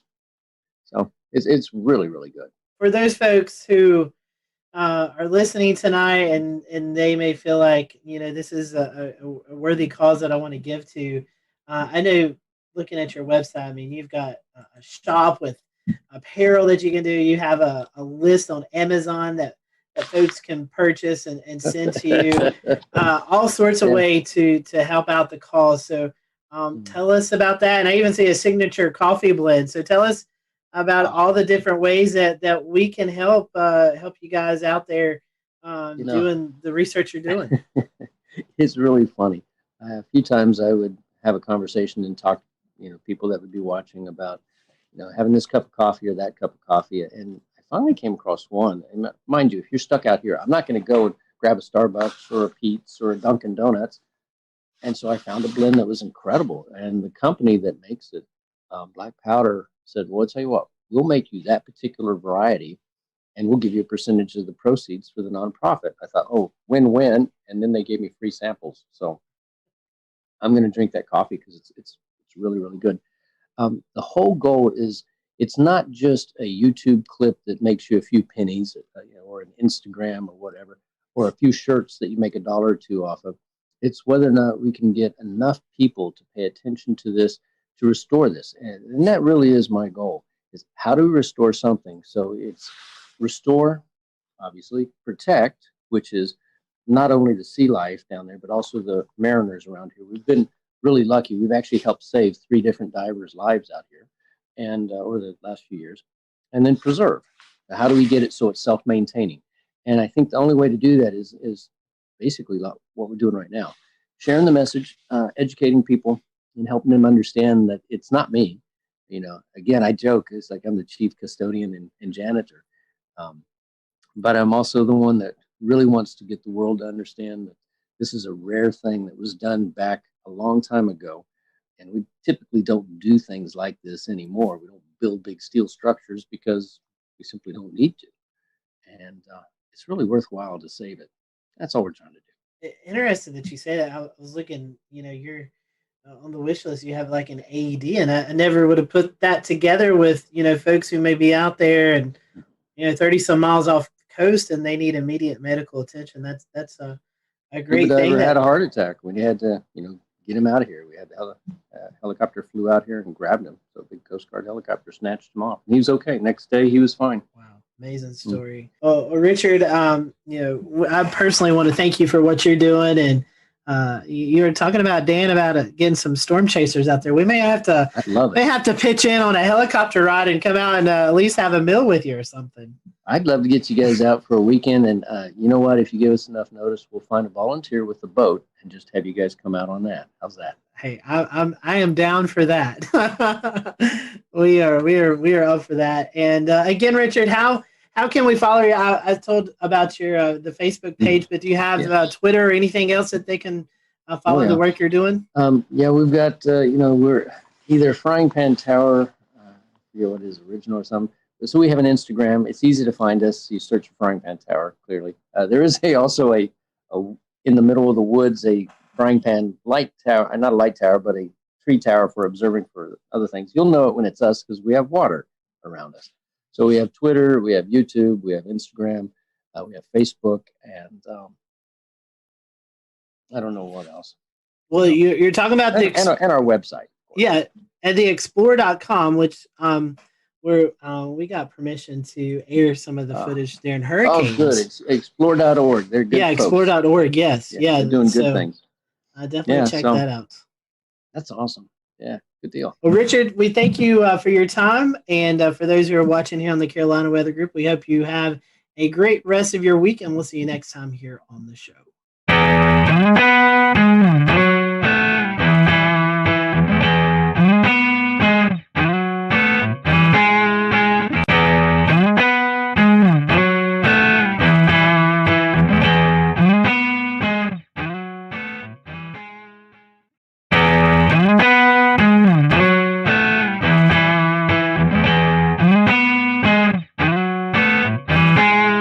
Welcome, everyone, to the Carolina Weather Group. We continue part 2 with the Weather Channel's Jim Cantore.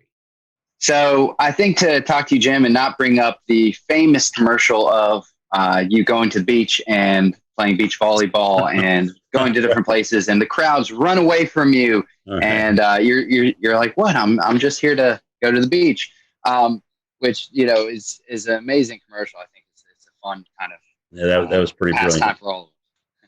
So kind of in the sense of that commercial and kind of how we know you, how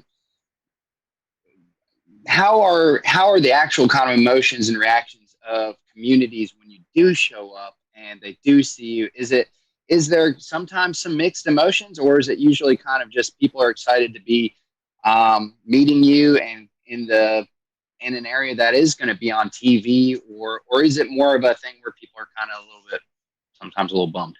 No, to me, it's both. To be honest with you, Dan, it's really both because, obviously during hurricane season when I show up, it's not going to be good. I mean, the good news with Sally, I'm like, don't worry, I'm not going to be here. I'm going to be moving after my shots. We've been moving every day, so this is no different. Till we finally wound up in Pensacola, but some people are still excited to come out. Their town's getting some attention.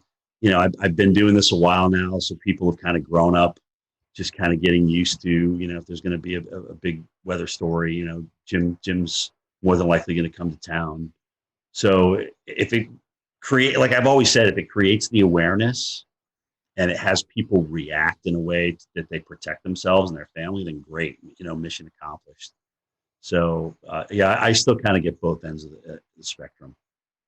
I mean, I told you one time, I can't remember which storm it was, but I think I was going to North Carolina. I mean, this lady literally, she saw me on the plane. She hollered at me. She told me it was my fault. In front of everybody on the plane, I was just like, okay. But so you run the gamut. That was probably the most extreme right there. And there's whole, I'm sure you've probably seen them or ran across them, but there's Facebook groups devoted to Where's Jim Cantore? I don't know if you've seen that, but there's a Facebook page, right? That's right. And they post pictures of what they think is you, what certain like storm chaser cars or weather channel cars. And they'll say, he's now been spotted at Sunset Beach. And then, it's got hundreds and thousands of members. So for the record, guys, do you know how many bald, short Italian men exist in this world? A lot. And I'm just one of them. Okay, so yeah, I get spotted a lot in places. I'm like, and I sometimes I read those in my Twitter, and I'm just like, I'm sitting right here at my house looking at this, and who is playing me, or who do they think is me? So it's cool. I mean, in a way, it's kind of cool because I never in my wildest dreams thought that a guy that just wanted to get the forecast right would be, somebody who developed a Facebook page for. So, I mean, it's kind of fun when I can play along, I will. But, like I said, at the end of the day, if it helps people get ready and creates an awareness, then mission accomplished. Mission accomplished. All the memes that come out of that, I'll read you one. I sent the memes. Oh, my God. Oh, man. So one that I thought was kind of funny, I sent this directly to you because it was right in the middle, right when everything, COVID was just, the fear was so high at one point. I said, if Southerners don't seem too worried about this coronavirus still, it's because we have been conditioned to believe that we likely don't need to be concerned unless or until this man shows up, and has a picture of you. So, I mean, yeah, they seem to get better every year. So it's like I said, it's very humbling. It's nice to be a meme. I like your attitude. I like your attitude on it a lot. I mean, the idea is if you can bring attention and a positive light to the storm, then you're doing a good thing no matter what, and that's great. It's really weird.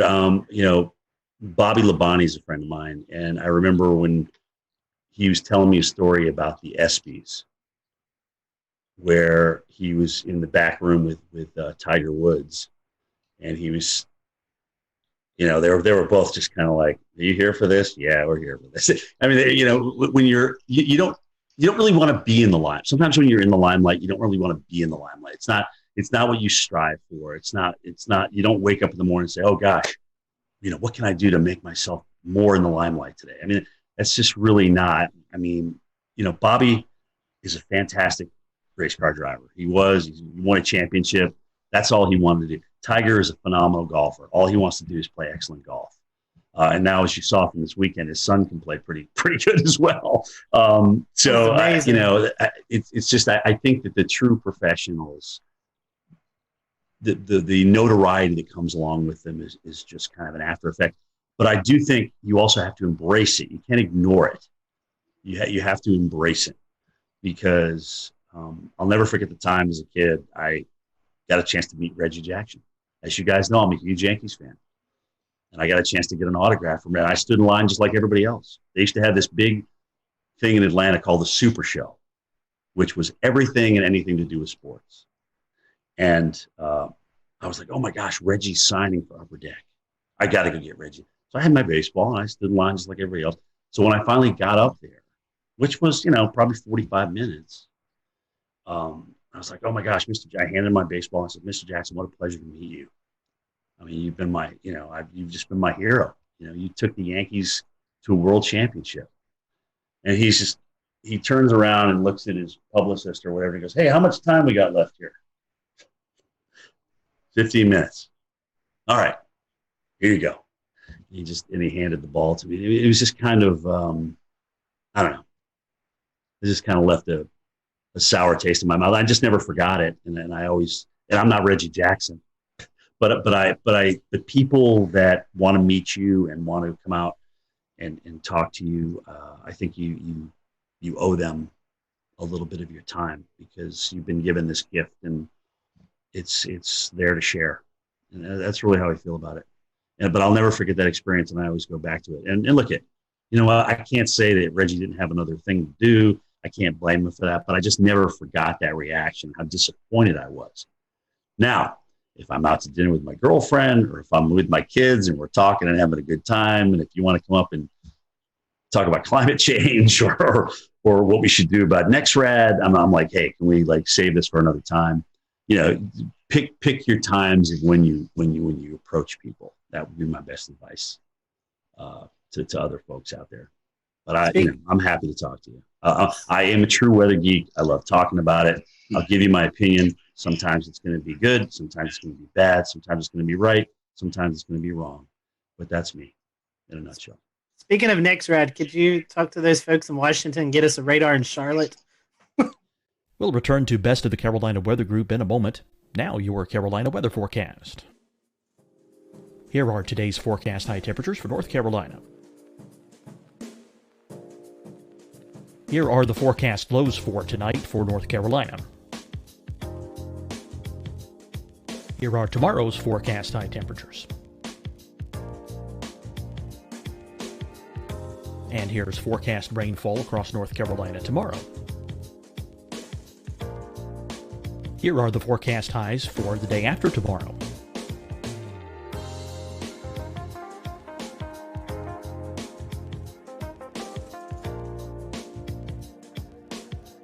And here's the forecast rainfall across North Carolina for the day after tomorrow. This is the total rainfall forecast across North Carolina for the next 3 days. Here's the severe thunderstorm outlook for today from the Storm Prediction Center.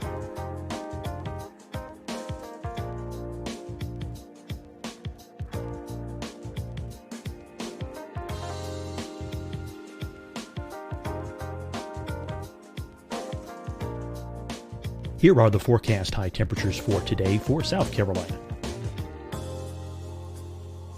Here are the low temperatures for today for South Carolina. Here's the probability of precipitation forecast across South Carolina today. And here are the rain chances across South Carolina tonight. Here are tomorrow's forecast highs across South Carolina.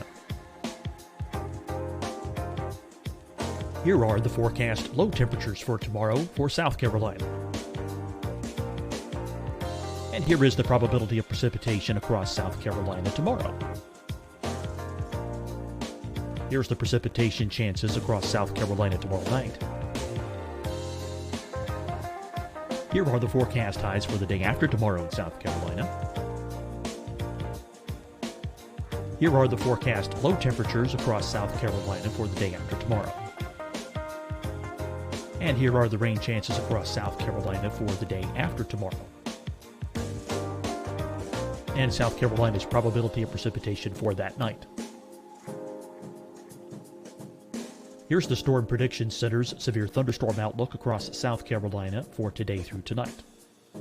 Here's the Storm Prediction Center's severe thunderstorm outlook across South Carolina for tomorrow and tomorrow night. And here's the Storm Prediction Center's severe thunderstorm outlook across South Carolina for the day after tomorrow through that night. Here's the severe thunderstorm outlook for today from the Storm Prediction Center.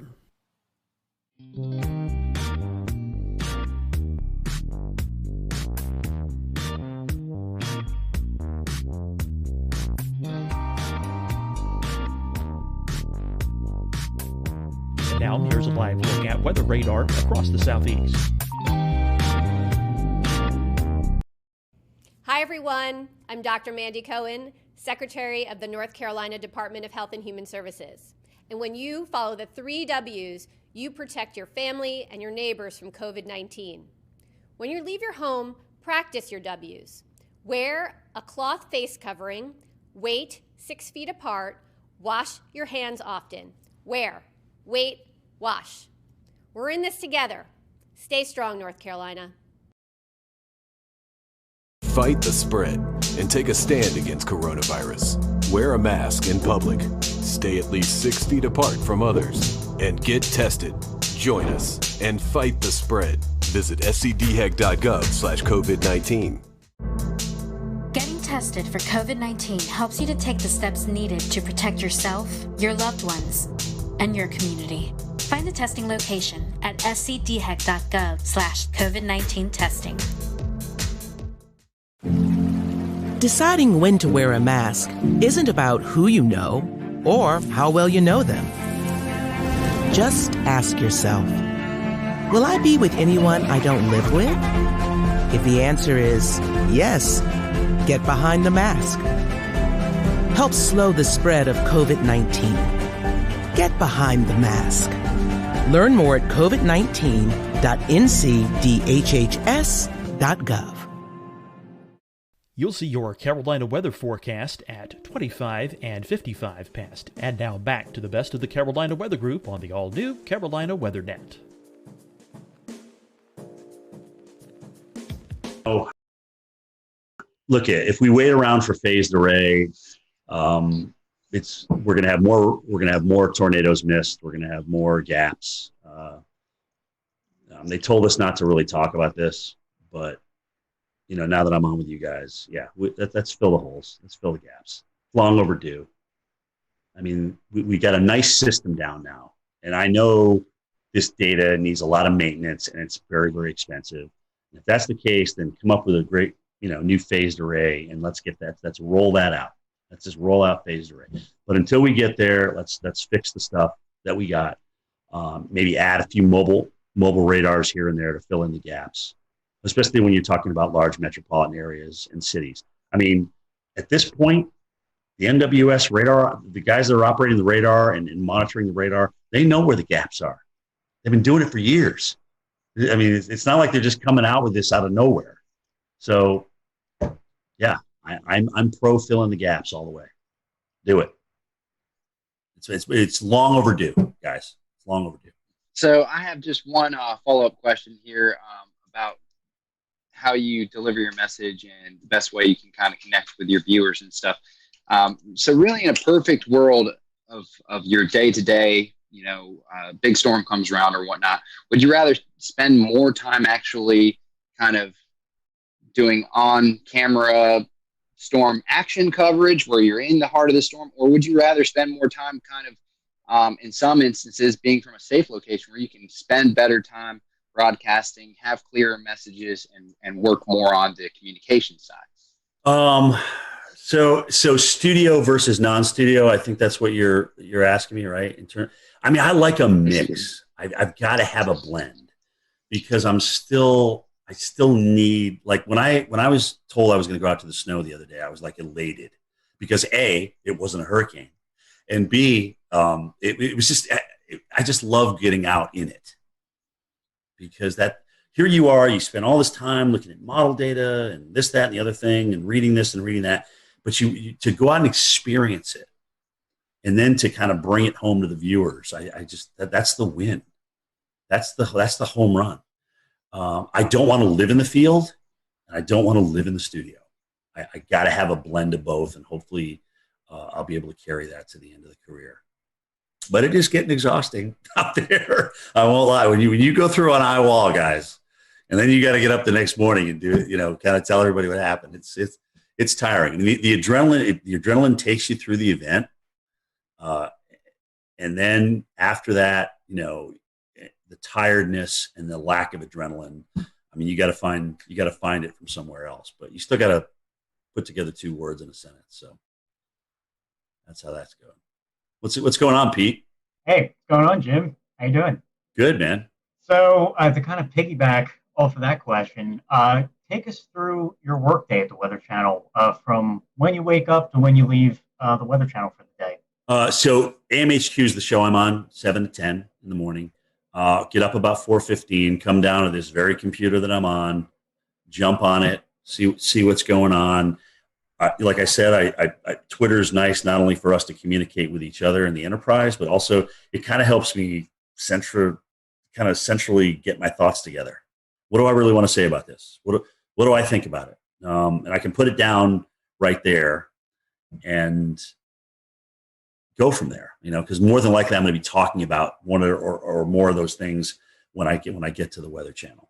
So, I'll get in about an hour before my show. I'll slap a little powder on, put my mic on, go meet with my weather producer, talk about any interviews that are coming up with my show producer, and boom, here we go for 3 hours. Strap in and enjoy the ride, and be ready for whatever Stephanie has to throw at you, because it's usually something you didn't expect. But it's great. She makes it fun. She really does. She makes the whole 3 hours go by. I mean, when her, Jen, and I aren't there together, it's definitely different. And that's not to say other people aren't talented, because Felicia and Tevin and Jordan and Chris, those guys are all incredibly talented. But it's just we've been working together so long now. We kind of got this little routine. We kind of know each other's quirks and things like that. So it's very fun. After the show, we have a meeting at 10:30. A call in, kind of talk about the evening show, Mike's show, Bettis' show, and then what's going to happen the next morning, who we may have as guests and things like that. And that is my day. And tell us, behind the scenes, who's in the studio during the show, and how many people are working on the show every day. So in the studio, it's either 2 or 3 talent. Sometimes they'll have somebody from home. Like if Steph or Jen are on the road and they just get back, they will have them home for a couple of days. Again, this is all about a part of the COVID thing. It's been weird. I've actually been lucky, because when I've come back from the field, it's been a Friday. So I just go into my weekend and I just come back into the studio. I think I'm the only guy who doesn't have a home studio. I said, look, I will come in. I have no problem in coming in. They have me in this area where nobody's around. I have my own desk. It's literally yards and yards away from anybody else. So I'm nowhere near anybody. And it's literally as soon as you walk in the door.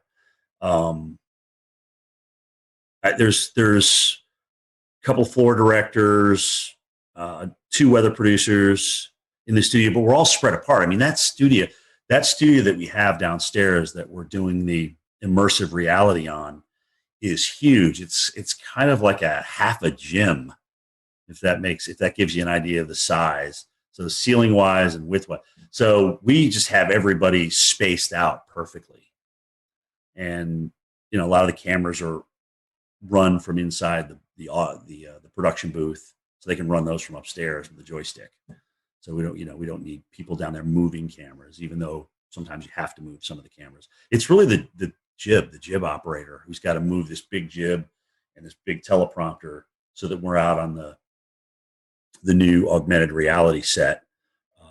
That's got to be there for you. But let me tell you something, guys. As you get older, that prompter doesn't change size. It's still the same old TV, 15-inch TV. So you're trying to why is that thing way far away? Why can't I see that? It doesn't get any easier to read, is my point. So that's really been the biggest change. A lot more reading versus just ad lib, especially with video and stuff like that. And you're kind of bridging different things together. That's what it looks like in the studio. It's cool. It's really cool. I enjoy it. I really do. Guys, it's still a thrill to get up in the morning and go to work every day. It is. And I don't even consider it a job. It's still fun. It's still fun to look at the weather and get it right. It really is. That immersive reality technology that you were talking about, I know we discussed it last year, but 12 months later, I'm still fascinated by it, as many others are. Tell us about some of the challenges of working with a piece of technology that's maybe new. Well, so remember, I just said this is like the size of a small basketball court, or half a basketball court. So with prompters way over here and monitors way over there that can't get close to you, some of the data on the graphics is really hard to read. So when we walk along and we see those little candlesticks there with the high and the low and the precip, one of them looks like a little crystal ball. So I can't see those numbers unless I'm looking at a monitor. And sometimes that monitor is just far enough away where I can't quite read that number.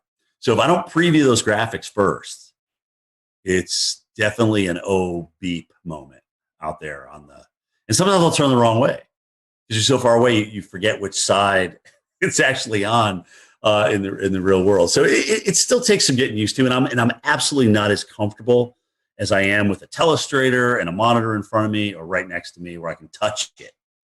So I'm out in no man's land, really. Well, another one of the neat things you've been a part of at the Weather Channel is the local on the 8s. Your voice is on there. Tell us a little bit about that process and how cool it is to be that person. So local on the 8s. Oh my gosh, when did I do that now? Maybe 10 years ago. But it took about 18 hours to record all. I mean, you have to record each number. There's different phrases that are coded. And so they put those codes together based on the forecast, right? And so partly cloudy will come up with winds increasing to 25 miles per hour. Those are two different things that I would record. I don't record all that in one thing. But so I thought, oh my gosh, so I get a chance to do this now. I'm going to be fancy with it. I'm going to like, if it's 108 degrees, I'm going to like really, it's 108 degrees. Heat index, 108. Wind chill, minus 55. So I went through and I did all that. And, that was about 3 hours worth of recording. And so then they got back to me and said, Jim, you can't really do that. You need to be kind of monotone here because we're going to marry all these different phrases and words and numbers together based on code. And you can't like be way up here and then but winds will be calm. Winds are 0 to 10 miles an hour. So it just won't sound right. So you need to be so I had to go and record all that again. But so much for trying to be different, right? So that's the story behind your local forecast. Well, and it's crazy, dude, because when here I am with my mask going through an airport and somebody will look at me and they'll be like, I know who you are. I recognize that voice and I know it's from the local forecast. So not even being able to see my face just from the local forecast, I get recognized now. It's great. Well, it sure sounds a lot better than it used to before that. Yeah, well, it's HD. It's got a little bit more resonance to it, reverb to it. Yeah, it's not the National Weather Service radio, that's for sure. Well, Jim, I had a question about what it's like to do your road trips. You've already talked about this a good bit, and we know that no two road trips are alike for sure, especially when some go to severe weather events, some go to hurricanes, some go to winter storms. Right. But what is a typical road trip like for you? What's the advanced planning like? What's it Frank, like to actually cover it? Yeah, the hardest thing for me is that I want the ball when the game's on the line. Okay, so what that means is in the morning before I travel, I don't like if we have a pending hurricane, I don't want to not be on the air. I want to be able to go in there and talk about it. But that becomes a very long day, okay? Because you're up early, you're in doing your thing, and then you got to go home. You either have to pack if you hadn't the night before, and then travel to the airport and go through that whole rigmarole, and then get to your location. Like I told you guys earlier about the logistics, you got to make sure all those logistics line up. I mean, if that's going to be your spot that you're going to broadcast from, is your cameraman going to be dry? Are you going to be able to be out in the worst of it without drowning yourself and your vehicles and things like that? All those things come into play. And so now here we are at 6 o'clock at night after starting at 4:15 in the morning without stopping. And it just becomes an incredibly long day.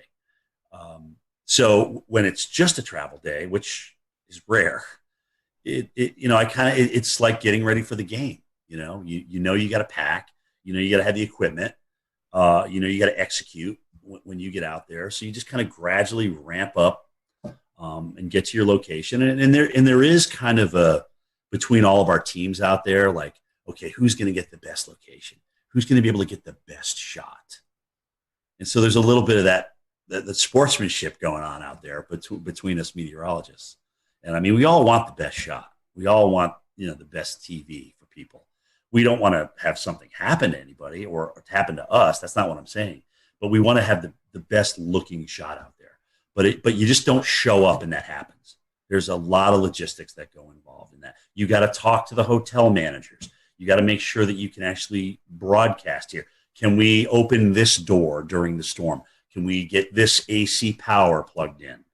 Those kind of things. Can we get this room on this side of the hotel? Blah, blah. All those kind of things come into play. And if you've worked the morning and it's like, let's say it's a Thursday and you've been doing this all week, you're pretty tired by the time you roll into Friday, and you're going to work the weekend because that's when, the storm's coming in. So let's see what, I think I pulled 14 days was the longest stretch, 14 or 15 days this year. It was a long stretch. And how much downtime do you need to rest after something like that? Well, that depends on who's out and who's not. I mean, we're pretty much running a lean, mean fighting machine right now. And if somebody's they do a great job of honoring PTO and vacation time here. And if somebody's off, sometimes I got to come back the next day, and it's tough. That sometimes winds up being the toughest day of all, is the day you got to come back in studio. The adrenaline's gone. You still have memories of what just happened and the hardship out there that was produced by a hurricane or a tornado. And you gotta find a way, man. You got to find a way to ramp it up, because as Al Roker always tells everybody, he goes, the worst thing in TV you could ever do is be boring. That's the worst thing you can ever do on TV is be boring. Absolutely. Your passion has to come out no matter what.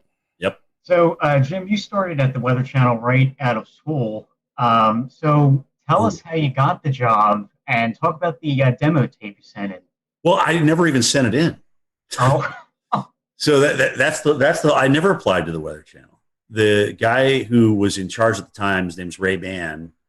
A friend of his apparently was doing a research project. They were researching where broadcast meteorologists were coming from. So there was a whole bunch of schools with this big reel of all these different broadcast meteorologists. So Linden and Penn State and Florida State and Mississippi State. And I was on that reel for whatever reason. And so Ray was I guess he was watching that tape, or he got a hold of that tape. And he said, oh, this guy looks interesting, and they contacted me. They got a hold of me that way. And I was up, like I said, it was July. I was painting a building. I was up on a scaffolding, and my brother hollers up. He goes, hey, the Weather Channel wants to interview you. You got to go home and call them. I'm like, oh, wow. That's cool, because we had just gotten them on cable in White River Junction, Vermont, back in '86. So I remember seeing Gay Dawson and Bill Schubert and Bill Keneally and Mark Mancuso and John Hope and Will Annan and all those guys, and Bruce Edwards. So it was interesting because I went down there for an interview, and a couple of them were there. I got to meet a couple of them, and I was a little bit starstruck, frankly, because I had been watching these guys on TV, and they're doing what I want to do. So I had a great interview with Ray, and I had no idea what was going to happen.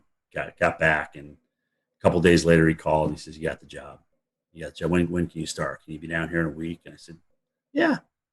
I drive into Vermont to Atlanta. No air conditioning. It was a little Mercury Capri with a T-top. And like an idiot, I go down there during the worst heat wave in North Carolina that year. It's 106 degrees. I'm just like ready to faint. I couldn't drink enough Gatorade. I mean, it was absolutely ridiculous. Instead of driving at night, like I should have done, right? Hello. Anyway, so I got my first experience with Southern heat, and I couldn't, for the first 4 years down there, I was like, I got to get out of here. I can't stand this heat and humidity. I was sweating when I got out of the shower. I mean, it was awful. It was awful. So finally, I got acclimated. About 7 years in, playing softball, just the honeysuckle of the southern nights, the humidity. So I really started falling in love with it. Now at 56, I'm too cold. It's too cold outside for me in Georgia right now. So I'm ready for Florida, South Florida. Speaking of that, what's left? Well, I mean, was what's left for you to do or you want to do before you retire? I mean, it's been a great weather career at the Weather Channel, but anything left on the bucket list that you've not been able to get to yet? Yes, there is. I've never done a blizzard in North Dakota. I've got to do one. That's the only state I haven't been in for something for the Weather Channel. So I've got to do a blizzard in North Dakota. I would love to do a Westpac typhoon. Okay, I really would. I would love to do one. Maybe do what was a hurricane in the Atlantic ramming into the UK or or Ireland or something like that. I mean, that would be just to kind of experience weather in different parts of the world. Antarctica, this iceberg that's supposed to crash into that island down there. How cool would that be to broadcast live on that iceberg? Right? It's the size of Puerto Rico and it's shaped like Jamaica or something. I mean, it's crazy. Just those kind of things. I mean, I like voicing over storm stories, but I liked doing Cantore stories better. I mean, this is really I've been blessed, man. I got to see a lot of the world. I got to work with NBC Sports during the Olympics. I mean, I got to work out with Al Michaels, who also always called me Dr. Doom. I mean, it was just really cool. I've just had some really cool experiences. But honestly, I'd like my goal, God willing, is I can get 40 years in broadcasting, and that's okay. Maybe I'll be done after that. So that date would be July 15th, 2026. So approaching that, we're almost 5 years. We had a colleague of yours on, Tom Nizzle. He has a mountain. Yeah, he has a cabin up here on Rome Mountain. So we talked to Tom a lot. So what does retirement look like for you? You going to move into the mountains? You said South Florida just a little bit ago. What's it look like after TV life? Yeah, I mean, I love the lake. I love the mountains. It's really an extension of the area I grew up. Think about, right? It's Southern Appalachia versus Northern Appalachia. So I certainly see myself, and I'm a small town kid, guys. I'm not a big city kid by any stretch of the imagination, but maybe split where I live between Florida and North Georgia. I don't know. Maybe open a nursery. Maybe open some kind of small business. I love doing landscaping. I really do. I enjoy yard work. Maybe I won't in 5, 6, 10 years from now, but who knows? Honestly, I really don't know where it's going to take me. But getting up at the hours I get up and doing that 5 days a week, and sometimes, going through the weekends and working 13, 14 straight. It takes its toll on you. It really does. I'm blessed with a lot of days off as a broadcaster, more than I would think a local market has. So I'm blessed with that, but it still takes its toll on you, man. It really does. So we'll see. Nothing's in pen right now. Well, as we near the end of this podcast episode, we always kind of want to ask a few little silly questions to finish things up and to keep it light before we call it a night. So first and foremost, we'll try some information out of you. I know that you guys probably have some fancy weather models and weather model providers at the Weather Channel, but do you have a favorite mainstream weather model site to use? Oh, gosh. I mean, first of all, Maui's a genius, sometimes to his own detriment. I mean, but I love the two websites he's designed. Levi does a fantastic job with Tropical Tidbits. I don't know the guys that are in charge of Pivotal Weather, but I think they've done a great job. Weather Nerds, there's just so many. I mean, Weather Tap, I still go back to Weather Tap, look at the radar, especially now that they've changed the radar site. But anyway, I mean, it's still, WSI Energy Cast is still one that we can access too. So dude, it's endless. I have literally 60 tabs open.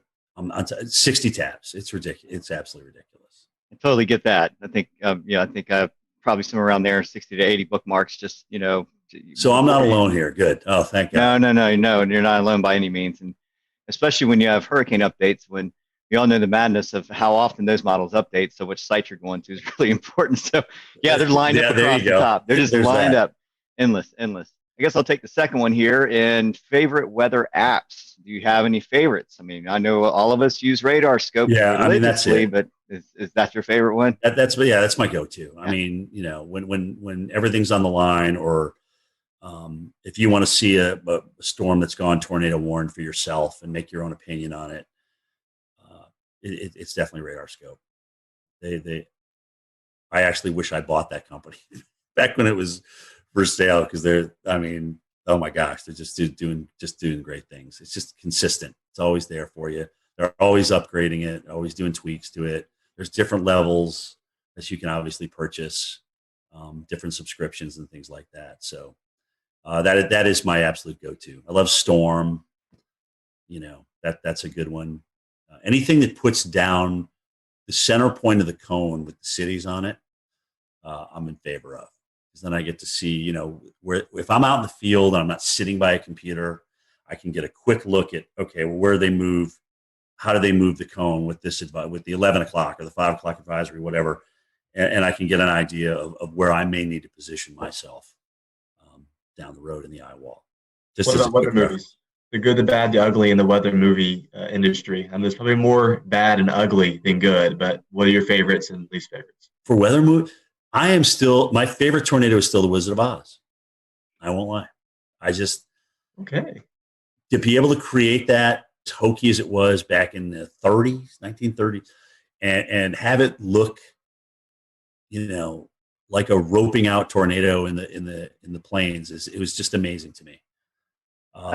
I feel the same way about that. I mean, it seemed like you look back and you're talking 1930s, film industry, and you're like, man, they actually did a pretty good job on that. Right. We'll return to Best of the Carolina Weather Group in a moment. Now your Carolina weather forecast. Here are today's forecast high temperatures for North Carolina. Here are the forecast lows for tonight for North Carolina. Here are tomorrow's forecast high temperatures. And here's forecast rainfall across North Carolina tomorrow. Here are the forecast highs for the day after tomorrow.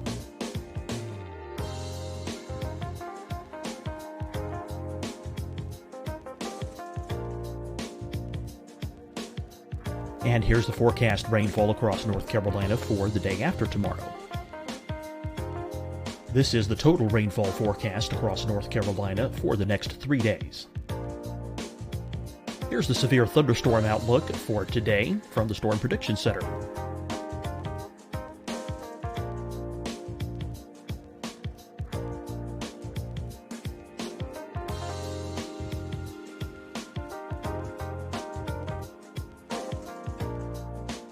Here are the forecast high temperatures for today for South Carolina.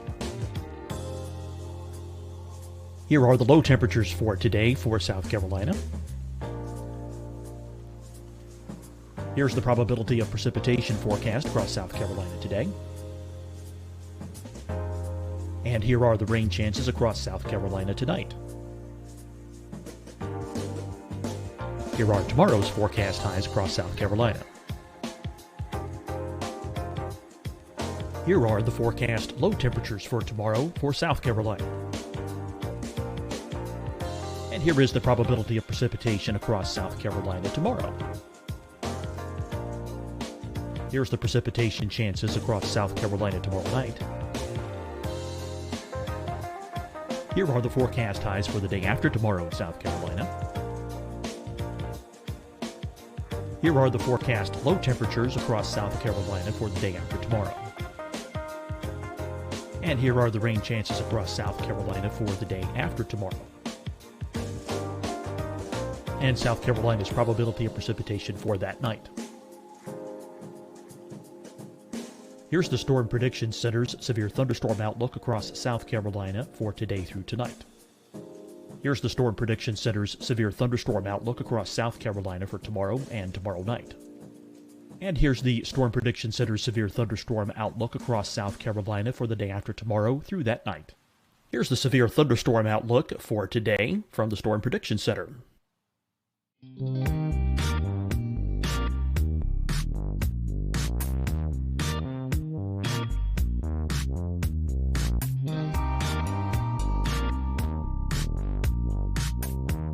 Now, here's a live look at weather radar across the southeast. Hi, everyone. I'm Dr. Mandy Cohen, Secretary of the North Carolina Department of Health and Human Services. And when you follow the 3 W's, you protect your family and your neighbors from COVID-19. When you leave your home, practice your W's. Wear a cloth face covering, wait 6 feet apart, wash your hands often. Wear, wait, wash. We're in this together. Stay strong, North Carolina. Fight the spread and take a stand against coronavirus. Wear a mask in public. Stay at least 6 feet apart from others. And get tested. Join us and fight the spread. Visit scdhec.gov/COVID-19. Getting tested for COVID-19 helps you to take the steps needed to protect yourself, your loved ones, and your community. Find the testing location at scdhec.gov/COVID-19 testing. Deciding when to wear a mask isn't about who you know or how well you know them. Just ask yourself, will I be with anyone I don't live with? If the answer is yes, get behind the mask. Help slow the spread of COVID-19. Get behind the mask. Learn more at covid19.ncdhhs.gov. You'll see your Carolina weather forecast at 25 and 55 past. And now back to the best of the Carolina Weather Group on the all-new Carolina WeatherNet.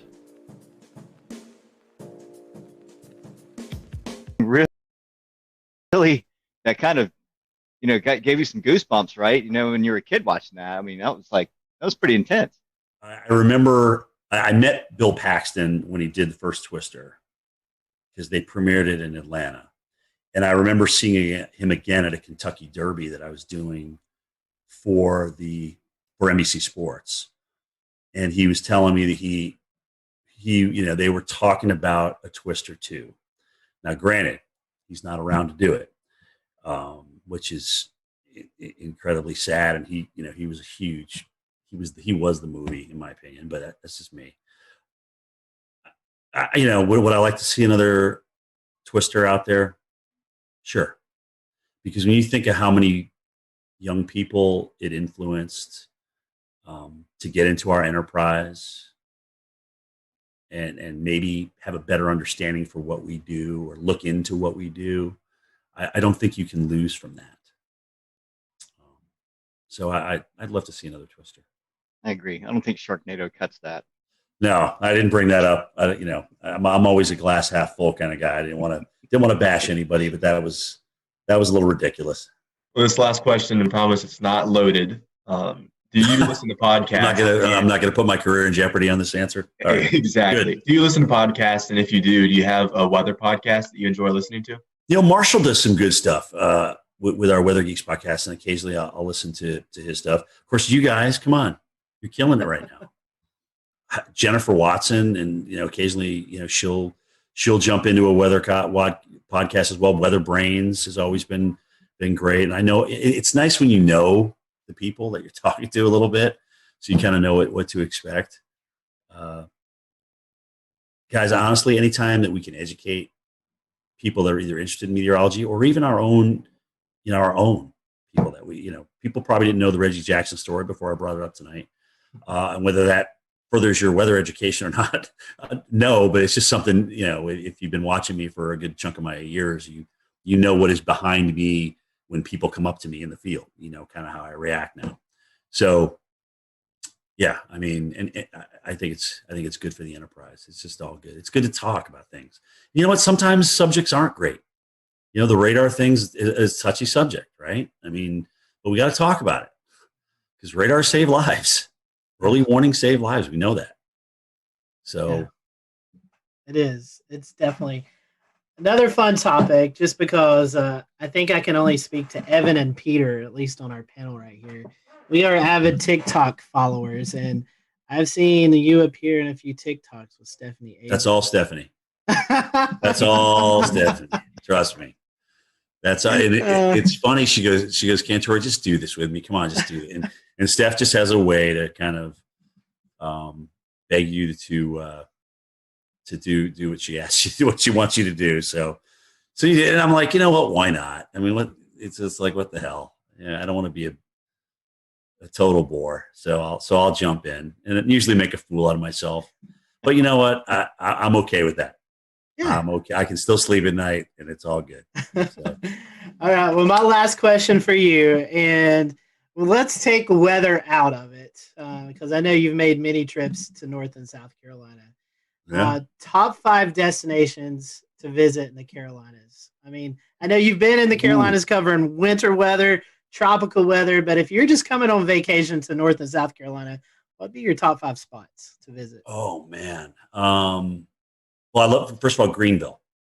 Greenville is my number one. I mean, it's a hidden gem. Nobody knows about it. If I had to retire in Greenville, I would do it. Yes. Okay. Greenville, South Carolina. Love it. Absolutely love everything about that city. I got a lot of good friends up there too. So their Euphoria Festival they do every year is second to none. But behind that is Charleston. I love Charleston. It's the charm of that city, just being down in there, being in the thick of it, the history, the weather history. I mean, everything. It's just absolutely beautiful. Wilmington. I've seen them get the crap kicked out of them and come back and be this wonderful, wonderful town. I love Asheville. The Grove Park Inn. I've been there for the gingerbread contest. I mean, that is just unbelievable. It's just a beautiful historic place. The Biltmore, obviously, up there. I mean, holy cow. Gosh, where else have I been in the Carolina? I think it was Winston-Salem. Maybe, or was it Hickory? I can't remember. I got a friend that I went. They had just like refurbished the downtown. I can't remember which one it was in, which one I was in, but I thought that was a pretty cool place. I live close to Hickory, and it's recently been redone. So there was Hickory. Yeah, I was about to say, you're kind of like, what? Where did this come from? Where did this come from? All right, who did I offend on this answer? No, you didn't offend anybody. You get your martial arts training here in Charleston. We all know that. Yeah, you did great. I'm in agreement with you on Charleston. It's my favorite place to go.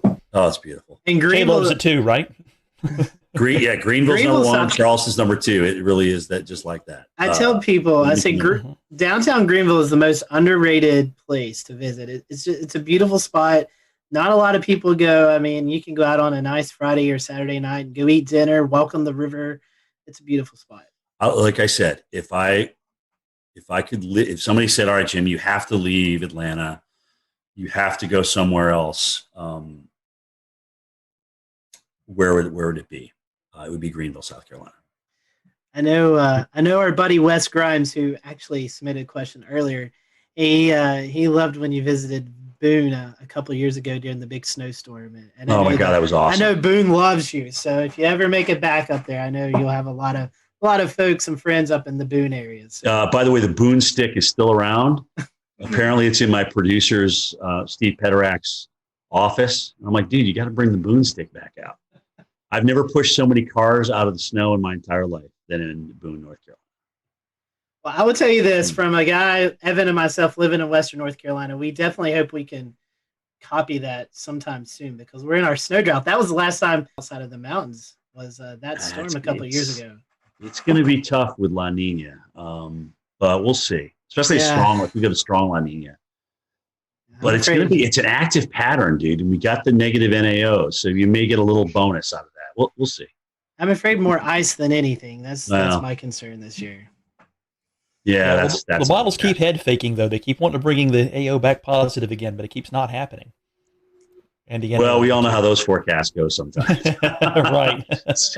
we've all been disappointed a few times. Look at that NAO. It's going to go so negative. Anyway, we'll see. We'll see what happens. Well, Jim, we certainly appreciate your time. We want to wish you a very Merry Christmas and a Happy New Year. And for those who are listening to the podcast, I'm sure they're probably following you on Twitter, on social media, but if they can't, or if they're not, how can they do that? So at Jim Cantore is my Twitter. I don't do Facebook, but my tweets go to Facebook. At at Jim Cantore on Instagram. That's more of my personal life than sometimes I'll throw some weather on there. I have been lately, but that's personal's Instagram and weather is mostly Twitter. And that's me, man. We appreciate your time and thank you guys for watching tonight. Yeah. We hope you have a great evening and we'll see you back soon here on the Carolina Weather Group. Merry Christmas, guys. Thanks for having me.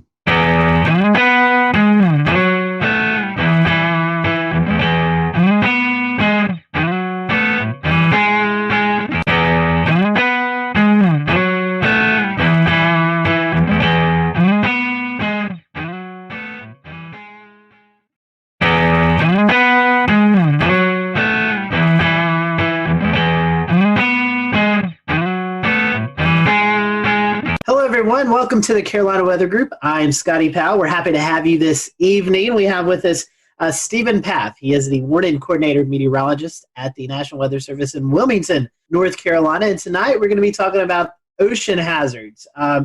The Coastal Weather Service offices issue several advisories and hazards and programs like that other weather offices don't. So when you find yourself on vacation or visiting the beach or something like that, you may hear something that's not familiar with you. So tonight, we're going to kind of dive into that and kind of go through all of these unique and different advisories and program and hazard programs that we see along the coast. And Stephen, working in the Wilmington office, is the perfect person to go to that. He does a lot of outreach events. So happy to have Stephen on with us tonight. As always, if you are watching and you have any questions, feel free to drop them in the comments section. We'll be monitoring those throughout the show, and we'll direct you. If we don't know the answer, we'll direct you in a place that hopefully you can get the answer. So we, again, appreciate you watching tonight. We're going to be focusing on ocean hazards and the different programs that the Coastal Weather Service offices use throughout this vacation season that's coming up. So, Stephen, welcome to the show.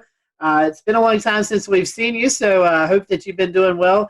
First question I want to ask to you before we kind of get into the meat of the interview tonight is, when I say warning coordinating meteorologist, for those who may not be familiar with the Weather Service terms, what is exactly your job there at the National Weather Service in Wilmington? Yeah, great question to start off with. We love these long titles, but good evening, and I appreciate the opportunity to talk with the group and some of these hazards that we're going to be talking about, mean a lot to me.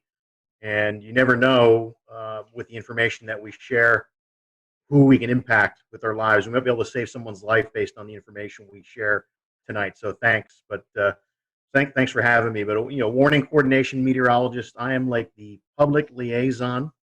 I'll work with civic groups. I'll work with the academic community. I'll work with emergency managers and also internal operations too, making sure our warning program has the resources that we need and the information needed, provide training. So it's absolutely amazing to me, because one day I can be working with a group of second graders. The next day I can be giving a stand-up briefing at an annual hurricane exercise, to working with the power squadron, working with the nuclear industry. It's absolutely amazing how many people that are impacted by weather in unique and specific ways and have unique needs that we can learn about and be able to help them as best we can. And I guess I'll go ahead and start off with our topics tonight. We look at ocean hazards, ocean and coastal hazards for what you do, and so we start breaking down into different categories.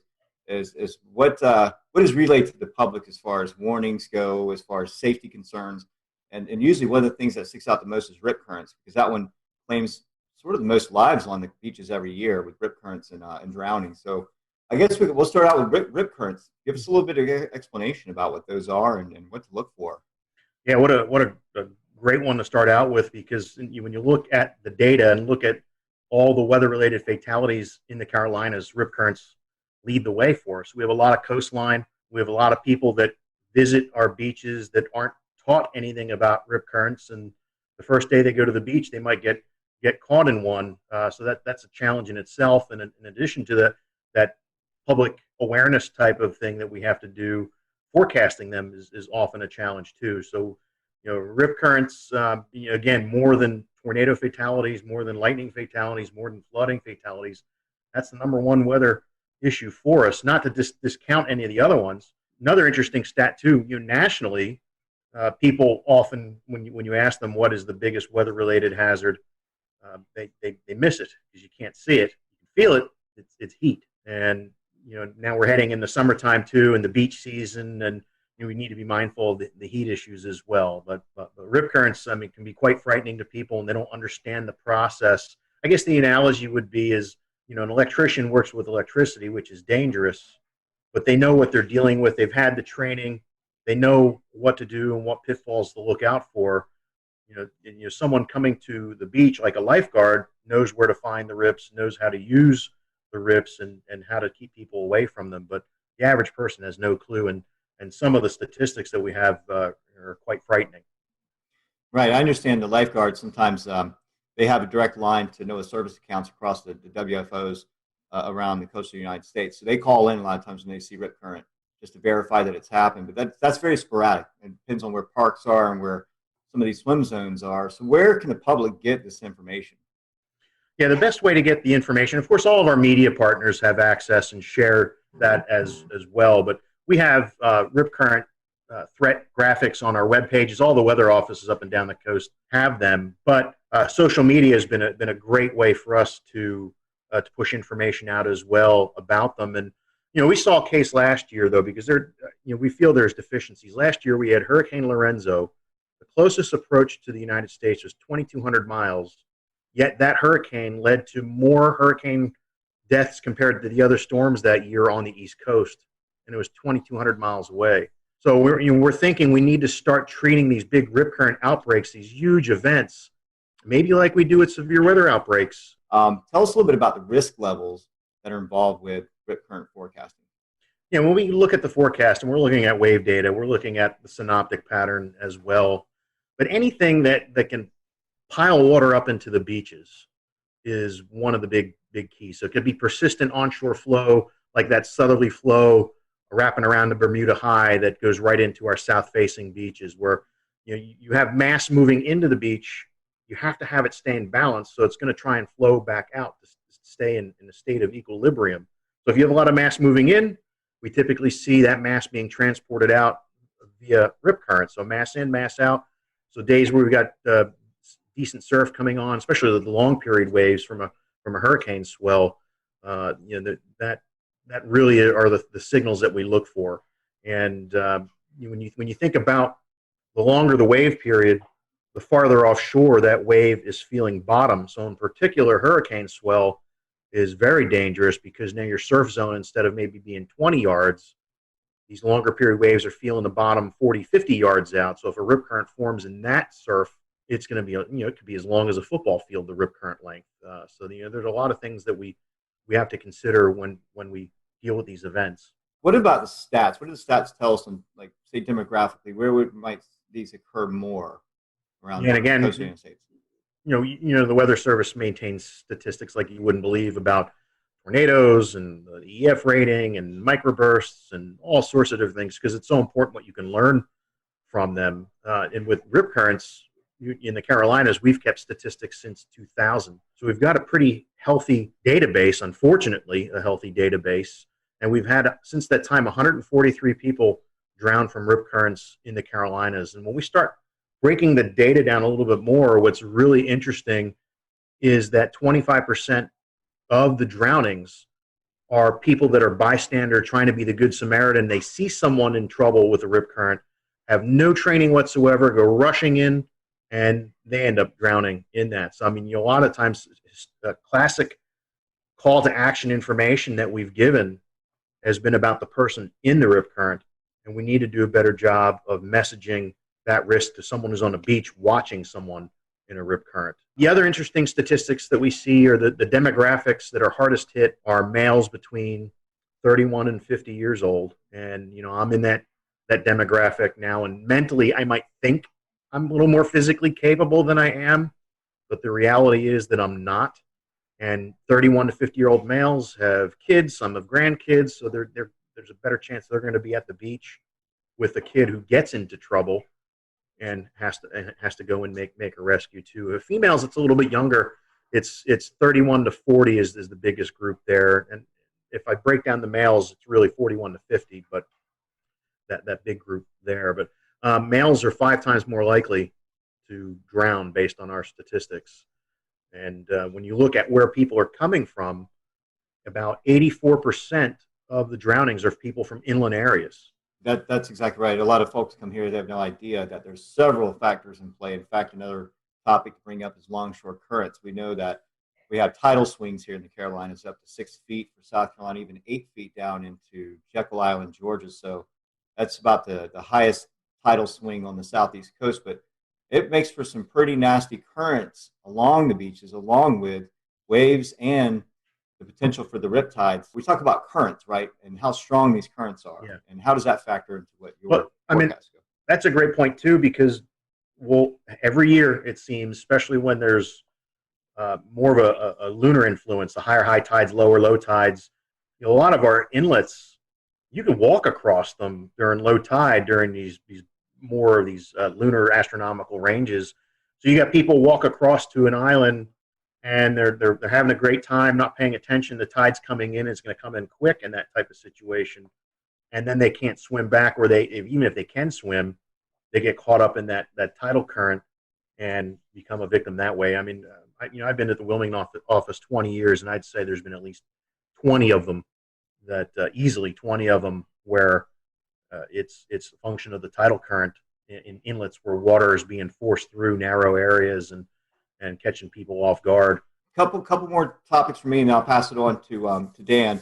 And we talk about some of the other factors on beaches, like sneaker waves or even meteor tsunamis from release of energy from storms that would cause some tidal event, right? So start with sneaker waves. That's usually like more northwestern United States specific to the Oregon or Puget Sound area.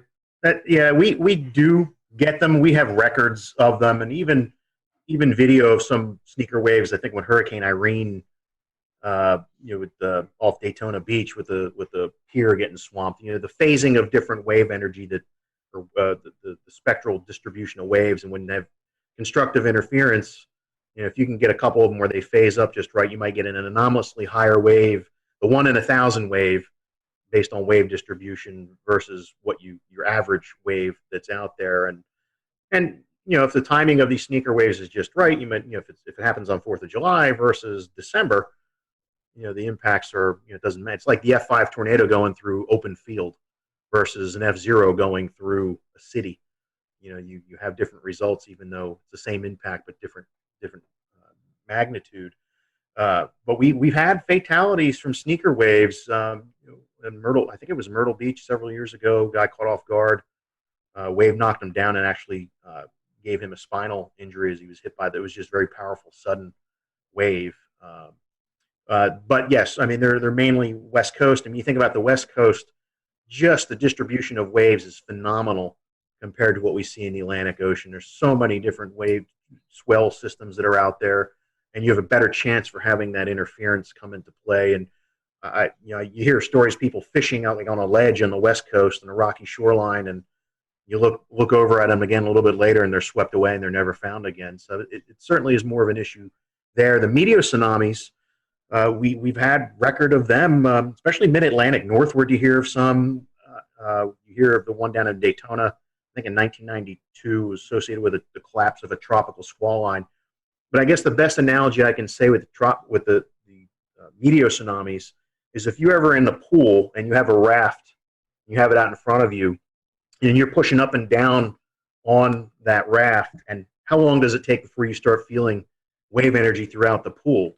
It's no different. These meteor tsunamis, it can be significant atmospheric changes or large scale area macro burst type of thing, and all that air pushing right down on top of that wave, and then as it releases and you start getting a longer period wave. Usually they result in not much in the way of wave run up or inundation. Usually get rough currents. There was I think at Barnegat Inlet, New Jersey, a few years ago, when that big derecho moved off the coast from like Midwest to the Jersey Shore in Delmarva, there was someone snorkeling in Barnegat Inlet, and on the backside of that derecho that went through, there was a meteor tsunami that caused everything to become real turbid, and and very rough currents. So that's, I don't usually lose sleep over the meteor tsunamis. I lose sleep over the submarine landslide tsunamis that could be lurking right off. I mean, there's a history of them off our coast. But either way, that type of wave is the predictability is we have a long ways to go before we can do that. It's hard enough getting the significant waves right 5 days out, let alone try and forecast a meteor tsunami. Can you tell us a little bit about gale warnings and kind of what goes into those and how those are used?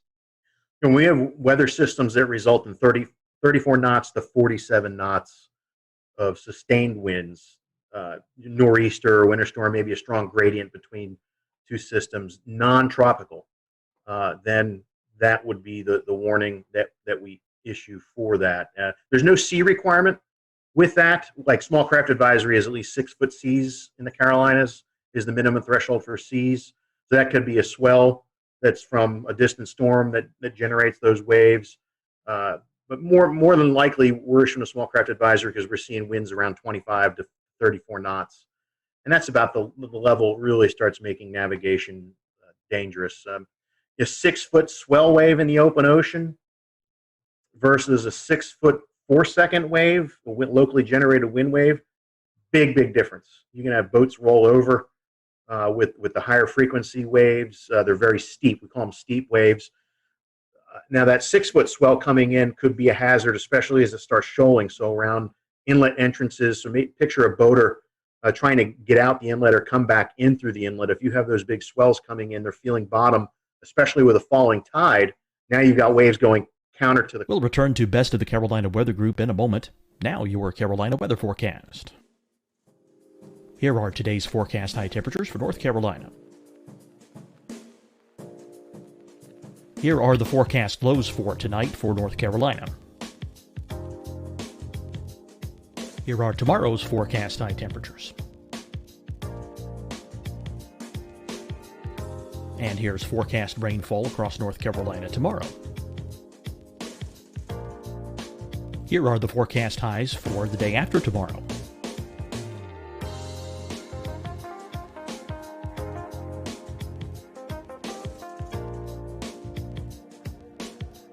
And here's the forecast rainfall across North Carolina for the day after tomorrow. This is the total rainfall forecast across North Carolina for the next 3 days. Here's the severe thunderstorm outlook for today from the Storm Prediction Center.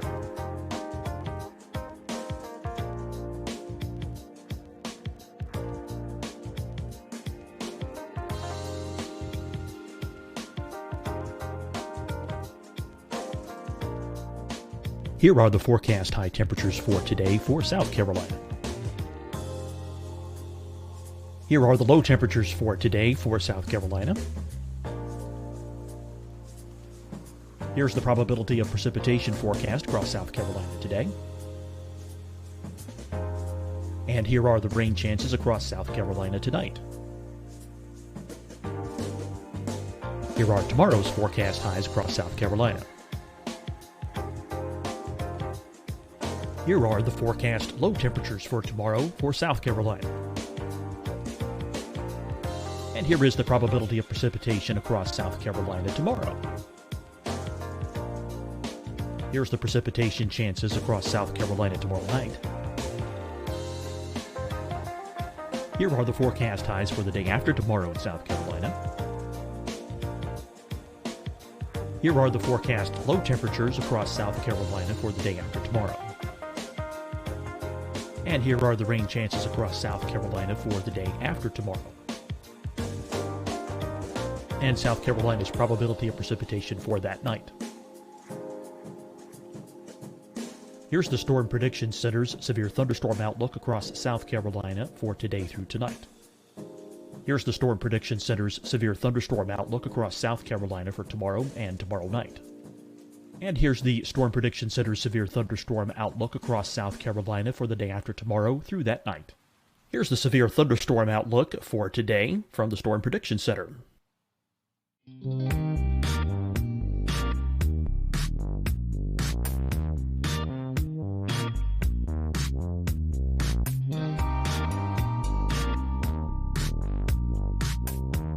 Now, here's a live look at weather radar across the southeast. Hi, everyone. I'm Dr. Mandy Cohen, Secretary of the North Carolina Department of Health and Human Services. And when you follow the 3 W's, you protect your family and your neighbors from COVID-19. When you leave your home, practice your W's. Wear a cloth face covering, wait 6 feet apart, wash your hands often. Wear, wait, wash. We're in this together. Stay strong, North Carolina. Fight the spread and take a stand against coronavirus. Wear a mask in public. Stay at least 6 feet apart from others. And get tested. Join us and fight the spread. Visit scdhec.gov/COVID-19. Getting tested for COVID-19 helps you to take the steps needed to protect yourself, your loved ones, and your community. Find the testing location at scdhec.gov/COVID-19 testing. Deciding when to wear a mask isn't about who you know or how well you know them. Just ask yourself, will I be with anyone I don't live with? If the answer is yes, get behind the mask. Help slow the spread of COVID-19. Get behind the mask. Learn more at covid19.ncdhhs.gov. You'll see your Carolina weather forecast at 25 and 55 past. And now back to the best of the Carolina Weather Group on the all-new Carolina Weather Net.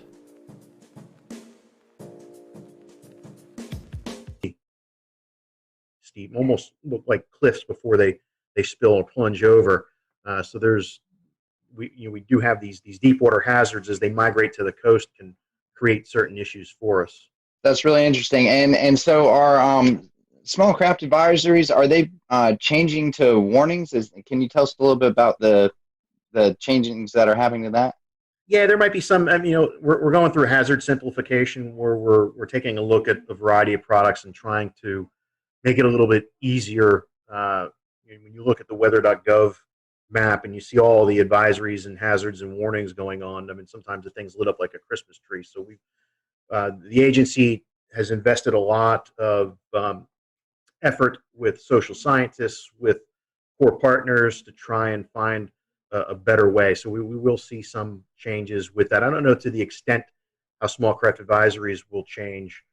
Gale warnings, I don't think we're going to have any changes. And of course, storm warning, when you have over 47 knots sustained, we would have that. As we all know, with any sort of simplification of hazards or anything weather related, it has impacts on a lot of sides. So that's great to hear that the social outreach there's happening to try and figure out how that will impact everything. One more thing that I have to talk about as far as open water hazards are concerned, as far as the special marine warnings, what's the best way if I'm a boater, if I'm going to be impacted by these special marine warnings, what's the best way? Well, first of all, what is that, and how does that warning get established, and then how is a person that might be impacted by it, how do I find that and look for it and know that it's happening? Yeah, it's a great point, and it is a challenge just because of limitations of coastal weather radio, cell phone connectivity, access to apps. When you're further out, when you're farther offshore, you're losing a lot of the ability to receive this information. So it's always important to know before you go. If there's a day that we're calling for all these thunderstorms, it's not worth it. Live to play another day type of thing. So right off the get-go, we've lost boaters to strong to severe thunderstorms before. Knock on countertop, not lately, but it has happened where people are taking risks and get caught by quickly evolving storms, like even that MCV that went through yesterday morning here. I would not have wanted to been anywhere near a boat with that coming through. But when we do have something like that come through, if we anticipate winds over 34 knots, then we would issue a special marine warning, or if it had water spouts with it, or large hail, because large hail in the open ocean, you could break the windshields on the boats and things like that too. But usually they're issued for 34 knots or higher sustained, or I'm sorry, any gusts 34 knots or higher, and any potential for water spout. As soon as we send the information out, it will play over the weather radio, and a lot of the VHF bands on a boat radio, you can see or hear those messages coming across. Now, some boats have radar on them, but they're not the right band to interpret weather data when they're twirling around. Usually, if there's a big thunderstorm target, the band that the marine radars are used, you might only see the edge of what's out there. It's not powerful enough to penetrate into the storm, so that really doesn't provide much in any way of value. But I think there are some providers via satellite where you can get information. But it is a great question, because you need to be connected to that environmental intelligence if you're going to be in an area where you're at extreme risk. You can't just 30 miles offshore. You can't just seek safe harbor in 10 minutes. You got life and death decisions to make, which is why we say avoid it if at all possible. Go a day when there aren't thunderstorms in the forecast. Stephen, a couple more advisories to cover with you, and one of them is one that we see almost monthly pretty much in the Carolinas with the lunar cycles and onshore winds and other factors. So the first one we'll talk about is coastal flood advisories. What exactly are they, and what should the public be looking for when they're issued? Yeah, that advisory, unfortunately, we're issuing more and more frequently, and there's a couple reasons for that. With sea level rise is one issue, but there are also parts along the Carolinas where there's actually subsidence going on, so the land is sinking. There's parts where the land is rising a little bit, and there's parts where it's sinking too.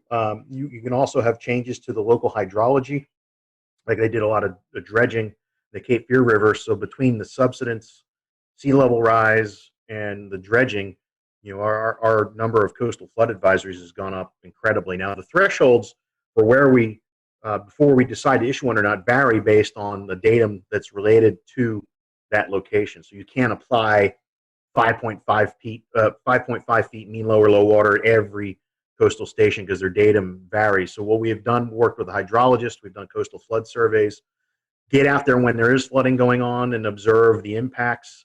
We call that E19 data. It's mainly for rivers, but we do have E19 data for coastal locations as well. And once we know what the level is and what the impacts are, now we have a good database, and we can put good information into a coastal flood advisory based on the levels that are predicted to occur. So moving on to the next advisory, and I think our last advisory for the night, high surf advisory. I think this is one that sometimes, especially for beach visitors, not necessarily residents, but someone who's coming from inland areas, it's easy to underestimate a big surf. 4 feet may not sound that big, but all of a sudden you get out in the water and 4 feet is a heavy wave. So tell us a little bit about how to be safe during the high surf advisory. Yeah, and that, you mentioned the heavy wave. The heavy, you can feel the power on those days where it's really moving like a washing machine out there, and unless you really know what you're doing, that's something that should be avoided. Just between the plunging breakers, potential for spinal injuries, those sorts of things, and it makes you hard to see too. So you get into trouble, and you're in this rough surf or high surf, you might be hard to spot, or even hard to get someone's attention if you're in the perspective of being in the water. But some of the thresholds we use, I think, are about 6 to 8 feet breakers we get, depending on how clean the ocean is, depending on the wind. Surfers get excited when we do high surf advisory, especially if you get a light offshore wind and it cleans it up a little bit. It doesn't look like a washing machine, but it's still powerful and dangerous if you don't know what you're doing. The thresholds vary up and down the East Coast, but our wave climatology, it's not like Cape Hatteras, like Wrightsville Beach is we get decent waves there, but typically not like we see it at the Outer Banks. And then you get in the Long Bay, Myrtle Beach, you got to get the wave energy coming in the right direction for us to issue a high surf advisory. The frying pan shoals block a lot of that easterly swell, where Wrightsville Beach might get it, but Myrtle Beach won't. So it's really unique to the shape of the coast as well, but it's a great point to talk about. Move to my last question before I hand it off to Scotty. Chemical and oil spills, I'm probably going to see this a little bit less frequently, but if you're out in the water, it's certainly still a hazard if it's ongoing. Where is this a problem? Is it a problem in the Carolinas? And if so, how can we be aware that it's happening? Well, it's frightening how many tankers bring all sorts of scary things just off the coast. And in the 21 years I've been in Wilmington, there have been a couple close calls. especially I think one time a barge with maybe number 6 broke loose off of Cape Fear, and luckily they in a storm, and luckily they were able to get a hold of it and make sure it didn't cause any problems. But with oil rigs, it isn't a big issue for us because we don't deal with any. I mean, more for the Gulf Coast. I mean, I'm more concerned with maybe a ship with hitting a shoal or a collision, sea fog event, and you got ships carrying xylene or some other terrible chemical that collides with another one, and now we have to deal with the decision support thing, working with emergency managers. And that's why, I mean, it doesn't matter. I mean, it could be severe clear weather. We always have to be ready, and most of these events are a result of some mistake. And when we talk about oil spills, but at least what I'm proud. Part of NOAA is the National Ocean Service, and they have scientific service coordinators that have responsibility for each part of the coast. So it's important for us to have a good relationship with the coordinators in our area, which we do. So we've exercised with the Coast Guard, going through their incident command training, doing their oil spill exercises, and working with the scientific services coordinator, because it's all about knowing who the players are, not just showing up going, okay, what do I do? How can I help you? These are hazards that have come about from out in the water. What about any of the hazards that have originated from within inland? I think one of the biggest examples we've all seen is after, I believe it was Hurricane Matthew and maybe Florence as well, seeing a lot of stuff being carried out from the rivers and satellite imagery showing it making its way into the water.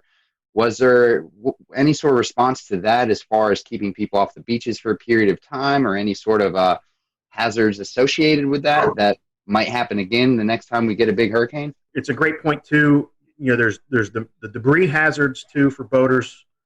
There's the biological type of hazards too. There's a lot of things washing down pollutants that, I think the rule of thumb is, I mean, you really don't want to be messing with the water after a hurricane or a huge flood event.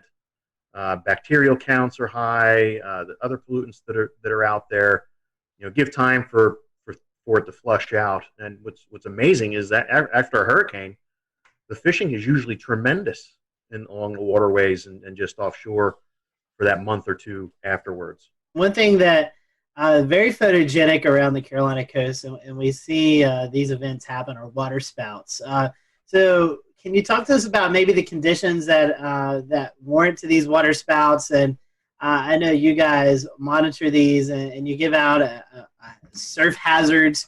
It's kind of like a beach day forecast, and you give out water spout threat, lightning threat. So talk a little bit about that forecast you give out, but also the conditions that are really able to produce these water spouts off the coast.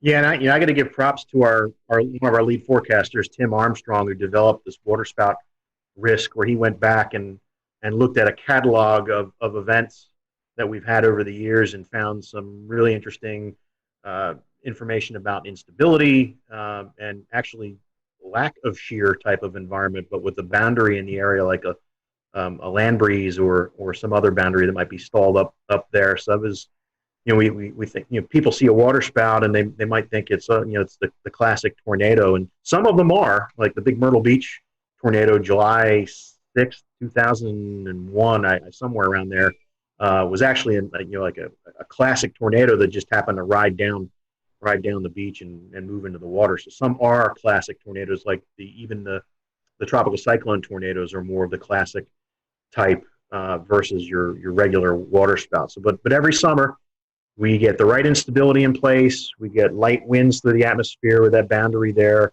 and we get you get funnels that come out, and some of them can be in absence of any rain, and just lollygag around. On occasion, maybe once every 3 years, we have to issue a tornado warning for one that's moving closer to shore. The last one we had move ashore was near Myrtle Beach, near the Ferris wheel, a couple of years ago. We had one at Carolina Beach back in 2011, the week before Hurricane Irene, I think it was.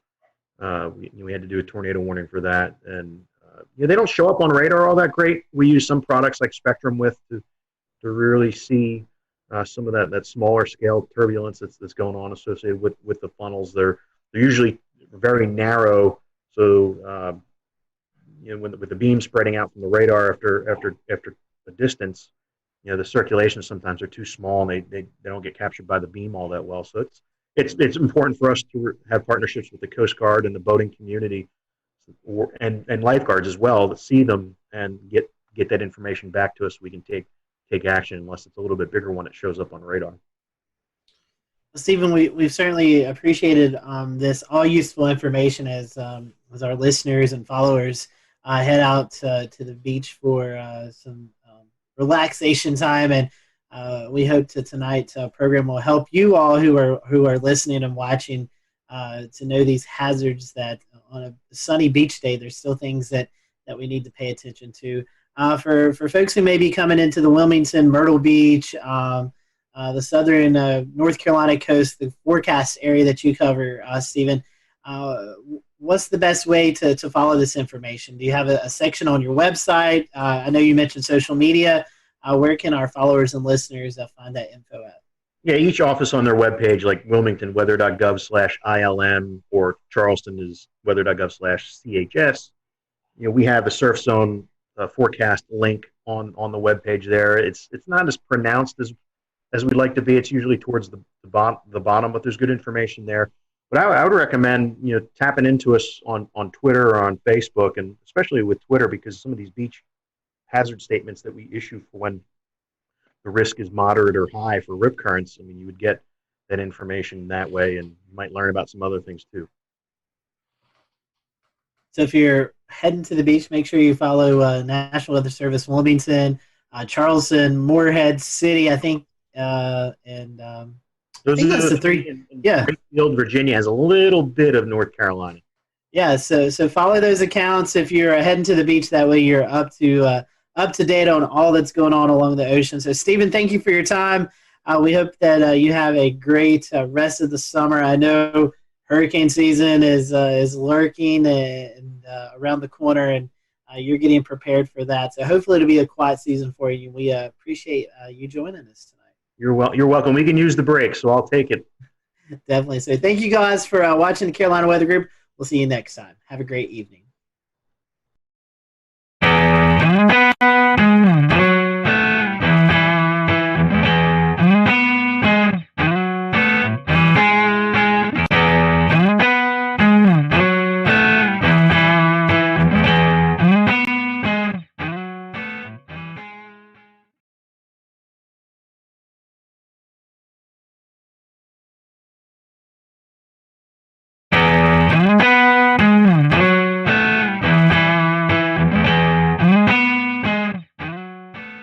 Hello, everyone. Welcome to the Carolina Weather Group. We're happy to have you this evening. We're going to be talking space with our good friend Tony Rice, NASA ambassador, also a contributor for WRAL in Raleigh. So Tony is our resident person that we go to, and we have space questions. There's some really cool things going on with this Mars launch. We also have some loon balloons. You may have seen some pictures floating around on social media over the last couple of days or weeks, and we're going to talk a little bit about that as well throughout the program. But Tony, we had this mission. I think originally this Mars mission was scheduled to go off June 20th, right around that date. It's since then been pushed back a few days. So can you tell us a bit about the mission itself? Well, what are we trying to accomplish as we head off to Mars?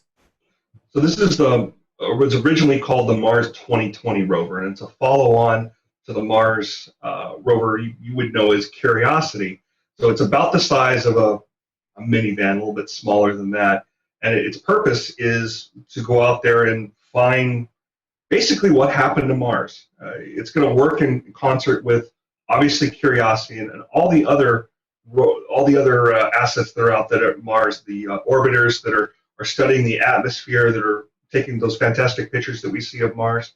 But it's a very similar rover to Curiosity. It's using the same spacecraft bus. And that's the body of the spacecraft, the wheels, the mobility system, all the computers, all the communication systems. But the real exciting thing about these spacecraft and about these missions are the instruments. So I think of this as like Curiosity 2.0. It has a lot of some of the same instruments that Curiosity did, but they've been upgraded. They've got a little more capability to them. We've learned a lot as we've had Curiosity on the surface of Mars for so many years. We've also added a couple of new ones. I'm sure we'll get into some of the more exciting ones there, but the ones I know that the one instrument, my favorite one, that I know is going to be your favorite as well, is called MEDA. It stands for Mars Environmental Dynamics Analyzer. And I'm really looking forward to MEDA getting on the surface of Mars. It's about a 12-pound instrument. It's chewing up a whole 17 watts of power. You have to really budget your power up there. Curiosity and this new 2020 rover are going to both be both powered by a nuclear power source. We don't have to worry about any of the solar panels being covered in all that Martian dust and causing us problems there. But the deal with MEDA is it's going to be capturing information about air temperature, ground temperature, radiation. We've got a dust sensor that's on there as well, so we can help study those dust storms. If you saw The Martian with Matt Damon, did a pretty good job of showing what dust storms can be like there. The beginning of the movie was a little fantastic, and we don't quite get wind speeds like that, or at least we don't have enough volume in the atmosphere to produce some of the things we're talking about there. We're going to put relative humidity. We'll be able to measure that as well. There's a thermal infrared sensor on there, and there's wind sensors as well. And the wind sensors are kind of interesting. There is wind on Mars. We're getting information about winds from another mission that is on the surface of Mars right now called InSight. It is not a rover. It is a lander, so it stays stationary. It can measure what atmosphere comes to it and the column of air above it. So we are seeing winds there that are a little bit higher speed than we expected. You wouldn't be able to feel them, though, because the volume of air there is so little. So, Tony, there's this new device that's coming with Perseverance that I literally just found about in the last 5 minutes. So it's going to be some type of helicopter drone deployment. Tell us about that and how that works in an atmosphere that's a lot thinner than ours. Yeah, that's going to be the really interesting thing, is how you get lift in such a thin atmosphere. The Mars atmosphere is about 1/100th that of Earth's. So it's very, very, very thin. Sorry, not 100th, 1,000th that of Earth's. Very, very thin. But the drone itself, the helicopter itself, has pretty wide blades, and it's going to be spinning really, really, really fast. So don't think drone like the drones that we know here on Earth. It's not going to be sitting up there and hovering for a good amount of time. It's going to take hops. And its purpose, number one, is a technology demonstrator. It'll be the first time we've ever flown on another planet. That's pretty exciting unto itself. But it's not just a technology demonstrator. It's going to be providing valuable information to the team that is driving this rover. And yes, there are rover drivers. They sit in California. They're sitting at home right now because they're able to VPN in and talk to the rover that way. But their technical term, or their technical title, is rover planners. They're doing exactly that. They're planning what drives need to occur during that day to put the rover in a position to do the science. So this helicopter is going to help out with that a little bit. It's mounted on the underside of the rover, so after the rover lands and everything's checked out, the rover will deploy the helicopter, we'll drive off of it, and then we'll be able to take the helicopter off and move it about. It's going to serve as a form of scout for the geologists. It's going to help us move ahead and make some good decisions about where to move the rover to in order to do some good science. Now, Tony, I have a question as far as, like, I've always wondered the signal, right? So these are being operated remote control a lot of the times. I know there's some automated processes on site that the rovers would do to correct maybe a rock in the way or something. But how long does the signal take to get to the rover as you're steering it? Now, the radio waves travel at the same speed of light, or I mean, what's the difference in right at light speed? How much time? So it varies throughout our year and the Mars year. Mars year is roughly about 18 months. So it's anywhere from about 10 minutes to more than 30 minutes. So when I mentioned somebody that's driving the rover, you might have this picture in your head of a steering wheel and a gas and a brake. Absolutely not that. It's sending commands for the rover to act on at a later date. Another function of this robot is that it's going to be collecting samples on the surface and to be later taken back to Earth and studied here. How will that work? How's it going to get back to Earth? To be determined. So there is going to be a caching capability where samples that are first studied by Curiosity are going to be packaged in a way that they can be picked up at a later date and brought back to Earth. We're not quite ready to put boots on Mars yet. That's a goal, but it's a goal that's pretty far into the future. As a step between now and putting boots on Mars, a robotic mission that could pick up those cache samples and bring them back. Why not just go and pick up random samples and bring them back? Why bring these that have been studied by the Perseverance rover, by the 2020 rover, to be able to do additional study on something that's already been studied by a robot is just going to give us a ton of information that we can apply to other studies that have been going on there for years and years. I mean, on back into the Viking days, back in the 70s. So that's why it's being done that way. How it's actually going to happen, there's a lot of different ideas about that. One of the biggest challenges there is how you have enough energy to launch from Mars and get back to Earth. How do you do that? And there's different theories on how that might happen. Do you bring enough fuel with you to be able to get back? Do you use the Martian soil as a source for energy and construct fuel that way? Lots of different ideas. We'll return to Best of the Carolina Weather Group in a moment. Now your Carolina weather forecast. Here are today's forecast high temperatures for North Carolina. Here are the forecast lows for tonight for North Carolina. Here are tomorrow's forecast high temperatures. And here's forecast rainfall across North Carolina tomorrow. Here are the forecast highs for the day after tomorrow.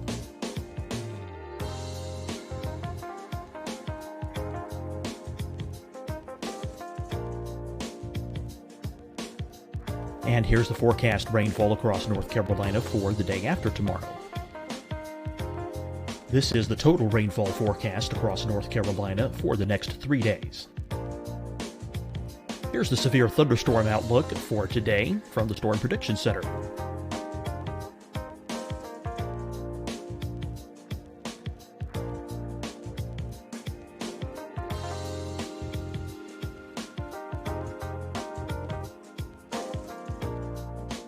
Here are the forecast high temperatures for today for South Carolina. Here are the low temperatures for today for South Carolina. Here's the probability of precipitation forecast across South Carolina today. And here are the rain chances across South Carolina tonight. Here are tomorrow's forecast highs across South Carolina. Here are the forecast low temperatures for tomorrow for South Carolina. And here is the probability of precipitation across South Carolina tomorrow. Here's the precipitation chances across South Carolina tomorrow night. Here are the forecast highs for the day after tomorrow in South Carolina. Here are the forecast low temperatures across South Carolina for the day after tomorrow. And here are the rain chances across South Carolina for the day after tomorrow. And South Carolina's probability of precipitation for that night. Here's the Storm Prediction Center's severe thunderstorm outlook across South Carolina for today through tonight. Here's the Storm Prediction Center's severe thunderstorm outlook across South Carolina for tomorrow and tomorrow night. And here's the Storm Prediction Center's severe thunderstorm outlook across South Carolina for the day after tomorrow through that night. Here's the severe thunderstorm outlook for today from the Storm Prediction Center.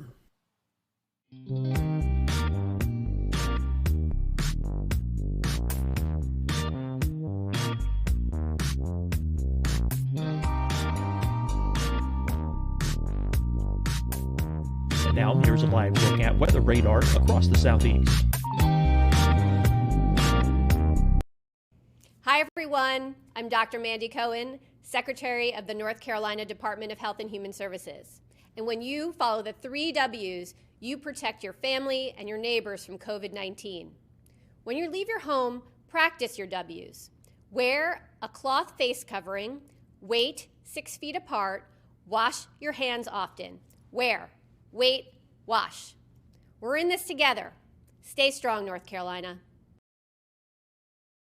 Fight the spread and take a stand against coronavirus. Wear a mask in public. Stay at least 6 feet apart from others. And get tested. Join us and fight the spread. Visit scdhec.gov/COVID-19. Getting tested for COVID-19 helps you to take the steps needed to protect yourself, your loved ones, and your community. Find the testing location at scdhec.gov/COVID-19 testing. Deciding when to wear a mask isn't about who you know or how well you know them. Just ask yourself, will I be with anyone I don't live with? If the answer is yes, get behind the mask. Help slow the spread of COVID-19. Get behind the mask. Learn more at covid19.ncdhhs.gov. You'll see your Carolina weather forecast at 25 and 55 past. And now back to the best of the Carolina Weather Group on the all-new Carolina WeatherNet. But step one is to gather those samples and leave them behind so that they can be returned. In our relentless pursuit for life on other planets, we look at water and potential for water. We've seen pictures of icing on the poles, a type of icing, not as we would know it, but what is the evidence for water on Mars and maybe some of the past evidence that shows you there could have been water flowing? Has there been anything presented in some of the latest information? Yeah, that's a great question. And the icing that you're seeing on the poles happens every Martian winter. And you can actually see it with a backyard telescope if you look at the right time. We see it on both the North and the South Pole. What you're seeing there is actually CO2 ice. It's actually carbon dioxide. And the poles get, those ice caps on the poles, they get larger and they get smaller according to the season. And we can see that in Curiosity's air pressure sensors. As that carbon dioxide transfers from a solid phase into a gas phase, it adds to the atmosphere. And we'll see atmospheric pressure go up during the summer months. And then it precipitates down, actually snows, dry ice on the poles during the winter months when it gets colder. Mars has seasons because it has an axial tilt, just as Earth has an axial tilt. It's very, very similar. But as far as evidence for water is concerned, it's really in the geology. The geology is, it tells us the story of what happened in the past on Mars. Where we landed Curiosity was an area that was formerly the bottom of a large river system. It was at the bottom of an alluvial fan, and that's kind of a funnel-shaped pattern. If you've ever seen satellite photos, color satellite photos of the Mississippi River Delta as it dumps out into the Gulf of Mexico, you see that triangle. That's all that sediment that's been collected up along the Mississippi River. Well, that's the Martian version of, or we landed on the Martian version of that. It's all dry there now. We're not seeing evidence of liquid water, but we're seeing the geologic evidence of it. So one of the very first photos that came back from Curiosity after it landed was of these rounded pebbles. Those don't form round. Those are rounded as a part of a water process that's picking up and moving them along and rounding them off. And we found lots and lots of that. So through study of the geology and the chemistry of those rocks as well, that's what told us that it was fresh water, determined that the area that Curiosity landed in was probably about knee-deep in water a couple million years ago. The idea that Mars was once a very different place and a lot wetter and perhaps a lot greener, that is one of the things that Curiosity found pretty quickly after its landing time. Tony, looking at some of the points here for the mission, two of them kind of really piqued my interest. It says this is the first leg of a round trip to Mars, and then after that, it's also talking about how this could actually pave the way for future human missions to the moon and to Mars. Can you tell us a little bit about that? Well, every time we put something on another planet, we learn a lot about it. And the road to putting boots on Mars, it's a long one. But even what we're planning on doing around the moon, coming up with the Artemis mission, is going to teach us a lot about that. Being able to live potentially off some of the resources on the moon will teach us a lot about that. We got to really understand the chemistry and the makeup of the Martian surface to be able to have people live there. I think that's really interesting. You know, we've always heard about people going to Mars, but this actually could be some small steps for that. And I also seen there's going to be like 19 cameras on this that we're going to be able to kind of follow along with the mission. Yeah, there's a bunch of HD cameras on Curiosity. We got even more on Perseverance. I've mentioned the name a couple of times. I need to tell you the story about Perseverance. So for the longest time, it was called the Mars 2020 rover. NASA's really terrible at naming things. You give NASA engineers and scientists the opportunity to name something, and they're going to give it an acronym. They're going to give it something boring. You know, maybe it'll be a backronym that actually spells something that you can pronounce. But the cool names, those always come from the kids. So Curiosity was named by a little girl in Iowa, who by the time it launched, she was a lot older than that. She actually went on to be, I believe, an environmental scientist. So she got a lot out of that experience. Perseverance was named by a young man up in Northern Virginia, and I was on the team that helped review a lot of the submissions that came in. They had to come up with a name, and they had to come up with a couple of paragraphs about why they chose that. And I can't recall if I read so many of them. I can't recall if Perseverance was among that. But some of the ones I read were pretty out there. I'm glad they picked Perseverance. We tend to call it Percy. So if you hear talking about the Percy rover, that's what we're talking about. Speaking of Mars, I know you run a Mars weather page on Twitter.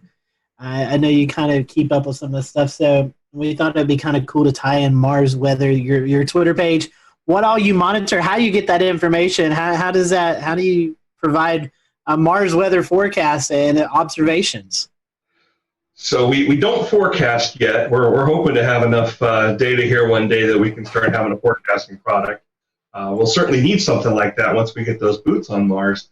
But right now it focuses on the InSight mission. It's pulling data down close to daily. There's a lot of data that has to come down, and unfortunately the weather data sometimes gets pushed to the back if there's images or things like that that the science team needs right away, especially when we were working with InSight trying to get a temperature probe to finally be pushed into the Martian soil there. I think everybody that's ever put a spade into the ground in the Carolinas knows what that clay's like. So it was dealing with some of that same problem up on Mars. Those images that were helping them understand that problem, those took precedent. But anyway, we do see data come down from InSight, and that is delivered through the same mechanism that all those pictures are delivered through. It's called the Deep Space Network. Generally, most of these, both the rovers and this InSight mission, have the ability to communicate straight back to Earth, but they don't tend to do that. They tend to upload the images and other data every time an orbiter goes over. And that orbiter acts like a router, store and forward that information once it sees Earth again. It's a little faster that way, and there's a little more bandwidth. But we see that data come down. I know she just popped that up. So we see temperature data. We see air pressure. I find air pressure to be some of the most interesting there. And then we see wind data as well.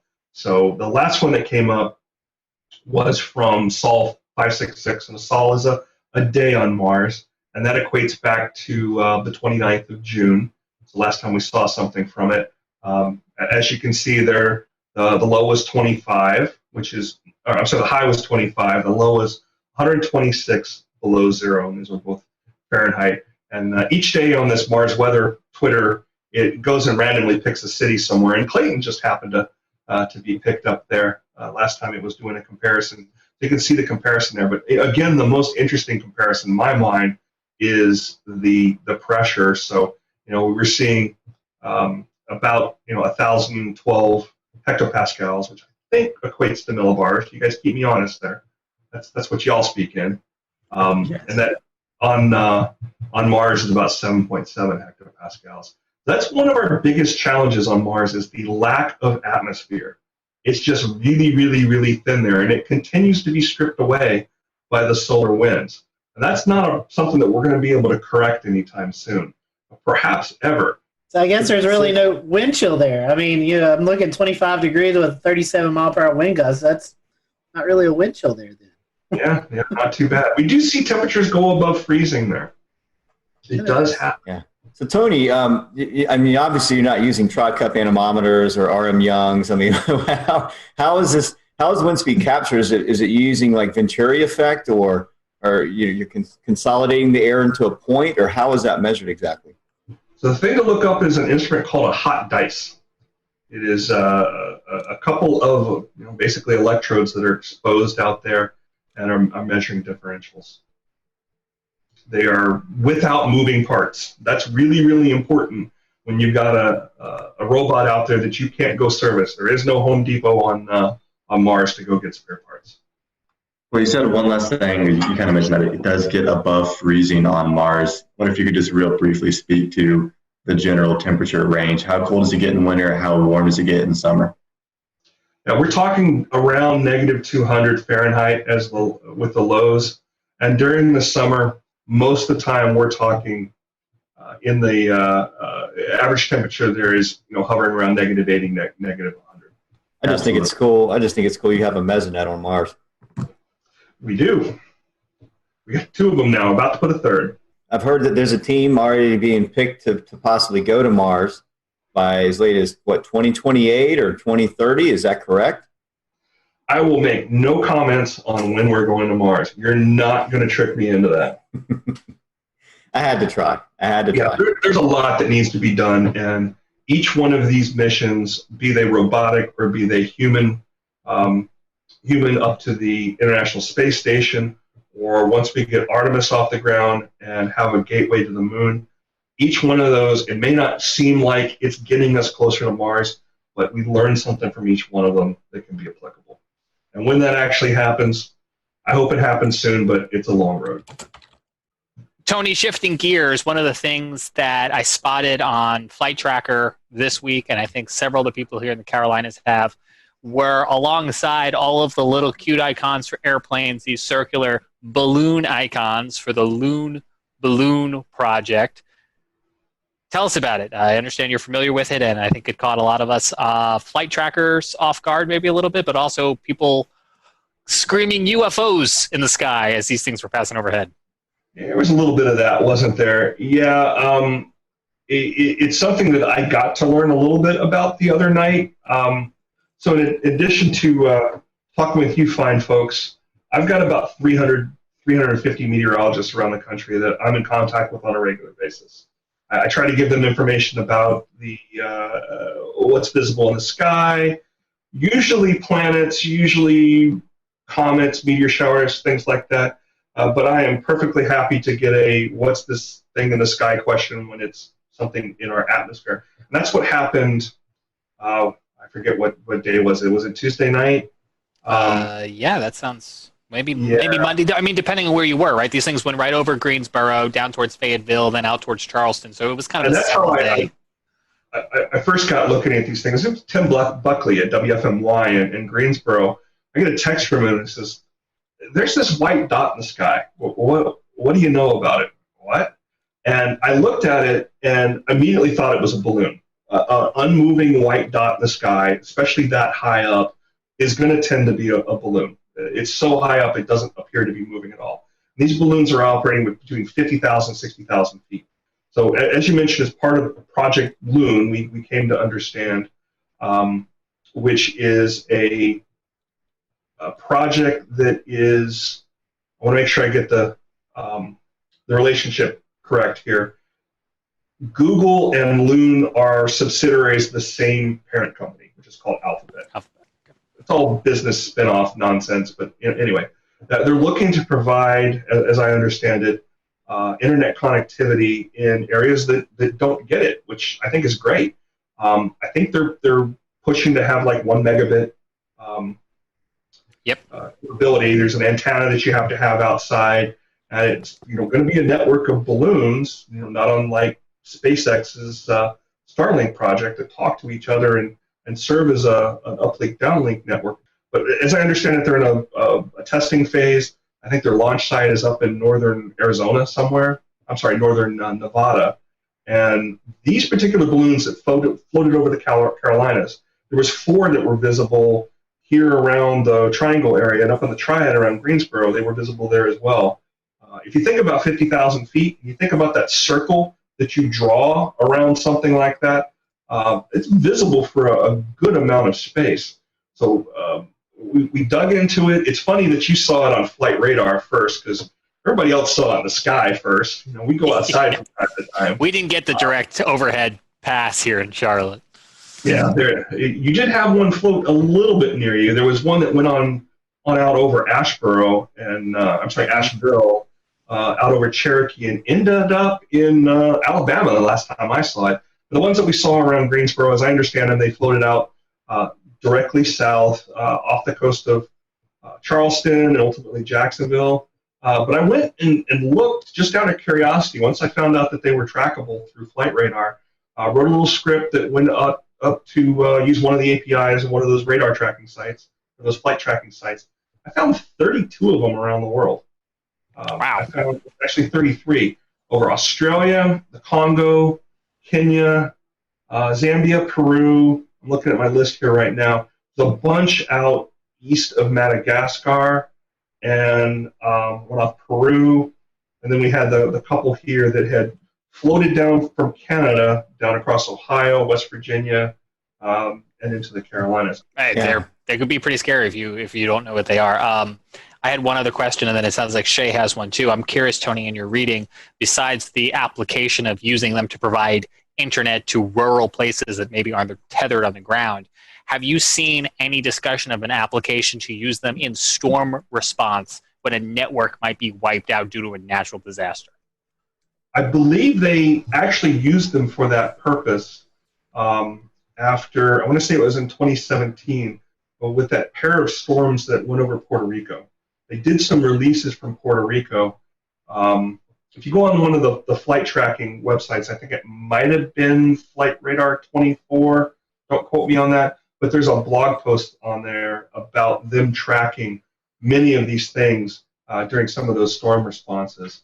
And providing that kind of connectivity to folks that they may not have power, but they probably have a way to charge phones. To figure out how to do that, it takes a little while to get that infrastructure back up for cellular service. So being able to do that with a balloon is pretty incredible. Yeah, I would agree with that, Tony. I know that with some of our Mets with WeatherFlow, we met and talked about it several years ago when Google was partnering with them. Now they're partnered with HAPS Mobile, and they provide LTE connectivity to these countries, these third world countries. There are other countries that lose connectivity during natural disasters. Peru, 2019 was a prime example of where Project Loon was utilized to get LTE connectivity for authorities to get their internet settings back up and for folks to get some LTE receptions on their phones and whatnot. So it's pretty interesting. I didn't know that there were that many balloons, but I know that they started this off back in 2013 where they did their first test flight around the world. So things have kind of progressed over time. Do you see this as being a permanent solution? I don't know. Not my area of expertise, but I think it's great that we're able to provide that kind of functionality there.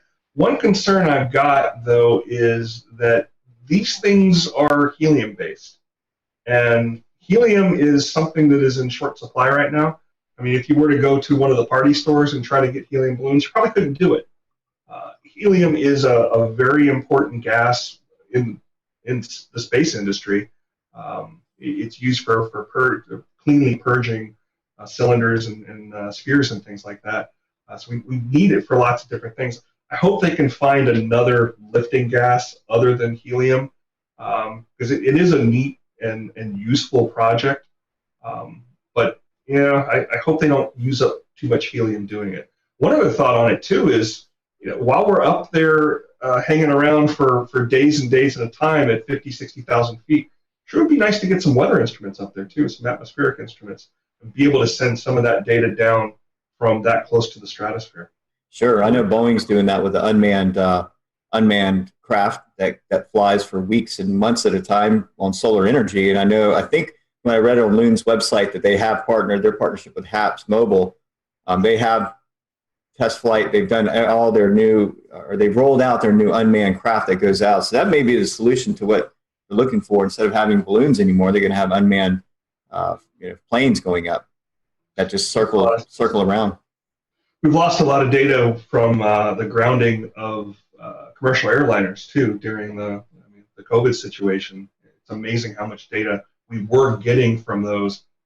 That's closer to 30,000 feet, but it really filled in a lot of those gaps the radiosondes were providing. In the past, we've talked about the radiosondes that you just mentioned.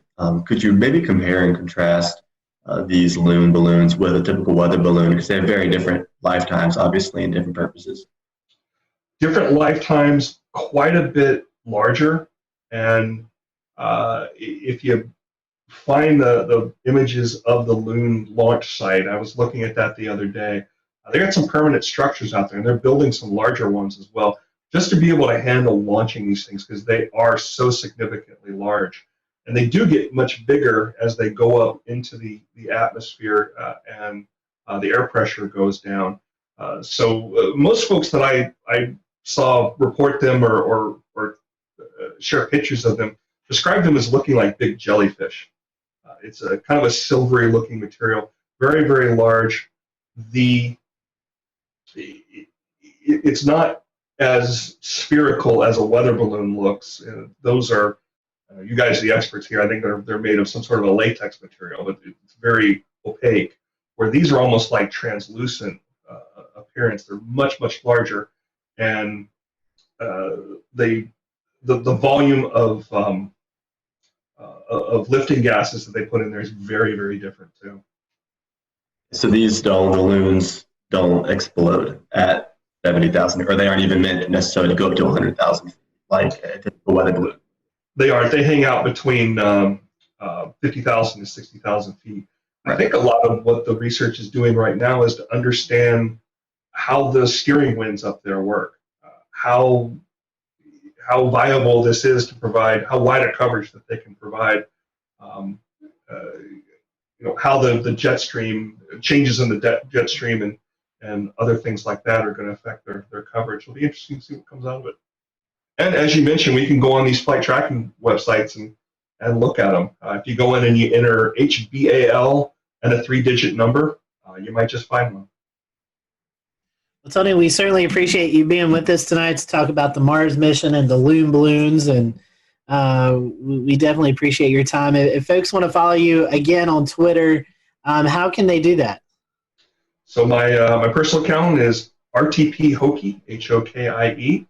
And if you are interested in Mars weather, the Mars WX report. You can also find you on WRAL as a contributor and the Weather Brains, right? You're still doing the recorded version? Still doing the recorded version. It's every Monday night we're putting that out, and I try to put something different out every week that's usually space related. Every once in a while we'll add in some other weathery stuff in there too. Well, Tony, we certainly appreciate your time. And if you're watching tonight and you want to know more about the Mars launch, we'll probably be airing those towards the end of the month as we get into with our friends at NASA TV. I'm sure we'll be doing some more events surrounded by that mission and that launch. So stay tuned with that. And we appreciate you watching the Carolina Weather Group. Until next time, we hope you have a great evening. And we'll see you on the next Carolina Weather Group episode.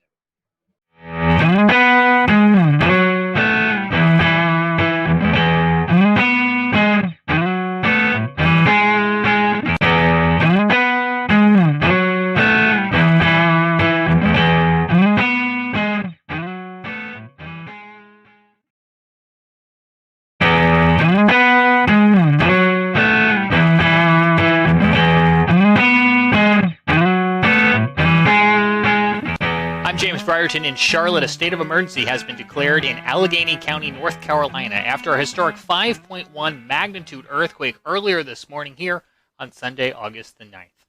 It was the 5th strongest earthquake in Carolina history and the strongest in the Carolinas since 1916. Luckily, no one was injured, but minor damage has been reported at over 100 buildings across the area and near the epicenter in Sparta. That's where our Scotty Powell was earlier today. I'm Scotty Powell here reporting just outside of Sparta, North Carolina, where you've seen a lot of the earthquake damage. Again, a 5.1 magnitude earthquake rocked Sparta, North Carolina earlier this morning, just after 8 a.m. A lot of damage to some roads, to some structures. In fact, some folks have been displaced from their home. I've never witnessed earthquake damage, but it definitely was something that I wasn't surprised to see. These big, deep craters crossing the road. Thankfully, not a lot of those craters, but some of them on the roadways that will definitely have to be filled up. Also, some structural damage to homes, a lot of rocks and things like that that have fallen off. So that's what it looks like here from Sparta. Again, a 5.1 magnitude earthquake. Again, the USGS already in town doing some surveys. Emergency officials say that homes have been affected, but thankfully no injuries related to these earthquakes. From Sparta, North Carolina, I'm Scotty Powell for the Carolina Weather Group. The mayor of Sparta has declared a state of emergency and... We'll return to Best of the Carolina Weather Group in a moment. Now your Carolina weather forecast. Here are today's forecast high temperatures for North Carolina. Here are the forecast lows for tonight for North Carolina. Here are tomorrow's forecast high temperatures. And here's forecast rainfall across North Carolina tomorrow. Here are the forecast highs for the day after tomorrow.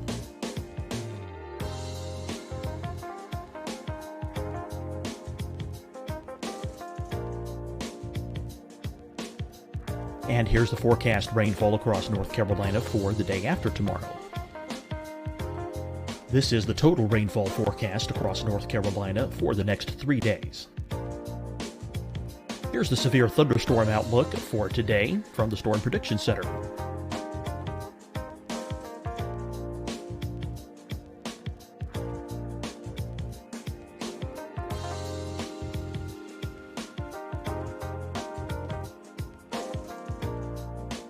Here are the forecast high temperatures for today for South Carolina. Here are the low temperatures for today for South Carolina. Here's the probability of precipitation forecast across South Carolina today. And here are the rain chances across South Carolina tonight. Here are tomorrow's forecast highs across South Carolina. Here are the forecast low temperatures for tomorrow for South Carolina. And here is the probability of precipitation across South Carolina tomorrow. Here's the precipitation chances across South Carolina tomorrow night. Here are the forecast highs for the day after tomorrow in South Carolina. Here are the forecast low temperatures across South Carolina for the day after tomorrow. And here are the rain chances across South Carolina for the day after tomorrow. And South Carolina's probability of precipitation for that night. Here's the Storm Prediction Center's severe thunderstorm outlook across South Carolina for today through tonight. Here's the Storm Prediction Center's severe thunderstorm outlook across South Carolina for tomorrow and tomorrow night. And here's the Storm Prediction Center's severe thunderstorm outlook across South Carolina for the day after tomorrow through that night. Here's the severe thunderstorm outlook for today from the Storm Prediction Center.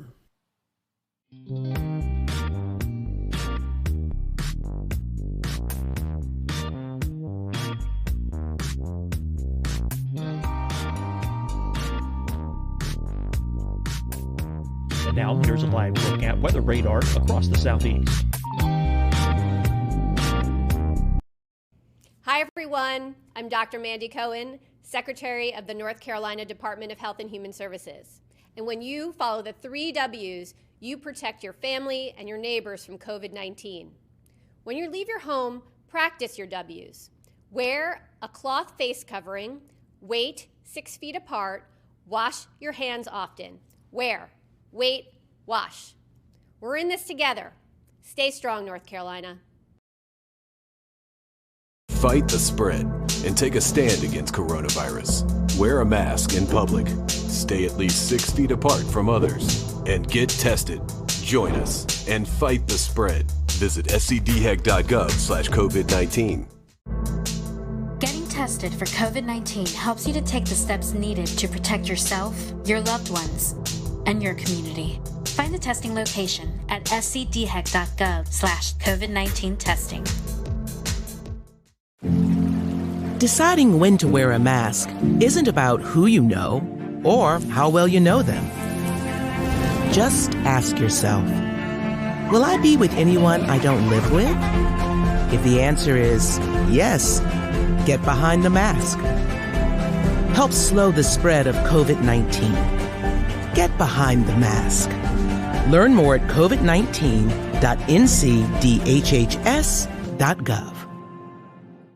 You'll see your Carolina weather forecast at 25 and 55 past. And now back to the best of the Carolina Weather Group on the all-new Carolina WeatherNet. And Mills says he's spoken to White House officials about what has happened in their community. Sheriff Maines also spoke with our Scotty Powell earlier today. I actually woke up with the crashing of picture frames hitting the floor at my house. I live just over the hill here, and so it was pretty chaotic at my house. All the neighbors experienced a lot of chaos, and we've been going around today looking for injured folks. We've not found any major injuries, and so we're just so thankful that we've not had any reported major injuries right now on folks, and we're so thankful that there's no one been reported stuck in their home, things of that nature. There's been some folks that have had to leave their homes now because it's not safe to stay there. So there were smaller earthquakes ahead of the 5.1 magnitude earthquake, and USGS geologist Dr. Arthur Machat says the cause of Sunday morning's earthquake is still under investigation. First bit I got out of here, this officer took me here to see the just the cracks in the road. Just looking for any to document any of the surface rupture or any of the other breaking of the structures or damage from the earthquake. So Western North Carolina, known for smaller earthquakes, 5.1 right now. Pretty big event for North Carolina standards, correct? Yes. We normally see smaller earthquakes. Kind of tell us, is this a fault area? What may have triggered this? It's simply, we don't know. Most of the eastern earthquakes are intraplate seismicity, so they're not tied with the direct fault. There are lots of zones. You mentioned there are zones that are known for more seismicity in the east. East Tennessee seismic zone, Charleston, South Carolina, Giles County have all known, in Central Virginia are known for seismicity in the area. Nothing here, so we don't know any recent faults or anything to tie it with. Reports of shaking and tremors could be felt upwards of 150 miles away from Allegheny County, North Carolina on Sunday morning. We have 3 reports for you coming up, one from Greensboro, one from Charlotte, and one from Bristol. And we start in Greensboro, where WFMY Chief Meteorologist Tim Buckley spoke with our own Evan Fisher to recount his early morning wake-up call. So bizarre. You don't expect anything like that in North Carolina. We get earthquakes from time to time. Sometimes they happen, and most of the times we don't even know about it because they're so weak. Usually on the order of a 1 magnitude or a 2, or maybe closer to a 3 if you're rounding. But a 5.1 earthquake is pretty unprecedented. I mean, it's happened before, but by our records, it looks like this is the strongest one to have an epicenter in the state since back in 1916. That was actually near Asheville in Skyland, North Carolina. So anyway, it happened this morning about 8:07. Everyone probably has a little bit of a different story. For me, I was sleeping soundly, and then it happened, and I really woke up. And bizarre, I've never felt an earthquake before, so for me, that was a first. I've missed the other ones. This one definitely was strong enough to wake me up. And checked my phone right away. Tons of messages on Facebook, on Twitter, emails. Everyone immediately, this was within like 5 minutes, wanted to know what was going on. And it took a little bit for that report to come in from the USGS, where we get our earthquake info. But once it did, it was pretty clear. Yeah, that was a strong earthquake, and it wasn't that far away. Starting to see some trickles in of damage reports here and there, mainly in that Sparta, Blue Ridge area. But even a little removed from that, I have a weather spotter up in Stokes County, which is just 2 counties away from Allegheny, where the earthquake was, and he has a cracked, a little crack in his roof, the ceiling, I guess, on the inside of his garage. So more than I've ever seen since I've lived in North Carolina over the last 10 years. And, even if you lived here 100 years, I think it counts for that too. Chris Mulcahy is a meteorologist with WCNC Charlotte. He was working Sunday morning when the earthquake first occurred and recounts some of the reports of those tremors that his newsroom received. And I didn't feel anything here. So I live in Northwest Charlotte. But one thing that was really miraculous when I was out here, that time in the morning, early part of 8 o'clock, a bunch of messages were coming in saying, hey, did you feel that earthquake from Denver, North Carolina? Did you feel that earthquake from TKK? Did you feel that earthquake in the southern parts of Lancaster County?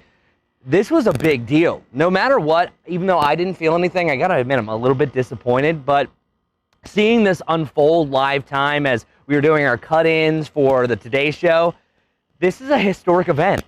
Over 100 years ago is the last time that we had anything close to this. And even though there was one back in 1926 that was just a little bit stronger or similar strength, that's still a long, long time. So this is a big historic event. And one thing that I love that I learned today is that every year worldwide, there are 500,000 roughly earthquakes that are detected.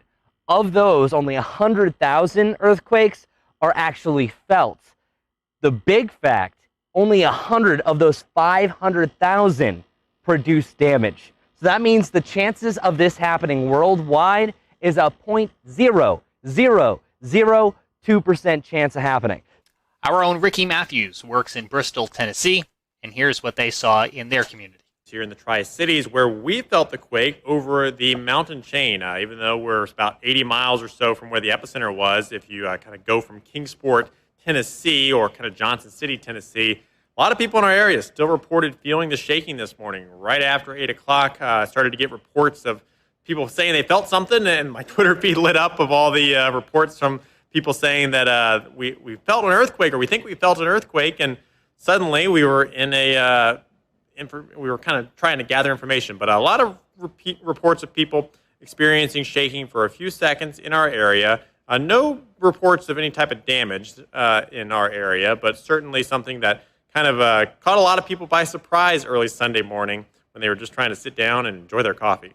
And there you have it. It seems 2020 had another trick up its sleeve, but we're happy to report once again no injuries following that 5.1 magnitude earthquake near Sparta, North Carolina on Sunday morning. Before we go, a quick tropical update for you. There is a tropical wave located a few hundred miles off the African coast. It continues to show signs of organization. A tropical depression could form in the next few days as the wave moves west at about 15 miles an hour. The next storm, if it were to be named, would be Josephine. On behalf of everyone here at the Carolina Weather Group, including Evan Fisher and Scotty Powell, I'm James Brierton in Charlotte. Thanks for joining us for this special edition of the Carolina Weather Group, and we'll see you back here again real soon.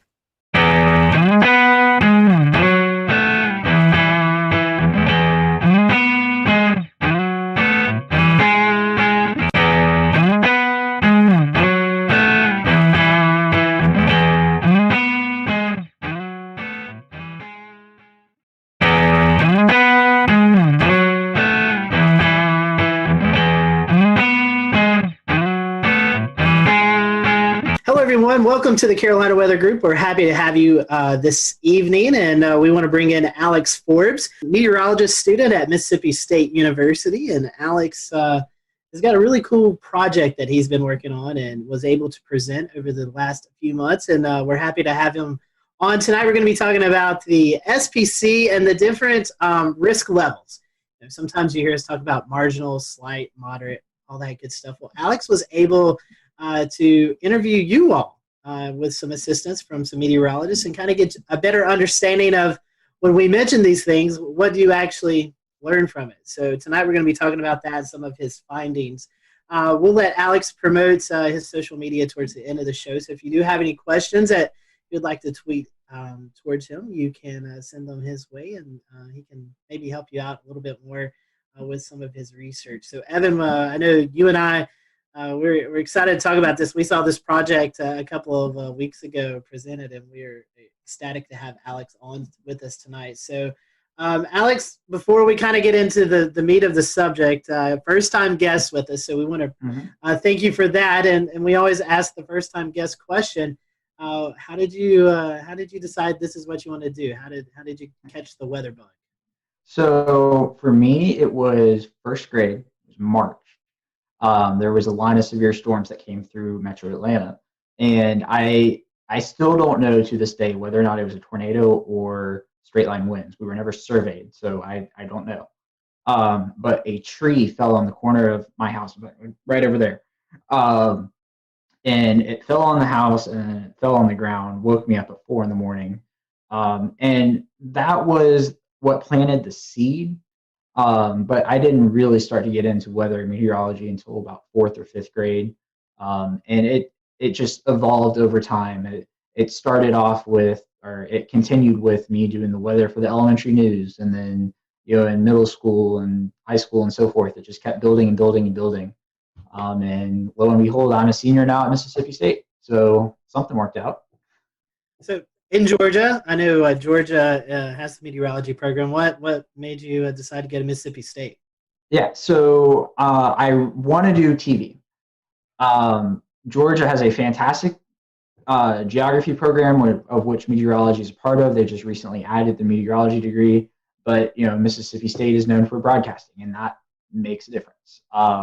Plus, it's not exactly far from me. Mississippi State's, or Starkville, is about 4.5 hours. It's close enough, and their scholarships they offer for out-of-state students is fantastic. So it really became a no-brainer. As a Florida Gator fan, I'd much rather cheer for Mississippi State than the Georgia Bulldogs. I know James won't be happy about that. Well, it's a matter of fact. So that's right. That's right. Well, let's before we get in trouble, let's talk about what you've done some research on. The Storm Prediction Center, Alex. We see these outlooks posted, especially in the spring and summertime, thunderstorm outlooks with severe weather. So you decided to kind of dig into it and kind of ask the public what they think of these words that we tossed out. But before we kind of get into your research, let's briefly go into each category. I know you had to do some research about those categories and basically kind of what kind of weather we see with those. Can you talk to us a little bit about those categories and what they mean, and maybe then we can lead into some of your research? Yeah, so the Storm Prediction Center issues convective outlooks. You might know them as the avocado maps. Typically, it's a green region with a yellow region inside of that, with an orange region inside of that. Sometimes you get the moderate, which is the red, and the high, which is the pinkish purple color. So what I did was a belief that has existed among broadcast meteorologists for a long time is that the names don't work. So marginal is you might see a storm. If you do, it could be severe. There's a certain percentage assigned to each of these that's arbitrary, and it doesn't mean a lot to the public, so I'm not even going to get into them because they're meant for meteorologists. Slight is a step up from marginal. You'll probably see storms. A couple of them might be severe. Enhanced is, okay, there's going to be storms. Probably half of them, give or take, might be severe. Moderate's like, okay, this is serious. There's going to be storms. They're probably going to be severe. And high is, there's storms. They're going to be severe. There's going to be, in most cases, tornadoes. Loss of life is a concern, so forth. But the other thing I would point out about them is that when these categories were updated in 2015, they're not equally weighted. Right? So the marginal was the old C text. It wasn't a category before this. It's not like an old slight is now a marginal. It's new category. Slight was split into two. They kept slight for the lower end of the threat, and they added enhanced for the upper end. And then moderate is still moderate, and high is still high. So if you jump from a slight to enhanced, that's not the same from jumping from an enhanced to a moderate. And that's part of what confuses a lot of people, is that meteorologists understand that an enhanced to a moderate is a much bigger jump from a slight to enhanced. People see, the lower category to the next category, and they say, okay, just another notch higher. So that's pretty much it in a nutshell. The other thing I will add is, in recent years, the Storm Prediction Center has begun to acknowledge a number system in association with the words. You'll see that on a few of their graphics, but it's not widespread use yet. So you reached out to the public to kind of do a survey and see how people were handling the threats and interpreting all of the different lingo that's associated with them. What led you to choosing the Southeast as your kind of study group area? Yeah, so there's been studies in the past that show the Southeast United States is emerging as the new tornado hotspot within the United States. A lot of severe weather studies are based out of the traditional tornado alley: Oklahoma, Kansas, Nebraska, Arkansas. Also, I live in the Southeast. I want to know what people around me think. I want to work in the Southeast. I want to know what my potential viewers one day think right now. I think there's a tremendous value added about knowing that the data is from a specific region, so such that I am not conflating people's understanding of the outlook terminology in Georgia versus New York, because we get convective outlooks almost every day in the spring and summer. In New York, they get them 5-10 times a year, maybe. That's an estimate. I don't know for sure. So I think there's tremendous value added in having a specific area and understanding that and what those people think in that spot. So what'd you find? I know that's kind of a big question with a big answer, but tell us about it. 4,000 responses culminated into this. And the headline is that what meteorologists, the hierarchy of the words that the Storm Prediction Center uses, that the meteorologists understand, is not understood by the public. Now, I will throw this caveat in there, in that the convective outlooks technically are not designed for the public. They never were. They still aren't. They are designed for meteorologists to take and then interpret and relate to the public. But that does not negate the fact that they are used on TV channels, social media, everything that the public sees almost in terms of weather on a regular basis. So what the biggest thing is that the current hierarchy, the marginal, slight, enhanced, moderate, high, is what the SPC uses, and what the public perceives as the hierarchy of those words with no context is slight as the first level, marginal, which is the second, moderate, the third, enhanced, which is the fourth, and the fifth being high. So the high is the only category that translates from one to the other. So it's a problem. The results even surprised me to an extent. I expected the moderate and enhanced flip, but I did not expect the slight and marginal flip. It's something that needs to be taken into account, because whether we like it or not, the public has become the primary consumers of the convective outlooks. And if there's a disparity in what people believe, especially when it's conveying life-threatening information, perhaps days in advance, it matters. So that's the SPC part in a nutshell. There were some other pieces of the puzzle that was good news. Over 95% of people correctly identified alerts like a tornado watch, tornado warning, severe thunderstorm watch, severe thunderstorm warning. 82% either agreed or strongly agreed that a severe thunderstorm, the term severe thunderstorm, means that the storm is capable of causing as much damage as a tornado. So something's getting through to these people with those terms. So that just brings up another conclusion that I had, that people should use the term severe thunderstorm, warning watch, as opposed to thunderstorm warning or watch, which I see on occasion. It's not widespread use, but I just thought I'd throw that in there.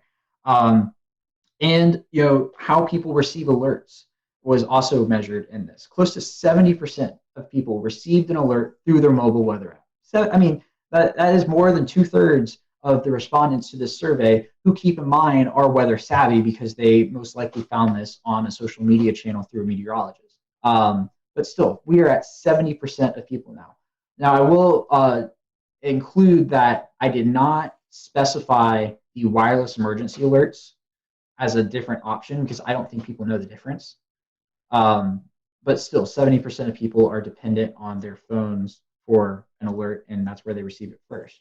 And when an alert is issued, 61.8% of people say they turn to local television, which is a meaningful number. So if somebody's getting a tornado warning on their phone, they're turning on the TV to whatever meteorologist they follow and trust for information. That's an interesting point because social media, especially weather Twitter, we're all involved in weather Twitter. We get our weather information from Twitter a lot of the times. Yeah. But the vast majority of the general people out there in the Southeast aren't on weather Twitter. They're not like us. They aren't going to see your tornado warning post or, whatever post you're doing. So it's interesting that, TV really still is the primary mode for those people to get those warnings. Yeah, and the other interesting thing about TV is that even among 18 to 24-year-olds, 51% of the respondents of that age group said they still turn to local television, which is huge. Wow. Because, I honestly expected that number to be low, but not for the same reason I think that a lot of other people think. It's that, people have this mantra of people our age aren't going to watch TV. And I don't know that to be the case because I think even now with millennials, it's not that we are never going to watch TV. It's that we aren't going to watch local news until it matters to us. And in most cases, that's not until you're in a established routine with a family, living in the suburbs, something along those lines. And I think the groundwork is there for local TV to prosper, actually, within, as our age group becomes older, if 51% of people now are already turning to local television whenever they receive an alert like this. Off of that, Alex, with local television, most of the time they are breaking in, but they're also simulcasting per se on a Facebook Live or on a Periscope or something like that. So, I mean, if you got to put the TVs in that aspect of the social media together, that's a pretty big percentage. Yes, absolutely.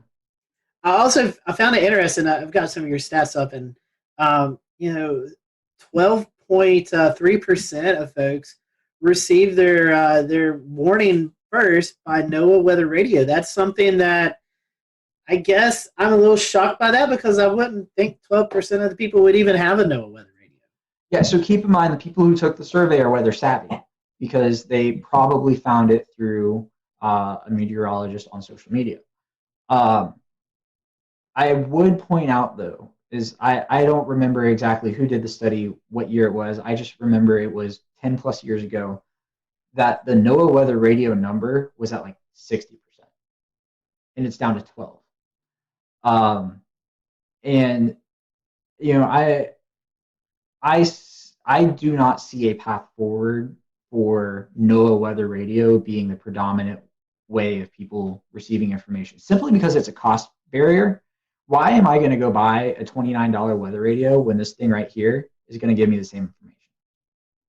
So I think we're asking the wrong questions when it comes to NOAA Weather Radio. Not why aren't people buying NOAA Weather radios, but rather why is the Federal Communications Commission not just sending you alerts and you can't turn them off like they do on TV? If you are in a tornado warning and you are watching a broadcast channel, you are going to get an EAS alert. You can't turn them off. So there's precedent to do it. And I seriously think, close to 70% of people are already relying on these. Why not just make it mandatory? And have that be the de facto NOAA Weather Radio. Now, I don't think they're ever going to go away. I think there's still a use for them. What happens when your phone dies? What happens when there's a hurricane and you run out of power, your generator's out of gas, and you can crank a weather radio? That's the most extreme case, but I don't think they're going to be the main. In fact, they're already not the mainstream way of receiving alerts, and I don't think they're ever going to be again. I know you're doing some of these questions also about when they hear these warnings issued. about taking shelter or alerting friends and stuff. Can you kind of go in some of those details, what you found out? Yeah. So I asked about 4 alert types in particular: the severe thunderstorm watch, the tornado watch, severe thunderstorm warning, and tornado warning. And I asked when a blank is issued, I blank. So the other part of the blank is take shelter, alert friends and neighbors, monitor weather conditions, check social media, watch local television, and watch national television. Of those 4 questions, there's nothing I really found surprising. For each one, social media was between 80 and 90% with combined degree. For the troubling, I guess a troubling aspect is for a severe thunderstorm watch. 22% of people said that they take shelter. But keep in mind, these are the same people who accurately picked out a severe thunderstorm watch definition. 97.2% of these respondents correctly identified a severe thunderstorm watch. So it comes down to people's interpretation of what take shelter means. Does that mean you just stay inside all day? Does it mean you go to the lowest level, most interior room? I don't know. But I mean, there wasn't anything that is a red flag in the results specifically for those 4 questions. You were talking about wanting to go. We'll return to Best of the Carolina Weather Group in a moment. Now your Carolina weather forecast. Here are today's forecast high temperatures for North Carolina. Here are the forecast lows for tonight for North Carolina. Here are tomorrow's forecast high temperatures. And here's forecast rainfall across North Carolina tomorrow. Here are the forecast highs for the day after tomorrow.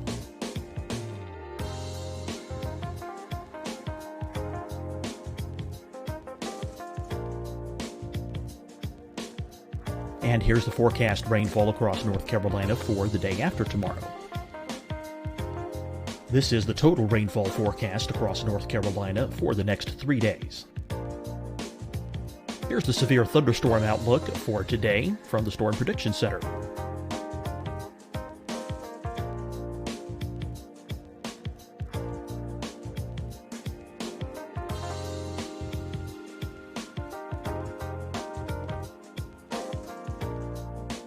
Here are the forecast high temperatures for today for South Carolina. Here are the low temperatures for today for South Carolina. Here's the probability of precipitation forecast across South Carolina today. And here are the rain chances across South Carolina tonight.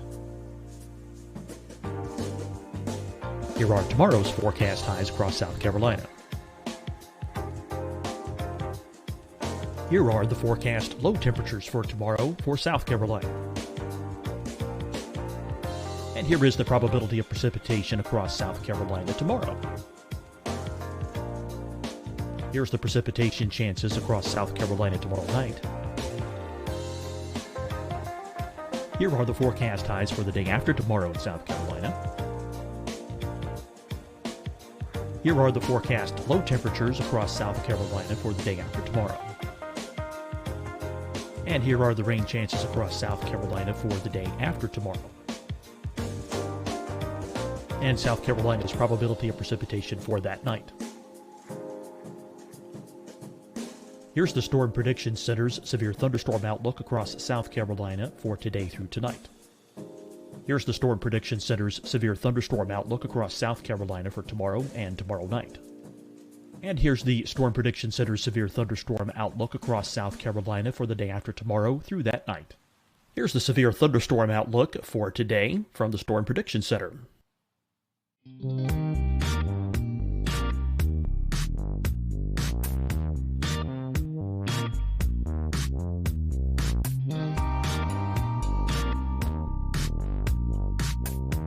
And now here's a live look at weather radar across the southeast. Hi, everyone. I'm Dr. Mandy Cohen, Secretary of the North Carolina Department of Health and Human Services. And when you follow the 3 W's, you protect your family and your neighbors from COVID-19. When you leave your home, practice your W's. Wear a cloth face covering, wait 6 feet apart, wash your hands often. Wear, wait, wash. We're in this together. Stay strong, North Carolina. Fight the spread and take a stand against coronavirus. Wear a mask in public. Stay at least 6 feet apart from others. And get tested. Join us and fight the spread. Visit scdhec.gov/COVID-19. Getting tested for COVID-19 helps you to take the steps needed to protect yourself, your loved ones, and your community. Find the testing location at scdhec.gov/COVID-19 testing. Deciding when to wear a mask isn't about who you know or how well you know them. Just ask yourself, will I be with anyone I don't live with? If the answer is yes, get behind the mask. Help slow the spread of COVID-19. Get behind the mask. Learn more at covid19.ncdhhs.gov. You'll see your Carolina weather forecast at 25 and 55 past. And now back to the best of the Carolina Weather Group on the all-new Carolina Weather Net. In the Southeast. So keeping that in mind, there's a lot of different styles of severe weather coverage. I think you have some folks who just kind of say, present the radar. And then you have folks like James Spann who really gets down into the specifics, like it's going to affect the Dollar General in town X or town Y. I know you may have not surveyed the folks on that, but what is your opinion on that? What do you think is most useful for those folks who are turned into TV watching this coverage? Yeah, no, absolutely. The most precise you can be, the better. One of the reasons why James Spann has the following he does is because people see him as one of them. The fact that he knows where the Dollar Tree is in Gordo, Alabama, which I happen to know where it is too because I drive past there to get to Mississippi State, and he uses that example all the time, so I feel good about it. It matters because, like I said, people feel like he's one of them, but also he knows the area. It adds validity to his call to action of, okay, I know where this is and I know where it's going. And if he can tell somebody, I know where it's going and I'm telling you now in, Coleman, Alabama, if you are on Main Street, people trust him. And that's what it comes down to is who do you trust? And one of the reasons why people trust him is because they know he knows what he's doing. And the more information you can provide, the better it is. What does the future look like? Is this something that you can be able to advise the SPC on? And they're going to look at your findings. They're going to be able to maybe make some adjustments, hopefully, in the future? Yeah, so an interesting thing about my findings is that there is a similar study that is working on being completed now. I don't think it's published just yet. They're working on it out of University of Oklahoma, Sean Ernst. He found the exact same hierarchy issue with respondents out there. So the Storm Prediction Center knows about it. They can't just flip a switch and change it. Nor would I say I'm calling on them to do that, because at the end of the day, even though we all use the convective outlook, we have to remind ourselves that it is not designed for the public. It is distributed to the public because it has to be under federal law because they're a federal agency. But at the end of the day, my main goal in publishing this was providing the groundwork to broadcasters and using a 1 through 5 scale to describe those terms, because a number scale is a universally identified language. 1, 2, 3, 4, 5 means the same thing in English as it does in Spanish, as in French, as in German, and it's already used for things like the Saffir-Simpson scale, the enhanced Fujita scale. People understand that the higher the number is, the worse the threat is.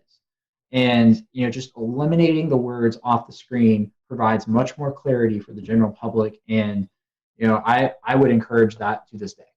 Some folks are trying to go down the color line and trying to make colors represent the different severity. What's your thoughts on that? So I might get in trouble for this. A lot of meteorologists don't like the color scale, and I do. I think the green, yellow, orange, red, pink works. So within that, you have the built-in green, yellow, red, good, moderate, bad, and people are smart enough to drive that, okay, the orange between the yellow and the red is the intermediary, and if there's something after the red, it means it's probably worse. It doesn't matter what color it is, it's probably going to be that. And two other things I will add is no matter what colors you use, I still think people are going to translate the color to a number. If you show them two areas and you have, if you show them a green and a yellow area, and the yellow area is inside, and you've got a legend up top, and there's the 5 colors, they're going to translate with that. Okay, so it's the first 2 colors, and the yellow is the second worst. So, and there's the whole principle of a region within a region, right? You're not going to get a moderate area that is surrounded by a marginal area directly. You're always going to have a leveled marginal, slight, enhanced, moderate, high, as it stands now, with that area. And I think people are smart enough to be able to derive that if there's a region within another region, the higher threat is in that smaller region that is entirely contained. I'm not sure if y'all have had Castle Williams on in the past. He's from University of Georgia. He did his dissertation on something similar to this, but he focused on some of the colors and the overall communication of it. And the recommendations that ended up coming out of his project is that meteorologists should always use the same region, so you're not adjusting the SPC map, and the same colors as the SPC. You can change the wording, you can make it your own, you can give it a different feel, but as long as you keep that consistency, people are going to understand it. So, I mean, that's my 2 cents on it. I'm a senior meteorology student at Mississippi State. I am in no position to be making that type of decision whether or not to change something, but I think it works. And I think a lot of the confusion comes from the words and not the colors. So, Alex, was there anything in the research that we kind of haven't covered or that surprised you that you still want to go over before we kind of start to wind the show down? Yeah, so there's an interesting idea that was, or everybody's gut reaction to my findings was, okay, we need to change the word order. And I don't think you can do that because there is already an existing order.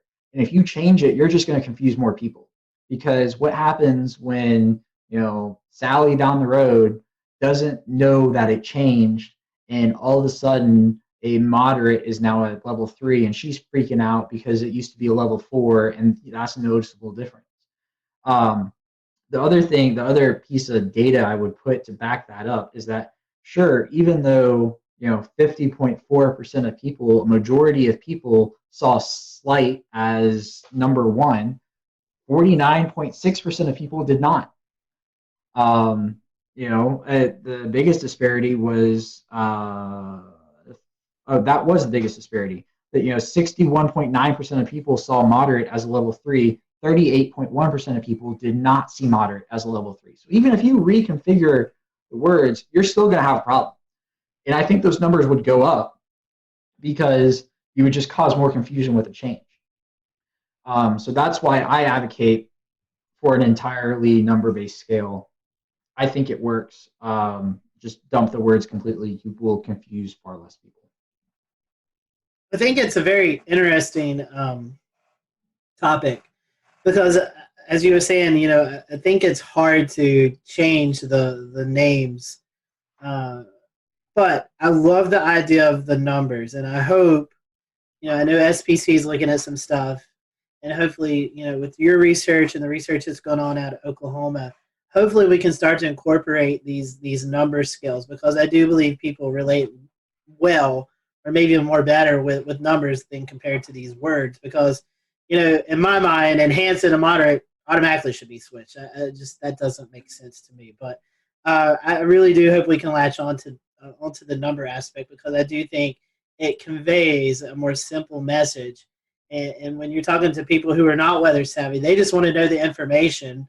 And I think that helps get them the information they need to know. Yeah, and it helps them understand the threats better.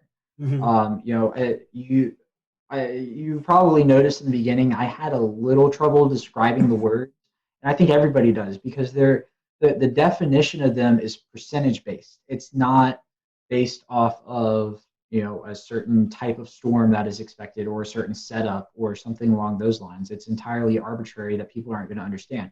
I mean, think about this. People don't understand chance of rain. All they do is formulate 50% is the halfway mark, and if it's below 50%, it's not going to rain. If it's above 50%, it's going to rain. That's literally what they do.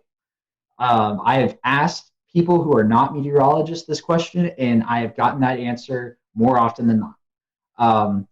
So that's part of the issue, and that the groundwork for this is percentage based. But I would just circle back to one other thing, is that while the SPC cannot change their outlook with the flip of a switch, a chief meteorologist at a station can, as long as their news director is on board. I will use Atlanta as an example. Even though I was an intern at Fox 5, what they do is they show the numbers and the words, which is most common for now. We're working on that. Channel 2 WSB here in Atlanta has dropped words completely. All they do is show the colors. They use a slightly different color scale. Not going to get into that, but on the screen, they literally type out level 3 risk, and then they list the threats. At NBC, the NBC station here, they do the same thing. They show the words and the numbers. And the CBS station has dropped the words. They show the colors with the 1 through 5, and they bookend it with low and high, which could also work. But it just goes to show that there should be a consistent message. I think the consistent message should be the colors, and I think everybody's or the numbers, not the colors. Well, I mean, yes, the colors, but for my perspective, the numbers. I think everybody's on board with it. They were just afraid to drop the names. And I am saying drop the names. Well, Alex, we definitely appreciate your time and this research that you've put in. I know it's getting some attention, and we're happy to have you on the show tonight. We want to wish you well there at Mississippi State. And for those who maybe want to learn more about this project, or just kind of follow you throughout your career, how can they follow you? Yeah, so on Twitter, it's at AForbesWX. On Facebook, if you just search my name, Alex Forbes, my page will pop up. And on Instagram, same as Twitter, at AForbesWX. I have a drone. I love to fly drones. Half of my tweets and Instagram videos are drone videos. So, yeah, go follow me. Yeah. And you also help out with the severe weather conference that you guys do at Mississippi State every year as well. Yes, except for this year. That's right. That's right. Yeah. Yes, it's a lot of fun. We've had some fantastic people. We had the National Weather Service director come out to Starkville last year. We were going to have the National Hurricane Center director this year, but our conference was scheduled for March 22nd and 23rd, I think, or 21st and 22nd, one of the two. So obviously that got whacked. And we did not have it because it was in that awkward period of time where nobody really knew what was going on. And we didn't have the time to move it online. So we just, skipped it this year. It will be back next year, Corona, as long as that's gone. Fingers crossed for that. But, it's a lot of fun. If you can make it to Starkville, I certainly encourage everybody to come, especially, Mississippi State's alumni network is huge, and it's the perfect opportunity to get somebody else to pay for you to come back to Starkville. That's right. We'll leave it there. Alex, again, thank you so much for being with us, and thank you for watching the Carolina Weather Group. We'll see you next time.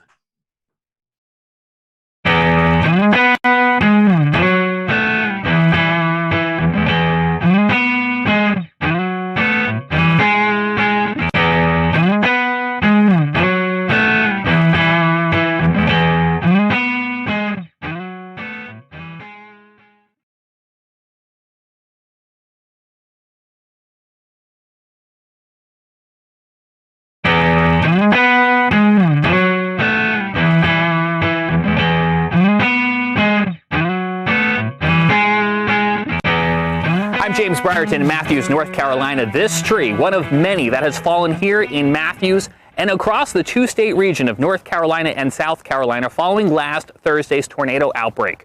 10 tornadoes in all confirmed by the National Weather Service, who then spent Friday going out and surveying damage like this here at the playground of Matthews Elementary School. The school closed on Friday with power still out and trees like this still down. School was closed in Charlotte, Mecklenburg. Now, the National Weather Service happened to be celebrating its 150th anniversary this week. We're going to be talking about that coming up. The important life-saving mission they played today was all created over a century and a half ago. But first, let's talk more about the recovery efforts here in Matthews and across the region. This tree, the EF1 tornado coming through here on Thursday, caused damage across the region. 95-mile-per-hour winds knocking down trees like this, and also, unfortunately, taking down some homes where the roofs were damaged when big trees like this fell. All in all, we had about 2 storm deaths across the region, and that's too many. But it could have been a lot worse, and that's why we're going to spend some time in this episode talking about the very important life-saving role the National Weather Service played, because none of those deaths came inside of tornado polygons, and I think that has a lot to do with the role that the National Weather Service plays, getting those warnings out on TV, on radio, to NOAA weather radios, and now to our cell phones, wireless emergency alerts, alerting people like myself that they were in the path of danger. On Thursday, I was trying to make my way to the day job at the TV station when I received one of those wireless emergency alerts on my phone. I happened to be streaming on Periscope at the time. I'm driving here on Interstate 45. As that message comes in, take a look what happens. Just now receiving an emergency wireless alert on my phone for a new tornado warning issued until 12:45. Severe thunderstorm capable of producing a tornado was located 9 miles northwest of Indian Land or over Carrollton. Impact.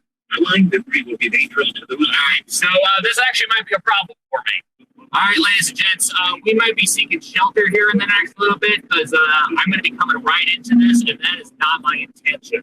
As soon as this lets up a little bit, I'm going to go and look for some damage in that area. Right now, I am not moving. I am just to the south of that warning. That is where I want to stay.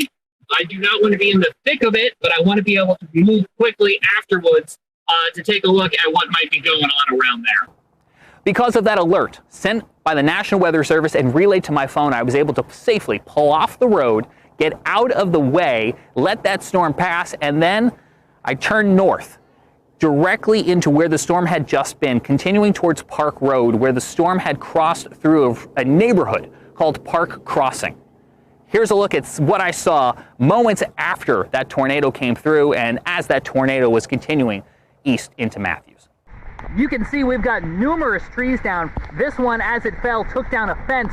We see several instances of this as we make our way through this Park Crossing neighborhood. Now, all of this damage occurred during the midday hour when a tornado-warned cell came through the neighborhood and it brought down several large pines, just like the one you're seeing right here behind me. To give you a sense of what the aftermath of storm damage smells like, it smells very heavily of pine and also sounds like chainsaws. We have another tree down here. This one just barely missing this brick home as it did kind of fall here and then continue to land, if you take another look, right across their front yard. So a very close call here for the family that lives right at the entrance of Chatham Oaks. This is inside, again, that Park Crossing Drive neighborhood. Now we are just to the west of Park Road. I was onto the east side of Park Road where the Cameron Woods neighborhood was not too long ago. Whatever came through here then immediately went through there, brought down several trees as well too. Neighbors out there trying to clear the way with chainsaws. About 10 minutes before the trees started falling, so I was able to be here to help out. How many trees are down besides what's behind us? I'm not one for hyperbole, but it's countless at this point. There's trees on houses, there's a lot of roads that are blocked. We're just trying to get cleaned up so people can get through. And also clear those storm drains, because as you can see, the rain is continuing to fall here at this hour, and so all of this water is going to need a place to run off. So you can see neighbors trying to also clear those drains as well. Back out here in the Park Crossing neighborhood, you can see this fence was no match for whatever came rolling through here a little bit earlier on, knocking down not only the wood sections of the fence, but also tearing it right from the brick pillar. The National Weather Service will be looking at damage like this and like the tree laying across the road to determine what exactly rolled through here during the height of the severe weather. The EF1 tornado that came through Mecklenburg County, not even the strongest of the storms we saw. This EF2 tornado caused damage in Gaston County near Kings Mountain, where it toppled 4 of those huge metal transmission towers that Duke Energy runs to bring power into the region. It took 150 workers this past weekend to get all of that cleaned up and back up and running. And when they twisted and laid on the ground, I mean, the structures were twisted. If you go look at the footing of that, you'll see where it was a twist. It wasn't a break, it wasn't a bend, it just twisted the structures and they came down together. So it was a very severe wind that caused these structures.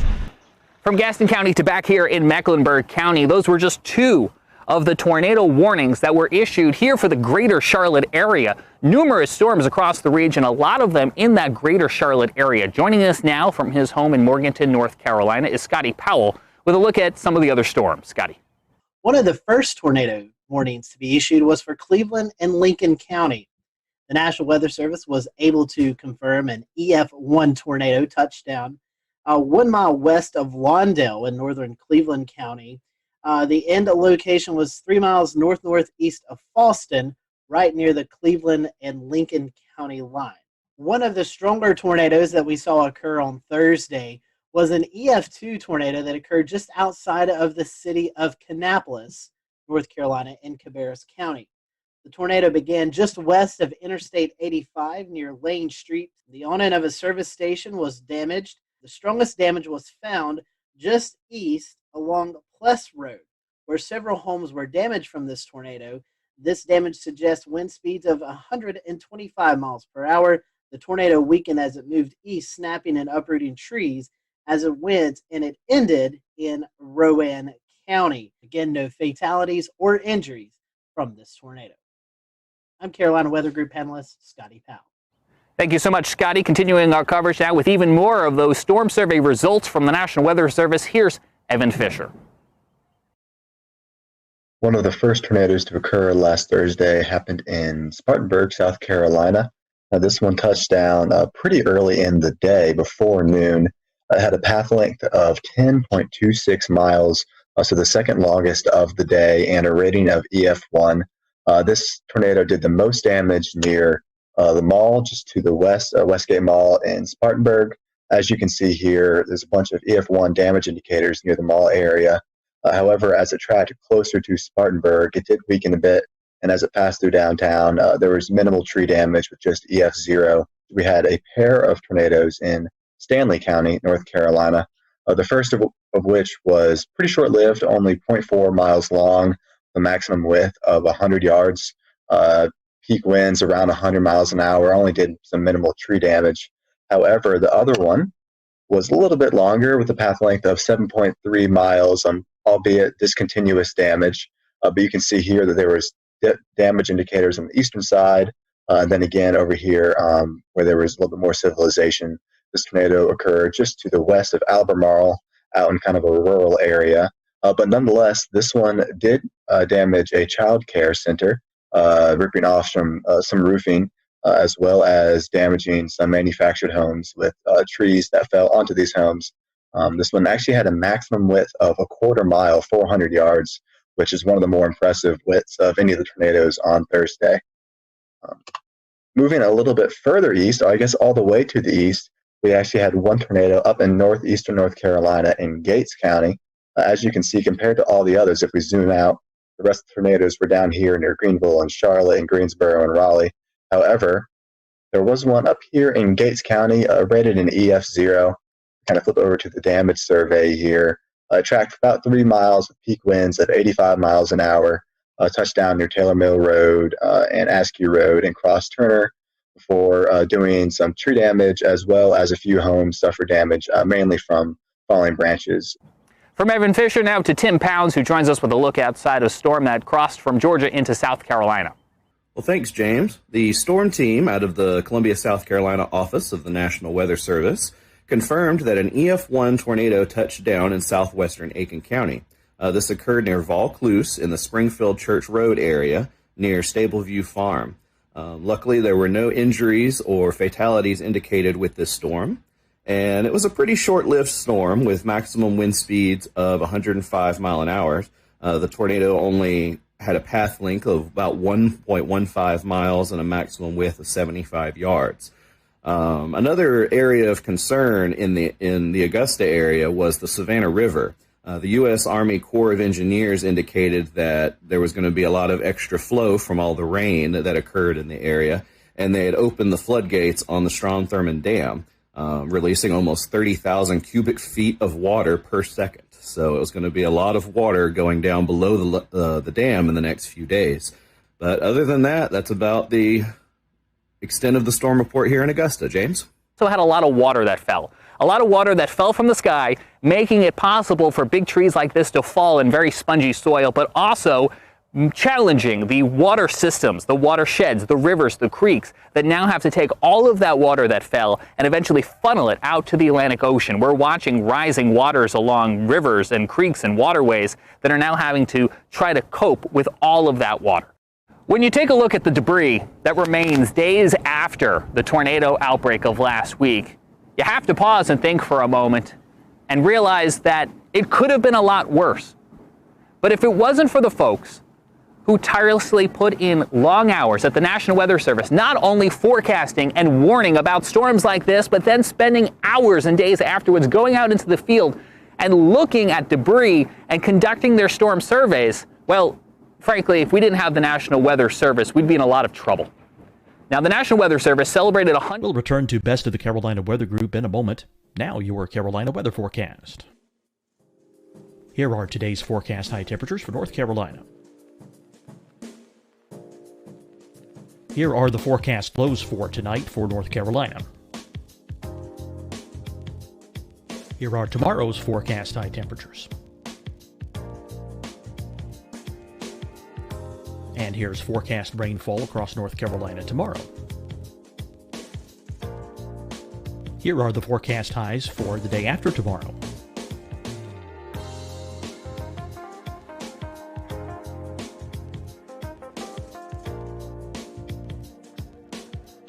And here's the forecast rainfall across North Carolina for the day after tomorrow. This is the total rainfall forecast across North Carolina for the next 3 days. Here's the severe thunderstorm outlook for today from the Storm Prediction Center.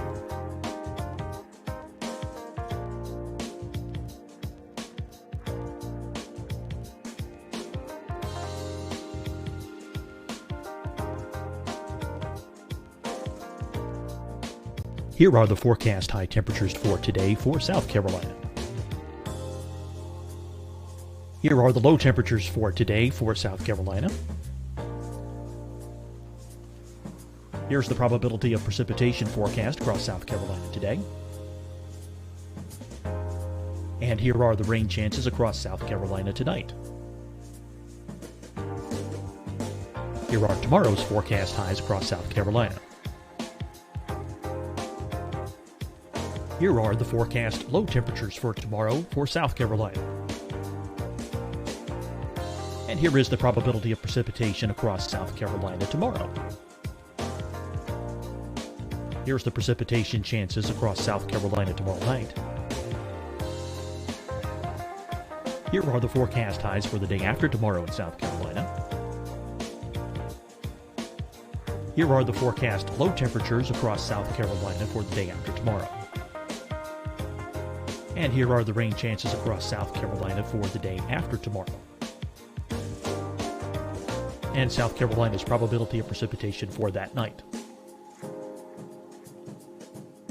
Here's the Storm Prediction Center's severe thunderstorm outlook across South Carolina for today through tonight. Here's the Storm Prediction Center's severe thunderstorm outlook across South Carolina for tomorrow and tomorrow night. And here's the Storm Prediction Center's severe thunderstorm outlook across South Carolina for the day after tomorrow through that night. Here's the severe thunderstorm outlook for today from the Storm Prediction Center.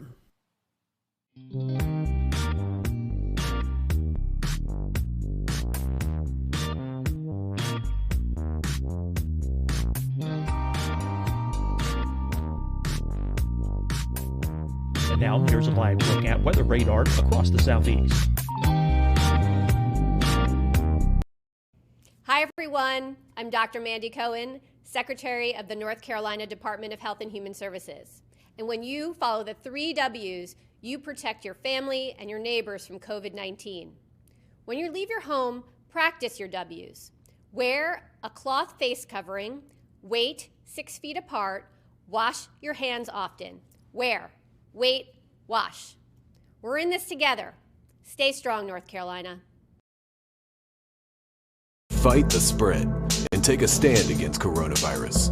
Wear a mask in public. Stay at least 6 feet apart from others. And get tested. Join us and fight the spread. Visit scdhec.gov/COVID-19. Getting tested for COVID-19 helps you to take the steps needed to protect yourself, your loved ones, and your community. Find the testing location at scdhec.gov/COVID-19 testing.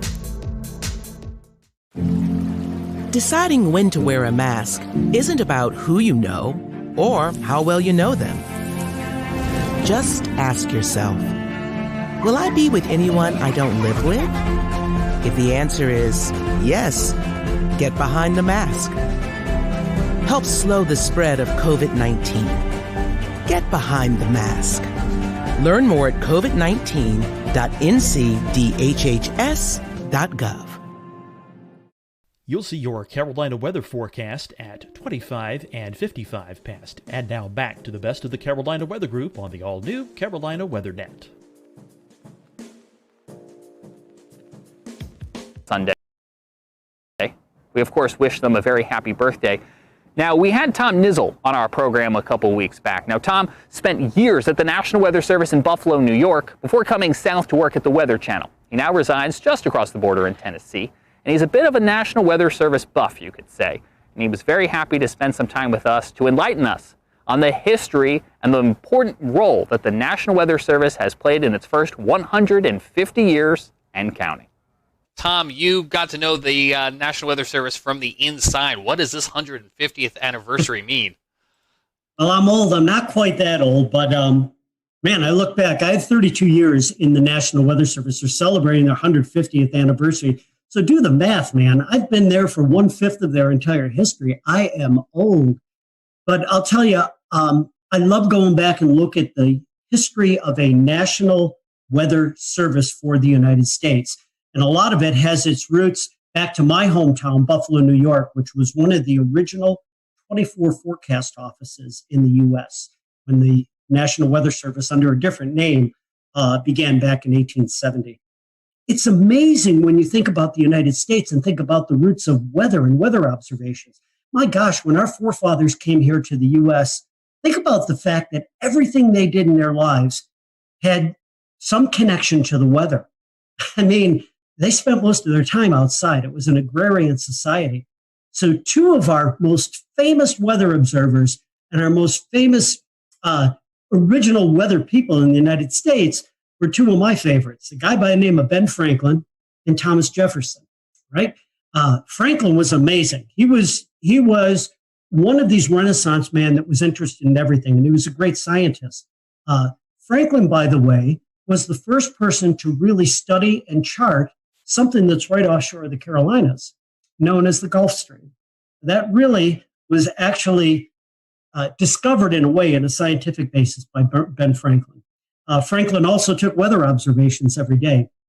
How about Tom Jefferson, another Renaissance man? This guy took weather observations on a regular basis, and he shared those observations and developed a network with people that were around him. In fact, the cooperative weather observers in the United States today, their top honor that they can get is the Jeffersonian Award for them taking weather observations. So those are 2 of the guys that really started things off. You know, we get into the 1800s, and as the country began to expand out to the west, all right, now the beginning of the 1800s, Weather Service actually went into a national operation in 1870. So 70 years before that, the U.S. was moving out and expanding to the west, and based on Thomas Jefferson's suggestions, the Lewis and Clark expeditions, they wanted to take science observations. Most of the Army surgeons who were trained as scientists would take weather observations on a daily basis. and they would mail them back in. They would, arrive months later into places like the Smithsonian, where they would gather this information and bring all this information together, begin to plot it onto maps and try to understand this array of data that we were gathering across the country. But my gosh, none of it was timely. It took months to get that information. So you come across to about the mid 1840s, and we had this amazing invention that takes the science of meteorology and rockets it forward. And it was called the telegraph. Because once you got the telegraph, you could get this data from around the country that these surgeons were taking, and in almost real time, you could get it to one central area where that data could be compiled. You'd have the data quickly, you could analyze it, and then understand what was going on a more real-time basis. And this was all done at a place called the Smithsonian Institution. And Joseph Priestley was the guy that was there, that was gathering all this information and beginning to plot weather maps. Well, we get into the Civil War, and that kind of detoured in some way the expansion of science as far as weather was concerned. But boy, the Civil War brought a lot of technical expertise and other inventions that would then help propel all of this technology and science forward. So let's get into the late 1860s now. And we're a couple of years beyond the Civil War. And the railroad transportation really wasn't coming into its own at that point. So a lot of the transportation that occurred between the inland parts of the country and getting out to the coast in the northern half of the United States occurred on the Great Lakes. There was a tremendous amount of shipping that occurred on the Great Lakes and moving not only goods and materials, but moving people and passengers around. And in 1868 and 1869, in 2 consecutive years, there were over 1,100 shipwrecks on the Great Lakes. Think about that, 1,100 shipwrecks and hundreds of fatalities on the lakes. Well, now I go into 4 cogs in the wheel that I think were most important people that were responsible for the development of a national weather service. Because of all the fatalities that were occurring on the Great Lakes, due to weather, by the way, due to severe weather, there was an amazing guy by the name of Increase Lapham, Lapham. This guy was, again, another Renaissance man. He was a geologist, and he was, at that point in Wisconsin, very interested in the weather. Again, a scientist by many, many means. He plotted weather maps, and he sent a lot of news clippings to his congressional representative about all these fatalities that were occurring on the Great Lakes. And there has to be something done to develop some type of weather warning system for these bad storms that were coming across the Great Lakes. So in 1869, I believe it was, Increase Lapham sent this letter out to his congressional representative, another second cog in the wheel by the name of Halbert Payne. And Payne took this information and introduced a resolution under Ulysses S. Grant to the United States Congress. And on February 9th of 1870, the resolution was passed to then bring into service a national weather service for the United States. And it was under the direction of the U.S. Army Signal Corps at that point. Why the Signal Corps? Well, it now brings in our third character. Our third guy that was in big responsibility and a big part of developing a national weather service was a guy who was in charge at one point for the Signal Corps in the U.S. His name was General Albert Meyer. And Meyer has a connection to my hometown of Buffalo, New York. But Meyer actually developed a signaling system during the Civil War of using flags to send signals between military installations. And this signaling system, or wigwag system, was in play, and it was in place during all of the Civil War. Meyer was an amazing character because he had a great military background. He had the ability to organize, and he also was in charge of this signaling system that they were using at that time. And so when Ulysses S. Grant signed the orders to bring into law a national weather service across the United States, Albert Meyer was brought in as the first head of the National Weather Service. And Meyer then brings in the fourth cog in the wheel, the guy that really made this happen from a scientific point of view. His name was Cleveland Abbey, and this guy was a scientist by every stretch of the word. He is the person who first began to issue forecasts, actual weather forecasts across the eastern part of the United States, and he had a tremendous, tremendous science background. And when he came into that first beginnings of the National Weather Service, it was Cleveland Abbey who introduced science, who introduced coursework, who introduced the theory of meteorology and the science of meteorology to those employees who were hired to man the 24 original offices across the United States. It was really, really a fascinating time. And from there, the ability to bring in weather data and weather observations led very, very quickly to production of weather forecasts. Within a couple of years of the formation of the Weather Service, these daily forecasts were something that everybody asked for. People understanding that they might not be all that accurate all of the time, they weren't able to do the kind of detailed forecasting that we can do these days, but they had an understanding of the basic concept, in most cases, of weather moving from the west to the east across the United States. With the ability to plot these maps, the early forecasters were able to trace storms. And as storms were moving from Chicago to Detroit to Cleveland to Buffalo and out to New York City, these forecasters could time to some degree the occurrence of this bad weather that was coming in that direction. And as they would do that, they would put these signal flags outside of places like post offices and other places where the public would frequent within these towns and cities. And so a quick walk down the street, someone would look at the flag and they would understand that the red flag with the black on it, okay, again, if you were in a coastal area, could mean a hurricane warning that was out. There were other types of flags that they used to get this information out.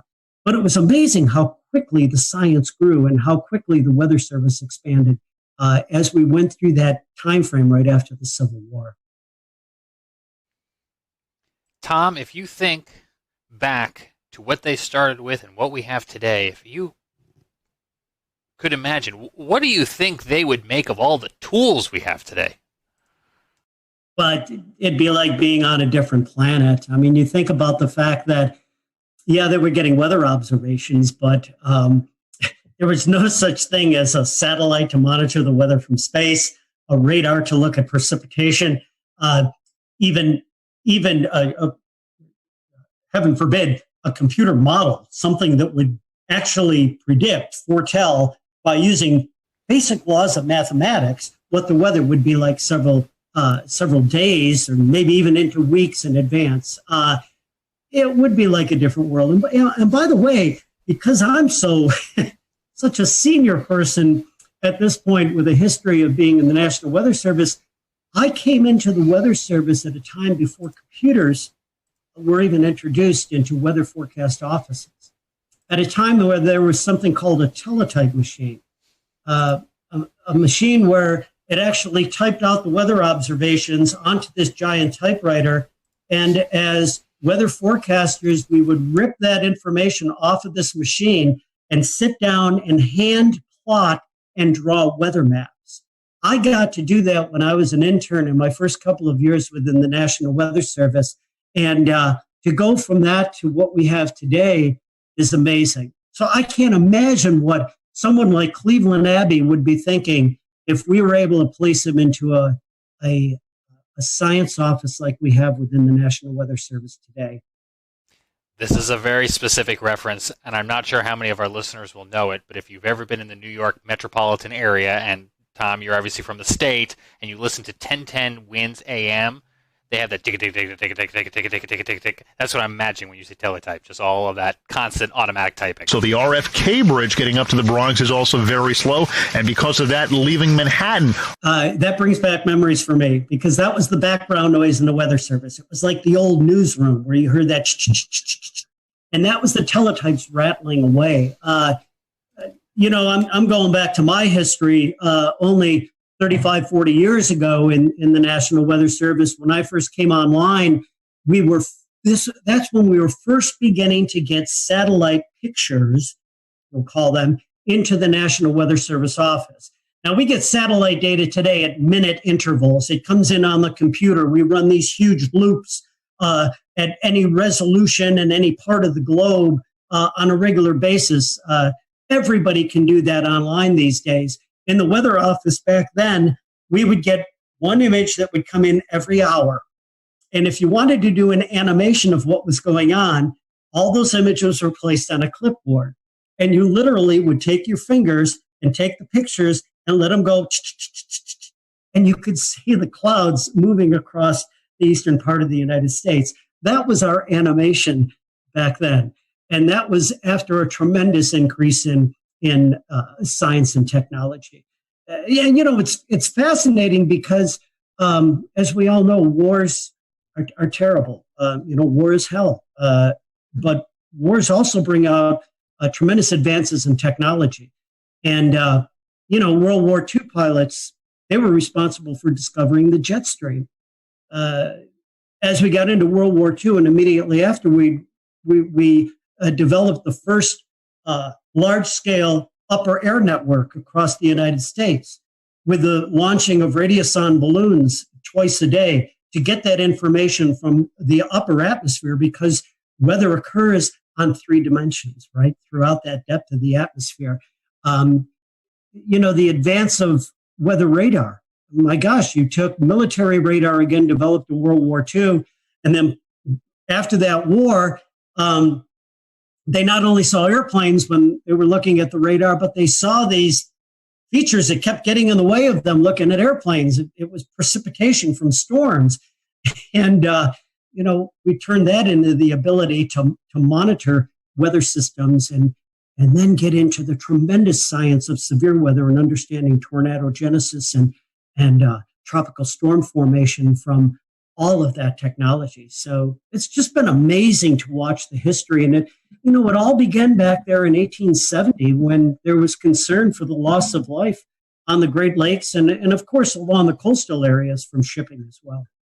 Tommy, you're talking about the advances in technology. One thing that kind of comes to mind is the advances in the warning process. Trying to explain to the younger generations that we didn't have things like cell phones, right? Just a generation or two ago, with these text messages and alerts that came across at any time of the day or night, the ability to communicate that information has saved countless lives and will continue to do so.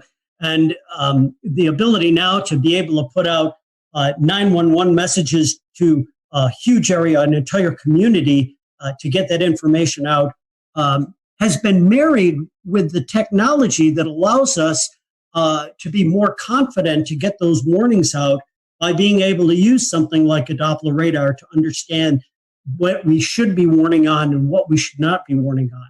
Because in the early years of issuing severe weather warnings in particular, but certainly all types of warnings, much of the public was very frustrated with the fact that the weather forecaster may, for lack of a better term, cry wolf a lot of times and send these warnings and watches out and not be able to verify them because we just didn't have the technology to do that. We've got that technology now. And to be able to then marry that to the ability for people to get warnings anywhere at any time, day or night, it has just gone a tremendous way to save lives across this nation. Talking about communication, and then I'll toss it off to someone else. One of the biggest tools that I think we all in this chat utilize is NWS chat, and the ability for the forecasters and the weather office to communicate with TV, radio, storm spotters out in the field. I mean, just the instant communication that we have, I think, is pretty cool, and it's cool to see the advances in the National Weather Service with that. That's a really important point, and what it's done also is it's changed the responsibilities and the type of work that goes on within the National Weather Service offices. A decade, now I should say more than that, a generation ago, The main job of the National Weather Service forecaster, the meteorologist, was to issue the forecast. And now we have many, many tools that allow that process to be very, very fast, very efficient, and very smooth. But what the forecasters do now, where they really, really make a difference, is what we refer to as decision support or decision support services. That ability to get that information and get it out and let our special customers know exactly what is happening when it is happening, contacting emergency managers and working with the emergency management community to have their resources ready to go, to be ready to respond when the weather is coming through. And also, you mentioned this tool that is used on computers called NWS Chat. It's the ability for the forecast office to chat or to talk or message to many of its users, its media, its emergency management system, those types of individuals, to get the most reliable and timely information back and forth from those communities and sending out their thoughts from the National Weather Service offices. I found it fascinating when I worked at the Weather Channel that we, within a matter, and I mean this, within a matter of less than a minute in many instances, a damage report, say somebody had half-inch hail that came down in their neighborhood outside of Charleston, South Carolina, and they sent a report in on their phone to the National Weather Service saying, we got hail here. Within a matter of a minute or so, the Weather Service gets the report, pops it into a computer that goes into this system, and at the Weather Channel, our graphics meteorologists were watching that data coming in, and when they picked that data up with the click of two buttons, it ended up on air.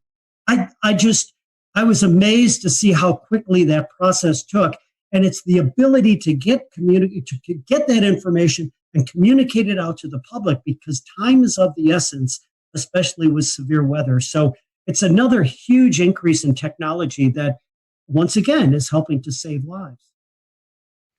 Tom, I don't know if there's any telling what this world would be like without the National Weather Service. So let me try to phrase this closing question to you this way. What would day-to-day life here in the United States be if tomorrow morning we woke up and there was no National Weather Service? I think it would be chaos. If you think about how much of our economy and daily life is tied directly to the weather, and the way you see that most succinctly is being in the checkout line at the grocery store, because everybody's talking about it. You have to know what's going on with the weather if you're going to react with the real world. Everything from our transportation to our agriculture to daily life in general revolves around the ability to understand how nature, how the atmosphere is going to impact us over the next several days. Without the National Weather Service, I think we would be way, way behind in where we are right now. We again thank Tom for his time, and to all of the folks at the National Weather Service who continue to keep us safe each and every day. We can't thank you enough. And to you at home, thanks for joining us for this special edition of the Carolina Weather Group. For all of us, I'm James Brierton in Matthews, North Carolina. We'll see you again real soon.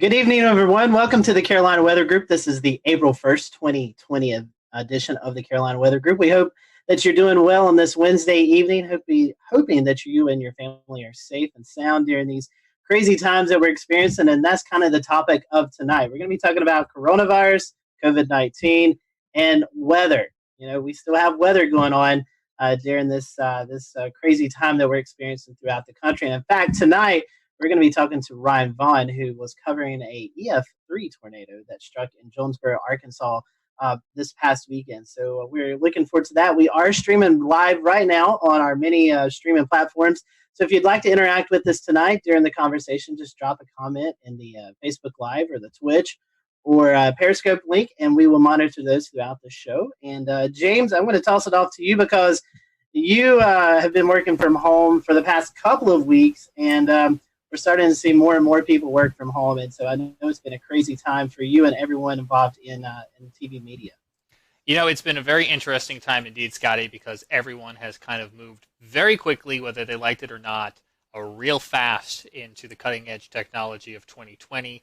Everyone suddenly knows what Zoom conference is. It wasn't but 3 weeks ago when we would be booking guests for the show saying, hey, we're going to send you a link to a Zoom conference, and then had to proceed to explain what Zoom conference is. We do not have to do that anymore with so many folks using Zoom conference or similar products. So we're going to be talking to Ryan here in just a moment about his experience this weekend with him and his team covering a very severe and significant incident in Jonesboro, Arkansas. We also have Brad Panovich on with us tonight from WCNC Charlotte, who is very comfortable in his home studio. You've seen his weather video blogs many a times, and now that is his TV space as well, too.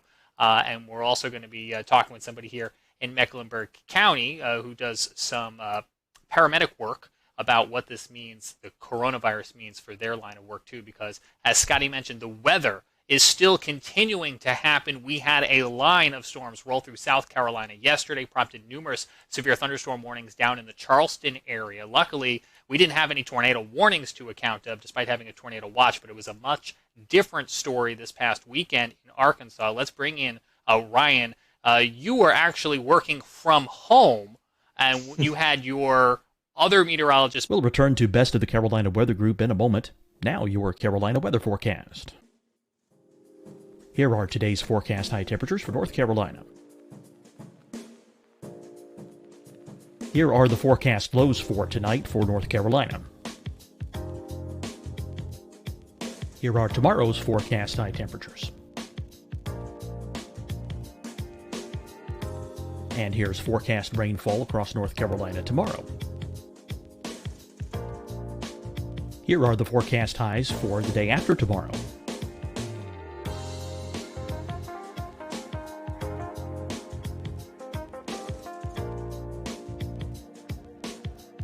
And here's the forecast rainfall across North Carolina for the day after tomorrow. This is the total rainfall forecast across North Carolina for the next 3 days. Here's the severe thunderstorm outlook for today from the Storm Prediction Center.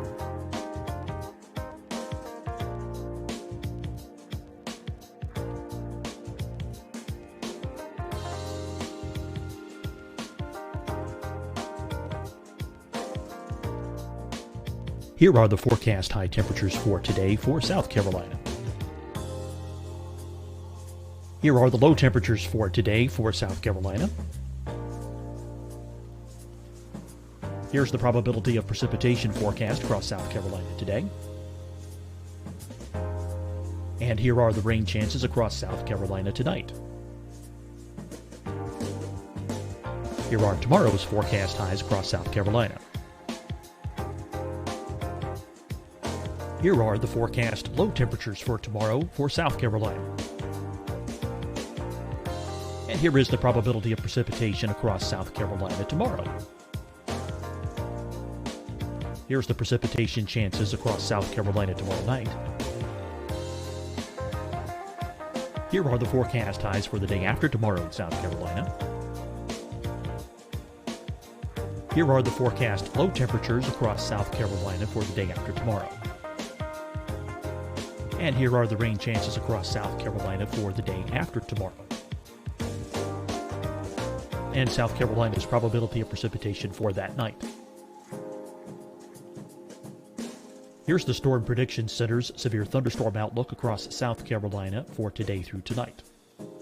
Here's the Storm Prediction Center's severe thunderstorm outlook across South Carolina for tomorrow and tomorrow night. And here's the Storm Prediction Center's severe thunderstorm outlook across South Carolina for the day after tomorrow through that night. Here's the severe thunderstorm outlook for today from the Storm Prediction Center.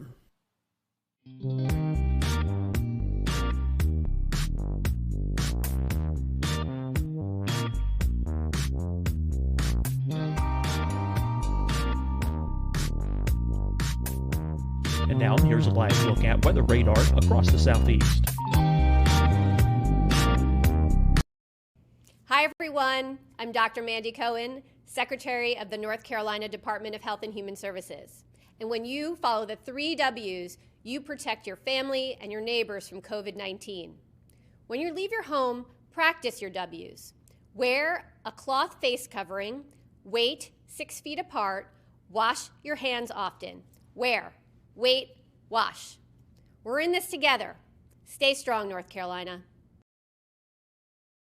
Fight the spread and take a stand against coronavirus. Wear a mask in public. Stay at least 6 feet apart from others. And get tested. Join us and fight the spread. Visit scdhec.gov/COVID-19. Getting tested for COVID-19 helps you to take the steps needed to protect yourself, your loved ones, and your community. Find the testing location at scdhec.gov/COVID-19 testing. Deciding when to wear a mask isn't about who you know or how well you know them. Just ask yourself, will I be with anyone I don't live with? If the answer is yes, get behind the mask. Help slow the spread of COVID-19. Get behind the mask. Learn more at covid19.ncdhhs.gov. You'll see your Carolina weather forecast at 25 and 55 past. And now back to the best of the Carolina Weather Group on the all-new Carolina Weather Net. Up to speed if they're not familiar with what took place this past weekend. Okay, so typically in a severe weather situation, we would all be in the studio. We were going into this, we were low end severe weather threat. We knew tornadoes weren't out of the realm of possibility, but we were kind of thinking gusty winds, and I think everybody, even the Storm Prediction Center, kind of had northern Illinois pegged for the hot spot.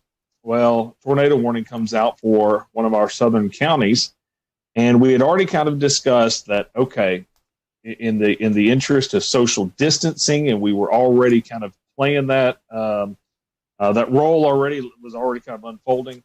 I said, well, we've got a solid system here. How about I go here and you guys stay back there, and we wouldn't be there, and hopefully we wouldn't go into long form programming. And so the tornado warning came out for Woodruff County a little bit after 4 o'clock. And at that point, you could draw a line and see that there was a chance that this was going to come into Jonesboro. We have some video from your coverage. We're going to pop up here in a double box. Oh, man. Walk us through. This must be the moment that tornadic cell started producing in Jonesboro, if I'm correct. Hold on one second. I just now lost. There we go. I'm back, I think. Yeah, that's this is where it was producing here. So what was going on? Zach Holder is in front of the chroma key wall, and we had already at this point had a pretty large tornado out of Jackson County. So we were watching this one pretty close, and the meso was going right over town, and we really just started getting some indication that it was cycling. And sure enough, we were concerned that it was going to, if it cycled through and it produced a tornado, it would be right in the middle of Jonesboro. And you see what unfolds here. Now, for Zach, he's in his 20s. He hasn't covered a ton of, tornadic storms, especially like that in front of a weather camera. He did spectacular Aaron Castleberry. If I'm not mistaken, I think that was his first severe weather event ever covering broadcast wise. So, it was hard to not get emotional. I've lived here almost 20 years, and outside of a couple of years, I lived in Alabama, and to watch that go through the town that you've forecast for and covered for so many years, it was tough to kind of hold the emotions back on that one.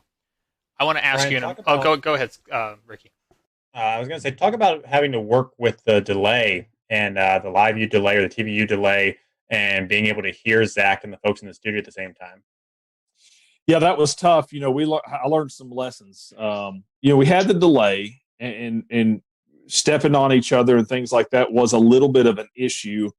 because when you're in severe weather coverage, you speak in half sentences. You can be sitting there talking about, okay, guys, this tornado is coming for, and you'll stop, and you're thinking they're done, and you step in. And so there was a little bit of an issue there in the middle of that also. So while we're all going through that, Southwest Power Authority feeds Jonesboro and Paragould. So even though I was 19 miles to the north, when they started taking power hits, I started taking power hits. So I lost programming. I lost what they were seeing, and then also was losing access to Max. So I had Max 1 up in here. They were using Max 2. Then they lost Max 2, so they needed access to Max 1. So after I lost programming, after I lost ability to have Max, and they needed it anyways, that is when I grabbed my phone, grabbed my laptop, and that's when I went out chasing, if you saw the coverage afterwards. Ryan, previous to this weekend, had you ever done live TV from home?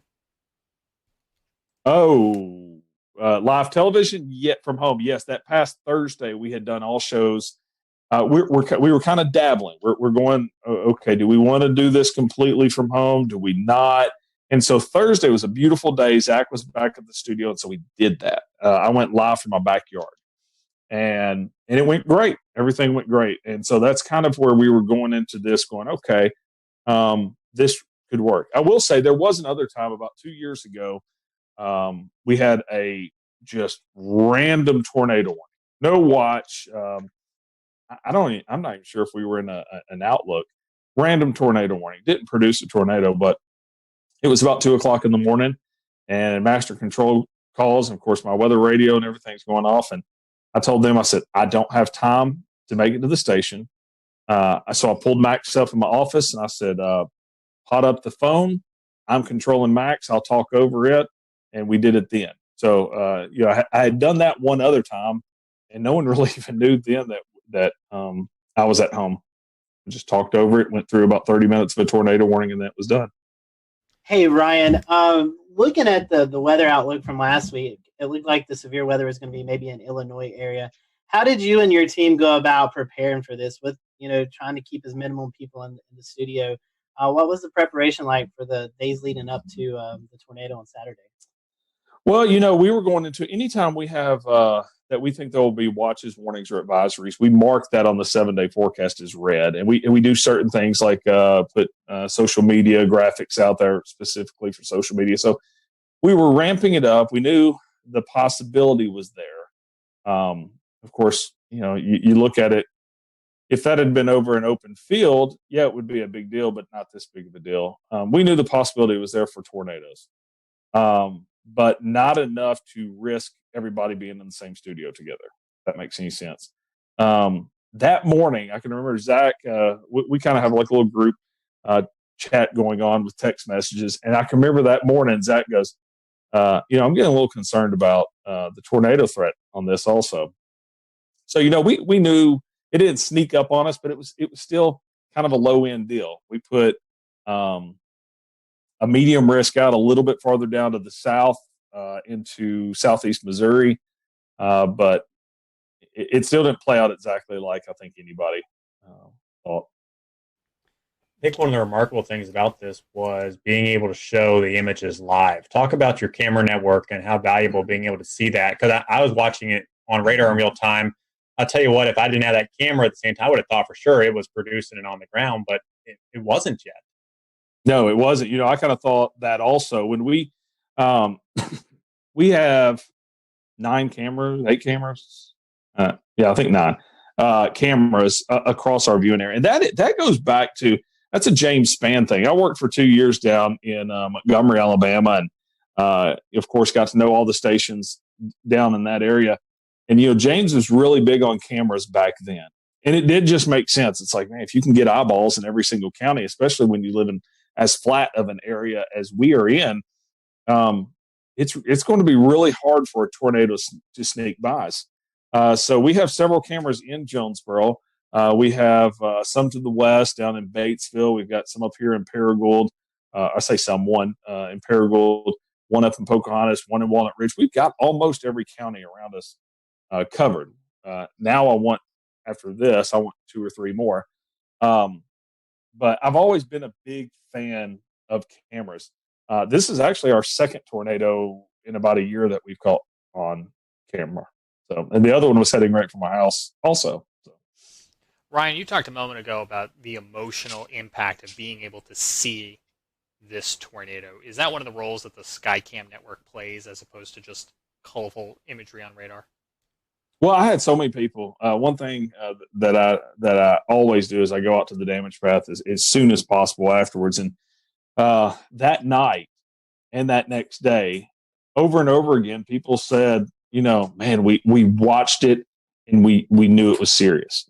You can say all day long until you're blue in the face, hey, this tornado's on the ground, this tornado's on the, you can tell them, and they're still going to run out there and look at it.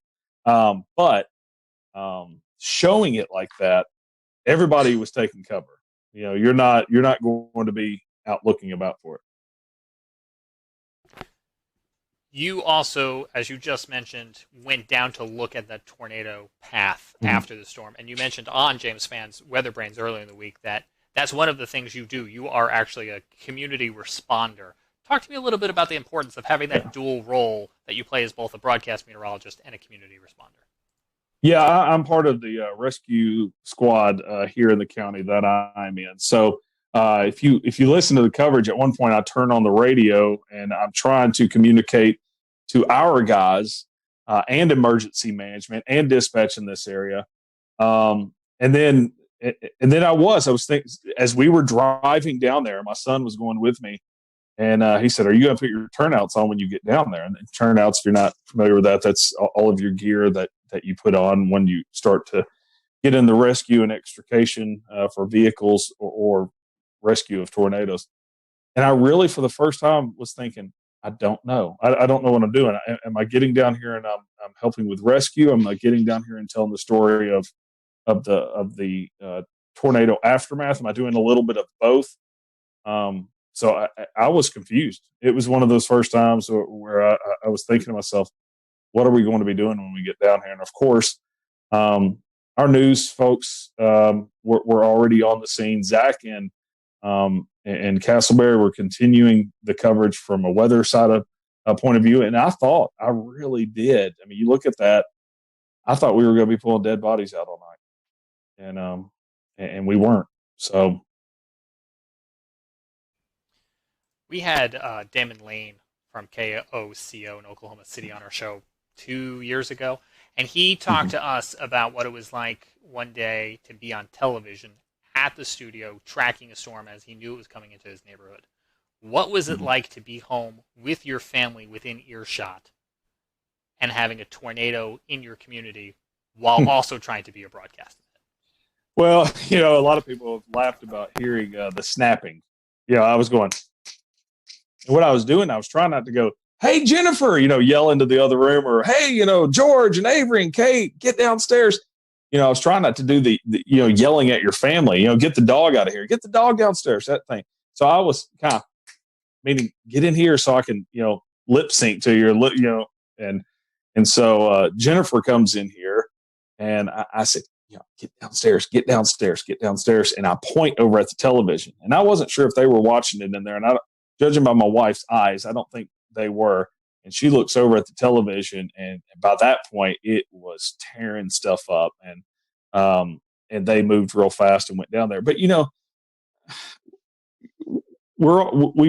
our wives do this, without us here all the time. In severe weather, they get tornado warnings here, and her job is already to get all the kids and pets and go downstairs. So I don't really know what I was doing, saying, hey, like I'm going to step in and be the leader of this, because they've done this in the past. And so I realized that after the fact. I'm like, you don't need me to tell you to go downstairs. You probably already knew. But it was wild. And then when I was leaving here, we were having flash flooding in our neighborhood. And it was kind of wild, but I knew that they had everything under control here. And fortunately, I've got a 17-year-old that can handle things here. So I felt comfortable leaving in the midst of that also, once I knew it was going east of us. Ryan, the tornado EF3, 140 miles per hour winds. I think this happened right around the 5 o'clock time frame. On a normal Saturday night, people would be out at restaurants, shopping. But with the coronavirus going on, thankfully, unfortunately, we had 22 injuries, but I feel like this could have been a whole lot worse if we wasn't going through COVID-19. Oh, this would have been, we would have been pulling bodies out. Of those 22 injuries, only 2 of those were hospitalized. So you got to think of a large part of those were probably just scratched up arms and things like that. But, I just think I had just left the mall about 2 hours earlier. We went and picked up a cake right beside the mall, right where it hit. And I can remember going by Best Buy. My wife and I were even talking about it. We were like, wow, look at that. They've got a tent out front. What they were doing is she goes, yeah, I bet they're, you pull up and you say what you need and they run in and get it and check you out. And I was like, oh, yeah, that's kind of cool that they're still open. We even commented, talked about it before we were heading home. And so you had, just a handful of workers in the mall. The rest of the mall was closed. So if you look at the aerials, I mean, it just tore up the mall. JCPenney, the roof completely ripped off, and you really can't tell until you look at the aerials how messed up JCPenney was. And Dillard's ripped out. A Saturday at 5 o'clock, all those places would have been busy. You think of Cheddar's. I think that's a national chain that you guys may know about, but Cheddar's is a restaurant that would have been completely packed with probably about an hour wait with people sitting all around it on a normal Saturday at 5 o'clock. Instead, they had a couple of workers that were cooking to-go orders. You had Academy Sports. You had several restaurants through there. And it also went through, and I'm going to check the numbers on this, but I'd venture to say the busiest intersection in Jonesboro, Arkansas, if not the top 3. I mean, definitely. So you just had an extremely populated area that if this had hit on a normal Saturday night where people aren't staying inside, it would have been very bad. Ryan, you've had a crack at this before with back in the day when you had that other situation where you were home and you had to broadcast real quick. And you've prepared some, and everyone's prepared, but last weekend was something no one has ever experienced before, and certainly to a greater degree than the last tornado that you covered from home. What did you all learn from that? Well, I learned, the power hits. For one thing, I learned that we need an UPS system even here at the house if we're going to do that. I learned also that I want an over-the-air antenna, which I've already gotten now. But more than likely, even doing all of that, there's going to come a time where we just all need to be in. I know we're trying to take the steps to be socially distant and things like that, but I think if we have another severe weather event like this, we probably just all need to be in studio. Ryan, talking about the coronavirus stuff for a second, what challenges did that present after the tornado with rescue crews, with the recovery aspect and things like that? The scary part of it is, and it's really part of the reason why I decided that I need to start broadcasting from home, is that everybody forgot about it. So Saturday night, we're sitting there handing off microphones to each other. We're 6 inches away from the mayor talking to him and the police chief, and we're just helping people. It was like there was no virus. Late that night, we start thinking about it a little bit, and start thinking of, okay, we need to stay a little farther apart. We need, things like that. And then the next day, you get out and you get into the damage. You start helping people and you start talking to people, and everybody's just hugging each other and just happy that everybody's alive. And I had one lady come up and just give me a hug. And it was like, well, I'm not going to sit there and say, no, coronavirus. You're not going to say, well, I'm not going to go in this person's home and help them clean up because of the coronavirus. But later in the day, everybody just kind of starts thinking, well, this could be really bad. We've got people coming in from out of state. We've got people that are older. We've got, just everything started coming around to where you slowly started seeing people taking more precautions. You slowly started, people are elbow bumping instead of hugging and crying and things. I did notice, in fact, Tim Marshall, I met up with him at the tire store, and that's the first time that I saw they were separating out the cleanup and rescue into groups of 10. They were telling all of them to stay 6 feet apart. So it took a while, but for a period, everyone forgot it. As I said, I'm on the rescue squad, and we 3 weeks back were handed masks, and we were supposed to be wearing masks and responding. Well, I wasn't rescuing people at that point, so I was just like, oh, I'm not doing that. So I don't have to follow any rules because I'm not doing that side of it, and I'm back on the media side of it. But I look back and I'm like, man, I hope 10 or 14 days from now we're not looking at this going, we all got a little too close. So, and that's it'll be very interesting to see how that goes. And you're right, it is weird. I mean, even me personally forecasting on a day-to-day basis, I've kind of had to tell myself, hey, this is still important, but it feels less important on a day-to-day basis with everything going on. So I want to bring in Corbin here real quick to kind of talk about maybe something that you guys experienced too, Ryan.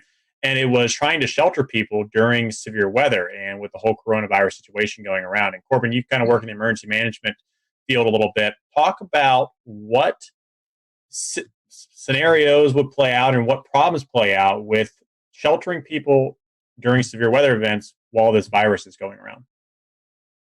So obviously that's one of the things that we really want to look into. Is sheltering in general is never a good situation per se, especially in severe weather events. And we're all very aware that, life goes on even though the coronavirus is our main focus right now. So one of the main things obviously is social distancing.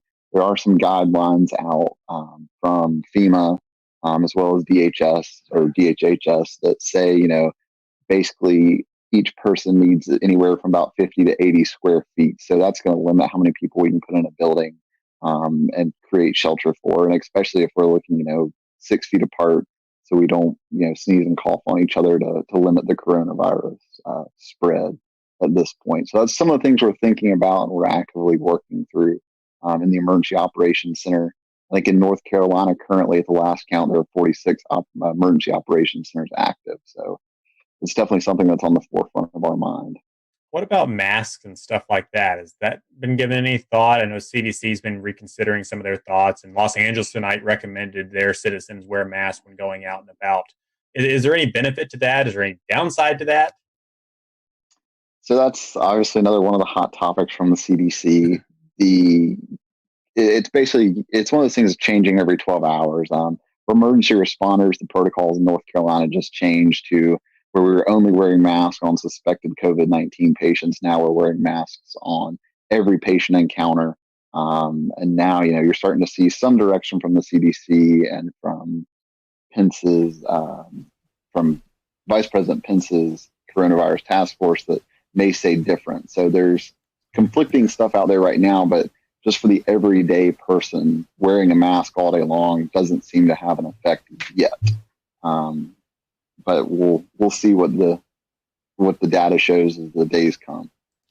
Corbin, we learned today that a paramedic with medic tested positive for coronavirus. You mentioned a minute ago that more people might be wearing masks as they go out and tend to emergency responses.